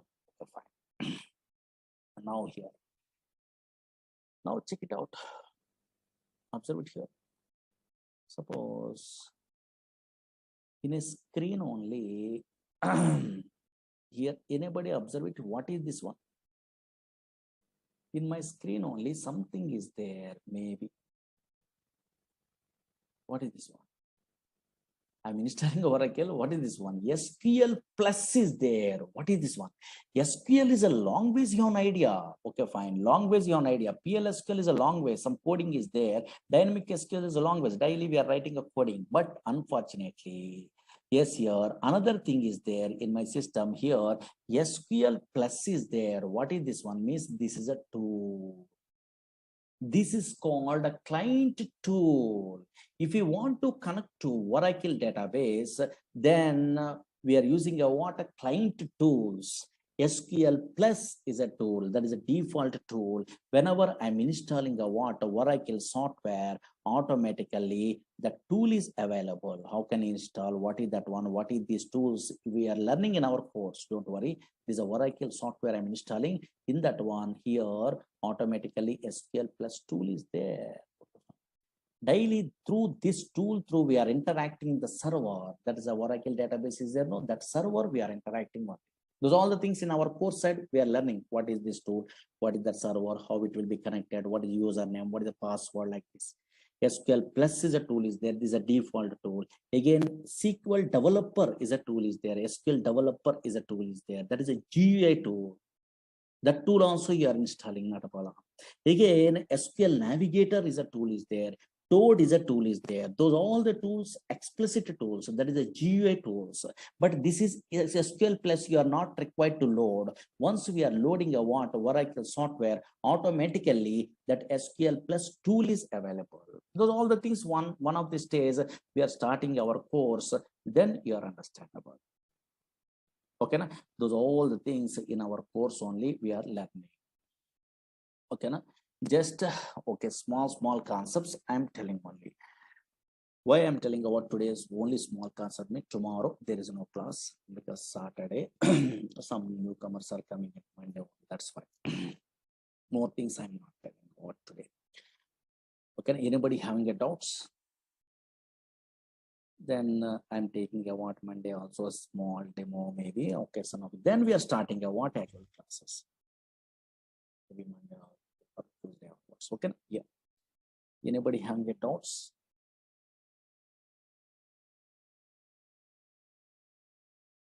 Logical, physical, both the things relation. Okay, after 1 or 2 days after actual classes, we are starting. Don't worry. And now we are not taking offline classes. Why? Because of virus only. So many fellows are afraid. That's why. Okay, yeah. Okay, Sunday classes are not there. Okay, maybe in a syllabus, based on the syllabus only, Sunday also sometimes we are taking.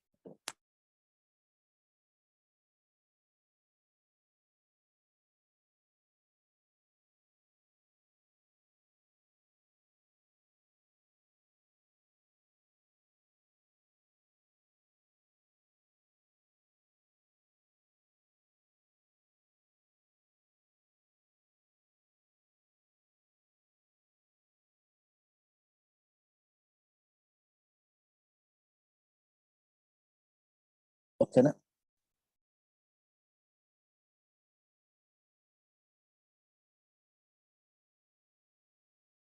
Easily you are understandable, very easy. Okay, because practically once you are starting means you are understandable. Don't worry. These all the demo class means anything I tell. Okay, yeah.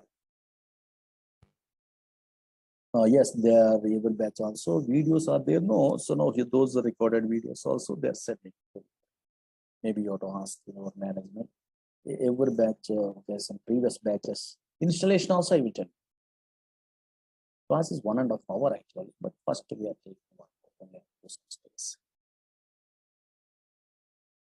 Okay, otherwise you want to know the syllabus and all these things. Previous batches records recorded videos are there. You have to request means maybe in management there.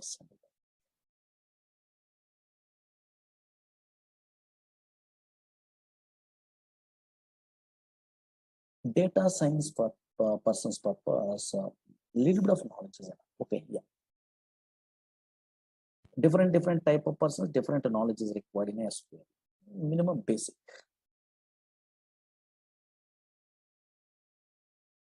Okay, na? Yeah. But tomorrow there is no class. First time, no? Yes, Saturday there is no class. Monday will continue.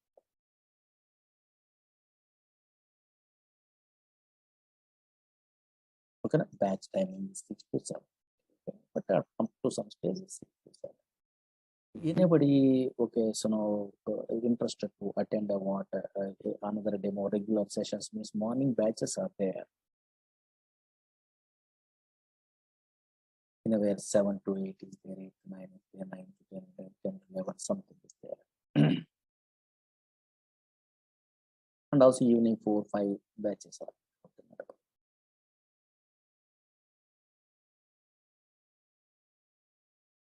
DevOps engineer side, more knowledge is not required. Basic SQL is enough. More things they are not using more basic. Full stack developers and DevOps, these persons are basic knowledge. Up to some queries, I'm telling only something. Then you are attending up to that one. Then you recorded videos, you are listening also enough. ETL developers means always subqueries, joins, material reviews, indexes, partitions, some concepts are required. OLAP features, rank, dense rank, this type of analytical functions, lag and lead analytical functions, some analytical functions only, some knowledge is required. And the PLS to stored procedure. Yes, before 10 AM, 3 batches are there. Don't worry. Because already some syllabus is going on. Developers also minimum basic.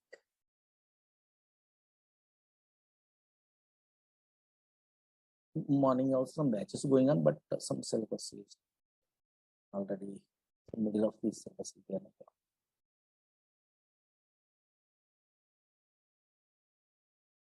Okay, na?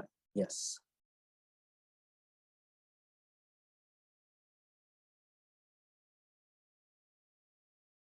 Monday, yes, we'll continue on Monday. Okay, na? Yes. Tomorrow, don't attend the class. Monday will continue. Okay. First time, yeah, not a problem. Because these are demos. Monday will continue. Thank you. Monday will continue.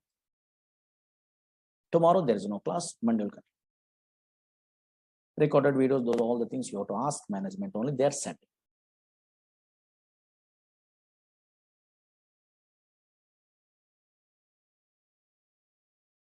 Okay, now thank you. Tomorrow there is no class. Monday will continue. Thank you.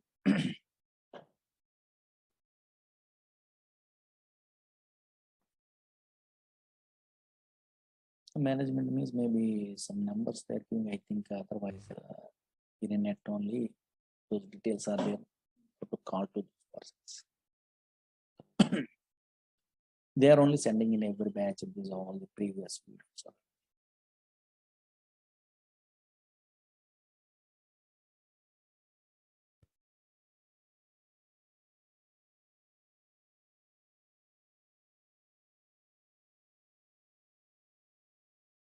In a website, okay, so no numbers are there, no, go to call.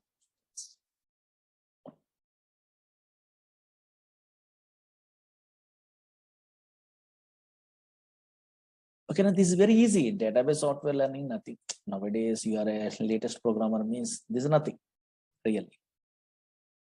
Compared to Java, .NET, Python, this is very easy.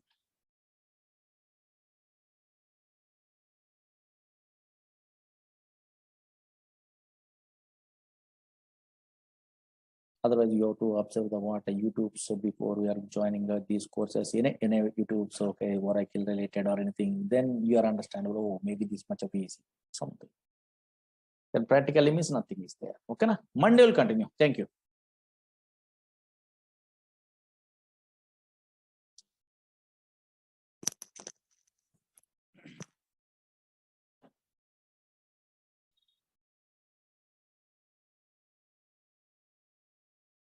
Here, these are demo classes. Maybe this is the last demo class. Otherwise, 1 or 2 classes I'm telling.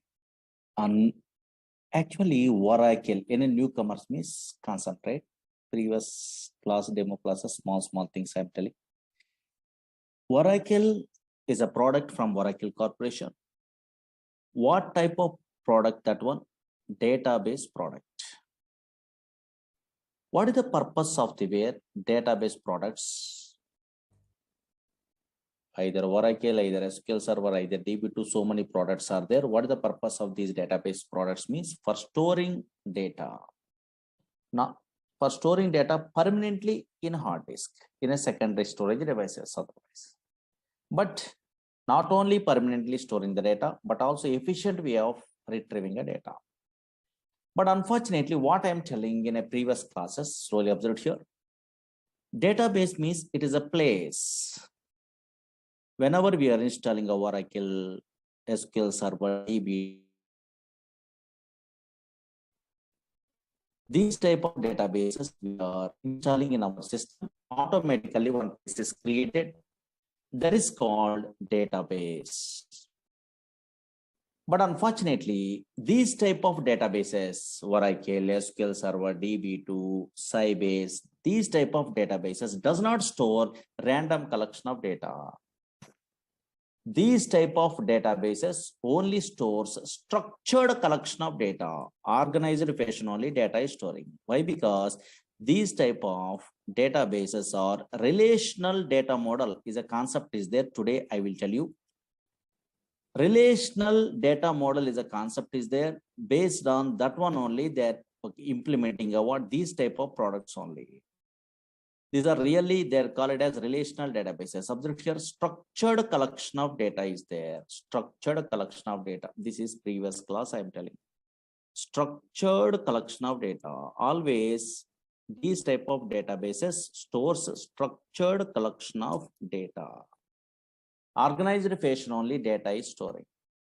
Once a structured collection of data is there, for handling, for operating this data by using a what? Which language? Very good. SQL, structured query language. That's why these type of databases are implemented based on relational data model. What is that one today? I will tell you.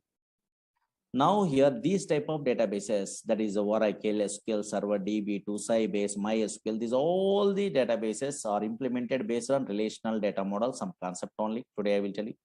For operating that data model products, then we are using SQL. But unfortunately, Oracle database product, if you want to operate means 3 languages we are using. One is SQL, another one is PLSQL, another one is dynamic SQL. Up to this one, in a previous classes we are learning. Okay.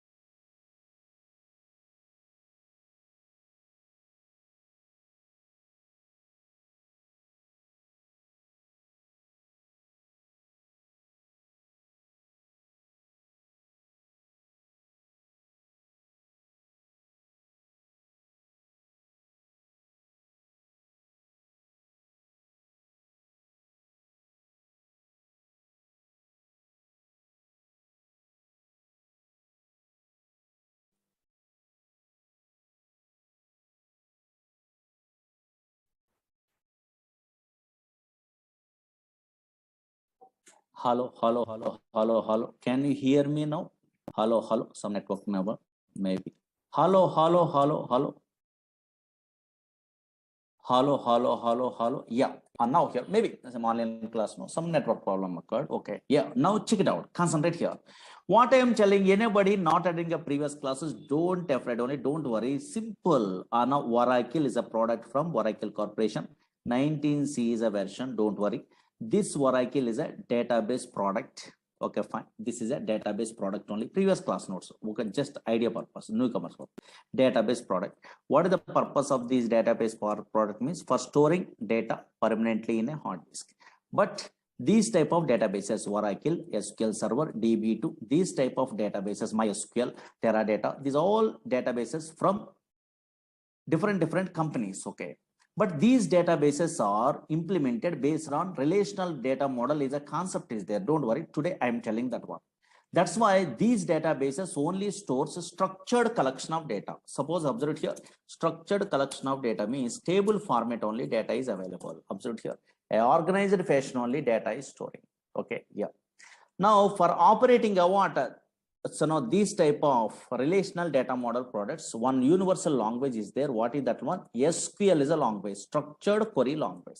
But Oracle product we are operating means not only SQL language, three languages are there. One is SQL, another one is after SQL, PLSQL is there, procedural language extension for SQL. Another one is dynamic SQL. Anybody learning a Oracle course in a worldwide, anybody also, anywhere also, not from me only, anywhere also they are learning means, yes, in that course they are telling about these three languages. What is SQL language? What is PLSQL language? What is dynamic SQL? Big concepts only. These are all the things we are learning means through these languages we are operating about these type of products only. Okay, otherwise Oracle product. Okay, fine. In your company. Okay, up to this one in a previous classes I'm telling. Now concentrate here. Actually, now slowly observe it here. This is a demo class, something I'm telling only. Oracle is a product from Oracle Corporation. Don't read it today. SQL Server is a product from Microsoft. Yes, MySQL is an open source product. That is also now from Oracle. Again, Teradata is a product from NCR Corporation. Again, Sybase is a product from Ingress Software. Okay, like this only so many products are there. These are all products are relational databases or these all products are implemented based on relational data model. Relational data model is a concept is there. Observe here. Data model is a concept is there. What is that one? You must familiar before we are starting what these type of courses or these type of products you are interested to learn means minimum knowledge is required. Okay. Now observe here. What is this data model first? What is this data model means? Concentrate here. Easily understandable model. Don't write it. Just data model. What is data model means? Slowly observe it here. Anybody attending a what previous class? I am telling one thing. Actually, suppose here Oracle is a product is there. This Oracle database or relational database, anything also, Oracle database, having a two types of structures, I'm telling in a previous classes, two types of structures only, structures. One is logical structures, I'm telling only, okay, one is logical structure. Another one is physical structure, I'm telling in a previous class. Slowly observe here. Logical structure, I'm telling. Another one is a physical structure, I'm telling. Physical structure, I'm telling only. Physical structure, I'm telling. What is a logical structure means? Suppose you are creating a what table or anything in your okay, database, for example, now here, yes, suppose anything, any table I'm creating like this. Whenever I'm creating a what table, now here, yes, observe here. Now here, already these tables are there. Okay, now here, suppose I'm creating a what this table in my okay database, for example. Whenever I'm creating a what a table, this one, this is not visible in operating system. Observe here. This is not visible in operating system. This is a what in my system. I'm installing a Oracle. How you are installing a Oracle also next classes we are learning only. Don't worry. Now here I'm installing a Oracle one of the stage only in a C colon or somewhere. And now here in this C drive only, your table is not available. Whatever H is the table I'm creating, that is not visible, That's why in a C drive, D drive, this is not visible. That's why what is logical structure means a structure which is not visible. Yes, structure which is not visible in operating system, visible in OS, in operating system is called logical structure. A physical structure means whenever we are installing a what Oracle, SQL Server, DB2, these softwares means automatically 3 physical files are created. I am telling you in a previous classes. That's why a structure which is visible in operating system is also called as here physical structure. These are all the things in a previous class I am telling. Don't worry. Now observe it here. What is data model? First observe here. These all products are implemented based on which concept? Relational data model in 1970 onwards. This is a new model. One fellow is introducing only. I will tell you. But before that one, what is this data model means? Easy. Data model. Anybody have an idea? Any computer students are there? They're well-known persons. Don't write it anything. These are demos. Okay. Data model. Data model represents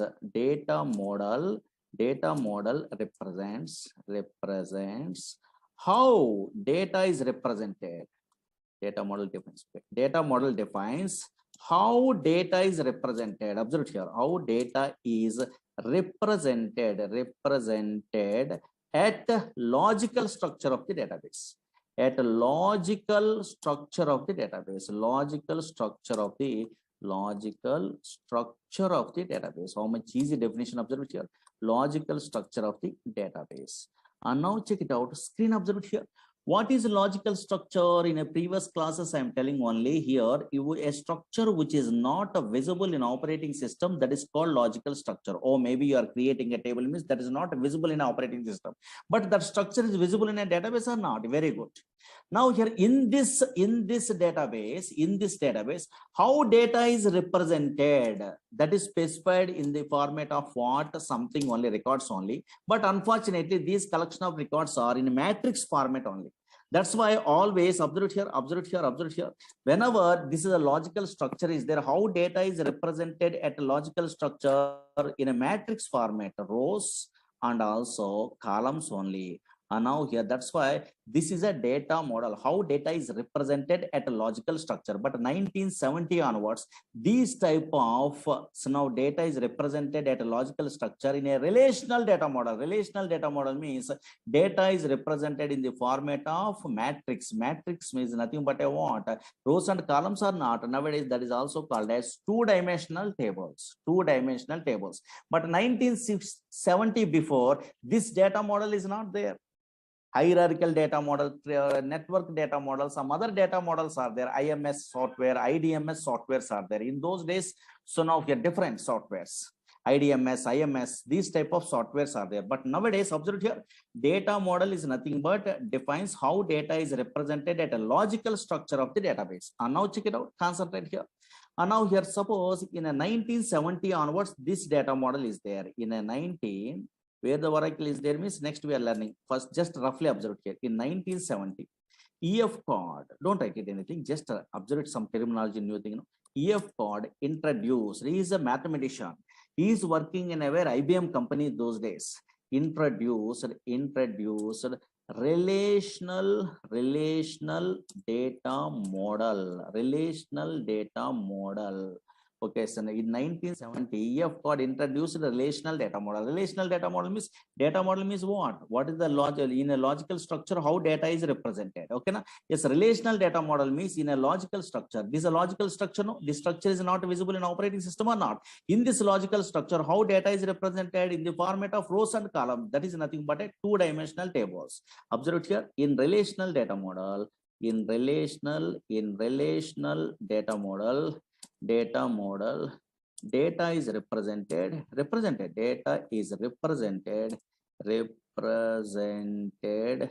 so in two-dimensional tables, represented in the format of rows and columns. That is nothing but a what? In two-dimensional tables, two-dimensional tables. Okay, na? Yes, here. But unfortunately, slowly observe here. Why these relational data model? Okay, the relational data model products we are operating also. Then we have some of here SQL language we are using. That history, big history we are learning next only. Whenever we are our course is starting only, this is a big concept. Observe here. But why these relational data model products are so easy? Why these relational data model products are very easy? Suppose you are learning Oracle, you are learning MySQL, you are learning a DB2. Any relational data model products you are learning also that easy. Everyone telling in a world where any software engineer you are asking also they are telling you what that easy. Why means the reason is there. Always any relational data model product we are observing also. Relational data model mainly consists of three components. Mainly consists of three components only. Three components. What are those components? Means observe here. These names you must be familiar before we are starting our courses. What are the components are available? Means these are first observed here. Now check it out. Concentrate here.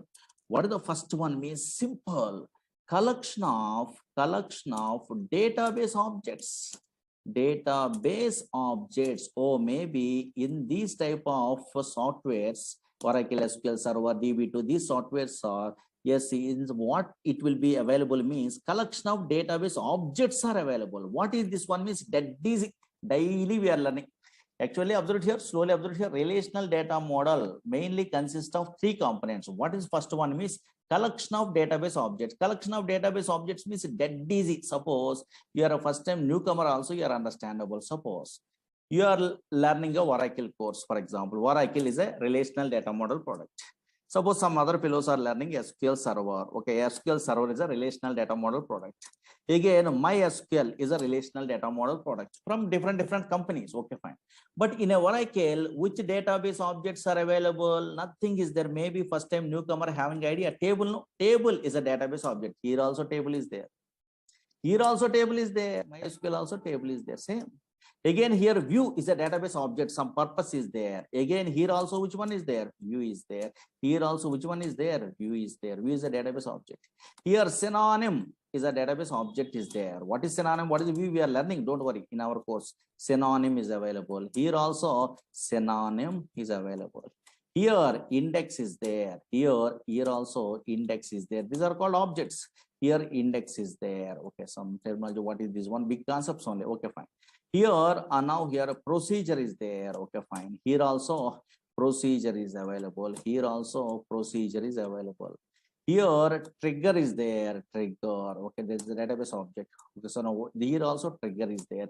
Here also trigger. That's why relational databases, relational data model products contains the three components, but first component is what? Collection of objects. Objects means, yes, your table, views, procedure, function, triggers, packages, so many things are there. But unfortunately, you are a first time newcomer means, what is this purpose? You have an idea, means enough.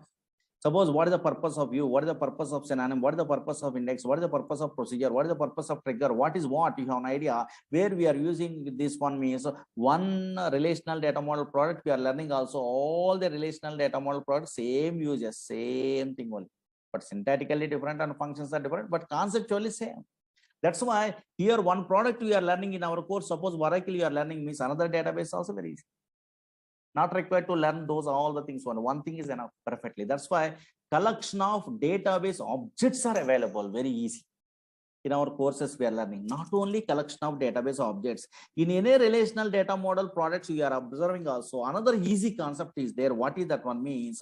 Set of operators are available. Operators are available. Operator means you are also, I am also thinking of what in a C language Java is equal to less than or equal to greater than or equal to not equal to. These type of operators are there. We are thinking of not only these operators, but also here set of operators means different operators are there in every relational data model. Suppose exist is an operator. Okay. In is an operator, between is an operator. Okay, so now here, yes, so many operators are there. All is an operator, NA is an operator, sum is an operator. These are all so many different operators are there. Like is an operator, is null is an operator. Okay, like this, between is an operator. This type of so many special operators are there. These are special. What is this exist? What is this in? What is the difference between exist and in? Where we are using? What is the performance tuning? Those all the things we are learning in our course. What is the like? What is seasonal? What is between? Where we are using? That's why through these operators we are operating only. That's easy. But not only these two easy. The first two is very easy only. But not only these two. Another one is there. That is a key concept. Everyone knows the database objects. Maybe at least you are a first time newcomer. Also a table you have an idea. Set of operators also everyone understandable. Oh, maybe is equal to less than something is there. No, same like some operators are there. But unfortunately, third one is most powerful. This is a key concept. This is so many fellows are doesn't know. Actually, relational data model where the difficulty they are facing a learners or experienced person means otherwise interview side means third point only important. These two are dead. The third point is most powerful. Always relational data model products are works based on set of integrity rules. Very important. These rules you have an idea. You are not required to attend a classes also. Not required. Your own way also you are learning. That is enough. That much powerful. These rules only so many fellows are doesn't know. These rules in a Google, anywhere you are typing of what integrity rules are, okay, relational database rules, you are typing also nobody writing others. There is experience is required. So many things are there. Okay, always relational data model products. These type of products works based on set of rules. Really, that set of rules based only these are working. Yes. Now check it out. Some popular rules are there. Those rules at least demo classes side I am telling. Don't write it only. Just observe here. Really. First observe here, relational data model products works based on set of rules or not. Check it out. This one today we are concentrating. So many scenarios I'm telling only through that one. Oh, maybe these products are works based on set of rules. You are understandable. Now check it out. Concentrate here. Now observe it here. Maybe some fellows having idea, some fellows doesn't have an idea. For example, now check it out. Concentrate here. Example side, real-time scenario side I'm telling. Suppose here one company is there. Don't write it. Here one company is there. Simple scenario. In this company, having a what? Two departments are there. Example purpose. Observe here. One company having a what? So many departments are there. Two departments. Your understandable purpose. I'm telling. IT is a department is there, and also HR is a department is there. For example, our knowledge base one. HR is a department is there. In this IT department, suppose you are a son of your joining in a company means you are also working in a where IT department or not? Yes, here.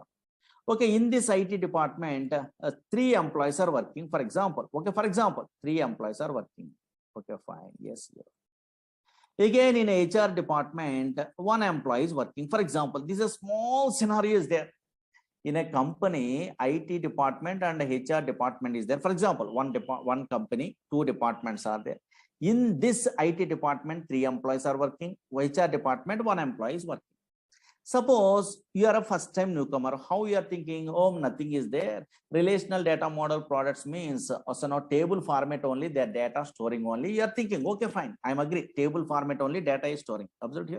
A big okay, son of here, yes, here tables also available. Okay, fine. These are all the tables. One of these days you are good. And now here, check it out. There is environment settings. One of these days you are familiar. Observe here. And now here, check it out. Now big tables are there. Okay, fine. This is a table format only, data is there. Okay, that scenario, suppose I am a first time newcomer, for example. That scenario, I'm a little bit of experience also. That scenario I'm representing as a table in my Oracle project side. Now that is working or not, you are telling me is really great. Suppose here that is table format only I'm using. For example, in my project, suppose some little bit of experience is there, EMP table. For example, I'm designing like this. I'm a programmer, okay, fine, in a company.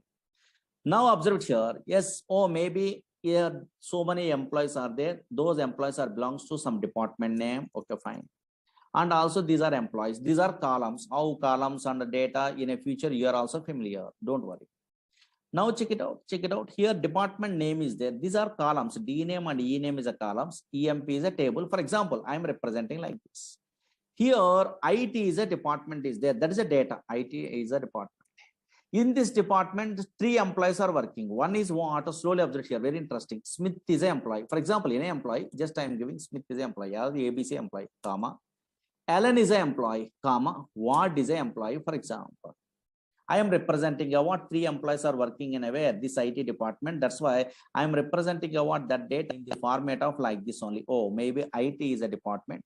In that department, Smith, comma, Allen, comma, Ward is working.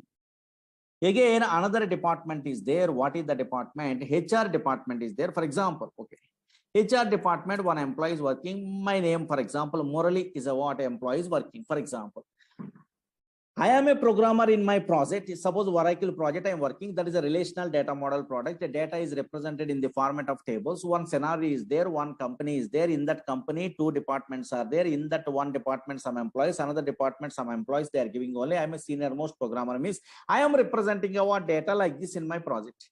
Maybe anybody academic career side, maybe little bit of knowledge is there in a database only. Now this table is working in Oracle or not working? Anybody guess it? Either Oracle, either SQL Server, either DB2. This table is working or not working? Maybe guess it. Anybody? Very good. One fellow is telling really correct. This is not working. This is not working. Why? Because what the problem is, any relational data model products also, data is represented in the format of table also. Table also some rules based only they are implementing. What is that one means? In this table here, this is a cell, this is cell, this is another cell, this is another cell, this is another cell. But every cell having a what? Single value. Suppose here this IT is a single value, there is no problem. Again, HR is a single value, there is no problem. In a Murali is a single value, there is no problem. Data in each column should be atomic. That is a rule. Okay, fine. There is no multiple value separated with comma. For example, here only problem. What is the problem? Smith, Allen, Ward, here, storing, representing in the format of what? Comma, comma, comma. It won't work. This cell not working. Why? Because now data is represented in each cell. Okay, so now only single value only. There is a rule in a relational data model product side. Suppose, for example, suppose okay, in a books we are referring means everyone writing others only data in each column should be atomic. Atomic is single value. There is no multiple value separated with comma. They are writing. Okay, fine. I am also reading article. You are also reading article in a Google, for example. Okay, fine. But unfortunately, suddenly you are attending an interview. Interviewer asking, do you have any idea why in each and every cell only one value you are representing only? Why we are unable to represent a multiple value separated with comma in a single cell in a relational data model products, either Oracle, either SQL Server, either DB2? They're asking. Anybody interviewer asking that one? Nobody telling the reasons. Reason also there. Actually, this table is not a problem. Table creation also here, Smith, Allen, word working. But why this is not recommendable means every cell having a single value means this is table creation is not a problem. Another thing is a problem. What is that one means? Screen observer very important.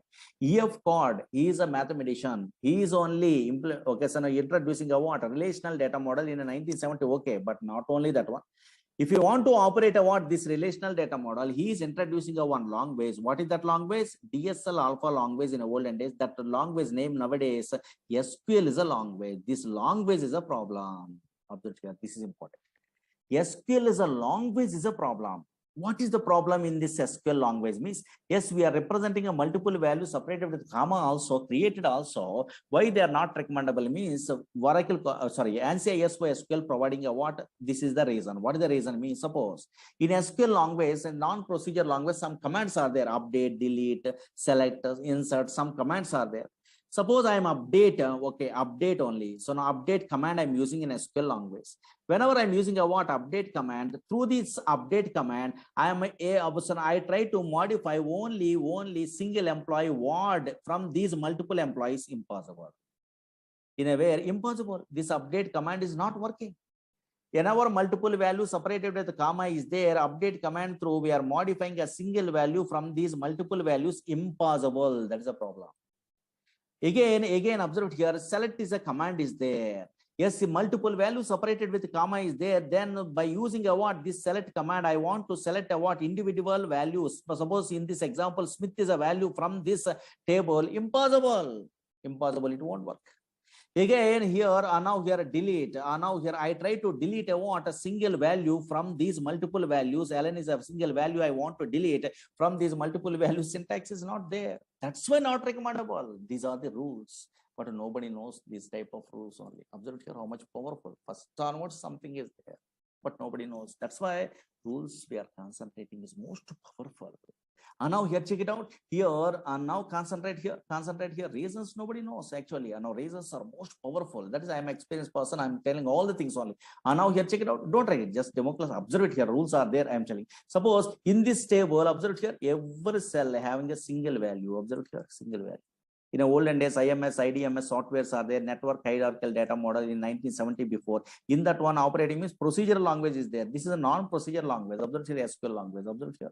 Every cell having a single value is there. Single value, single value, single value, single value, single value, single value is available or not. Anywhere, any table also. You are observing also any table, you are observing also single value is there. Observe here, single value every cell. In my project table, so many tables are there. For example, in our class only. And now here, single value is available or not? In a single value, mail IDs I'm storing like this. Okay. Single value is available or not? Anywhere also. Anywhere also. And now here, yes, a single value is available. Every table also. And now here, single values are available. Now here, single value. Every cell having a single value, single value, single value, single value, single value, atomic value. Then only we are operating, otherwise impossible. Okay, understood? Oh, maybe yes, a set of rules based only. That rules may be anything. Okay, later. Okay, fine. But just idea purpose, I'm telling. Suppose really that rules are most powerful. Yes. Without those rules, you are unable to handle. Yes, really, we are unable to handle. How it is possible? Now check it out. For example, simple example, I'm telling. Suppose this is suppose one employee is there, for example. This employee name is Scott is an employee. Oracle Corporation giving this is a user. Don't worry, these users you are familiar in a future. Scott is an employee, for example. This is an employee having a one table is there, for example, EMP table. Oracle Corporation giving these all the tables in a future you are familiar. Don't worry. Scott is an employee is there. Your imagination employee. What is user also? You don't have an idea, but just imagination. Scott is an employee is there in a company, for example. Now this employee having a which table is there? EMP is a table is there. For example, this table is there in their project only. Okay, yes, here. Now suppose here, now check it out, screen observe it. These all the things in a future you are familiar also. 1 minute only. Now I am opening another session. Now here observe here. Now here, my name is Morali. For example, another employee is there. Morali is employee is there. Your imagination employee. What is this user? How can I create this? All the things. Later you are familiar. Don't worry. Big concepts you are familiar. Now check it out. Scenarios observe it. Demo classes first time. And now here check it out. Later you are also familiar. These are all the things. Nothing. Okay, fine. now check it out. Okay, another employee is there. Small thing I'm asking today, at least. Okay, fine. Another employee, Morley, is there. Slowly up here. One employee, Scott, is there. Another employee, Morley, is there. For example, this one maybe you are guessing, I think. Okay, two employees are there in a company. For example, in a database project, relational data model product. Okay, either Oracle, either SQL Server, anything. Okay, roughly. Now, Scott employee having a which table is there? Employee, user I'm not telling. Employee having a which table? EMP table is there, employee details. Murli does not have a what? This EMP table, for example. Now, this Murli user using a what? This Scott user table. Some commands are there, SQL language is there in a feature. For example, select star from EMP. In a Murli user, yes, this table is not there, but he is typing a what? Some command only, don't worry, this SQL command in a feature, select star from, yes, table name EMP, they are typing only, Murli user typing only. Possible or not possible? Now, in a Murli user, Scott user table is visible or not visible? Maybe. Murli user allowed to access a what? Scott user table? Possible, maybe not possible. Logically observed here, possible or not possible? Very good. One fellow is telling only correct answer. Not possible. Not possible, because this is EMP table is another employee table. That's why this is not possible. Observe here, I am pressing enter key means error. Okay, fine. Oh, maybe table or view does not exist. View means later, don't worry, does not exist. Suppose Murli user unable to access a what in this example, Scott user table. Okay, fine. If this Murli user interested to access a what Scott user table, for example, first Murli user requesting, for example, Murli employee requesting, for example, requesting Scott employee, please give me your table only. I am using a what some information from your table only in my project. They are requesting, for example. Whenever if Murli employee requesting a what Scott employee for okay EMP table accessing only. Suppose this Scott employee giving a permission means some commands are there. Later you are familiar these commands in our language. Grant is a command is there. We are learning, don't worry. Now suppose here some grant command through they are giving a permission. For example, scenario observed here, grant something only. Now here, yes, here. Now check it out. Some permission they are giving only, for example. Now here observed here. Granting this table to which employee, Murli employee, they are giving, for example, grant is succeeded. You are also familiar in a future, these are all the things, nothing. Okay, fine. Logically tell me, once they are giving a what permission, this permission, this Scott you employee, maybe they are giving a permission to Murali. Here grant is succeeded, some message it will displayed in a project is a relational data model product. Now Murali employee try to access a what a Scott user EMP table. Possible or not possible? Maybe I'm typing like this only, Scott select a star from something. Okay, EMP like this only. Now I'm typing like this only. Maybe possible or not possible? Anybody guess it? Possible or not possible? Very good, very good. So many fellows are in our class, Otherwise, I am also first time newcomer means I am also thinking like that. Oh, nothing is there. Grant is succeeded. Then possible. There we are thinking. You are also telling like that only. I am also thinking like that. But impossible. That is the beauty of the way relational data model. Impossible. What is this one? Here grant is succeeded. Now, why it is not possible? That purpose only they are giving a permission. I am also here also imagination like that only. Okay, so now how it is one not working only? Yes, what is this one? What is going on? We are imagination. Now observe here. But unfortunately, this is not working. Why it is not working means observe here. Yes, here. Suppose I am typing a what like this. Here again, it will give a what here. Why means observe here.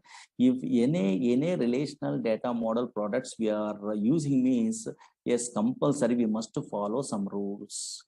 They really grant is succeeded, really correct. But I am a developer. I am unable to follow the rules in a relational data model. That's why I'm failure. I'm a programmer, I don't know rules, so that's why I'm failure. What is the rule is there? Yes, here, what is the rule is there? Now check it out, concentrate here. If any user giving a what permission to another user means, observe here, either procedure, either function, either trigger, either package, anything, any database object they are giving also, which employee giving a permission, that employee name dot, employee name is user here actually, don't worry. And now here, which user giving a permission, that username dot operator we are using, select star from Scott dot EMP, there is a rule. Very, very important. There is a rule. And now here, yes, update scott.emp, delete from scott.emp. In this case, okay, Scott user giving a permission like that only, then only working, otherwise impossible. That's why that is a rule only. Now, suppose I am also, you are also good at what that rule, then you are successful. Now check it out, observe it here. Yes, select a star from here, scott.emp. Oh, maybe Scott is a employee, means user. Don't worry, users and all these things later you are familiar. Scott.emp. Now it is working or not? Yes, here working. Observe here. In place of that username dot object name in a real-time project, a synonym is there. So many big concept, database link is there, and there something is there. Now, understood or not? Oh, maybe always relational data model products works based on set of rules only. Understood or not? Yes, here. Now check it out. Concentrate here. Suppose you are a first-time newcomer. Okay, maybe in a future you are learning Oracle or you are learning MySQL, you are learning a DB2. Any relational data model product also. Not only these simple rules, main very important rules are there in a project oriented. That rules you must familiar, must mandatory. What is the important rule? Means today I'm interested to tell that rule only. That rule I want today. And now here, that purpose only I'm telling. Now here, this class only. Now check it out. Now onwards, up to 15 minutes concentrate. At least 15 minutes demo. Here. Small thing I'm telling. And now here, observe here. Actually, you are working in a company. For example, maybe in a working professionals are there in our class. I don't know. So now they well-known persons. Whenever relational data model products you are working, either SQL Server, either MySQL, either DB2, anything also. Main transactions, this rule is most powerful. Main transactions are stored in 15 minutes observe here. Main transactions are stored in main transactions are stored in a what? Master table. Very important. Main transactions are stored in a where? Stored in a where? Master table. What is this one? Again, related child transactions are real-time projects. Child transactions are stored in a where? Child table. Okay, fine. For example, observe here. Main transactions are stored in master table. Related child transactions are stored in a where? Child table or detail table. For example, okay, fine. Suppose Oracle Corporation giving a what? Practice purpose some tables. Today, I'm showing a what predefined Oracle provided 2 tables only. Those tables I'm showing only. Okay, fine. Don't be afraid only. In those 2 tables, one is master and one is child. They are only giving. Oracle Corporation only giving. Which one is a master? Which one is a child? You are guessing is really great without any knowledge also. First. Now here then how we are given the guarantee, this is a master, this is a child. I am telling what they use, why they are defining, all the things I will tell you. Now check it out. First observe it here, slowly observe it here. Oracle Corporation providing a what? Practice purpose. Otherwise in our course also we are learning a what? Those table based only so many queries. That's why first I am telling 2 tables they are giving only practice purpose. One is what? EMP is a table is there. I'm showing today those tables. EMP is a table. EMP means maybe employee details are storing in a where in that table, predefined, don't worry. Again, another table also Oracle Corporation providing only practice purpose. Another table, DGPT is a table, or maybe department table. One is EMP table, another one is DGPT table. These tables you are familiar in the future. Okay, don't worry. These are all the things you are familiar, but first only injecting without any knowledge. Observe here, I try to inject. Now check it out, concentrate here. 2 tables are there. One is EMP table, another one is DEPT table. Slowly observe here. This is a Oracle custom product. What is this one? Later we are familiar. Don't worry. Whenever our course is starting, means you are familiar. Observe here. Screen observe.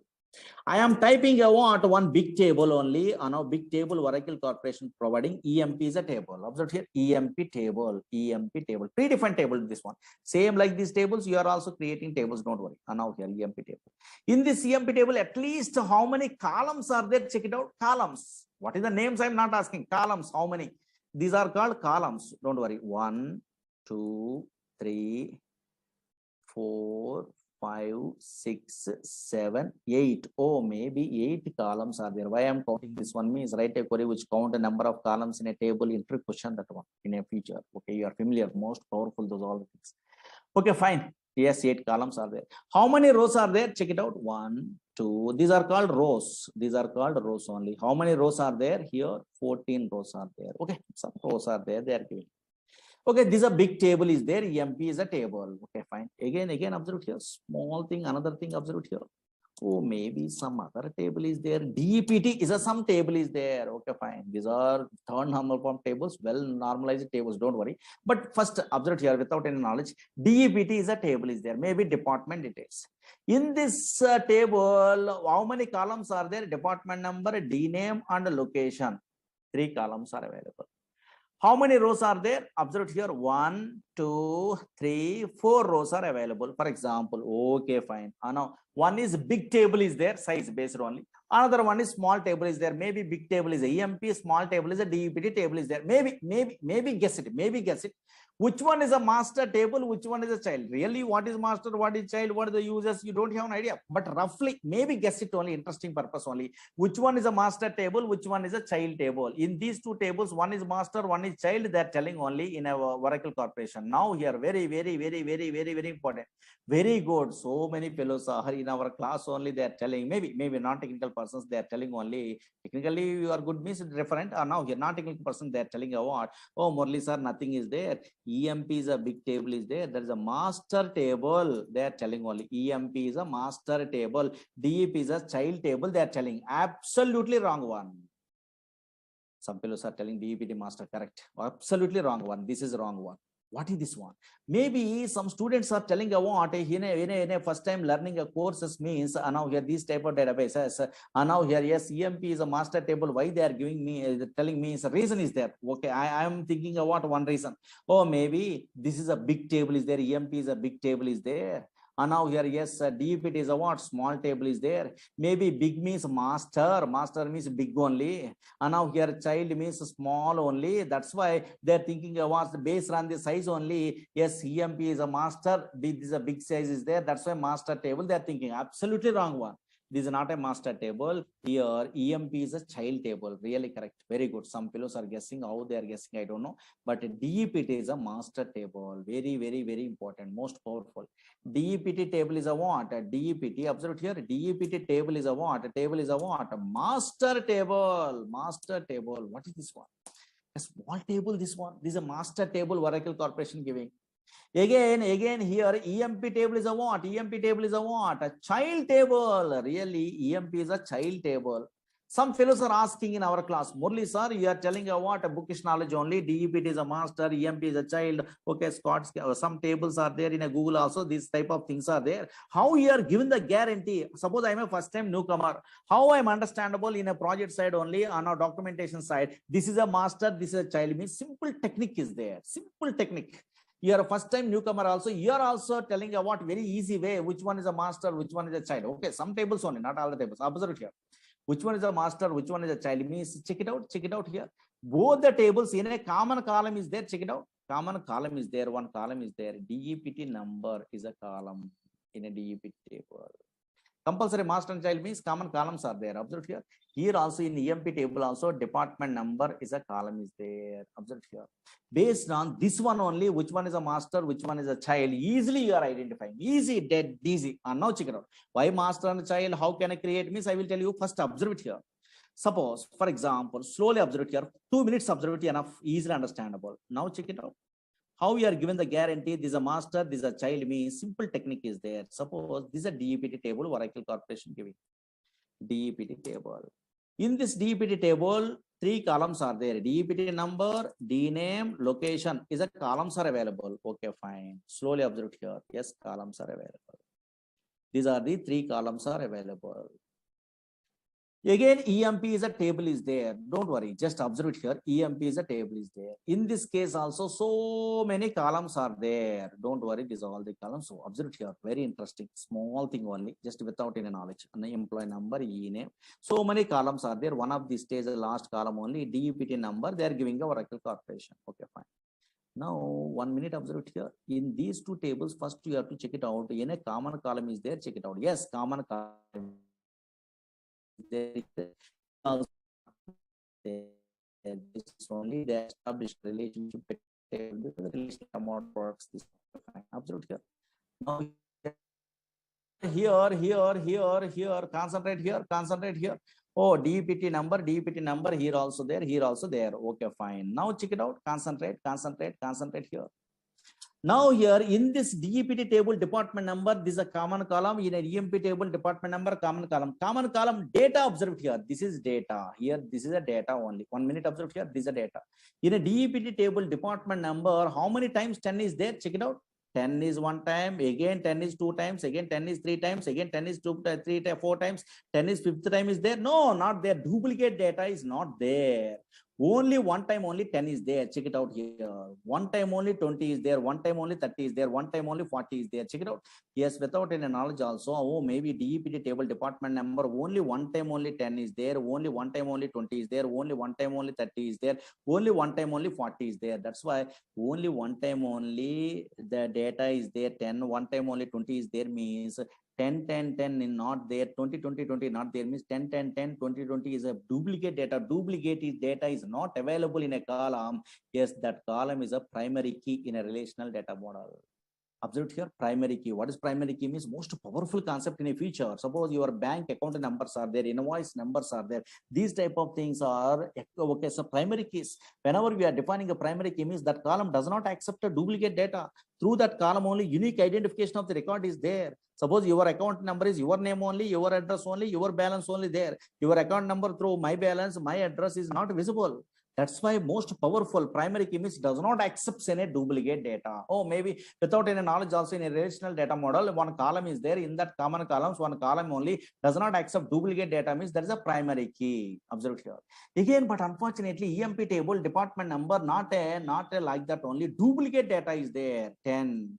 Again 10 is there, again 10 is there, again 20 is there, again 20 is there, again 30 is there, again 30 is there, again okay, so now 20 is there, like this. That's why whenever duplicate data is there in a common columns, this column also called as foreign key. Foreign key means foreign key. We are there defining only, don't worry. This foreign keys, primary keys, check, unique, this type of called constraints only we are learning in our course only. Foreign key. Observe here. Foreign key. Oh, maybe without any knowledge also in a relational data model, common column is there. In that common column, one column does not accept a duplicate data means that is primary key. Whenever one column is accepting a duplicate data, that is called foreign key. Okay, fine. Whenever a table having a primary key is available, that is related to where another table foreign key means this primary key table is also called as which one? Master table. Observe here, master table. This is a master table. That's why primary key is available. That table called master table. Again, foreign key is available. That table is also called as what? A child table or detailed table. Foreign key is available. That table is also called as what? A child table or detailed table. Why in a project side we are establishing a relationship between the table, primary key, foreign key, primary key, foreign key with unique key. So many things are there, don't worry. Now here, yes, here. Now here this primary key is available. This is a master table related to this child table. Again, this is a what EMP is a child table. There's a foreign keys available. That's why that is child table related to where this master table. Okay, fine. Why they are establishing a relationship between the table means data security point of view. What type of data security point of view means? Concentrate. Anybody guess it? Anybody guess it? In a master table is there in any database. I try to delete a what? This record in a master table, for example, working or not working. Anybody guess it? I try to delete a what? This 10 only, for example, from the master table. Possible or not possible? Very good. Impossible. It will give us a what error? That is a security. Because already that data is available in this child table. That's why we are trying to delete a master table record. It won't work. Again, suppose I try to insert a what? Suppose here 90 I try to insert in a child table record means other than a master table record, it won't work. So now here, because this 90 is not available in a master table, like this, so many rules are there, most powerful. Those are all the things you are learning in our courses in a future. These are big rules only. Suppose here, not today, okay, these are demo class, means just something is there, I'm interested to tell only. Now here, that's why fast I'm telling only roughly. Now here, check it out. Suppose here, this is a what? Constraint is a chapter is there. In this chapter only master tables are there. Here child tables are there. What is this one? We are learning only. Now here, yes, observe here. Now whenever master and child table is available, then automatically So now some rules are there. Okay, fine. Observe here. Yes, here. Yes. Deletion from master table, insertion in child table. These are all the things, big chapters. Don't worry. In every database, not only Oracle. Now here, observe here, what is primary key, what is foreign key, what is checked, what is unique, these type of things, constraints is a chapter is there. In that one, we are learning in our course. Don't worry, one by one. That's a demo class, means all the things we are explaining not possible. We just observe it here roughly. I'm telling only here foreign keys there, how we are establishing a relation like this only. Whenever master and child table is there, deletion from master table, insertion in child table. These are the rules, two rules in every database. Whenever we are using a deletion from master table, what happened? What is on delete cascade clause? What is on delete set null clause? These are deletion from master table. What happened? Yes, what is these clauses only? Insertion in a child table. What happened? Now these all the things we are learning in our course. Suppose you are an experienced person, for example. Now in a future, don't write it. These are all the things. For example, in a future you are learning our courses, for example. Now here, yes. In that case, master and child tables within fraction of second you are writing only. Okay, once you are good at course and you have an idea means then possible. Suppose master table I'm creating like this. Or maybe primary key is available, then that one only. Don't write it, just demo. Yes, you are observe it here. Or maybe something is there. Now I try to insert a duplicate data, for example. And now in a master table, I try to insert a duplicate data. Suppose 10. Again, 10 means not possible. Duplicate not possible. Error. And now here, but 10 one time, 20 one time, 30, not only 10, 20, 30. And now here, yes, 1, 2, 3 also. And now here, observe here. Yes, we are viewing only that one. That's why I'm telling this is a master table, select star from master like this. Observe here, 10, 20, 30, 40 is there or not? Again here, I try to create a child table. Now here in a future, you are also creating some child and master. Why that one? So many things are there. Now here, yes, some clauses are there in a future. Okay, fine. Yes, here maybe something is there. Don't worry. These are all the things. Clauses are there. References. Oh, some on delete cascade. So many classes are there. Now I try to insert. Now here, check it out here. I try to insert a what other than master table value. Suppose 90 I try to insert, not possible. So now 90 is not there in a where in this master table, impossible. Now other than master table record, impossible. Error. Okay, these errors also you are familiar in the future. Or maybe parent key not found. Your 90 is not there in a where master table. And now here, suppose I try to insert a what? Yes, here. Now check it out here. And now here some values only. Again 10. Duplicate possible? Possible. After 10 I'm inserting. Again 10 possible. Again 10 possible. Again 20 possible. Again 20 possible. Again 20 possible. Again 30 is possible. Like this, a duplicate data possible in a where child table. Observe here. Yes, this is a master table. And now in the future you are familiar. And now here, observe here. Yes, this is a child table. Okay, fine, like this. And now master and child is there or not? Okay, somewhere you are familiar in the future in a course also. Okay. Now I try to delete some record. What is delete? What is insert? Up to now you don't have an idea. Just I'm checking. Delete. Security they are telling delete from master where s number is equal to 10. It won't work. Already that 10 is available in a where. Yes, we are unable to delete. Here, that's why here child record found. Oh, maybe that record is available in a where. This 10 is available in a so many times in a where in a child table. That's why whenever you are joining in a company, your main transaction ID where it will be storing in a master table. Those related child transactions are stored in a where number of child tables. Suppose you are resigning a job means now how they are deleting a master table record means first those child table records they are deleting in a child table, then only they are allowed to delete in a master table record. That much powerful. There's so many things are there actually on our project side. These are all the things very, very, very, very important. That's why my intention is nothing. I'm not telling anything in today demos. No, just Oracle is a database product, but this is implemented based on relational data model. Is some concept is there in a 1970 onwards. Nowadays these all products, Oracle, SQL Server, DB2, these are relational data model products. Why these relational data model products are very easy means I'm intimating to you. Oh, maybe 3 components are main components. One is objects are there, very easy. That one operators are there, dead easy. But not only those easy concepts, but also those relational data model products works based on set of rules only. Those rules you are familiar. Then only now maybe easy. I'm thinking, I'm telling only. That's all I'm intimating to you. Or maybe some rules based only working or not. These are all the things rules based. These are all the things rules. Yeah, rules. These are child record font rule. Okay, deleting, inserting something. Rules are there or not? Yes. Okay. So now here, yes, here. Master is nothing but a parent table. And now here, yes, here. That's why in our course only these type of concepts we are learning. SQL means these type of concepts are there. SQL means big concepts here. Okay, fine. Here, inserting, updating, deleting, dates, functions, joins, constraints, subqueries. So much of syllabus, views, okay, so now indexes, synonyms, hierarchy. So many things are there. Big concepts. Again, PLSQL means some other concepts are there. Observe here. PLSQL means PLSQL cursor is there. Exceptions are there. Okay, subprogram, stored procedures, stored functions, triggers. In our syllabus is this one only. Your packages, advanced case types are there. Index per table, nested table, VRI, bulk bind.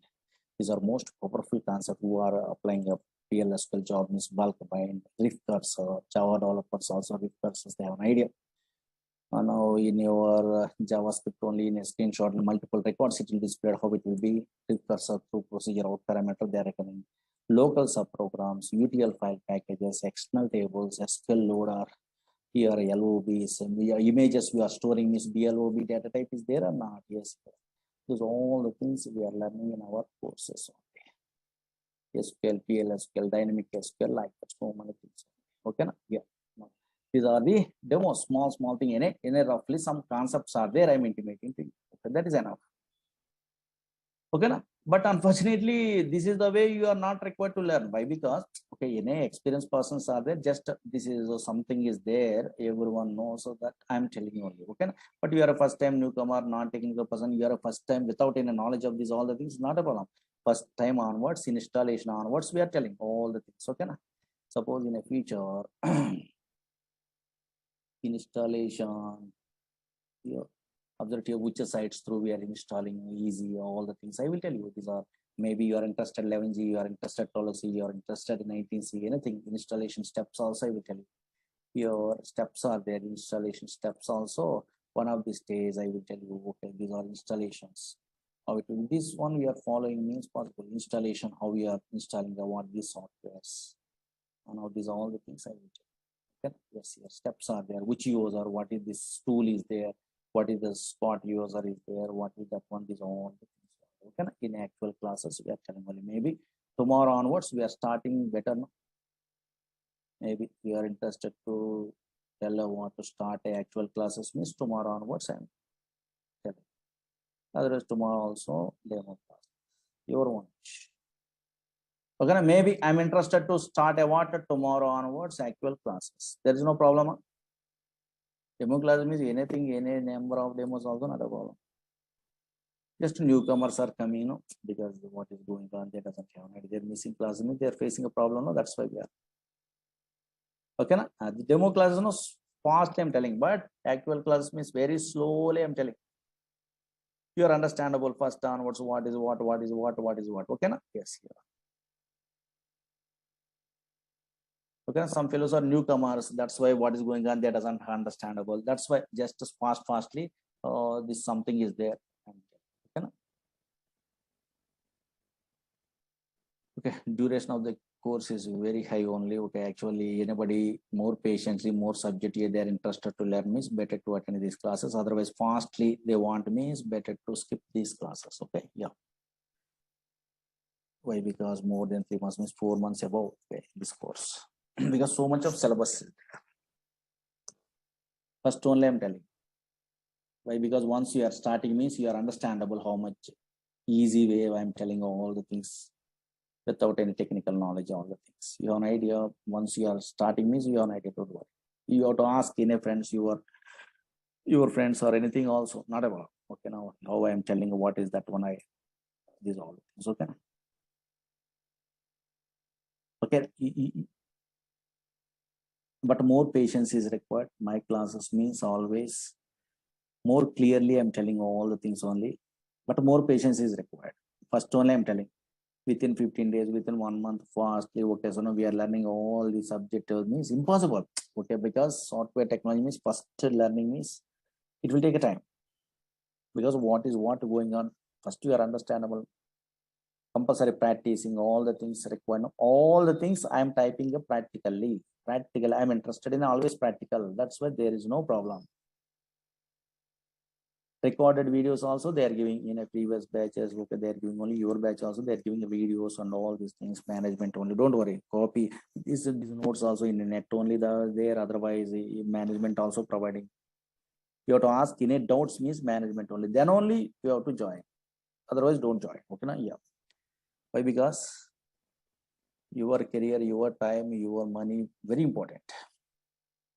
Okay, na? Yeah.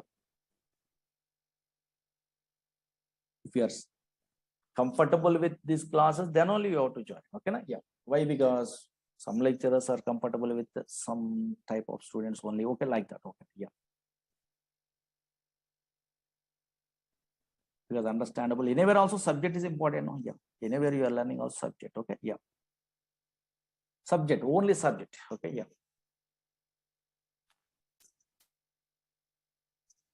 Okay, one fellow is asking only Murli sir, Ramesh only. Okay, very good. I would like to try it for PLSQL development, sir, and currently working as a L1 DBA. Yeah, okay, very good.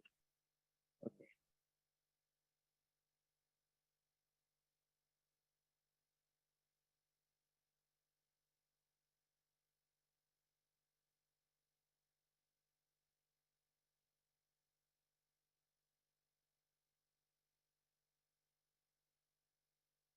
Any doubts also ask me, don't worry.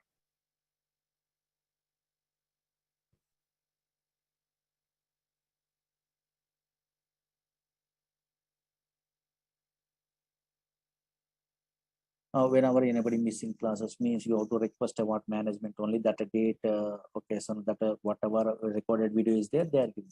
Don't worry, okay. Fresher level SQL is enough, I think. Okay. In the back end side, they are using it. Yeah. So okay, data analyst means better to learn about a SQL part only enough.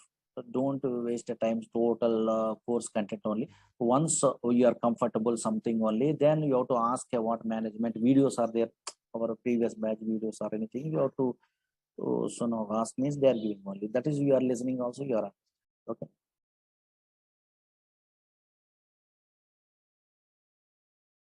Okay. No?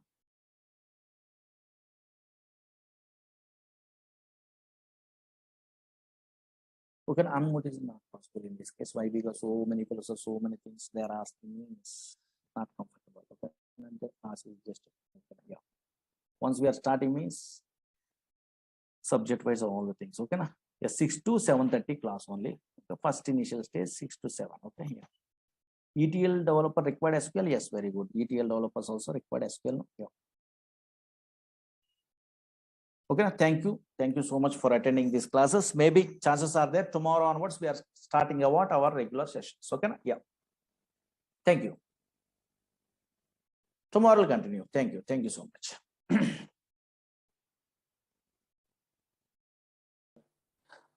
Today onwards we are starting our sessions. Those previous days demo classes are enough. Okay, yeah, that is better. Daily time waste means there is no use. Okay, yeah. Today onwards, without any knowledge also, everyone understandable. No, actually, Oracle is a notes also I'm giving each and every step side. Okay, Oracle is a product from Oracle Corporation. This is implemented based on relational data model product. If you want to operate this Oracle means we are using which one? Very good. Now here SQL, PLSQL, dynamic SQL up to that one, everyone having idea.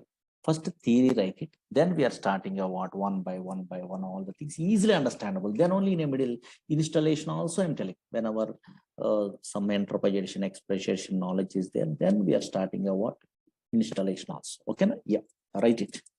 Oracle, write it some theory. Oracle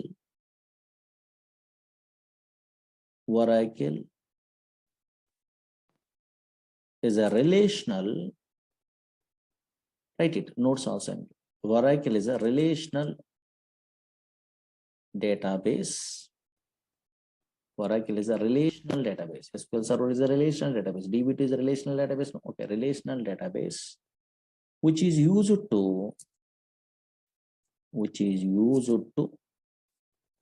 store data permanently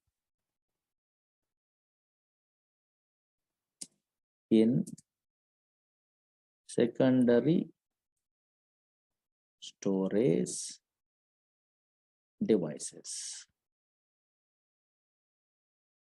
Oracle is a relational database which is used to store data permanently in secondary storage devices.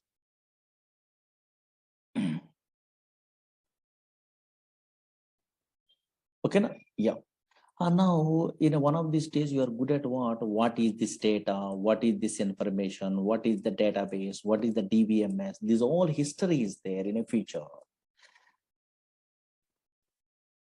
Now here in a feature, I am telling only now what is data, information, what are the son of a database, data store mechanisms in a 1960 before, how they are storing what this data or information, flat file mechanism, some drawbacks are there. One of the chapters there. Then only they are introducing in a 1960 onwards these type of special software, DBMS software. What is the DBMS?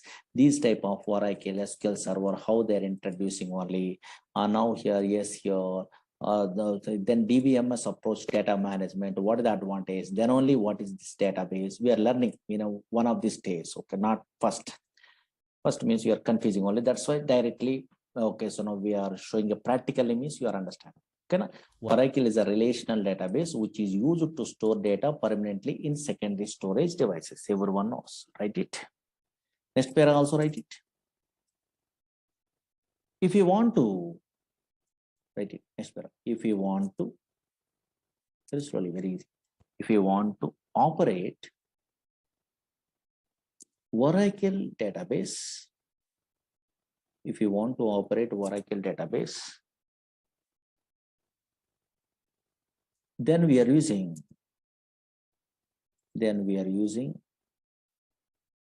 following languages.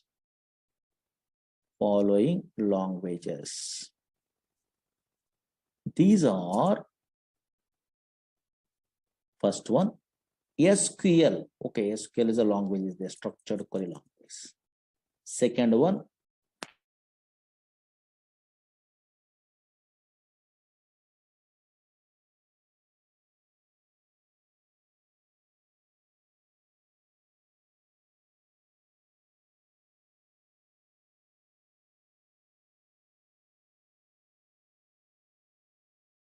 LRPL. Third one, dynamic SQL.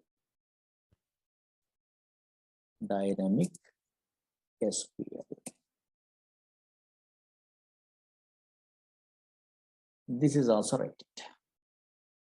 And newcomer also easily understandable. Okay, now up to this one, maybe previous demo classes roughly an idea. No? Now slowly observe it here. Very, very important now. Now concentrate here. Screen observe it. Here in my system, here something is there in a screen. Observe it here. In a desktop, something is there. What is that one? SQL Plus is there. What is this SQL Plus? Oh, maybe Oracle is a product from Oracle Corporation. But what is this SQL Plus? SQL Plus is a what? Tool. How you are understandable this tool concept? And also, this is a client tool or query tool. SQL Plus is there. SQL Developer is there. SQL Navigator is there. Toad is a tool is there. How you are understandable these tools and those languages and this Oracle database means simple diagram through today you are understandable. Now check it out. Concentrate here. Concentrate. Now onwards. Regular sessions. Now concentrate here. First time newcomer purpose. Easily understandable this diagrammatically. Suppose here, this is a Oracle database. Once we are installing a Oracle software, automatically some place is created in a disk. This is database, for example. This is a Oracle database. Slowly observe here. This is a Oracle database. It is a place where we can store a structured collection of data or not. Yes, Oracle DB. Now, I am a user, for example. You are a user, I am a user, for example. You want to store some data into where this database permanently. To store some data into a database. And also, not only storing data, we are modifying this data into where this database. We are performing some operations in the where database. Otherwise, we are fetching the data from the database. For example, this user wants to now here yes, store their data into where database, or fetching or retrieving data from the database. For example, in that case, you are also thinking, oh, nothing is there. Users are directly interact with the database. So then directly they are retrieving the data, storing data possible. We are thinking, no, it is not possible. If any user wants to perform operations in a Oracle database, here two-step process, not a single step, two-step process only. Very, very important, two-step process. If any user wants to, so now here is perform some operations in a where Oracle database, two-step process. One is the first step is observed here that user having a two-step process. First step is, don't write it only, I am drawing the diagram today. First that user connect to the database, connect. Then only, now here those users are, once their user connect to the database, then only those users are communicate with the database, communicate with the database. But how these users are connected to the where a database means some tools are there, query tools are there. One of the example tool is what? SQL Plus is a tool. SQL Plus is a command line interface tool. These are all the things we are learning one of these days today. Now, how they are communicating once we are, okay, so now here is connect to the database, they're only communicating means example, SQL, PLSQL, some languages are there, languages through, they're communicating. How and what is that one? What is these all the things one by one we are learning only. And now here first, and now here, yes, here, write it some theory. Next para write it. If any user, if any user wants to,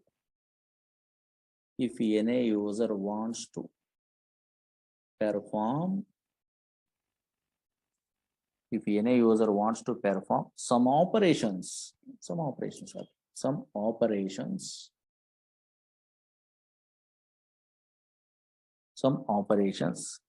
in Oracle database.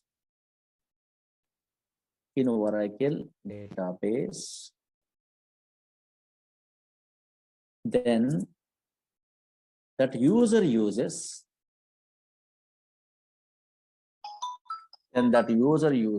following two-step process.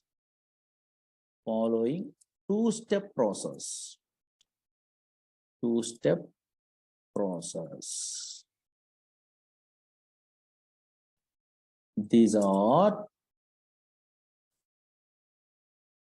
step one, right? Today diagram through we are understandable. Don't. Step one, connect. Something is there. What is connect means today we are starting. Connect. That example, write it. Oh, SQL plus tool. What is this SQL plus tool really? That is created or installing, or what is that one automatically installed? What is that one? I will tell you. Don't worry. Here, step two.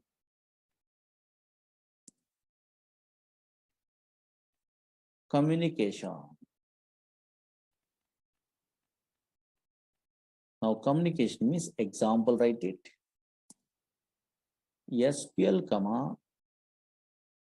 PLSQL languages. Some languages are there. SQL, PLSQL languages. Okay, newcomers, that doesn't know, but maybe in a computer knowledge is there. There's all persons are having these tools and all. Don't worry. Finished up. Write it this theory. First step, step 1, oh, maybe connect SQL plus tool. Second one, step 2, communication means SQL, PLSQL languages.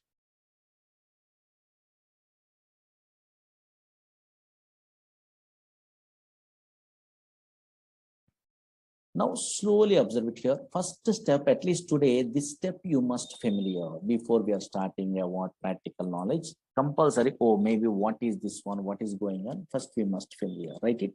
Step 1. Practically we are installing one, these are all the things we are understanding. Step 1, write it, connect.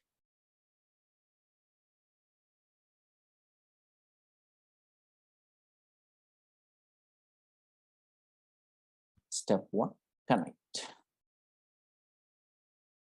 Now slowly observe it here. Now concentrate, don't write it anything. Suppose I'm installing a Oracle software. Don't write it, just very interesting. I'm installing a Oracle software in my system. You are also installing in a future or after 1 or 2 days after. Okay, don't worry.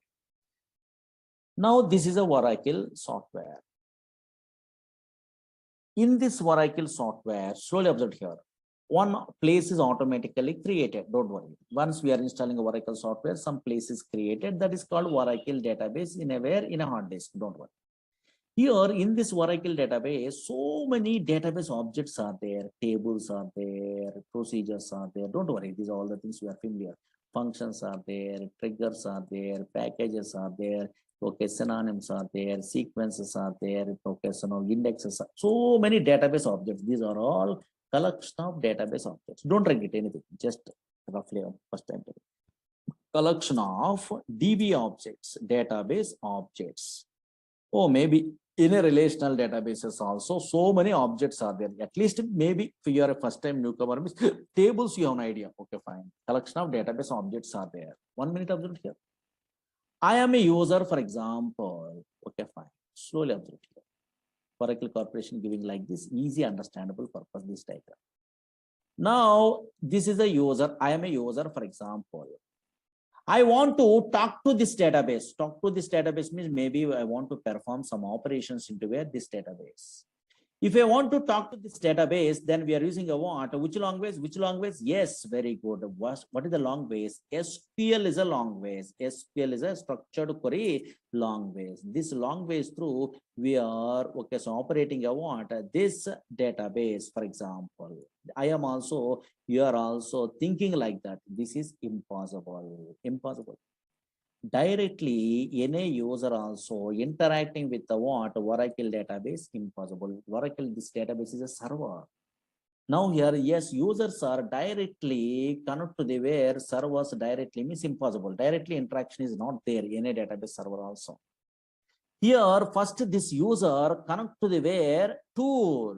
Then only through that client tool or query tool, through they connect to the where this server. This is important. How can I mean? First observe it here, these users, observe it here, these users are, the next diagram is there, I will tell you, don't worry, first observe here, these users are, first connect to the where tools, okay, fine, query tools are there, okay, fine, some tools are there. These are called client tools or query tools. These are SQL plus tool, SQL developer tool, Toad is a tool, so many tools are there, don't worry. Then through this client tools only they are connected to the where server, then only they are using a what? SQL language, that much of powerful. Suppose once we are installing a what? Oracle software, automatically the tool is created. Don't worry, one tool as SQL plus tool automatically created. Don't write it, just observe here. This is SQL plus tool in a future we are learning. Observe here, SQL plus is a tool. This is tool. This tool through, so now users are connected to the database. Suppose I am a user, Morally is a user. For example, in a future users, all the things you are familiar. This user is connected to the where? Oracle database. This is a server. But how these users are connected to the where? This database means, yes, by using this interface, that is SQL plus client tool, one of the tool that one. Another tools also there, that knowledge purpose only, Oracle Corporation giving a beautiful diagram, through that one we are telling only, okay? But in that SQL plus tool, you are not required to install. Whenever we are installing a Oracle software, automatically, observe here, this is a Oracle software I'm installing only. And now here in this one, automatically this SQL Plus tool is available. Automatic. So that is a this is a default tool, not required to load separately, not required to install separately. But another tools are there. Toad is a tool, SQL Developer is a tool, that is a GUI tools, not a command line interface. Those tools, through you are interested to interact with the Oracle database server means, yes, you are installing those tools explicitly. That's why these all the things understandable. First, diagrammatically easy understandable, then practically those all the things we are learning. Okay, that is better. First time, no, all the things diagrams better. Maybe so many non-technical persons are there. Now here, write it some theory, then I am drawing the diagrams, then at least tool names, all the things you are understandable today, write it. Connect, side reading, connect. In Oracle, write it, Oracle side, in Oracle, before any user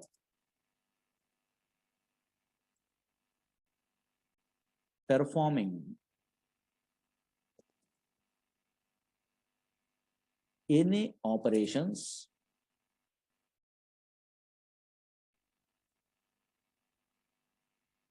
then that user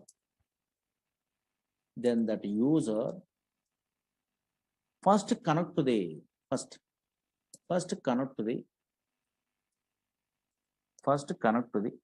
database. Database means server. Connect to the database by using client tool. I'm drawing this diagram, don't worry. Client tool. Example also I will tell you. Client tool. Next para write it. Whenever we are installing, whenever we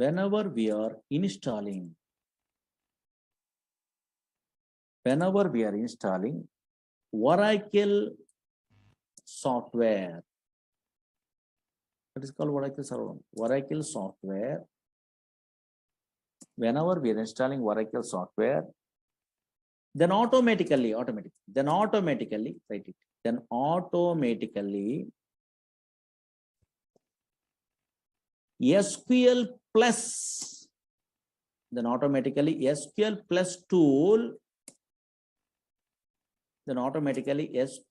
tool is created.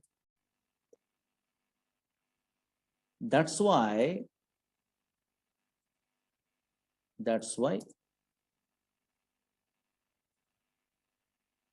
SQL Plus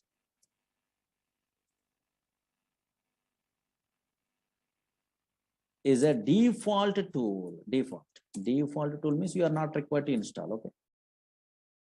That's why SQL Plus tool is a default tool.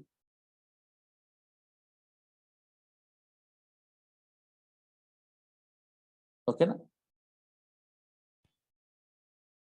That's why SQL Plus is a default tool.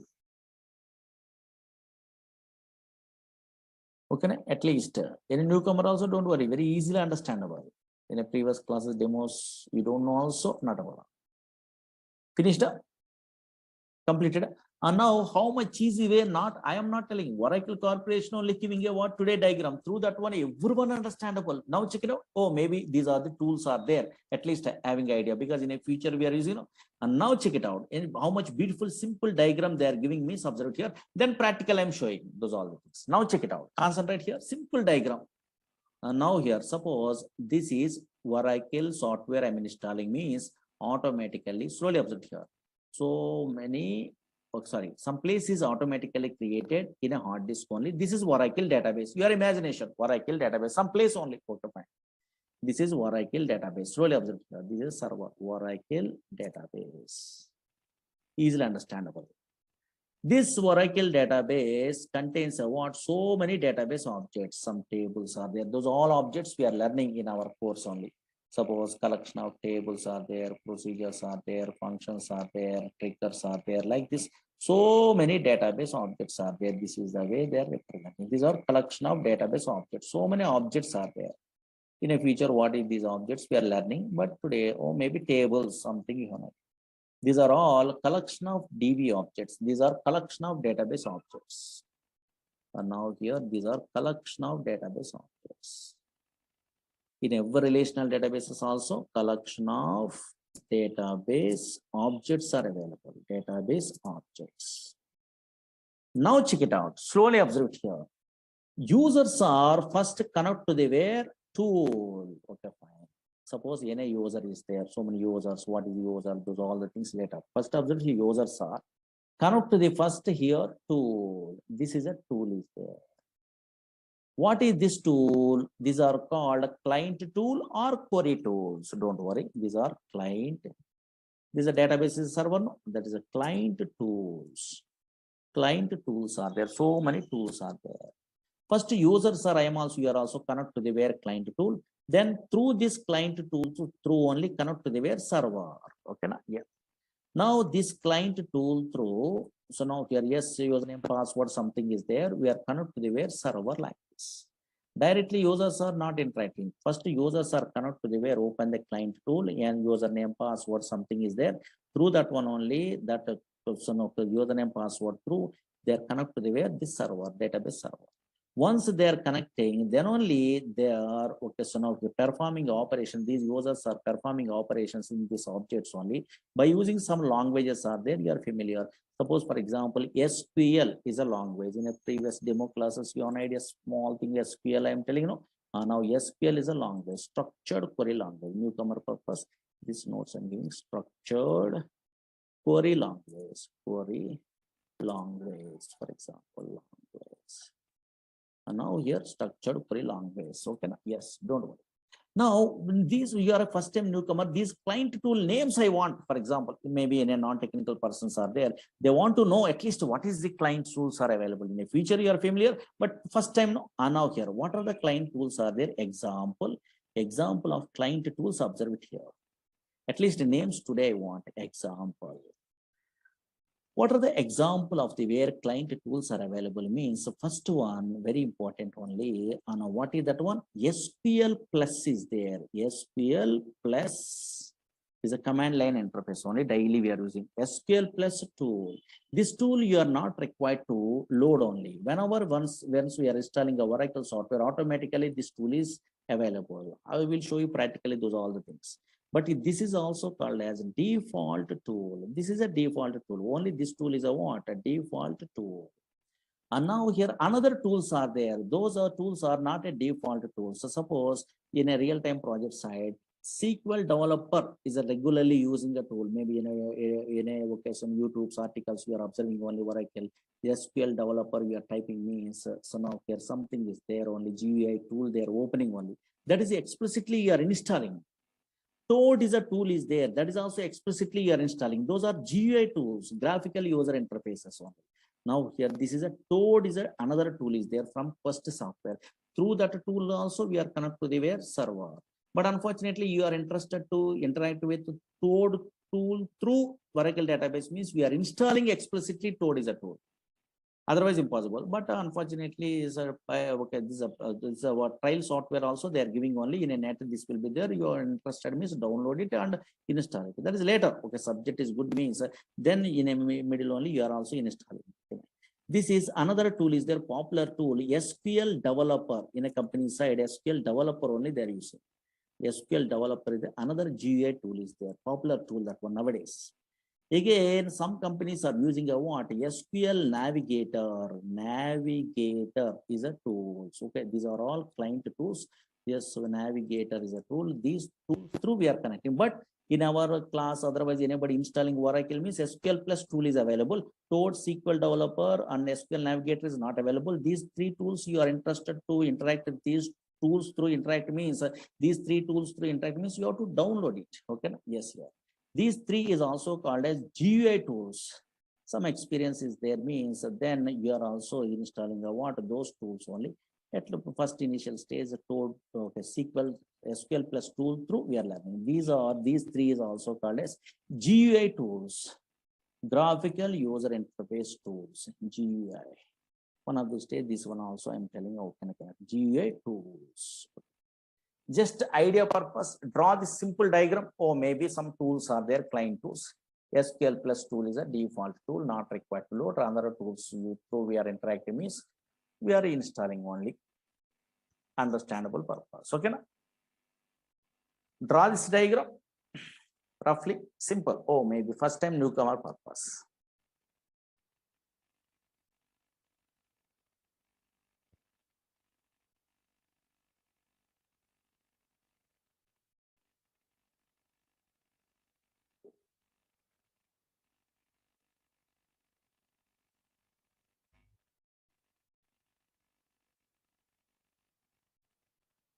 Then installation process, do all the things here.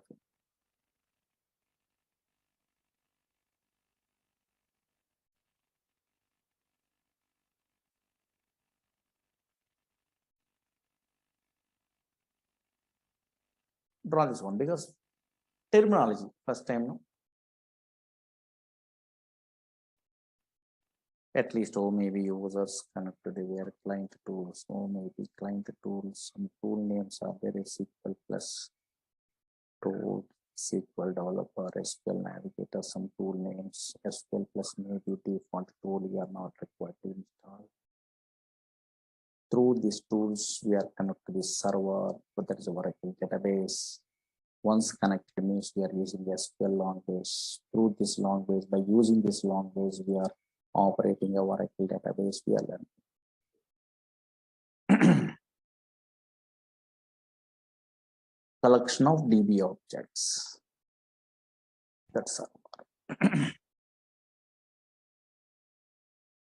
At least first time idea.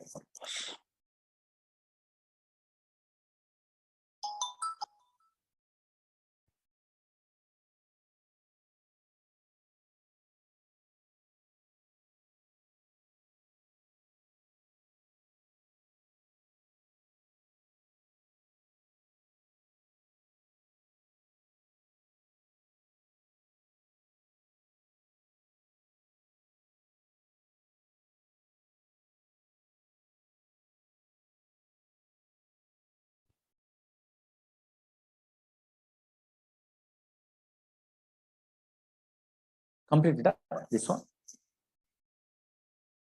Fastly draw this one. Otherwise, take a snap through mobile.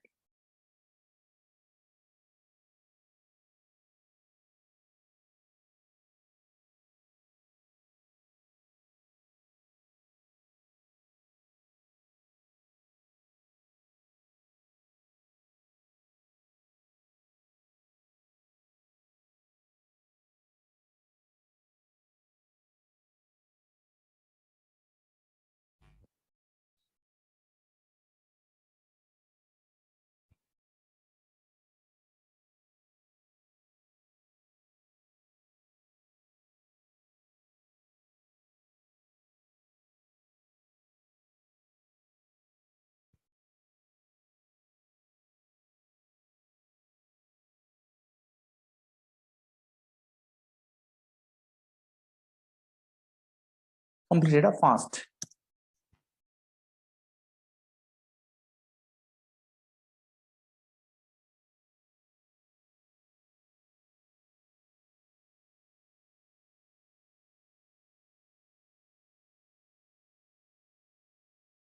Okay, na? Yeah. Now check it out. Concentrate here. Now observe here. Now slowly observe here.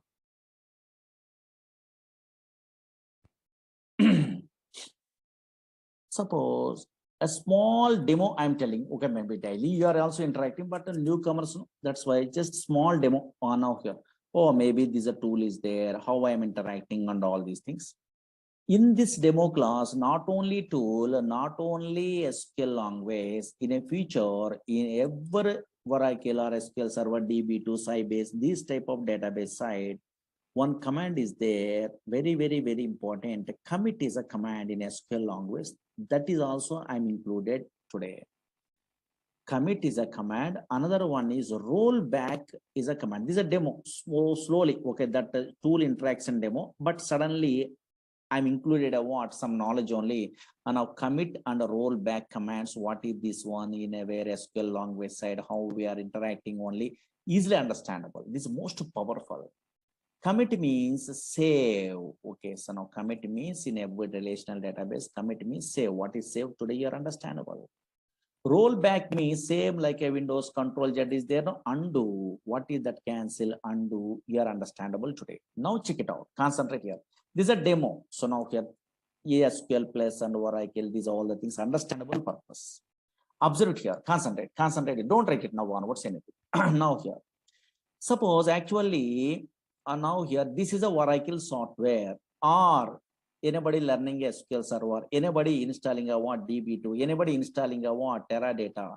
In any relational database software, they are installing also two parts are created, not a single part. Slowly observe here. This is different. Suppose I am installing a Oracle software. Don't write it anything. Very, very important. Oracle software I am installing. Then automatically really two parts are created. And now here, this is a Oracle server. Slowly observe here. Don't write it anything. This is a original Oracle server or Oracle software we are installing means automatically two parts are created. This is one part. This is one part. In a database also same. Now this part here, this bottom part is hard disk only. And now here in a computer hard disk only, some files are available. Slowly observe here. Automatically some files are created. This is also called as physical database. This hard disk only, whatever part is there, this is also called as physical database, for example. Oh, maybe. Here, so many files are available. Okay, fine. Again, this part above the where hard disk only, okay, some part is there, no? This part, some part only executed, some concepts only executed only in a where, somewhere only. This is called instance or RAM memory area. Observe here, in a RAM memory area, some part is executed in a RAM memory area. For example, this is instance, but unfortunately, newcomer purpose RAM memory. Oh, maybe in a memory area, some are now here, yes, some concepts are executed. Okay, fine. Now check it out. In a hard disk only, so many files are there. Here, some files are there, data files, control files, read log files. So many files are there. Don't worry, these files in a Oracle software side. This is a, for example, a .dbf file. Observe here, .dbf file or data file or anything. Now don't write it, these are all the things. So maybe in the future you are also familiar. Now here buffers are available. Here so many buffers are there in a memory area. Database buffer, cache, shared pool, large pool, read log buffer. So many things are there. Okay, for example, is a buffer DB cache. Okay, this is a buffer, for example. First time. So much a big concept, just idea purpose. Now daily we are interacting with the what? This server by using a tool. For example, SQL plus tool is there. For example, Oracle side, SQL plus client tool is there. Practically I'm showing client tool is there. SQL plus client tool. Through this tool only, we are connected to the server, for example. In this tool only, username, password, something is there. Next class aside, usernames, password, which user, I will tell you, don't worry. And now users are connected to the server by using username, password, security purpose. Now here, that username and password, something is there. Suppose, for example, now here, whenever you are creating a tables, those tables are available in a where? In a hard disk. For example, your imagination. Don't worry, don't write it anything, just observe it here. In a future, you are creating a tables, no? In a table format only data is storing in a relational databases. Those created tables are stored in a physical database, that is a hard disk only. And now observe it here. Suppose test is a table already there, for example. Okay, I'm showing practically, just observe here. This is a test, is a table is there. In this test table is there in a where? In a hard disk. For example. And now here, yes, here. I'm showing you practically also these tables and all these things. Now here, for example, this is available in a disk only. For example, 1, 2, 3, 4 data is there. Now here I am SQL plus tool. You are also, I am also daily connecting. Users are connecting what? Yes, this server by using this tool. Suppose I am connecting to where this server by using what? This tool only. For example, I am opening some username passwords are there. In a future next class side, these users passwords you are familiar, don't worry. Now system manager, okay, spot, HR, something, some users are there. Now I am connected to the where. So now I am typing username, password, some okay button or anything. Now this client tool connect to the where server. Okay, don't worry. Now through this tool, through daily, I'm interacting with the what? This database. Okay, these tables, data, something. Okay. Now here SQL language I'm using. Suppose for example, I try to retrieve this table into where this client tool, for example. Then SQL language is there. For example, select statement is there in a feature. Don't worry, newcomers miss, don't worry, that is SQL language. I am typing a what? Select star from test like this. Okay, for example, this is SQL language. Whenever I am writing a what? This SQL language command in a tool means what happened. I am also here also thinking, oh, select means retrieve the data, don't worry. And now here, yes, these languages we are learning. Now check it out, it is SQL language command. Whenever I am typing a what something, only some command select star from table name, I am also here also thinking, oh, this tool directly interacting with the what? This hard disk where the table is available, it will be identified. This table directly retrieved from the where server into where this tool is displayed. We are thinking, no, that is not possible. So now whenever we are requesting a what select star from table name through the where SQL language command in a feature, yes, how it will be executed means this command is first this client tool checks a what this requested table is available in a where RAM memory area only it will be checking. Here in a buffer only it will be checking. Why means actually anybody C, C++, Java, .NET, these programmers are there, they well-known persons. Whenever we are executing a program, where it will be executed in a RAM memory area or not? Yes. Same like here also, whenever we are select statement, update statement, delete statement, insert statement, some statements are there. Don't worry, in SQL language commands are there. Whenever we are submitting about these commands, where it will be executed in a RAM memory area. This is an instance in a buffer only it will be executed.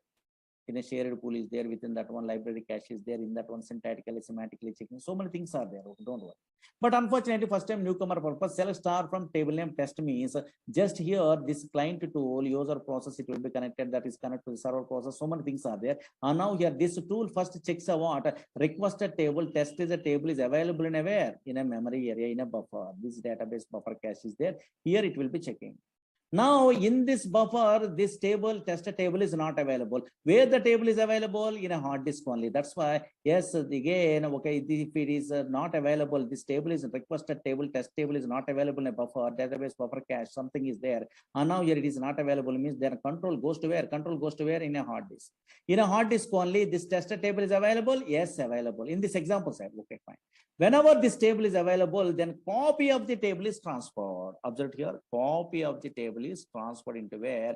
Yes, this buffer. That much powerful. So many things are there. Just imagination. Roughly I'm telling. Now here, yes, copy of the table is a transfer. Copy of the table is transferred into where? This buffer. Okay, fine. This is a test. Is a table like this only. Now this table, copy of the table is transferred into where? Buffer. Now this table only written into where? Written into where? Written into where? This client tool. Then only it is visible. I will show you practically. Just observe it here. Oh, maybe test is a table is there.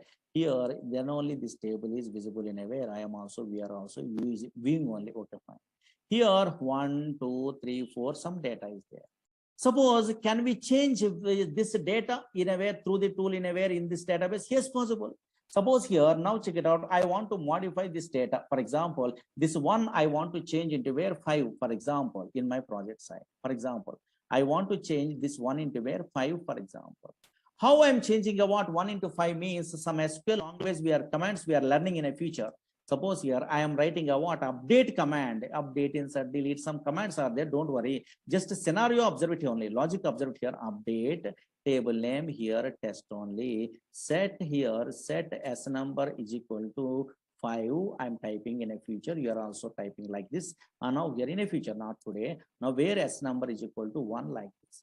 Whenever I'm typing a what this update command means where update command is used to modify the data in a table. And now here check it out. Whenever I'm typing a what update command, this update command in SQL plus tool side I'm typing only. Yes, this SQL language command. Whenever I'm typing a what this command, where it will be executed in a buffer. Here in this buffer only it will be executed, not in a hard disk. Now here, observe here, whenever I'm using a what update command here, what is this one? You don't know also. Just what is the new value? What is the new value? 5. Very good. Here, new value is what? 5. Here, what is the old value? What is the old value? 1. Now, the old value is 1. This new value for the transaction automatically stored in a where? Someplace only. Observe here, this new value for the transaction is stored in a where? Someplace. Now come to your understandable. Observe here, new value for the transaction is stored in a where? Someplace only. Again, old value for the transaction is automatically stored in another place in a buffer. Okay. Now this new value for the transaction is stored in a where? Dirty radar actually, but unfortunately you are a first time newcomer. New value I'm telling. Okay, new value is storing in a where? In this buffer. Again, old value is storing in a some place. One is storing in a where? In this example side, somewhere, some other place only. Old value is storing here like this. Now observe here, after update statement, delete statement like this only here, so many times we are using a what? Here commit is a command in a future. Don't write it, just observe here. Oh, commit is a some command is there. Okay, observe here. Commit means save in a database. Whenever after insert, update, delete, select something is there in a future, after that one commit we are using means what happened? Yes, a new value. What is the new value? At least a new value is how much? 5. This 5 is automatically, permanently stored in a where? In a hard disk. In a disk only, automatically it will be stored. Oh, maybe commit means yes, save the new value for the transaction permanently stored in a where? In a hard disk. Oh, maybe that is nothing but save. We are understandable now. Observe here without any knowledge also what is going on, we don't know also, just observe it. Oh, maybe commit means save only. What is save? New value for the transaction permanently stored in a where? On disk. You are understandable in a database.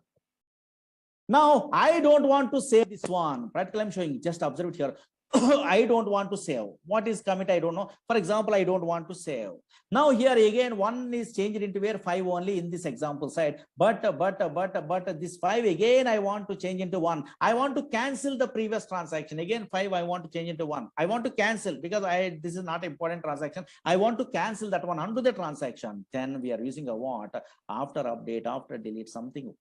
In a feature, rollback is a command is there. In SQL prompt, we are using a what? Rollback is a TCL command is there. Don't worry. Whenever in every database, rollback is a command is there. What happened? This again, this 5 in this example changed into 1. How it is possible means whenever we are using a rollback is a command, what happened? Screen observe it here. Here, this is a old value is there. No, this old value is automatically transferred into where? Transferred into where? New value place only. This is nothing but a rollback. Rollback is nothing but undo the transaction from memory. In a memory only it is working. Rollback command is working in a memory. Undo the transaction from memory. Rollback. Rollback means cancel only. Same like a undo. Same like a Control Z in a Windows Word like this only. Now here this 1 is automatically transferred into where? 5 place. That's why 1 only. Again 1 is coming or not? Yes. That's why rollback means undo the transaction from memory, not a disk. Commit means new value for the transaction permanently stored in a where? Hard disk. Something is there or not? That's why always here observe client tool interacting with the what? Yes, in a hard disk. Something is there or not? That scenario just I am showing you practically. Once I'm storing a what practically, now here, yes, check it out here, concentrate. Now observe it here. Now don't write it anything, just observe it here. This is a tool. Through this tool, I am creating a one table, for example. I'm connected to the where? Database. For example, don't write it anything, just observe it here. Yes, I am creating a table. Don't write it, just observe it here. Just some scenario. In a future, you are familiar, just idea purpose only. That infraction. Okay, fine. In a future installation after, you are also creating like this. This is a table I'm creating. Now I'm inserting a what data. In a future, you are also inserting a data. Observe it here. Now check it out. Okay, some data 1, here 2, logic observe here 3, 4. Okay, fine. I'm committing the transaction. Now this table, whatever table is there, observe here, this a table is there, test is a table, for example. Okay, fine. The test table, where it is available? In a hard disk only. I'm ending that. Yes, observe here. In a hard disk only, for example, in a disk only presently, my test table is available. Now I'm opening a what? This SQL plus tool. Observe here, opening SQL plus tool. Here, now here I'm interacting. I'm a user, I'm interacting with the what server, something is there, don't worry. Now I'm connected to the where SQL plus tool through, I'm connected to the where server. Okay, fine. Now I'm typing a what? This select the star from here test one of the stage. You are familiar these commands. Once I'm giving that one means automatically first this client tool checks a what? A requested table is available in a where? In a memory. Yes, see, this is not available means in a hard disk only, hard disk to memory, it is copy the table, then only it will be written into where? Client tool. Observe here, yes, it will be written or not. Yes. Now I want to change here, practical observe here, I want to change 1 into where? 5, for example. Okay, fine. Now here in a future, you are a good programmer means you are typing some commands, update, a table name. In a future, you are familiar, but technical persons are there means they are well-known persons. Test here, set here, S number is equal to 5, where S number is equal to 1 like this. Now, whenever they are typing these type of SQL languages in a future, now here where this will be affected in a memory or hard disk? Very good, memory. Some people are telling memory, correct. Here 5 is there or not? 1 is changed into where? 5 or not? Yes, observe here. Is a 1 is there, that 1 is changed into where? 5 only. No, but then a new value for the transaction, where it will be storing? Very good, in a memory area. Okay, fine. In a buffer, new value for the transaction is stored in a where? In a memory. And now in a buffer someplace, old value for the transaction is storing in here. Suppose I want to cancel, again one is okay, so I want to return only previous value, I want to return means then we are using a what? Which one? Roll back. Okay, roll back we are using one. Now suppose here this 5 I want to, so now here cancel, again previous value I want means just we are using a what? Roll back is a command in a future, not today, just later. Okay, just scenario, observe it here. Oh, now here observe it here, now really correct, undo the transaction from memory. Now here 1 is there or not? Yes, whenever I'm using a what? Rollback command, undo the transaction from memory, again 1 is there or not? Now I don't want like this, again I want to modify. Suppose here update table name, here test only, set here S number is equal to 5, where S number is equal to 1, for example, in a future. Again, I'm modifying a what? This data here like this, for example. Okay, fine.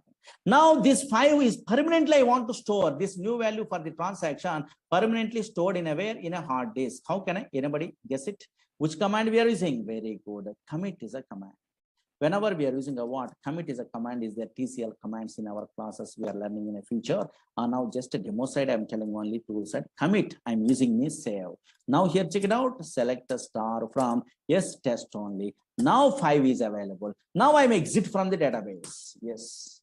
Now again, I'm opening a what? My session. Okay, fine. Now here in this case, 5 is available, new value, otherwise 1 is available. Only one thing is correct. Anybody logically guess it? Okay, what is this one? We don't have an idea, but logically, yes, very good. Mayank, you are telling what correct answer. Gaurav, you are telling a correct answer. Yes, Jeevan Kumar, you are also. All persons are telling correct answer. 5, because in a hard disk only that is available or not? Very good. In a disk only that is available. After 1 year, we are opening that one also. Same thing is there. Very good. 5 is a correct answer. Now, really that is correct. Observe here. Now select a star from here test only, here 5 is there. Very good, correct. Logically you are understandable or oh, maybe commit means save something in a future. Suppose I want to roll back. Now I want to cancel this 5 into 1 in a previous value. Possible or not possible? Anybody guess it logically? Logically guess it. Whenever okay, commit means oh, maybe new value for the transaction permanently stored in a where? In a hard disk. Okay, that is displayed. But here now again I want to cancel. I want to undo the transaction. Again, previous value 1 is there. No, maybe in place of 5, 1 is there. I want that one only. I want to undo the transaction now. Possible? Very good. One fellow is telling correct answer. No, not possible. Why? Because whenever we are saving like this, then this value, okay, old new value also gone and old value also gone. We are using a rollback also. These values are not there in a memory. That's why rollback is working also. No use only. Yes, that is not undo. Again, still 5 is available. Very good. Very good. Some fellows are guessing. And now here, check it out. Really, that is correct. Now here, I try to use a rollback like this. Very good. Some technical persons are there in our class. Maybe they are telling correct answers. Okay, non-technical person also diagrammatical observe here. Rollback I'm using also no use. Again 5 is there. Okay, fine. Very good. Not a 1. Again 5 is there or not? Yes, yeah. That's why now here what I'm intimating, what is update, what is commit, what is rollback, not required. Just I'm intimating to you something is there in a future or maybe roughly. Idea purpose only. Just what I'm intimating is small thing. Whenever we are installing a Oracle software, automatically. So now here some two parts are created, and now that's the hard disk memory. When commit means something, rollback means something. In the future, we are learning those all the things. But what I'm telling today here, through the client tool, through SQL plus tool, we are interacting possible or not in a server. But what is this tool? How? What is username? Which password? And now what is the enterprise edition? What is the express edition? Then how can I install these all the things I will tell you. Suppose whenever we are telling you what yes, username and passwords, one of these days, enterprise edition, something is there. Tomorrow, what is this enterprise editions? What is express editions? What is these users? These all the things you are familiar, then only, okay, oh, tools are there, yes, so Oracle, some software is there. Then only we are telling you what installation steps. Once we are installing means, then practically those all the things you are understandable. This installation understandable means, yes, this editions knowledge is required. And now here this passwords knowledge is required. And these usernames knowledge is required. And now here, yes, these all the things you are familiar, then only installation step by step, you are also installing on it very easy. Otherwise impossible. That's why up to now installation I'm not telling. Why? Because slowly some small concepts on idea means maybe you are easily you are connecting, installing and connecting means then you are also telling all the things. Okay, very easy. Up to this one today is enough only. Tomorrow I will tell you. Okay, yeah. Don't worry, commit a rollback, these are update, all those things. Why? Because those are all the things we are learning in our course. Okay, don't worry. Just tool is there, interaction, idea, purpose only I'm giving you command. Okay, na? Yeah. Okay, videos maybe up to 6 months they are giving validity. I think we have to ask management only in a previous batches, all the things. So that thing the what we use. Recording also. Rollback will not work. Once committed, then rollback will not be working. Okay, once committed the data, now in a rollback means undo the transaction is not there because in a memory the data is not there.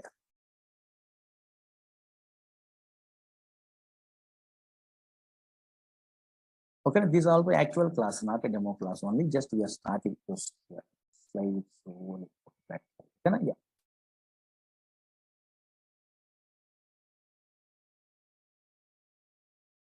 Okay, yeah.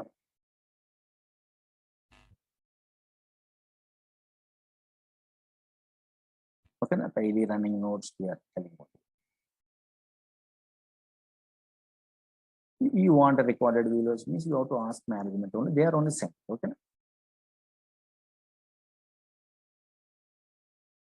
These all the notes also PDF file is there. You want to refer that one means yes, refer.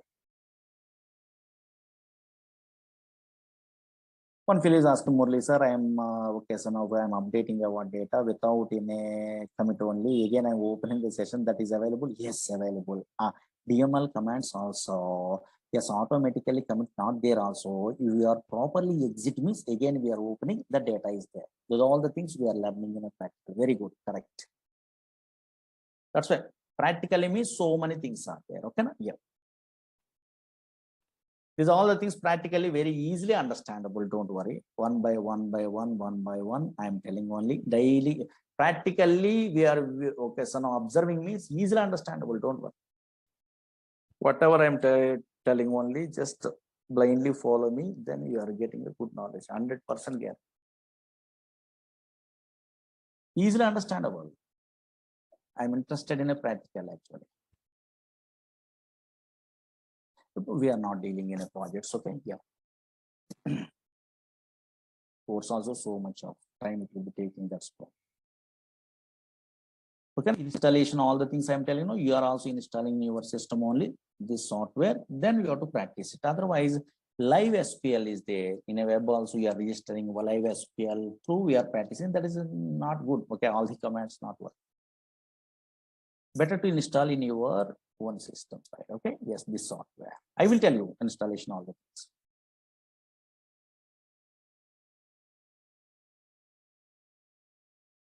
Class notes, doubts, all the things understandable. Don't worry. Okay, yeah.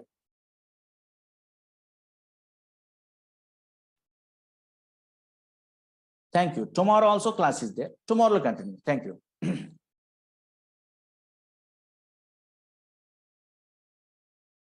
Already I'm telling unmute is not possible because first you are getting a knowledge, then only you are interacting with me. Through the chat box, you are interacting. Whenever I'm giving unmute means so many people are stupid questions they're asking. They doesn't know. Okay, actually. Good professionals, they are learning means they are irritating what is this class and all these things daily. Some fellows are asking silly things. Okay, I don't know. So just first, okay, we are good subject is there, then automatically you are understandable all the things. Okay, I am so experienced person, 2010 onwards, so many years, so many number of students or employees are learning from me. I know what I'm telling you, what is an easy way you are understandable, all the things. Okay. Anybody interested me, join. Otherwise, no problem. Okay. Because you have to join in another fellow means, then they are telling. Don't worry. Anyway, also subject is important. Okay. Yeah. Thank you. Okay. Na? You can leave now. Tomorrow, I will tell you about it. Okay. Na? Thank you. Daily, slowly, 1 week or anything, slowly we are interacting, then easily understandable.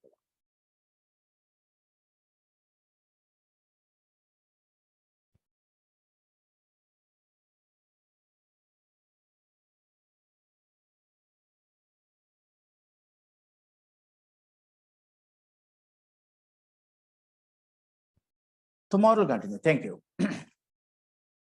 All persons are easily understandable. Don't worry. You are interacting me also no use. I will observe all the chat box, all the things I am observing, everything I am telling.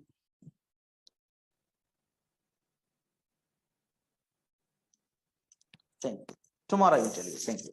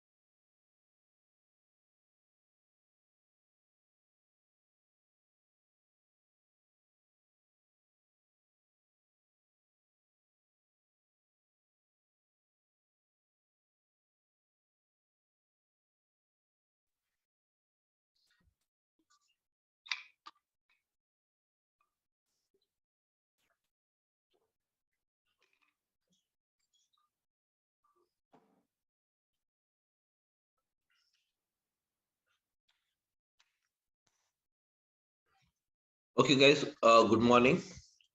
So my name is Samir, and I'll be a faculty for this ADB. And when it comes to my experience, I'll just walk you through. I have around 10 plus years of experience in IT, and on the clouds since the past 3 years, I'm working onto this cloud technologies. Okay, that's it. Working in some corporate. Okay, so guys, let us start with this now. So what is, before we go ahead, let us see. And guys, I want everyone to just have an interaction. So I want the session to be an interactive rather than me talking on a side. I want everyone to interact with me. Okay, guys. So let us start with this. So let us say here, Azure data engineering. What is Azure data engineering? Yes, guys. Everyone, I'm audible. Please. It's audible, Samir. Audible. Okay, so now this is what is Azure data engineering? So basically, Azure data engineering is packed in the form of services. In the form of what is that? Services. Azure data engineering is packed in the form of what? Services. The following are the various services provided for various operations in the that is nothing but in the Azure data engineering. So the following are the services. Let us see what is a first one. What is it? You have it. We have the first one here as a Azure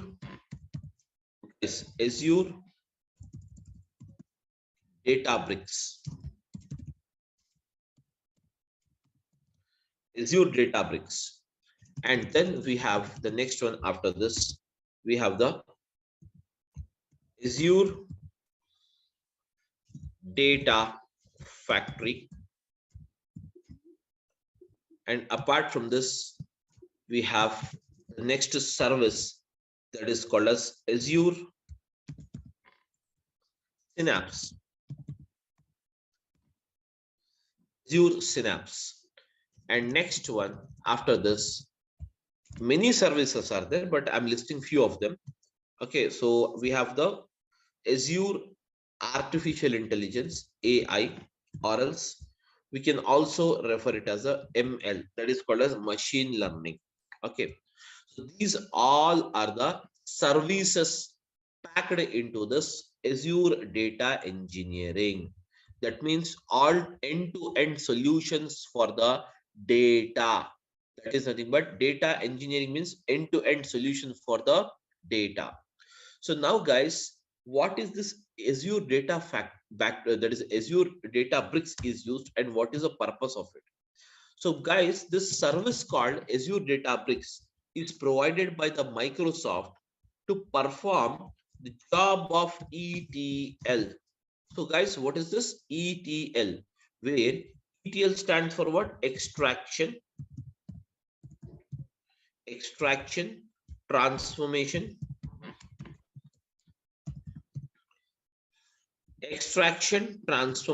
okay guys, extraction, transformation, and loading. So the Azure Databricks is provided for, Azure Databricks is a service provided by the Microsoft, within the Azure data engineering for the purpose of extraction, transformation, and loading. Guys, this extraction, transformation, and loading, what it is? Let us try to understand this first. So guys, this extraction, transformation, and loading is nothing but it is a process where guys, it is a process where data is summarized, where the data is summarized, where the data is summarized, where the data is, what is that? Summarized. And this summarized data is used for decision making. This summarized data is used for what? Decision making. So whereas what is this process of extraction, transformation, and loading? So this process of guys, extraction, transformation, and loading, this process of extraction, transformation, and loading basically consists of, requires the following. What is that? Source, that means what? Source, and the next one it requires as a target. Source and the target. Now guys, what is a source and what is a target? So basically, between the source and the target, this process of ETL is applied always. Okay, irrespective of whatever the service we use it. Generally, I'm talking about the ETL. That is nothing but ETL is the process where the data, guys, ETL is the process. ETL is a process where the data is summarized. Okay, so what is the source? What is this target? Let us try to understand this, guys. Source is a place where we get the raw data. Source is a place where we get, what is that, guys? Raw data. And whereas this raw data is extracted as per the requirement in the process of extraction. This raw data is extracted as per the requirement in the process of extraction. And once the extraction means what? Picking up the data, picking up the data. Whereas after this process of extraction is done, the process of transformation is implemented. Transformation is the actual process where the data is converted into the required format by the customer. And once the transformation is done, guys, on the data or applied on the data is finally prepared and it is loaded. And it is what? Loaded. And where it is loaded? It is loaded into the target, that is called as a destination. Hearing my point. Now, guys, this is a bit technical. I want to simplify it and explain it to you. Okay, what exactly? Now, guys, all of you are you able to hear my voice? Everyone, please come out. Yeah. So now, guys, suppose you go to a supermarket to buy a vegetables. You go to a supermarket to buy a vegetables. Tell me now, what are the different, that is, how many vegetables will be there in a supermarket? Let us say Reliance Fresh. You have been to the Reliance Fresh to buy the fresh vegetables. Now tell me, how many vegetables you have it? You will be having many, almost all vegetables you will have it. Am I right? So now, guys, tell me a answer now. Do you purchase all the vegetables, or you will purchase only those vegetables which is required for you?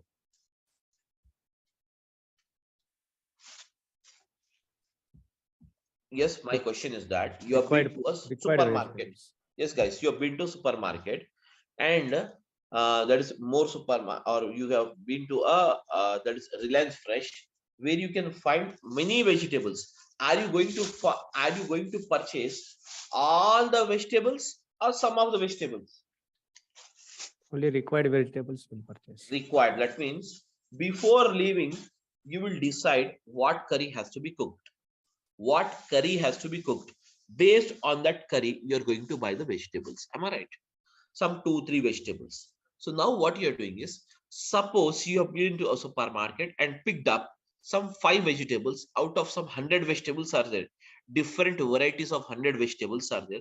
Out of those 100 vegetables, you are purchasing only 5 vegetables. Why those 5? Because that is required for the cooking process. You want to cook only those 5. Am I right? You're picked up. What you will do, once you pick up, you'll put it into your basket, bill it off, everything is done. Now you will come home. Now tell me, what is the form of vegetables now? It's raw form. Yes, exactly. Very good. So the vegetables in the raw form. So now, guys, what you will do? You have to eat those vegetables. As we are human, so we require to eat those vegetables, but we need to cook it. Am I right? Cook it.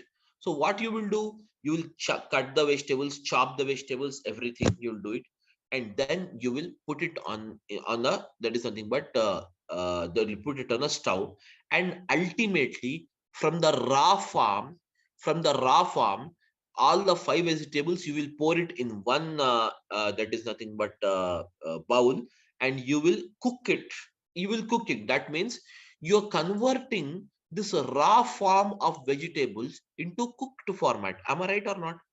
Are you changing the form of vegetables or not for eating purpose?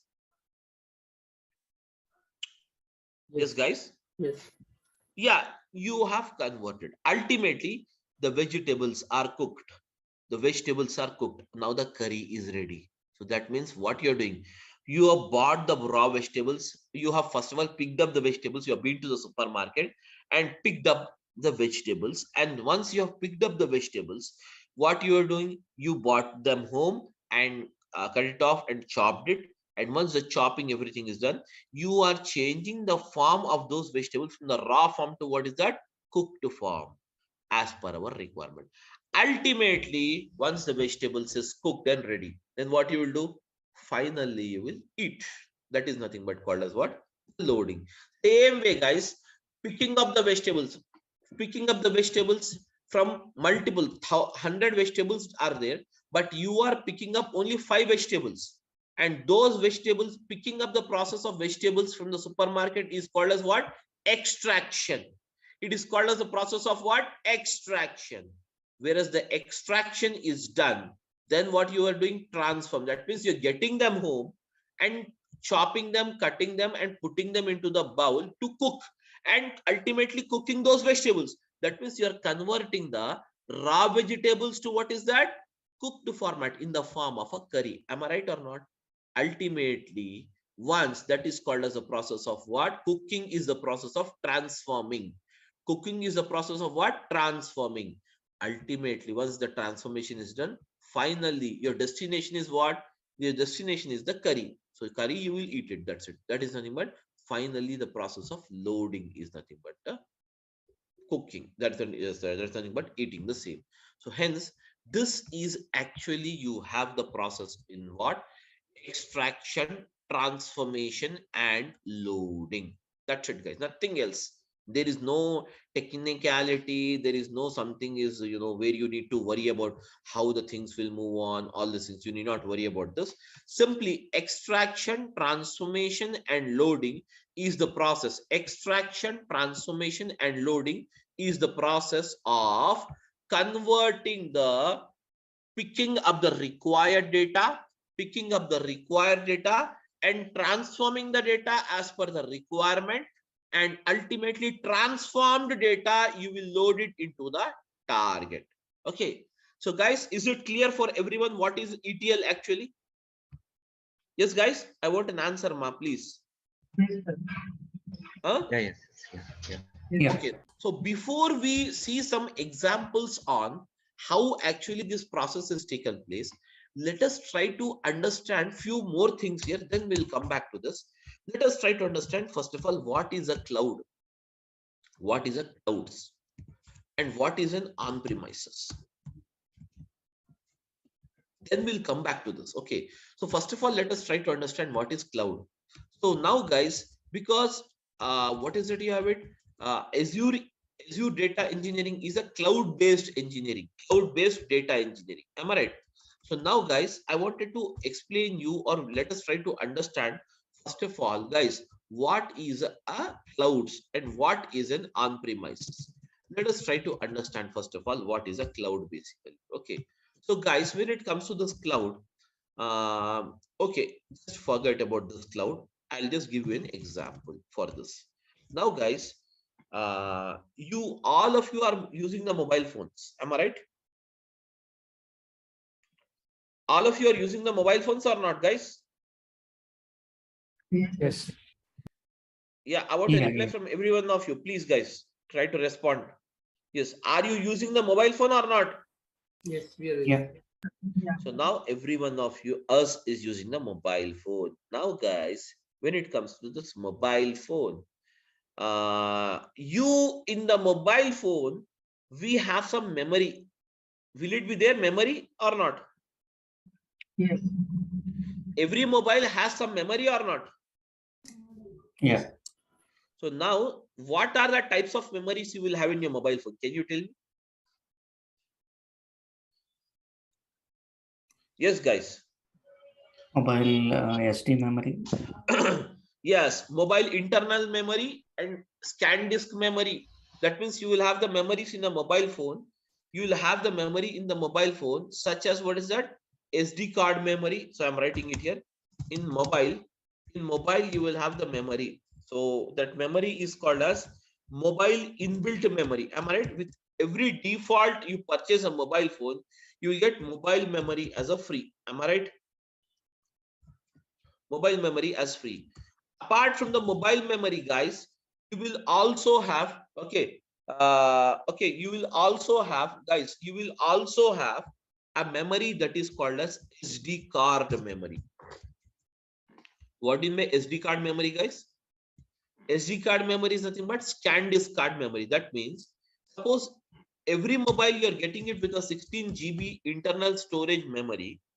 That means this 16 GB, guys, this 16 GB is a default memory. That means in your mobile phone, you can store up to 16 GB memory.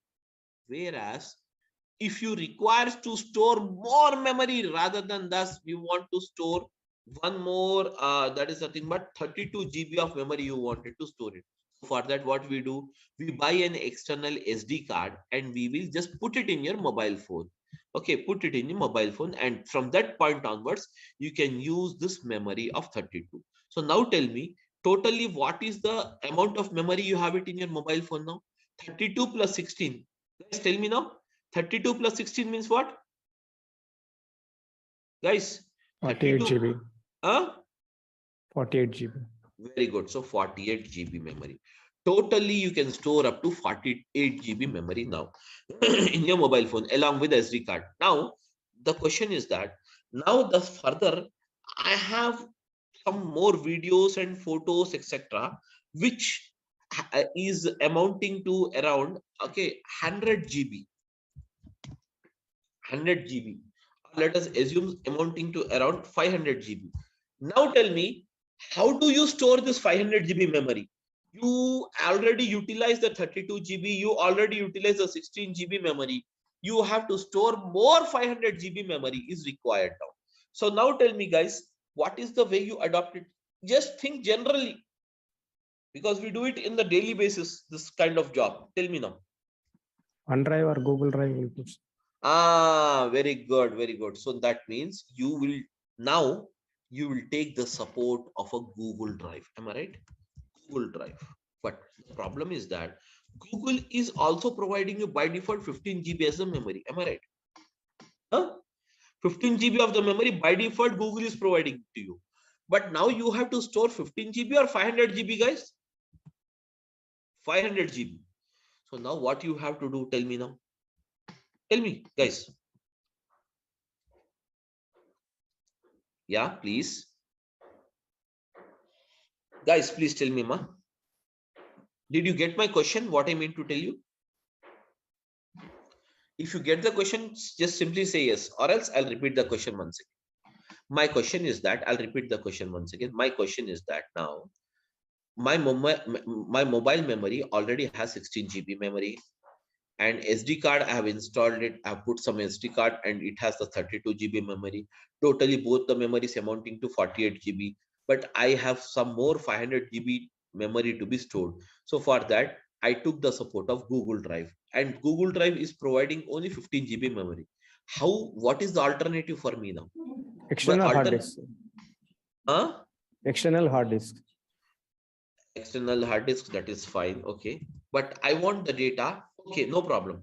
One more way is that you can ask the Google. That is fine. That is very good. Okay. But here the thing is that you can ask the Google to increase the size. That means from 15 GB, I want 500 GB. So Google is providing, Google will provide you 500 GB of memory free of cost, or they will charge something for it? They will charge. That means after 15 GB, even if you store 0.1 MB also, okay, then it is going to charge you. So you can buy the space on the Google Drive by paying some cost. Now, guys, totally I bought it. I bought this one also. Everything is done now. Totally the amount of memory. What is that amount of memory I have? 548 GB memory totally I have it now. Totally how much memory I have it? 548 GB. That means 48 GB in my mobile phone and 500 on my Google Drive. Now one fine day, I lost my mobile phone. One fine day, I lost my mobile phone, guys. That is my query.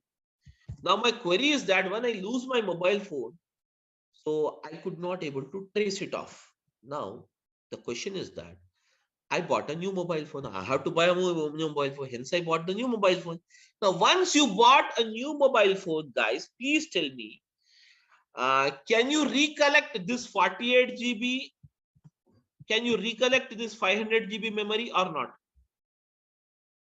500 GB is possible, 48 GB is not possible. Yes, exactly. Very good. So we can say that 500 GB you can recollect it by just using the synchronize option. You can just log in with your mail ID, enter the password, and in the same way you can recollect it. But what about the 48 GB? The 48 GB memory is lost with the mobile phone because this memory is called as physical memory. Am I right? This memory is called as what? Physical memory. Physical memory. So hence I cannot recollect it. Whereas the memory or the data which is stored on the Google Drive can be recollected. So we can say that the Google Drive, we can call it as a cloud. Am I right, guys? Everyone? Google memory is called as what? Cloud memory. Google memory is called as what is that, guys? Cloud memory, cloud data memory. It is called as what? Cloud data memory. Cloud data memory. Whereas the physical memory of your mobile phone, we can refer it as what? On-premises memory. Am I right, guys? I can refer it as what? On-premises. So now tell me, what is the drawback, guys? Now tell me, what is the drawback you have? What is the drawback you have between on-premises memory and cloud memory? On-premises memory, once you lose your mobile phone, you cannot recollect it. But the same can be recollected using the cloud. Am I right or not? So now this is the drawback. You have it in the on-premises data. So now, guys, just for 548 GB, which is required for us, now what we have done, we took the support of the cloud rather than taking the support of the mobile phone. So in the same way, what you have done, tell me now, what you have done? That means you have moved physically, guys. You have moved physically from the cloud, from the physical mobile phone memory to what is that? Cloud memory. That is called as Google Drive memory. Am I right or not? So nowadays, every one of us storing the data in mobile phone inbuilt memory, or we are storing it data into the Google Drive, guys? Tell me now. Huh? Google Drive. Most of us, every time, we will store the data in the Google Drive. Am I right, everyone? So why do you store the data in the Google Drive? Tell me now. Can recover. Yes, can recover it. Suppose tomorrow you have traveled to other country, suppose United States of America, and did not take your mobile phone now. Now what happened is, as you did not take your mobile phone and you are there finally into this some United States of America, so can you get this Google Drive memory resaved to your mobile phone in even after reaching the USA? Tell me now, guys. Yeah. Of course, that means the access is possible even irrespective of the location. So we can say that we can access this data which is stored in the Google Drive from anywhere in the world. Am I right? From anywhere in the world without worrying about the physical location where my data is stored. The same way, guys, tell me now, actually Google Drive is stored where? The Google Drive stores the data into the cloud environment. Into what is that? Cloud environment. So cloud environment is what? Ultimately, cloud environment is nothing but ultimately it stores the data physically into the data centers. Every cloud provider has the data centers, and now in these data centers the entire physical data will be stored. In this data centers the physical data will be stored. Am I right, guys? Everyone? Okay. Somebody just put it yourself in mute mode. I think there is no issues from my end. Yeah, guys. Okay, now fine now.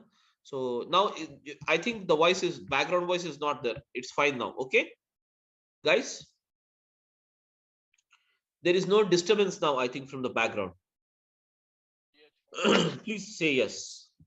Yeah, it's fine now. So now guys, now in the same way guys, here you have a cloud and on-premises. Cloud means what? Cloud is nothing but storing the data onto the Google Drive is a cloud environment. And now guys, on-premises is nothing but storing the data into your mobile phone physical memory. Mobile phone memory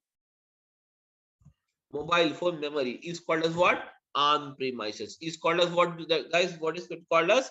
On-premises. Am I right, guys?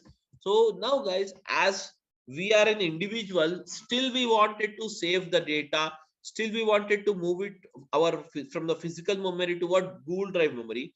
In the same way, lot of the corporates, many corporates, now what they're doing is they're planning, or they are moving from the physical data to what is that? Cloud data. So for that, many cloud providers has come out. Many cloud providers has come out to provide the support for it. So for that, the following are the cloud providers we have it. What is that? The first one is called as what? Azure. Azure is a cloud provider from Microsoft. So Microsoft, what it is doing is it is marketing their product, the cloud product. It is marketing its cloud product with a name called what? Azure. Okay. And then we have, what is that? The next one provider as what? Amazon, or we can say AWS. AWS is from what? Yes, Amazon Web Service.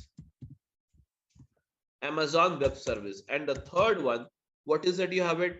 Google, GCP. So we have the GCP, which stands for what? Google Cloud Platform.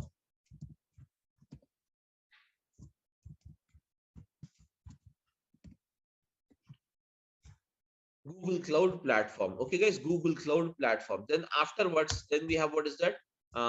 Alibaba. This is a China-based, okay, that is cloud provider.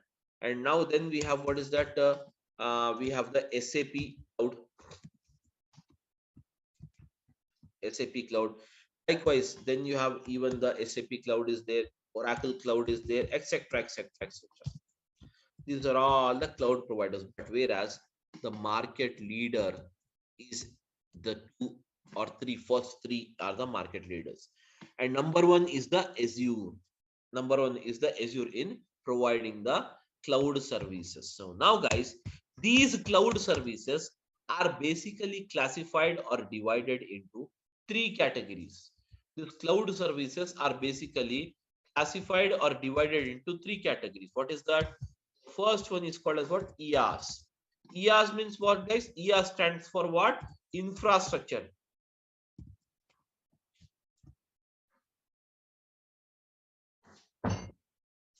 Infrastructure as a service. And then you have, what's that? PaaS. PaaS stands for what, guys? PaaS stands for what? Platform as a service.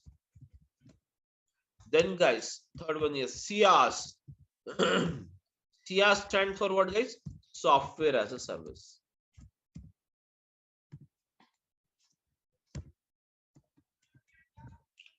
Software as a service. Guys, these are the three different services provided by the cloud providers. That means IaaS as a service, PaaS as a service, and SaaS as a service.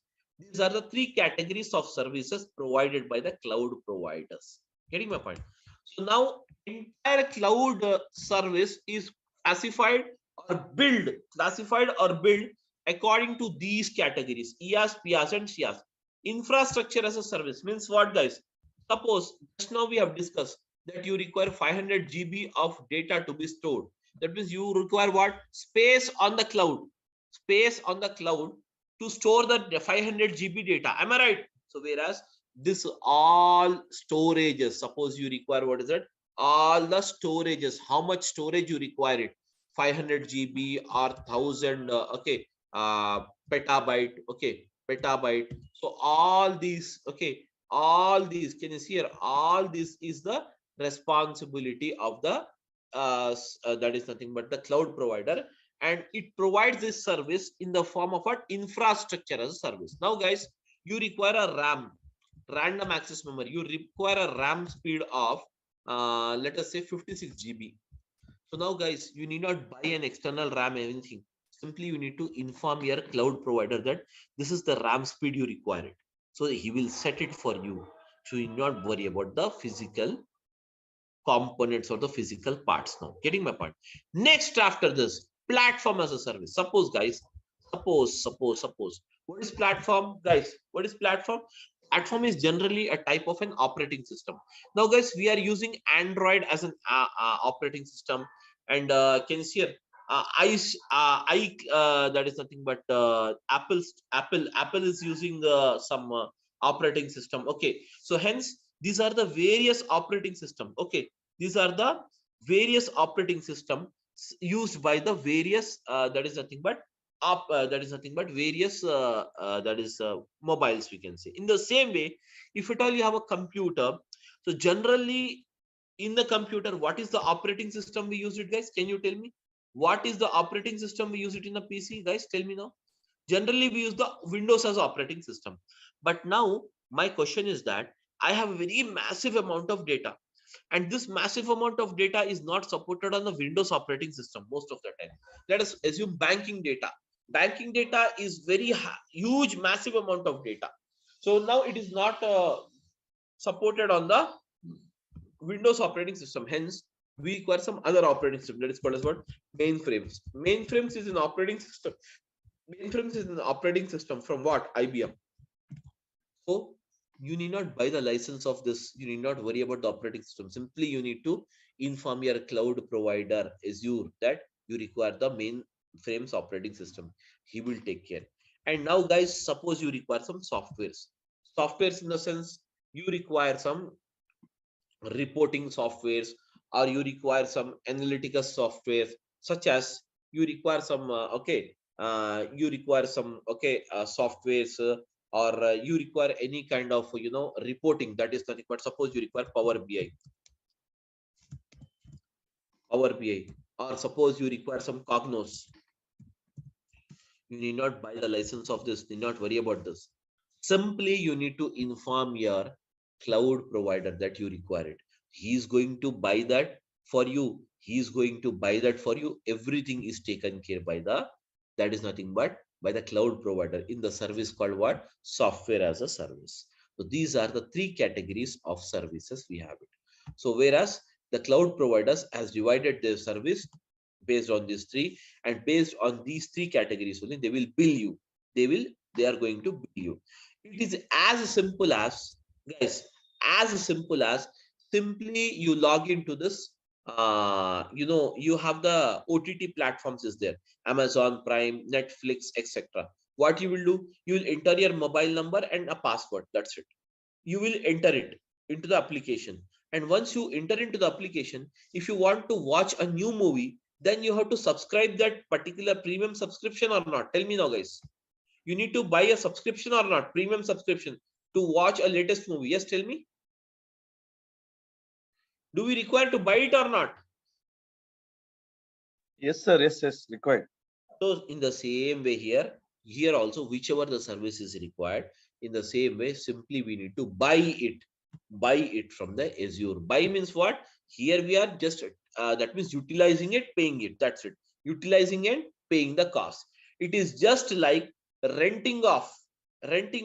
Okay, without having an ownership, without claiming an ownership, you can do your task just by paying them. Okay, just by paying them the cost of the same.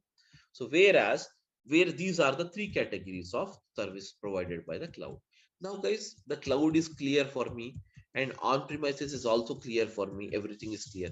But my question is that source, target, and this thing is done already. This is also extraction, transformation, loading done.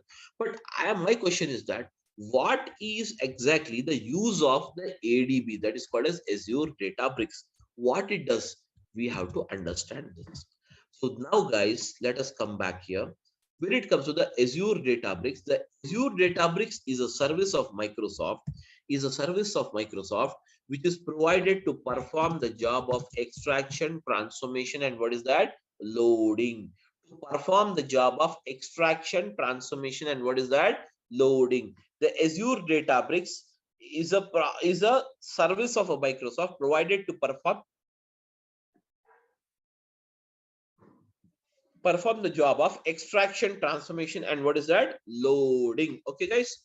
Now, when it comes to this Azure database, exactly, let us try to understand this ETL with some example. Guys, here I have a data.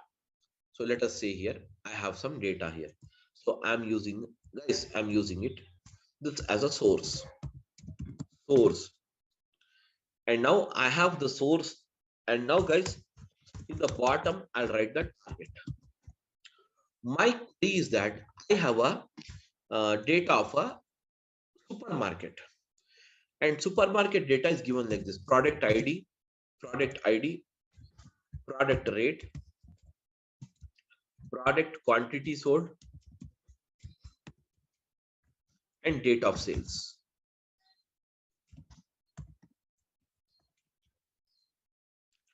Now, guys, some this you can see here. Now my query is that, guys, and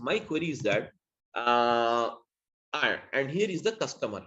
The customer is here. The customer is here. The customer wanted to know, guys, this is a customer. That customer means what? The owner of the supermarket is a customer for us. The customer wanted to know what is the change in sales, or what is the sales difference on 21st of this month and 22nd of this month, whether the sales has increased between these two dates or not. He wanted to know first of all. So guys, first of all, to know this query or to report him the same to the customer, what is that you require it? You require the source, and the source consisting of the following information. What is that? Product ID, product rate, product quantity sold, date of sales. Let us give the product ID is something like this. Product rate, let us give it as 100 rupees, and the quantity sold is 10, and then you have a date of sales. Date of sale is 21, guys, 21/11/2022. And then you have the product something like this, okay, product ID, and the rate is 200, and the quantity sold is 05. And now the date of sales is 21/11/2022. And then I have something like this. So I have 500/02. And now, guys, I have 21/11/2022. Now, guys, this is the thing we have it. First day, that means what? 21st data is already recorded. Do we have 22nd data? No, we will write the 22nd data. So as you wanted to write the 22nd data, simply what I will do is I'll copy this information and I'll paste it here. Okay, that's it, guys. Let us see it here how to make it. So simply copy this information and I'm pasting it the same information. But now what I will do is, instead of this, I will make it as 200. Rate is 200, and here I'll make it as rate as 300, and here I'll make the rate as 1000. That's it. Okay. Just now, guys, product quantity sold as it is, but I'm changing the date here. What's the date? 22, 22, and now, guys, 22, 22. Now, guys, here you have it. Now tell me now, as you have this 2 days data, tell me now, the 2 days data is here or not, guys? Now to tell me, is there any difference in the sales? Is there any difference in the sales from 21st to 22nd? Can you tell me, guys? Yes, different is there, sir. Difference is there. How can you say? How can you say? Just by looking into the data. Am I right or not? Just by looking into the data, just by looking into the data, you can say there is a difference. Why you are able to say? Because you have only, how many records are there, guys? Totally 6 records. Very simple, small data. You can look it here and decide it. Am I right or not, everyone? Yes, sir. Yes. Yes. If you have massive amount of data, can you look onto the data and decide it or not? Suppose each table having some 1 lakh records. Can you decide it by looking into the records? No, not possible. Not possible. So for that, here we use the technique. What is that? ETL. Let us see how the ETL is applied here. Extraction. ETL stands for what? Extraction. Extraction. Let us see how the extraction is done here. The first process of extraction is that where you have to pick up, do we require the product ID to find out the net sales amount of the day? Do you require the product ID, guys? Not required. Not required. Do you require the product rate? Yes, required. Required. Quantity sold? Required. Date of sales? Required. So now, guys, I'm picking up these 3 columns. Picking up these 3 columns is the process of what is that? It is the process of extraction. It is a process of what? Extraction. Now the columns are picked up. Now, guys, next comes transformation. Picking up is done. Transformation.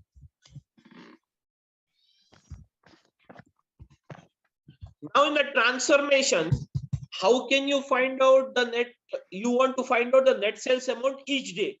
So to find out the net sales amount, do we need to perform some arithmetic operations on the rate or not? That means some mathematical calculations is required or not? Yes.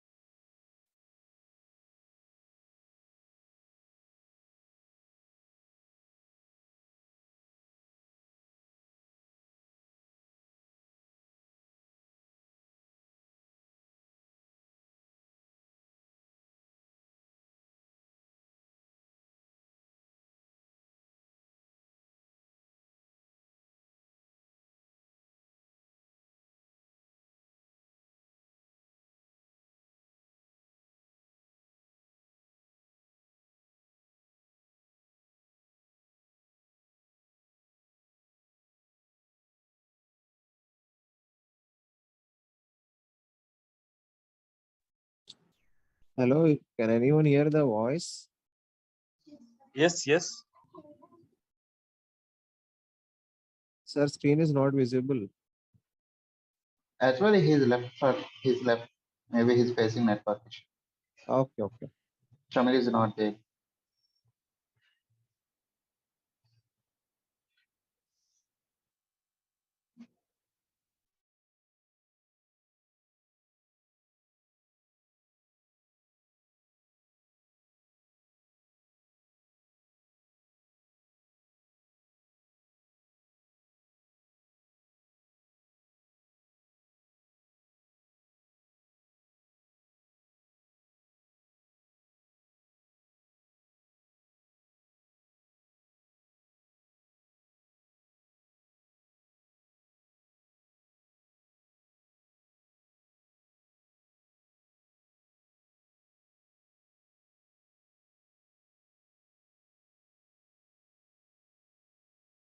Sorry, guys, got disconnected due to some network issue. Sorry. Okay. Hello, I'm audible now? Yes. Yeah.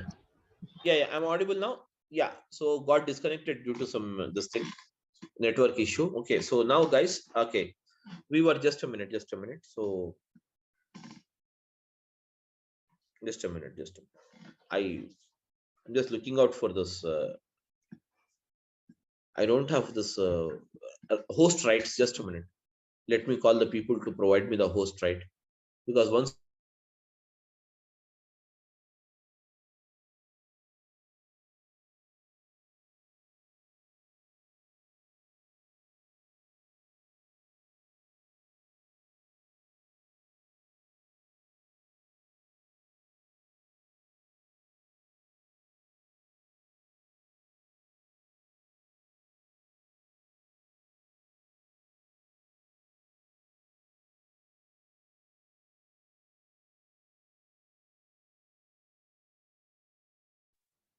Because you can provide a host rights to Shamir. Might be what is the host.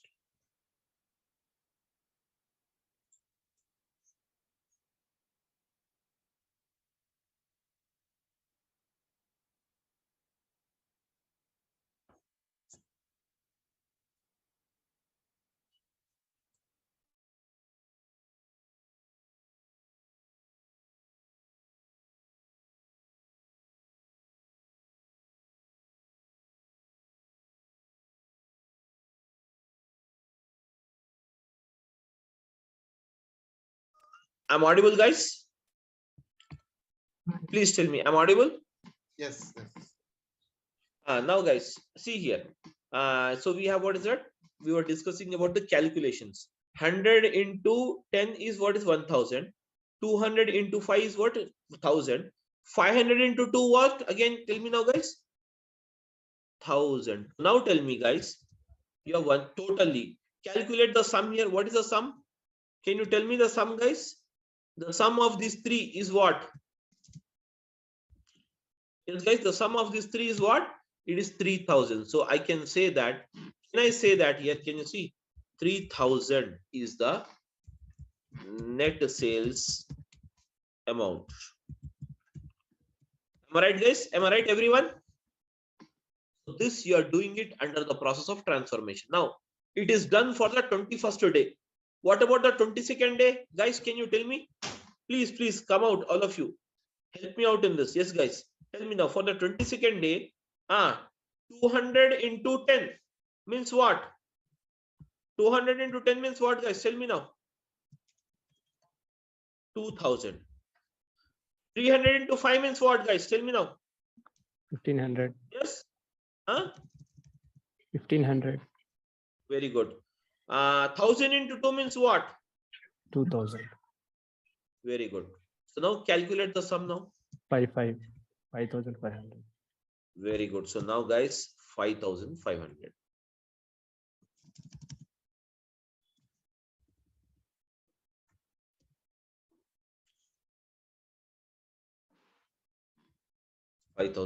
Now, guys, this is the net sales amount. Now, guys, this process is called as a transformation process. It's done now. Finally, you will be loading. Where you will be loading the data, guys? Tell me now. Finally, you will be loading the data into the target. So how will I load the data? I will load the data like this. See here. I'm loading the data. So net sales amount underscore sales underscore amount. Net sales amount is what, guys? Tell me now. Net sales amount is what? 3000. And now for which date it is? So I'm declaring one more column here. So yes, that is date of sales. Date of sales is, I'm using it as 21/11/2022. And then we have, what is that, guys? Tell me now. 5500, and it is on 22nd/11/2022. Now, guys, this particular thing, that is nothing but called as output. Now, can you see here? This entire thing, what you have done, guys? Can you see this entire thing? What we have done? We have transformed this much data. Can you see here? This much data of two tables I have transformed into one table and in the summarized manner. So this data, you can report it to the customer, stating that this is the difference of sales between 21st and 22nd day of November 2022. Am I right, guys, everyone? This process is called as the process of what? Extraction, transformation, and loading. And this is done by using the Azure Databricks here. By using, what is that? Azure Databricks. It is done by the process called what? Using the service called what? Azure Databricks, where extraction, transformation, and loading of data is done by the Azure Databricks. Clear, all of you now? Now, as a part of this course, guys, we are going to see this Azure Databricks. Okay, Azure Databricks, and the total duration of this course will be 60 hours. Okay, 60 hours, but it will be, we are quoting it as 60, but it will go beyond the 60 hours because we have many live scenarios we are going to look into. Okay, and that's the thing we have it. And we are going to start the classes from tomorrow, the same 10 o'clock in the morning. Okay, guys, 10:15 in the morning. That's the timings we have it. 10:15 to around 11:30. Every day you will have 1 hour 15 minutes class, 1 hour to 1 hour 15 minutes class.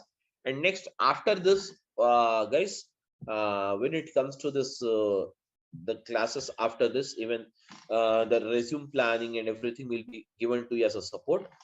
Okay, and contents brochure, you can check it. Okay, Azure Data Factory and Azure Databricks both are used for the same process,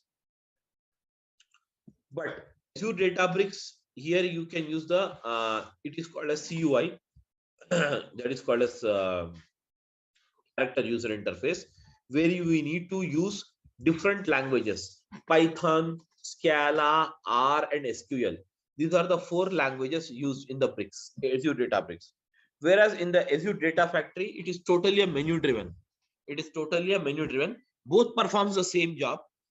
Both performs the same job, but this is a menu driven, and this is a that is nothing but the code based. You have it. Okay, so that's it about this thing. And every day we will have the class 1 hour to 1 hour 15 minutes, and Saturday, Monday to Saturday, Friday you will have the classes. So generally Saturdays and Sundays I don't take the classes. If it is required to cover up the portion, then we will continue on Saturdays, guys. That's the only thing we have. Okay, so now you can ask me any questions if you have. Please go ahead. Sir, like I just wanted to know, there is coding part is there in the curriculum, so we need to learn coding as well. Yes, of course. Coding means whichever it is required, we will discuss it in the class itself. As such, separately, you need not learn the coding somewhere going outside. Okay. So what is that? I will explain you. That will be easy only, not so tough enough for people, what the people think. Okay. So we will be seeing here the coding in 4 different languages. See, there is SQL, Python, R, and Scala. I'll write the coding. Yeah. Sir, like what is PySpark that I'm hearing a lot about? See, PySpark is basically Python and Spark together. It is called a Spark, PySpark.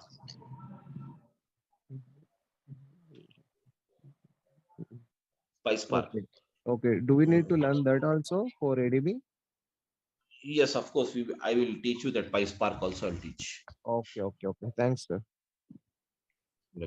Thank you. Any other questions, guys? Sir, this is a duration, sir. Duration will be 60 hours.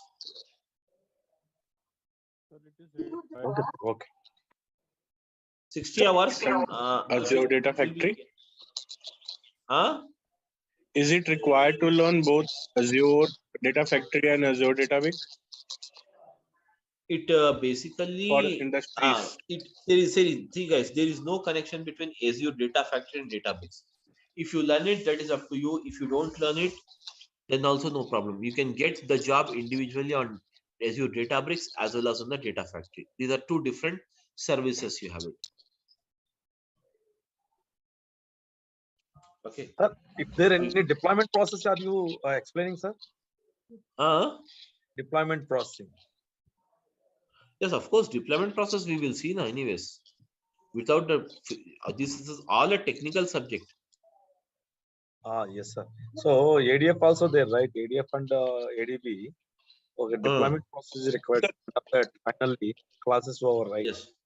Yes. But is there a combined batch for both Databricks and Data Factory? Is there any combined batch? I mean, see, you will have Data Factory batch is morning 7 AM started today itself along with you, and Databricks is this time. Combined batches means these are 2 different services, so I teach them differently. Yes, sir. Yes. Combinedly we'll see a type of a project anyways. A case study you can say, not exactly the project, case study I can see.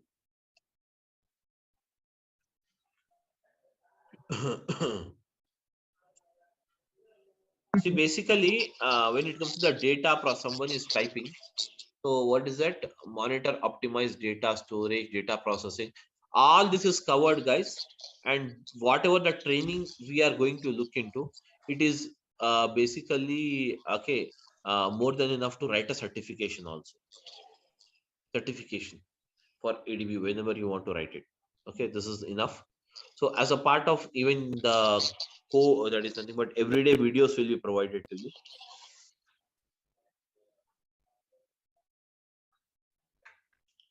That's it. Any other questions if you have? Any batch for the evening? Any batch for the evening? Right now, no, there is no batch in the evening. So morning batches only we have it.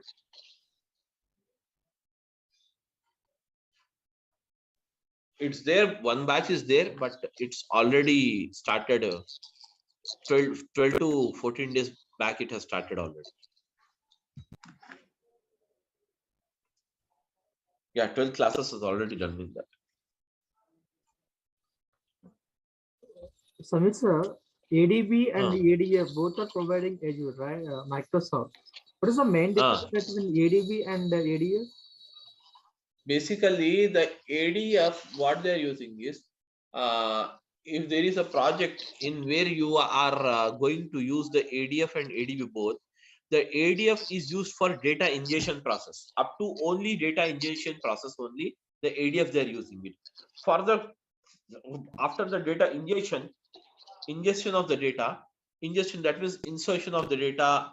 Okay, once the data is inserted, the data picking up the data from there and preparing or moving the data into Delta Lake and then performing the visualization. For all this process, we are using the ADB only.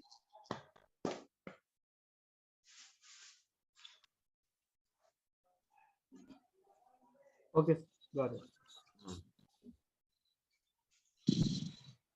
Yes, any other questions, guys?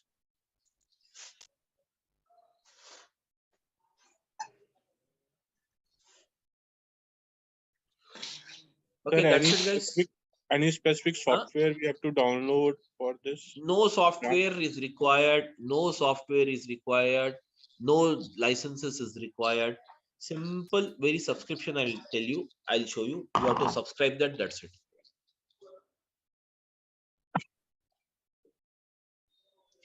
No software, no piracy, nothing is there. No piracy, yeah, no but software. it is asking some card, yeah, credit card number asking. Yeah, credit card, obviously.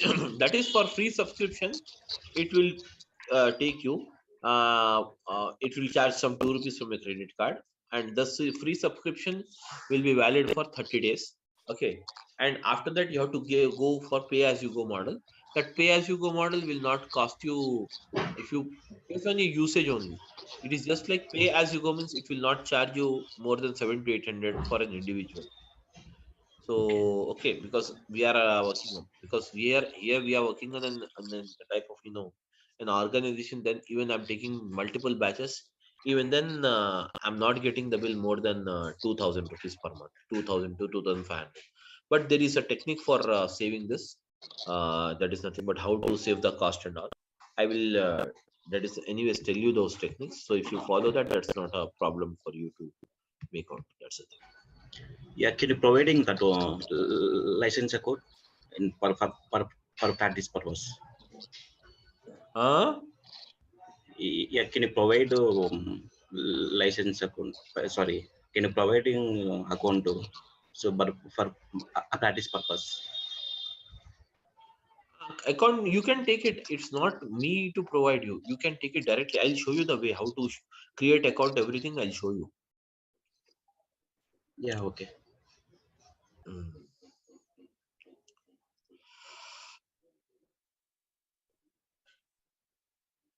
Okay, guys, any other questions? Okay, guys, thank you. Then we'll meet tomorrow morning at the same time. Yeah, please go ahead. Any questions?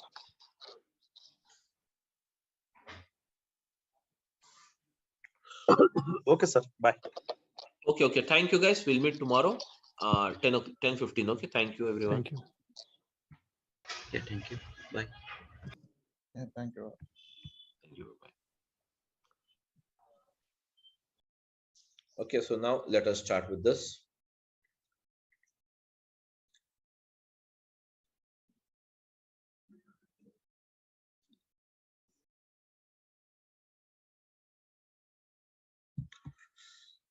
Okay, guys, so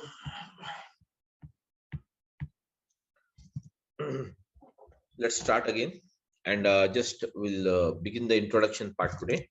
So guys, we're using it. Azure Data Bricks. Okay, we're using the Azure Data Bricks. So basically, what is Azure Data Bricks? The Azure Data Bricks is nothing but it is a cloud-based service. Cloud-based service provided by Microsoft. It is a cloud-based service, guys. It is a cloud-based service provided by Microsoft. So Azure Databricks is a cloud-based service provided by Microsoft. It is a cloud-based service provided by Microsoft to perform the job of ETL. Now, guys, what do you mean by ETL? Guys, the ETL stands for, yes, the ETL stands for, already I told you yesterday, ETL stands for what? Extraction. Yes, extraction, transformation,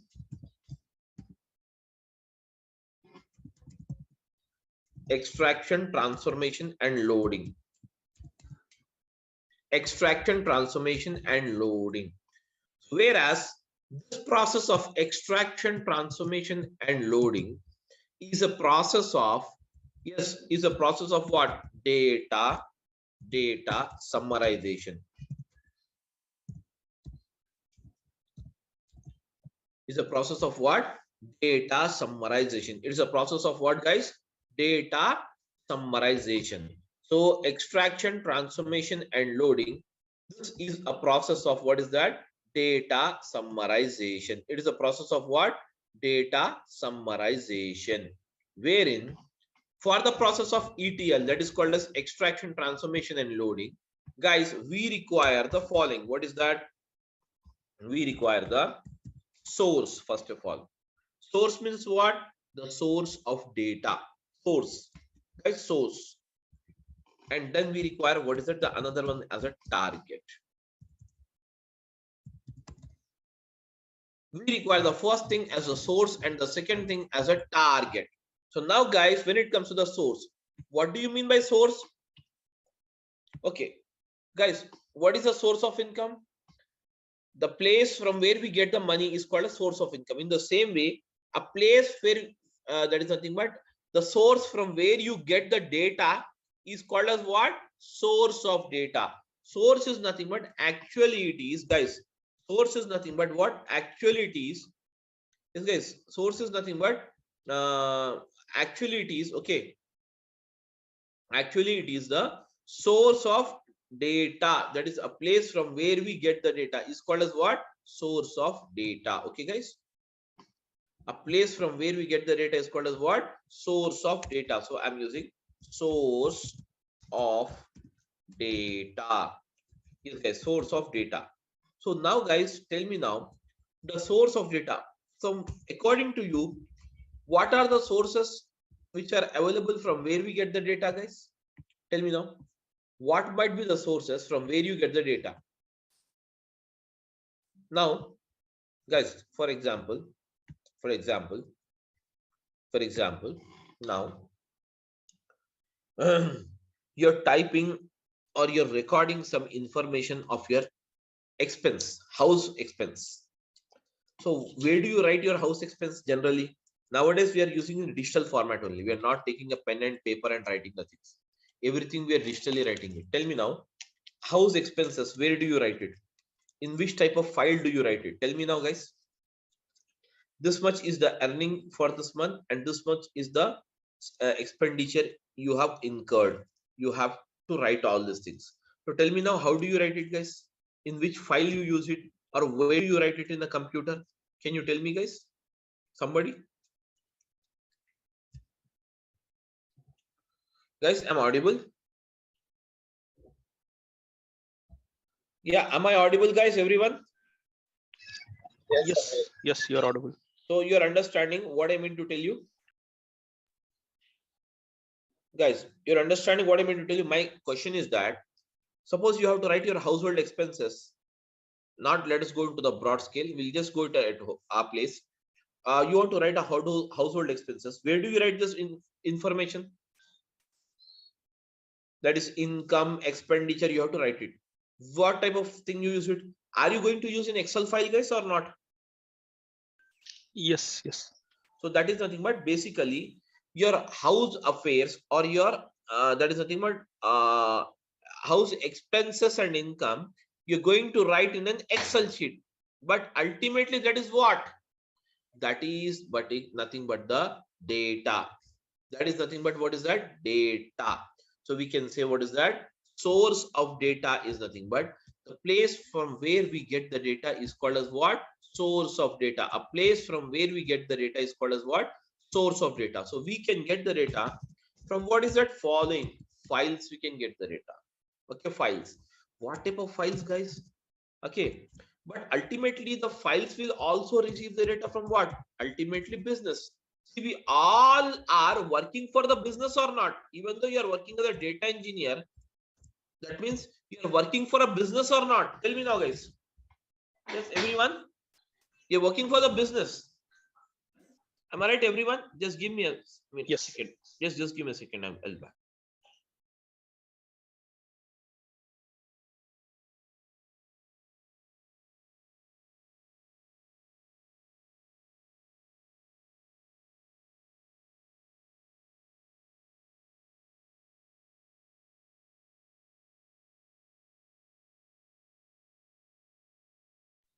Okay, sorry. So guys, we all get the data. We all work for the business only.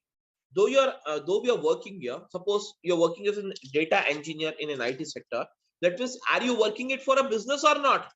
In fact, that means you will get the data from the business. From the business entities only we get the data. Am I right, guys? From the business entities only we get the data. Whereas this data is recorded in the form of what is that? Files. In the form of what is that? Files. So what are the type of files you have it? Guys, what are the type of files you have it? The files are the following. So we can have what is that? Yes, guys. We can have what are Excel files. Excel files. Yes, Excel files. And we can have what is it? CSV files, which stands for what? Comma separated value files. Okay. Comma separated value files. And Excel files, comma separated value files. And you have what is that? JSON files. JSON stands for what? JavaScript object notation files. Okay. And then afterwards, what is it? You have it? Excel file, CSV file, comma separated value files, JSON files, and you have the Parquet files. Parquet files.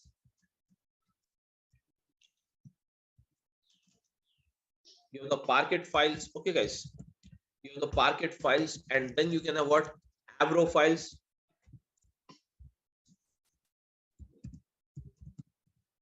And then we can also have what's that? ORC files. Various type of files. That means we get the data ultimately from the business, and this business will be recorded in the form of what? Files. Excel files, comma separated value files, JSON files, Parquet file, Avro files, ORC files. Anyways, you don't worry about the files. Once we get into the subject, I will explain you about each and every file. You don't worry now. Okay. So this is nothing but the data we get it. From where? From these files, what we do from these files, guys. From these files, we get the data. From these files, guys. From these files, okay. From these files, we get the data. So ultimately, what we do, we pull in the data. We pull in the data by using the process called what? Extraction. We pull in the data by the process called what? Extraction. So extraction is done. And now, guys, this extraction is done by what? By using the ADB. That is called as what? Azure Databricks. By using the Azure Databricks. By using the Azure Databricks, guys, by using the Azure Databricks, we perform the process of extraction. That means extraction of data. Extraction, the full name is what? Extraction of data only, guys. Extraction of data. Extraction. Then extraction is done. Then next, what is the process you have it? Tell me now, guys. The next process, the next level of processing is what is that? transformation. So transformation is nothing but the ultimate requirement. Based on the requirement of the customer, you're going to change the format of the data, you're going to change the structure of the data, you're going to design a new structure of the data. Am I right? This is called as what? Transformation. And once the transformation is done on this data, ultimately the process of loading will be taken place. And loading means what? The final data, whatever you have it, will be transferred to the destination. That is called as what? Target. That is called as what? Target. Or we can say destination. We can say target, or we can say destination. We can say target, or we can say what is that? Destination. The data will be transferred to the destination. Am I right, guys? Everyone? Yes, guys, everyone is following or not? I want a reply, guys. If you don't talk, yeah, if you don't talk, I cannot understand what is your thing. Okay, so I want everyone to respond it, guys, so that I'll come to know whether you people are following or not. Okay, anyways, so this is the first. Now, apart from, guys, apart from getting the data from the files, we can also get the data from the business. We can also get the data from the business in the form of what? Database. And database can be what again? The database can be what? It can be Oracle database. It can be the SQL Server database. Okay, it can be any type of database you have it. Whereas this kind of database, can you see here? This kind of database, when you receive the data, we can say that we have received the data from OLTP system. We have received the data from what is that? OLTP system. What do you mean OLTP? OLTP stands for online transaction process. Online transaction process. That is called as what? OLTP system. Okay, OLTP system. You will receive the data. Getting my point? You will receive the data from what? OLTP system. So now, guys, ultimately from this database, what we do, we pull in again the same process. We pull in the data by using the process of what, guys? Same process we perform it. Extraction will be done. That means using the ADB, we extract the data. We extract the data. And once the data is extracted, then what we do, guys? We perform the transformation on the data. We perform what is that? Transformation. Transformation is the actual process of data summarization or loading the data as per the requirement of the client. So now, guys, loading will be done. And finally, once the loading is done, guys, finally, once the loading is done, the loading will be done. Okay, the loading will be done into the destination. That means this is the destination.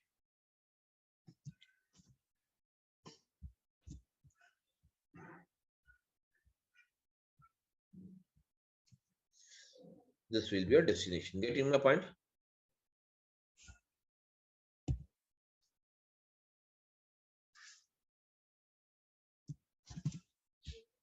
Now, guys, destination.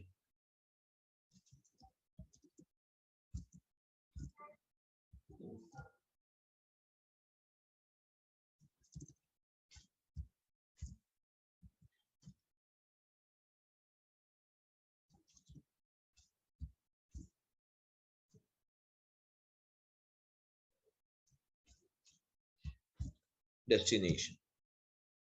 I'm linking up just to show you, guys, these all will reach the destination like this. Finally, the data reaches the destination. Target is nothing but, guys, it is called as what? Destination. Destination. Okay, now next one. Apart from this, guys, apart from getting the data from the businesses from the data into the databases or into the files, we can also get the data. Everyone, we can also get the data, guys. We can also get the data from another way. It's called as what? From the business only. Because we all working for business, we get the data, business data only. So we get the data in the form of what? Live streaming data. Live streaming data. Such as, guys, live streaming data means what? Guys, stock market data. Live streaming data. Suppose India versus Pakistan match is going on. You will get the live streaming. Am I right or not? Yes, guys.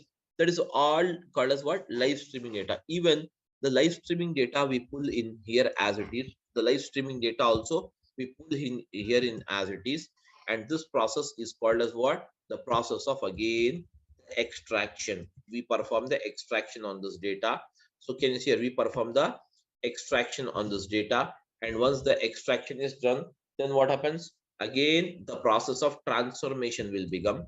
So what is the process of transformation? Transformation is the actual process of, yes guys, transformation is the actual process of what? Data summarization. Transformation is the actual process of what? Data summarization. And once the data summarization is done, guys, finally what we do? We load the data into the target. We load the data into the target, guys. Okay. So now this all data, whatever you have it, that is source data, destination data, or whatever the data you have it, finally will be recorded into the target. That is called as sync system. In Azure, it is also called as what? The destination is also called as what? Sync system. Sync. This is also called as what? Sync system, guys. Okay. It is also called as what? Sync system. Sync system. Okay. So now can you see here? This is how we get the data here. Ultimately, we get the data from what? Various sources. Ultimately, we get the data from what? Various sources. And from these various sources, what we do? We extract the data, we transform the data, and we load the data into the target. Everyone. Okay. So this, all this can see extraction, transformation, and loading will be done by using the service. Guys, this is a service. ADB is one service. ADB is one service, guys. Likewise, you can also have, what is it? ADF is the another service. Likewise, you can have Synapse as the another service. These are the various services. We can do it. Okay. Whereas, can you see here, guys? This is how exactly things works off. Okay. Here, everyone is following or not, guys?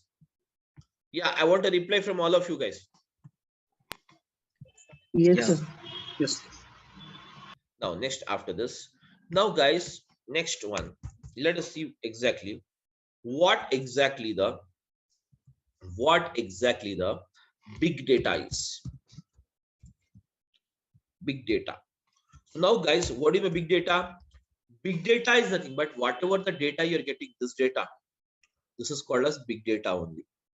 The data from the business, whatever you're getting, is called as big data. So just understand, big data means not a very great concept, something, you know, where you need to get confused. It's not like that. Big data, just split it, guys. Split it. Big means what? Huge, na? Huge or massive, you can say.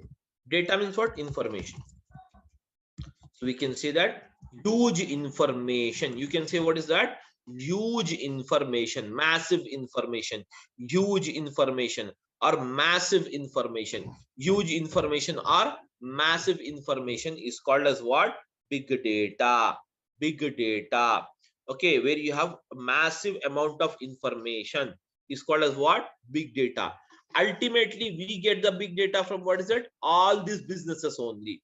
But what is that business? What are the sources you can see? Let us see for that. Actually, types of source of big data. Now, guys, types of sources of big data. Types of sources of, okay, types of sources of big data. Okay, sources of big data. The first one, from where you can get the big data, that is called as what? Social networking sites. Social networking sites. So what is the social networking sites, guys? Social networking sites are nothing but you have the WhatsApp, you have the Facebook, you have the Twitter,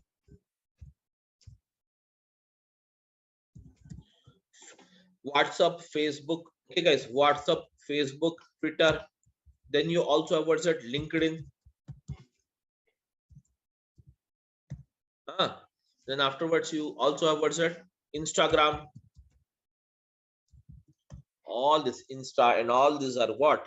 These are all called as what? Social networking sites.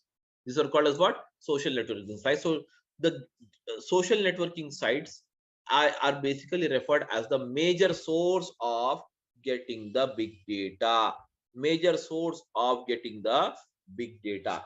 Getting my point? Next one after this, guys, you have the second source.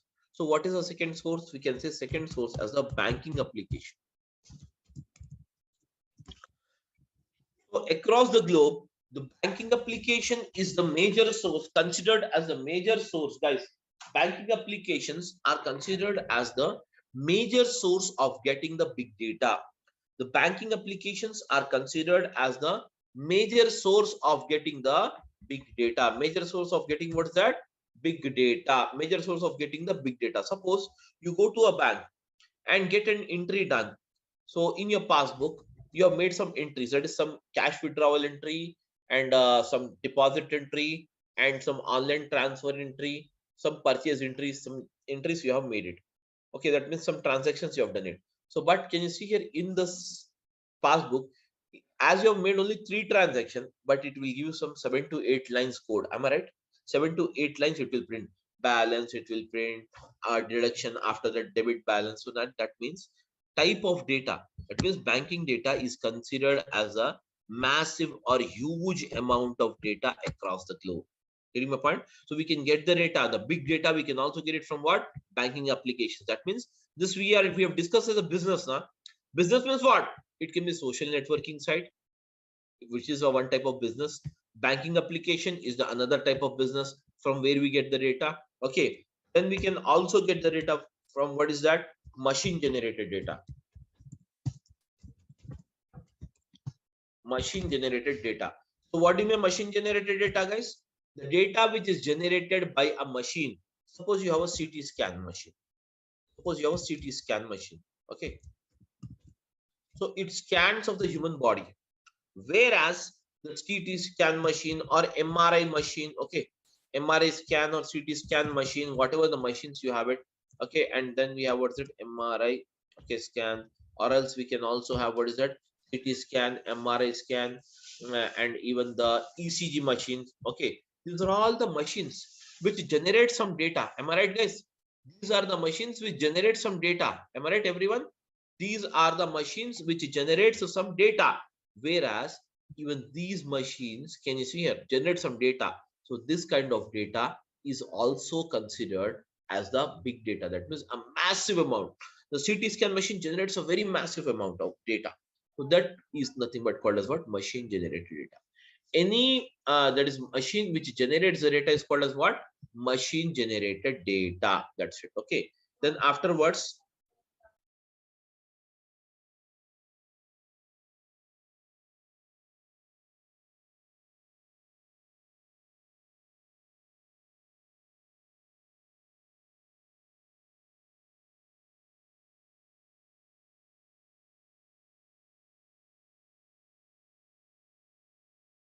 guys, just a minute, 1 minute.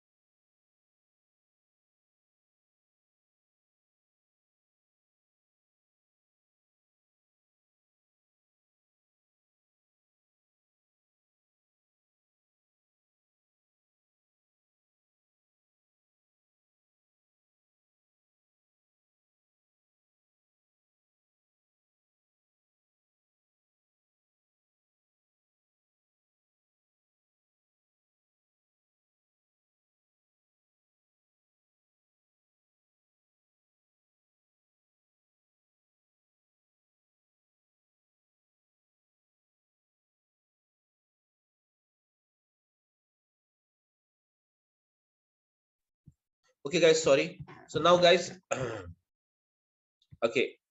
So now, guys, after this, okay. So now, can you see here? This is nothing but the can you see here? Some that is machine generated data.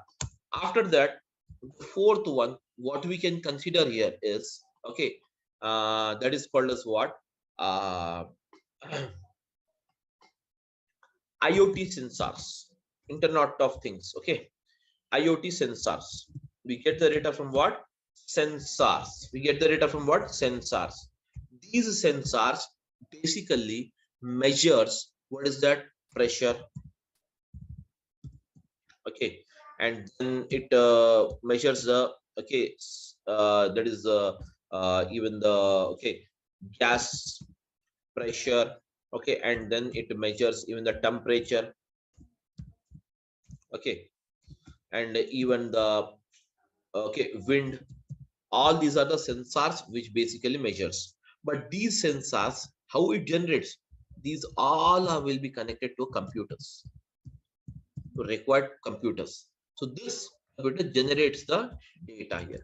The data will be recorded here, and this data will be further processed or transferred to us like this. From in the files we received, we extract it, we transform it, and we load it. Ultimately, it will go like this. Okay. So now, guys, so basically IoT sensors, I can give you one example. Guys, whenever you travel, and okay, like on the highways, once you will enter a basically a type of a town or a village. At the starting of this town or a village, you will find some a very big table fans which is rotating very slowly. Am I right? Which rotates very slowly. What it does exactly? That measures the wind, and those fans are nothing but a machines at sensors only, and those are connected to the computers. And whatever the thing is recorded, the data will be transferred to the computer, and from the computer again the data will be that is kept into the files, and again it is transformed further for this analysis. So basically this is how exactly the process moves on here. Okay, so guys, okay, all of you following or not, please let me know, guys. Yeah, we can able to follow. Now next, after this again you have what is that, guys? The fifth one is human generated data. Human generated data, it's not basically you will have that massive, but still it can be considered as a big data only. Human generated data means the data which is generated by you and me. Okay, the normal routine data, that is basically a kind of a human generated data. So this is also considered as the part of big data. But guys, this big data is basically has some categories. That means we can say types of big data. We can have various types of big data. So now I will say types of big data. Now guys, what are the types of big data? Generally guys, you will have the following types of big data. The first type of big data which you can consider, okay, which you can consider, that is first type of big data which you can consider. Okay, the first type of big data which you can consider, the first type of big data which you can consider is called as what? Structured data. Structured data means what? I'll type it. Guys, I'm writing it: name, ID number, and salary. Can you see this is the thing we have it. Name is, let us say, Alan. And now guys, I'm using the ID number as something like this, and salary I'm making a 10,000, and Bobby 20,000, Carl 30,000. These are the basically, can you see here guys? This is the data. Where can you see this data is in which format? It is in the proper format of rows and columns or not? These are the rows and these are the columns. Am I right, guys? Everyone? Yeah, these are the rows and these are the columns. This kind of data is proper data. Hence, it is called as what? Structured data. This kind of data is called as what, guys? unstructured data, the data which is placed into the proper form of rows and columns. The data which is placed in the proper form of rows and columns is called as what? Structured data. Am I right, everyone? Yes, am I audible, guys? Yeah, what happened? Am I audible to everyone or not? Yes. So now, guys, this is nothing called as what? Structured data. Next one is, what is it? You have it. The second one is semi-structured data. Semi-structured data means what? This data is purely not structured as well as not unstructured. It is semi-structured. You will have some semi-structure, such as you have the data into what's that? JSON files. For example, I'll give you the JSON file, how the JSON file looks like and how the data will move. The data in the JSON file will be given in the curly braces. Now, if at all I'm writing the first, I'm defining this data into JSON format, how the data will be. Let us see it here. Name under the quotes, double quotes, and use the colon, ALN. Now, guys, use a comma. After this, use it again. ID.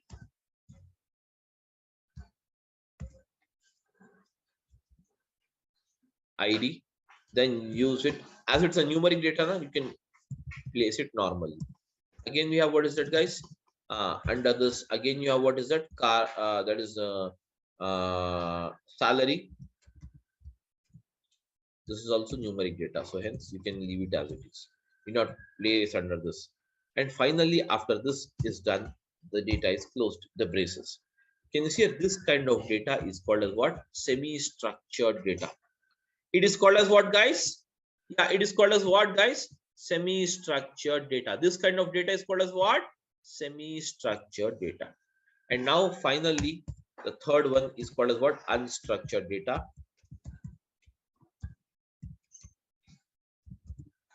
Unstructured data is nothing but guys, this unstructured data is nothing but basically there will be no particular structure, such as the photos in your mobile phone, the videos, the chat history, and the voice notes. All these comes under the unstructured data only. There is no proper structure for it. Okay, there will be no proper structure, guys. There will be no proper structure. There will be no proper structure. Okay, there will be no proper structure. All the that is nothing but data is called as what? Unstructured. 80% of the globe, 80% of the data from the globe, we'll get it in what? Unstructured format only. 80% of the data across the globe, we'll get it in what? Unstructured format only. So guys, these are the types of big data we can have: structured, semi-structured, and unstructured. And this structured, semi-structured, and unstructured can be placed onto what is that? Into this type of files, or into this databases, or we can extract it from the live streaming. Further, the as it is process. So this is how the entire structure works. So is everyone clear with this, guys, or you have any doubt? You can ask me now.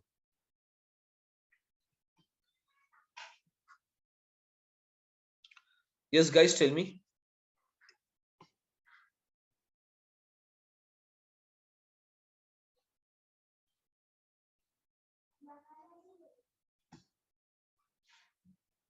Guys, tell me now.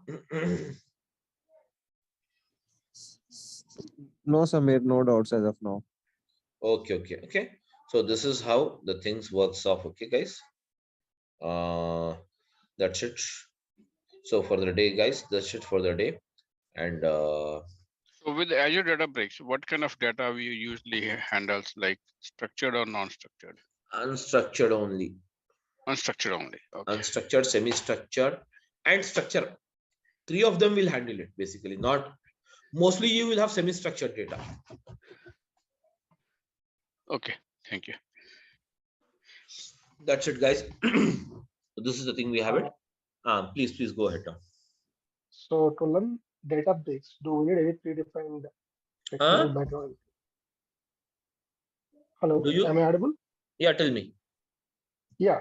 No, I'm just asking, what are the prerequisites to learn this Hadoop database? See, I don't have any basically, background in the field. yeah, prerequisites is that if you know the Python, or if you know the R, or if you know the SQL, that is very well. You can just understand the code what you can do. If not, also I will explain you, and you have to put your efforts much on that, because this is basically a purely type of a technical job where you have it. What we are doing in Databricks. If you don't want the amount of coding, you don't need actually the coding. Simply you can go with the ADF rather than going with the ADB. Okay, so I'm basically ETL background. Okay. Yeah. So what do you suggest? Should I go for ADF or ADB? I'm not really sure, and I would like to be. You're basically you're from technical background or non-technical, or I am basically an ETL developer, Informatica developer. Then you can go with the ADB. Why not? Definitely ADB will work for you. Okay. And to be Azure data engineer, what are the services we need to know? Like to be an Azure data engineer, if you know ADF, then also you'll call as a Azure data engineer. If you know ADB, then also it is called as you are called as a Azure data engineer. If you know the Synapse, then also you will call as a Azure data engineer only. Okay, so either one also should be fine in that case, right? Yeah, no, that's I not. heard, the reason I'm asking, I heard ADF also like something like it's an ETL tool only, and here you have mentioned ADB also ETL tool only, right? See, if you have what is the companies are doing till the job of data ingestion in a project. I'm telling you the live scenario what is going on right now in most of the projects. Up to the data ingestion, ingestion means what? Extraction.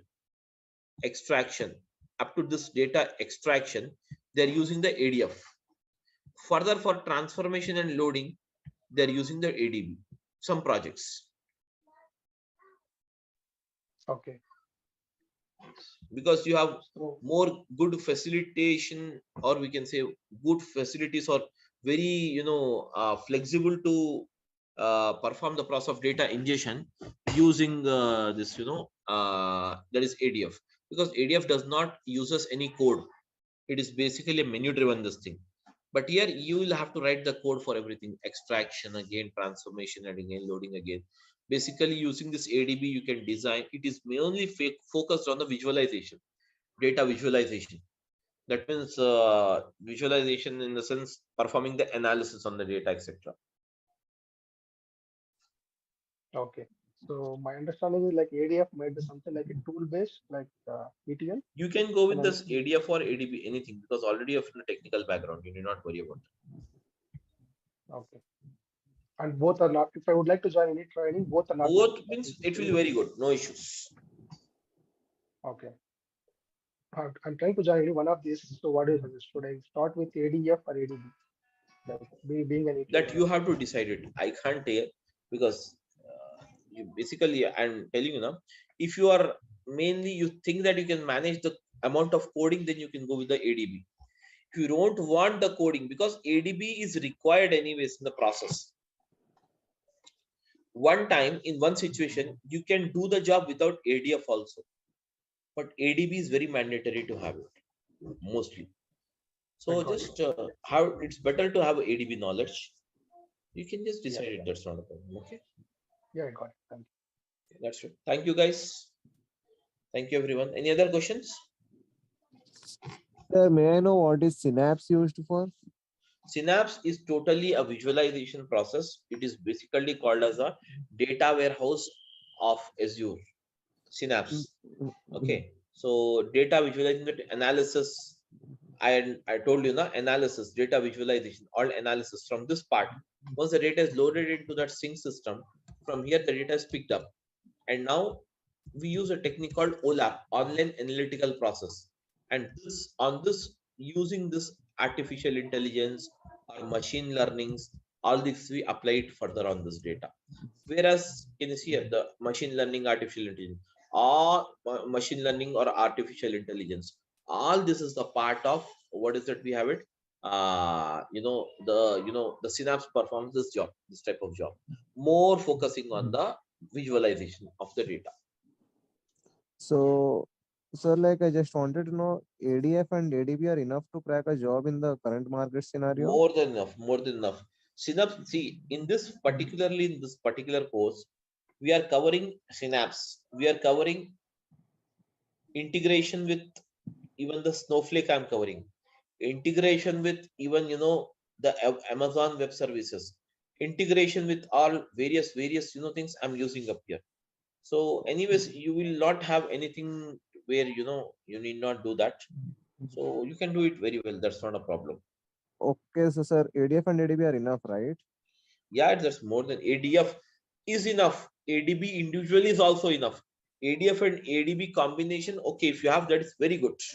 If not, it's not like that. If you know ADF, you don't get a job. Definitely will get the job, even if you know the ADF or not, or the ADB. That's not a thing. There is a misconception in the market that, if you know the ADF, you should also know this ADB, then only you'll get a job. It's not like that.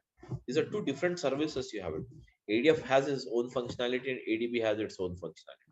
Okay. The only thing is just the market is a bit low, so worried, that's all. Market is obviously in this November and December, the market will be low. Okay. Always, again, it will pick up after January 15th.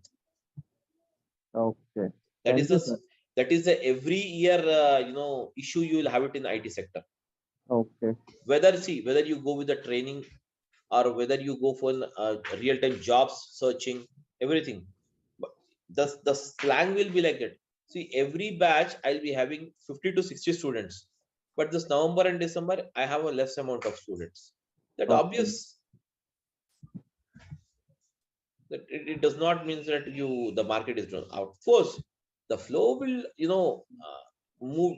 It will slow down automatically. It will pick up, because right now most of the times, even in the US, this is the ending of the year, so everyone will be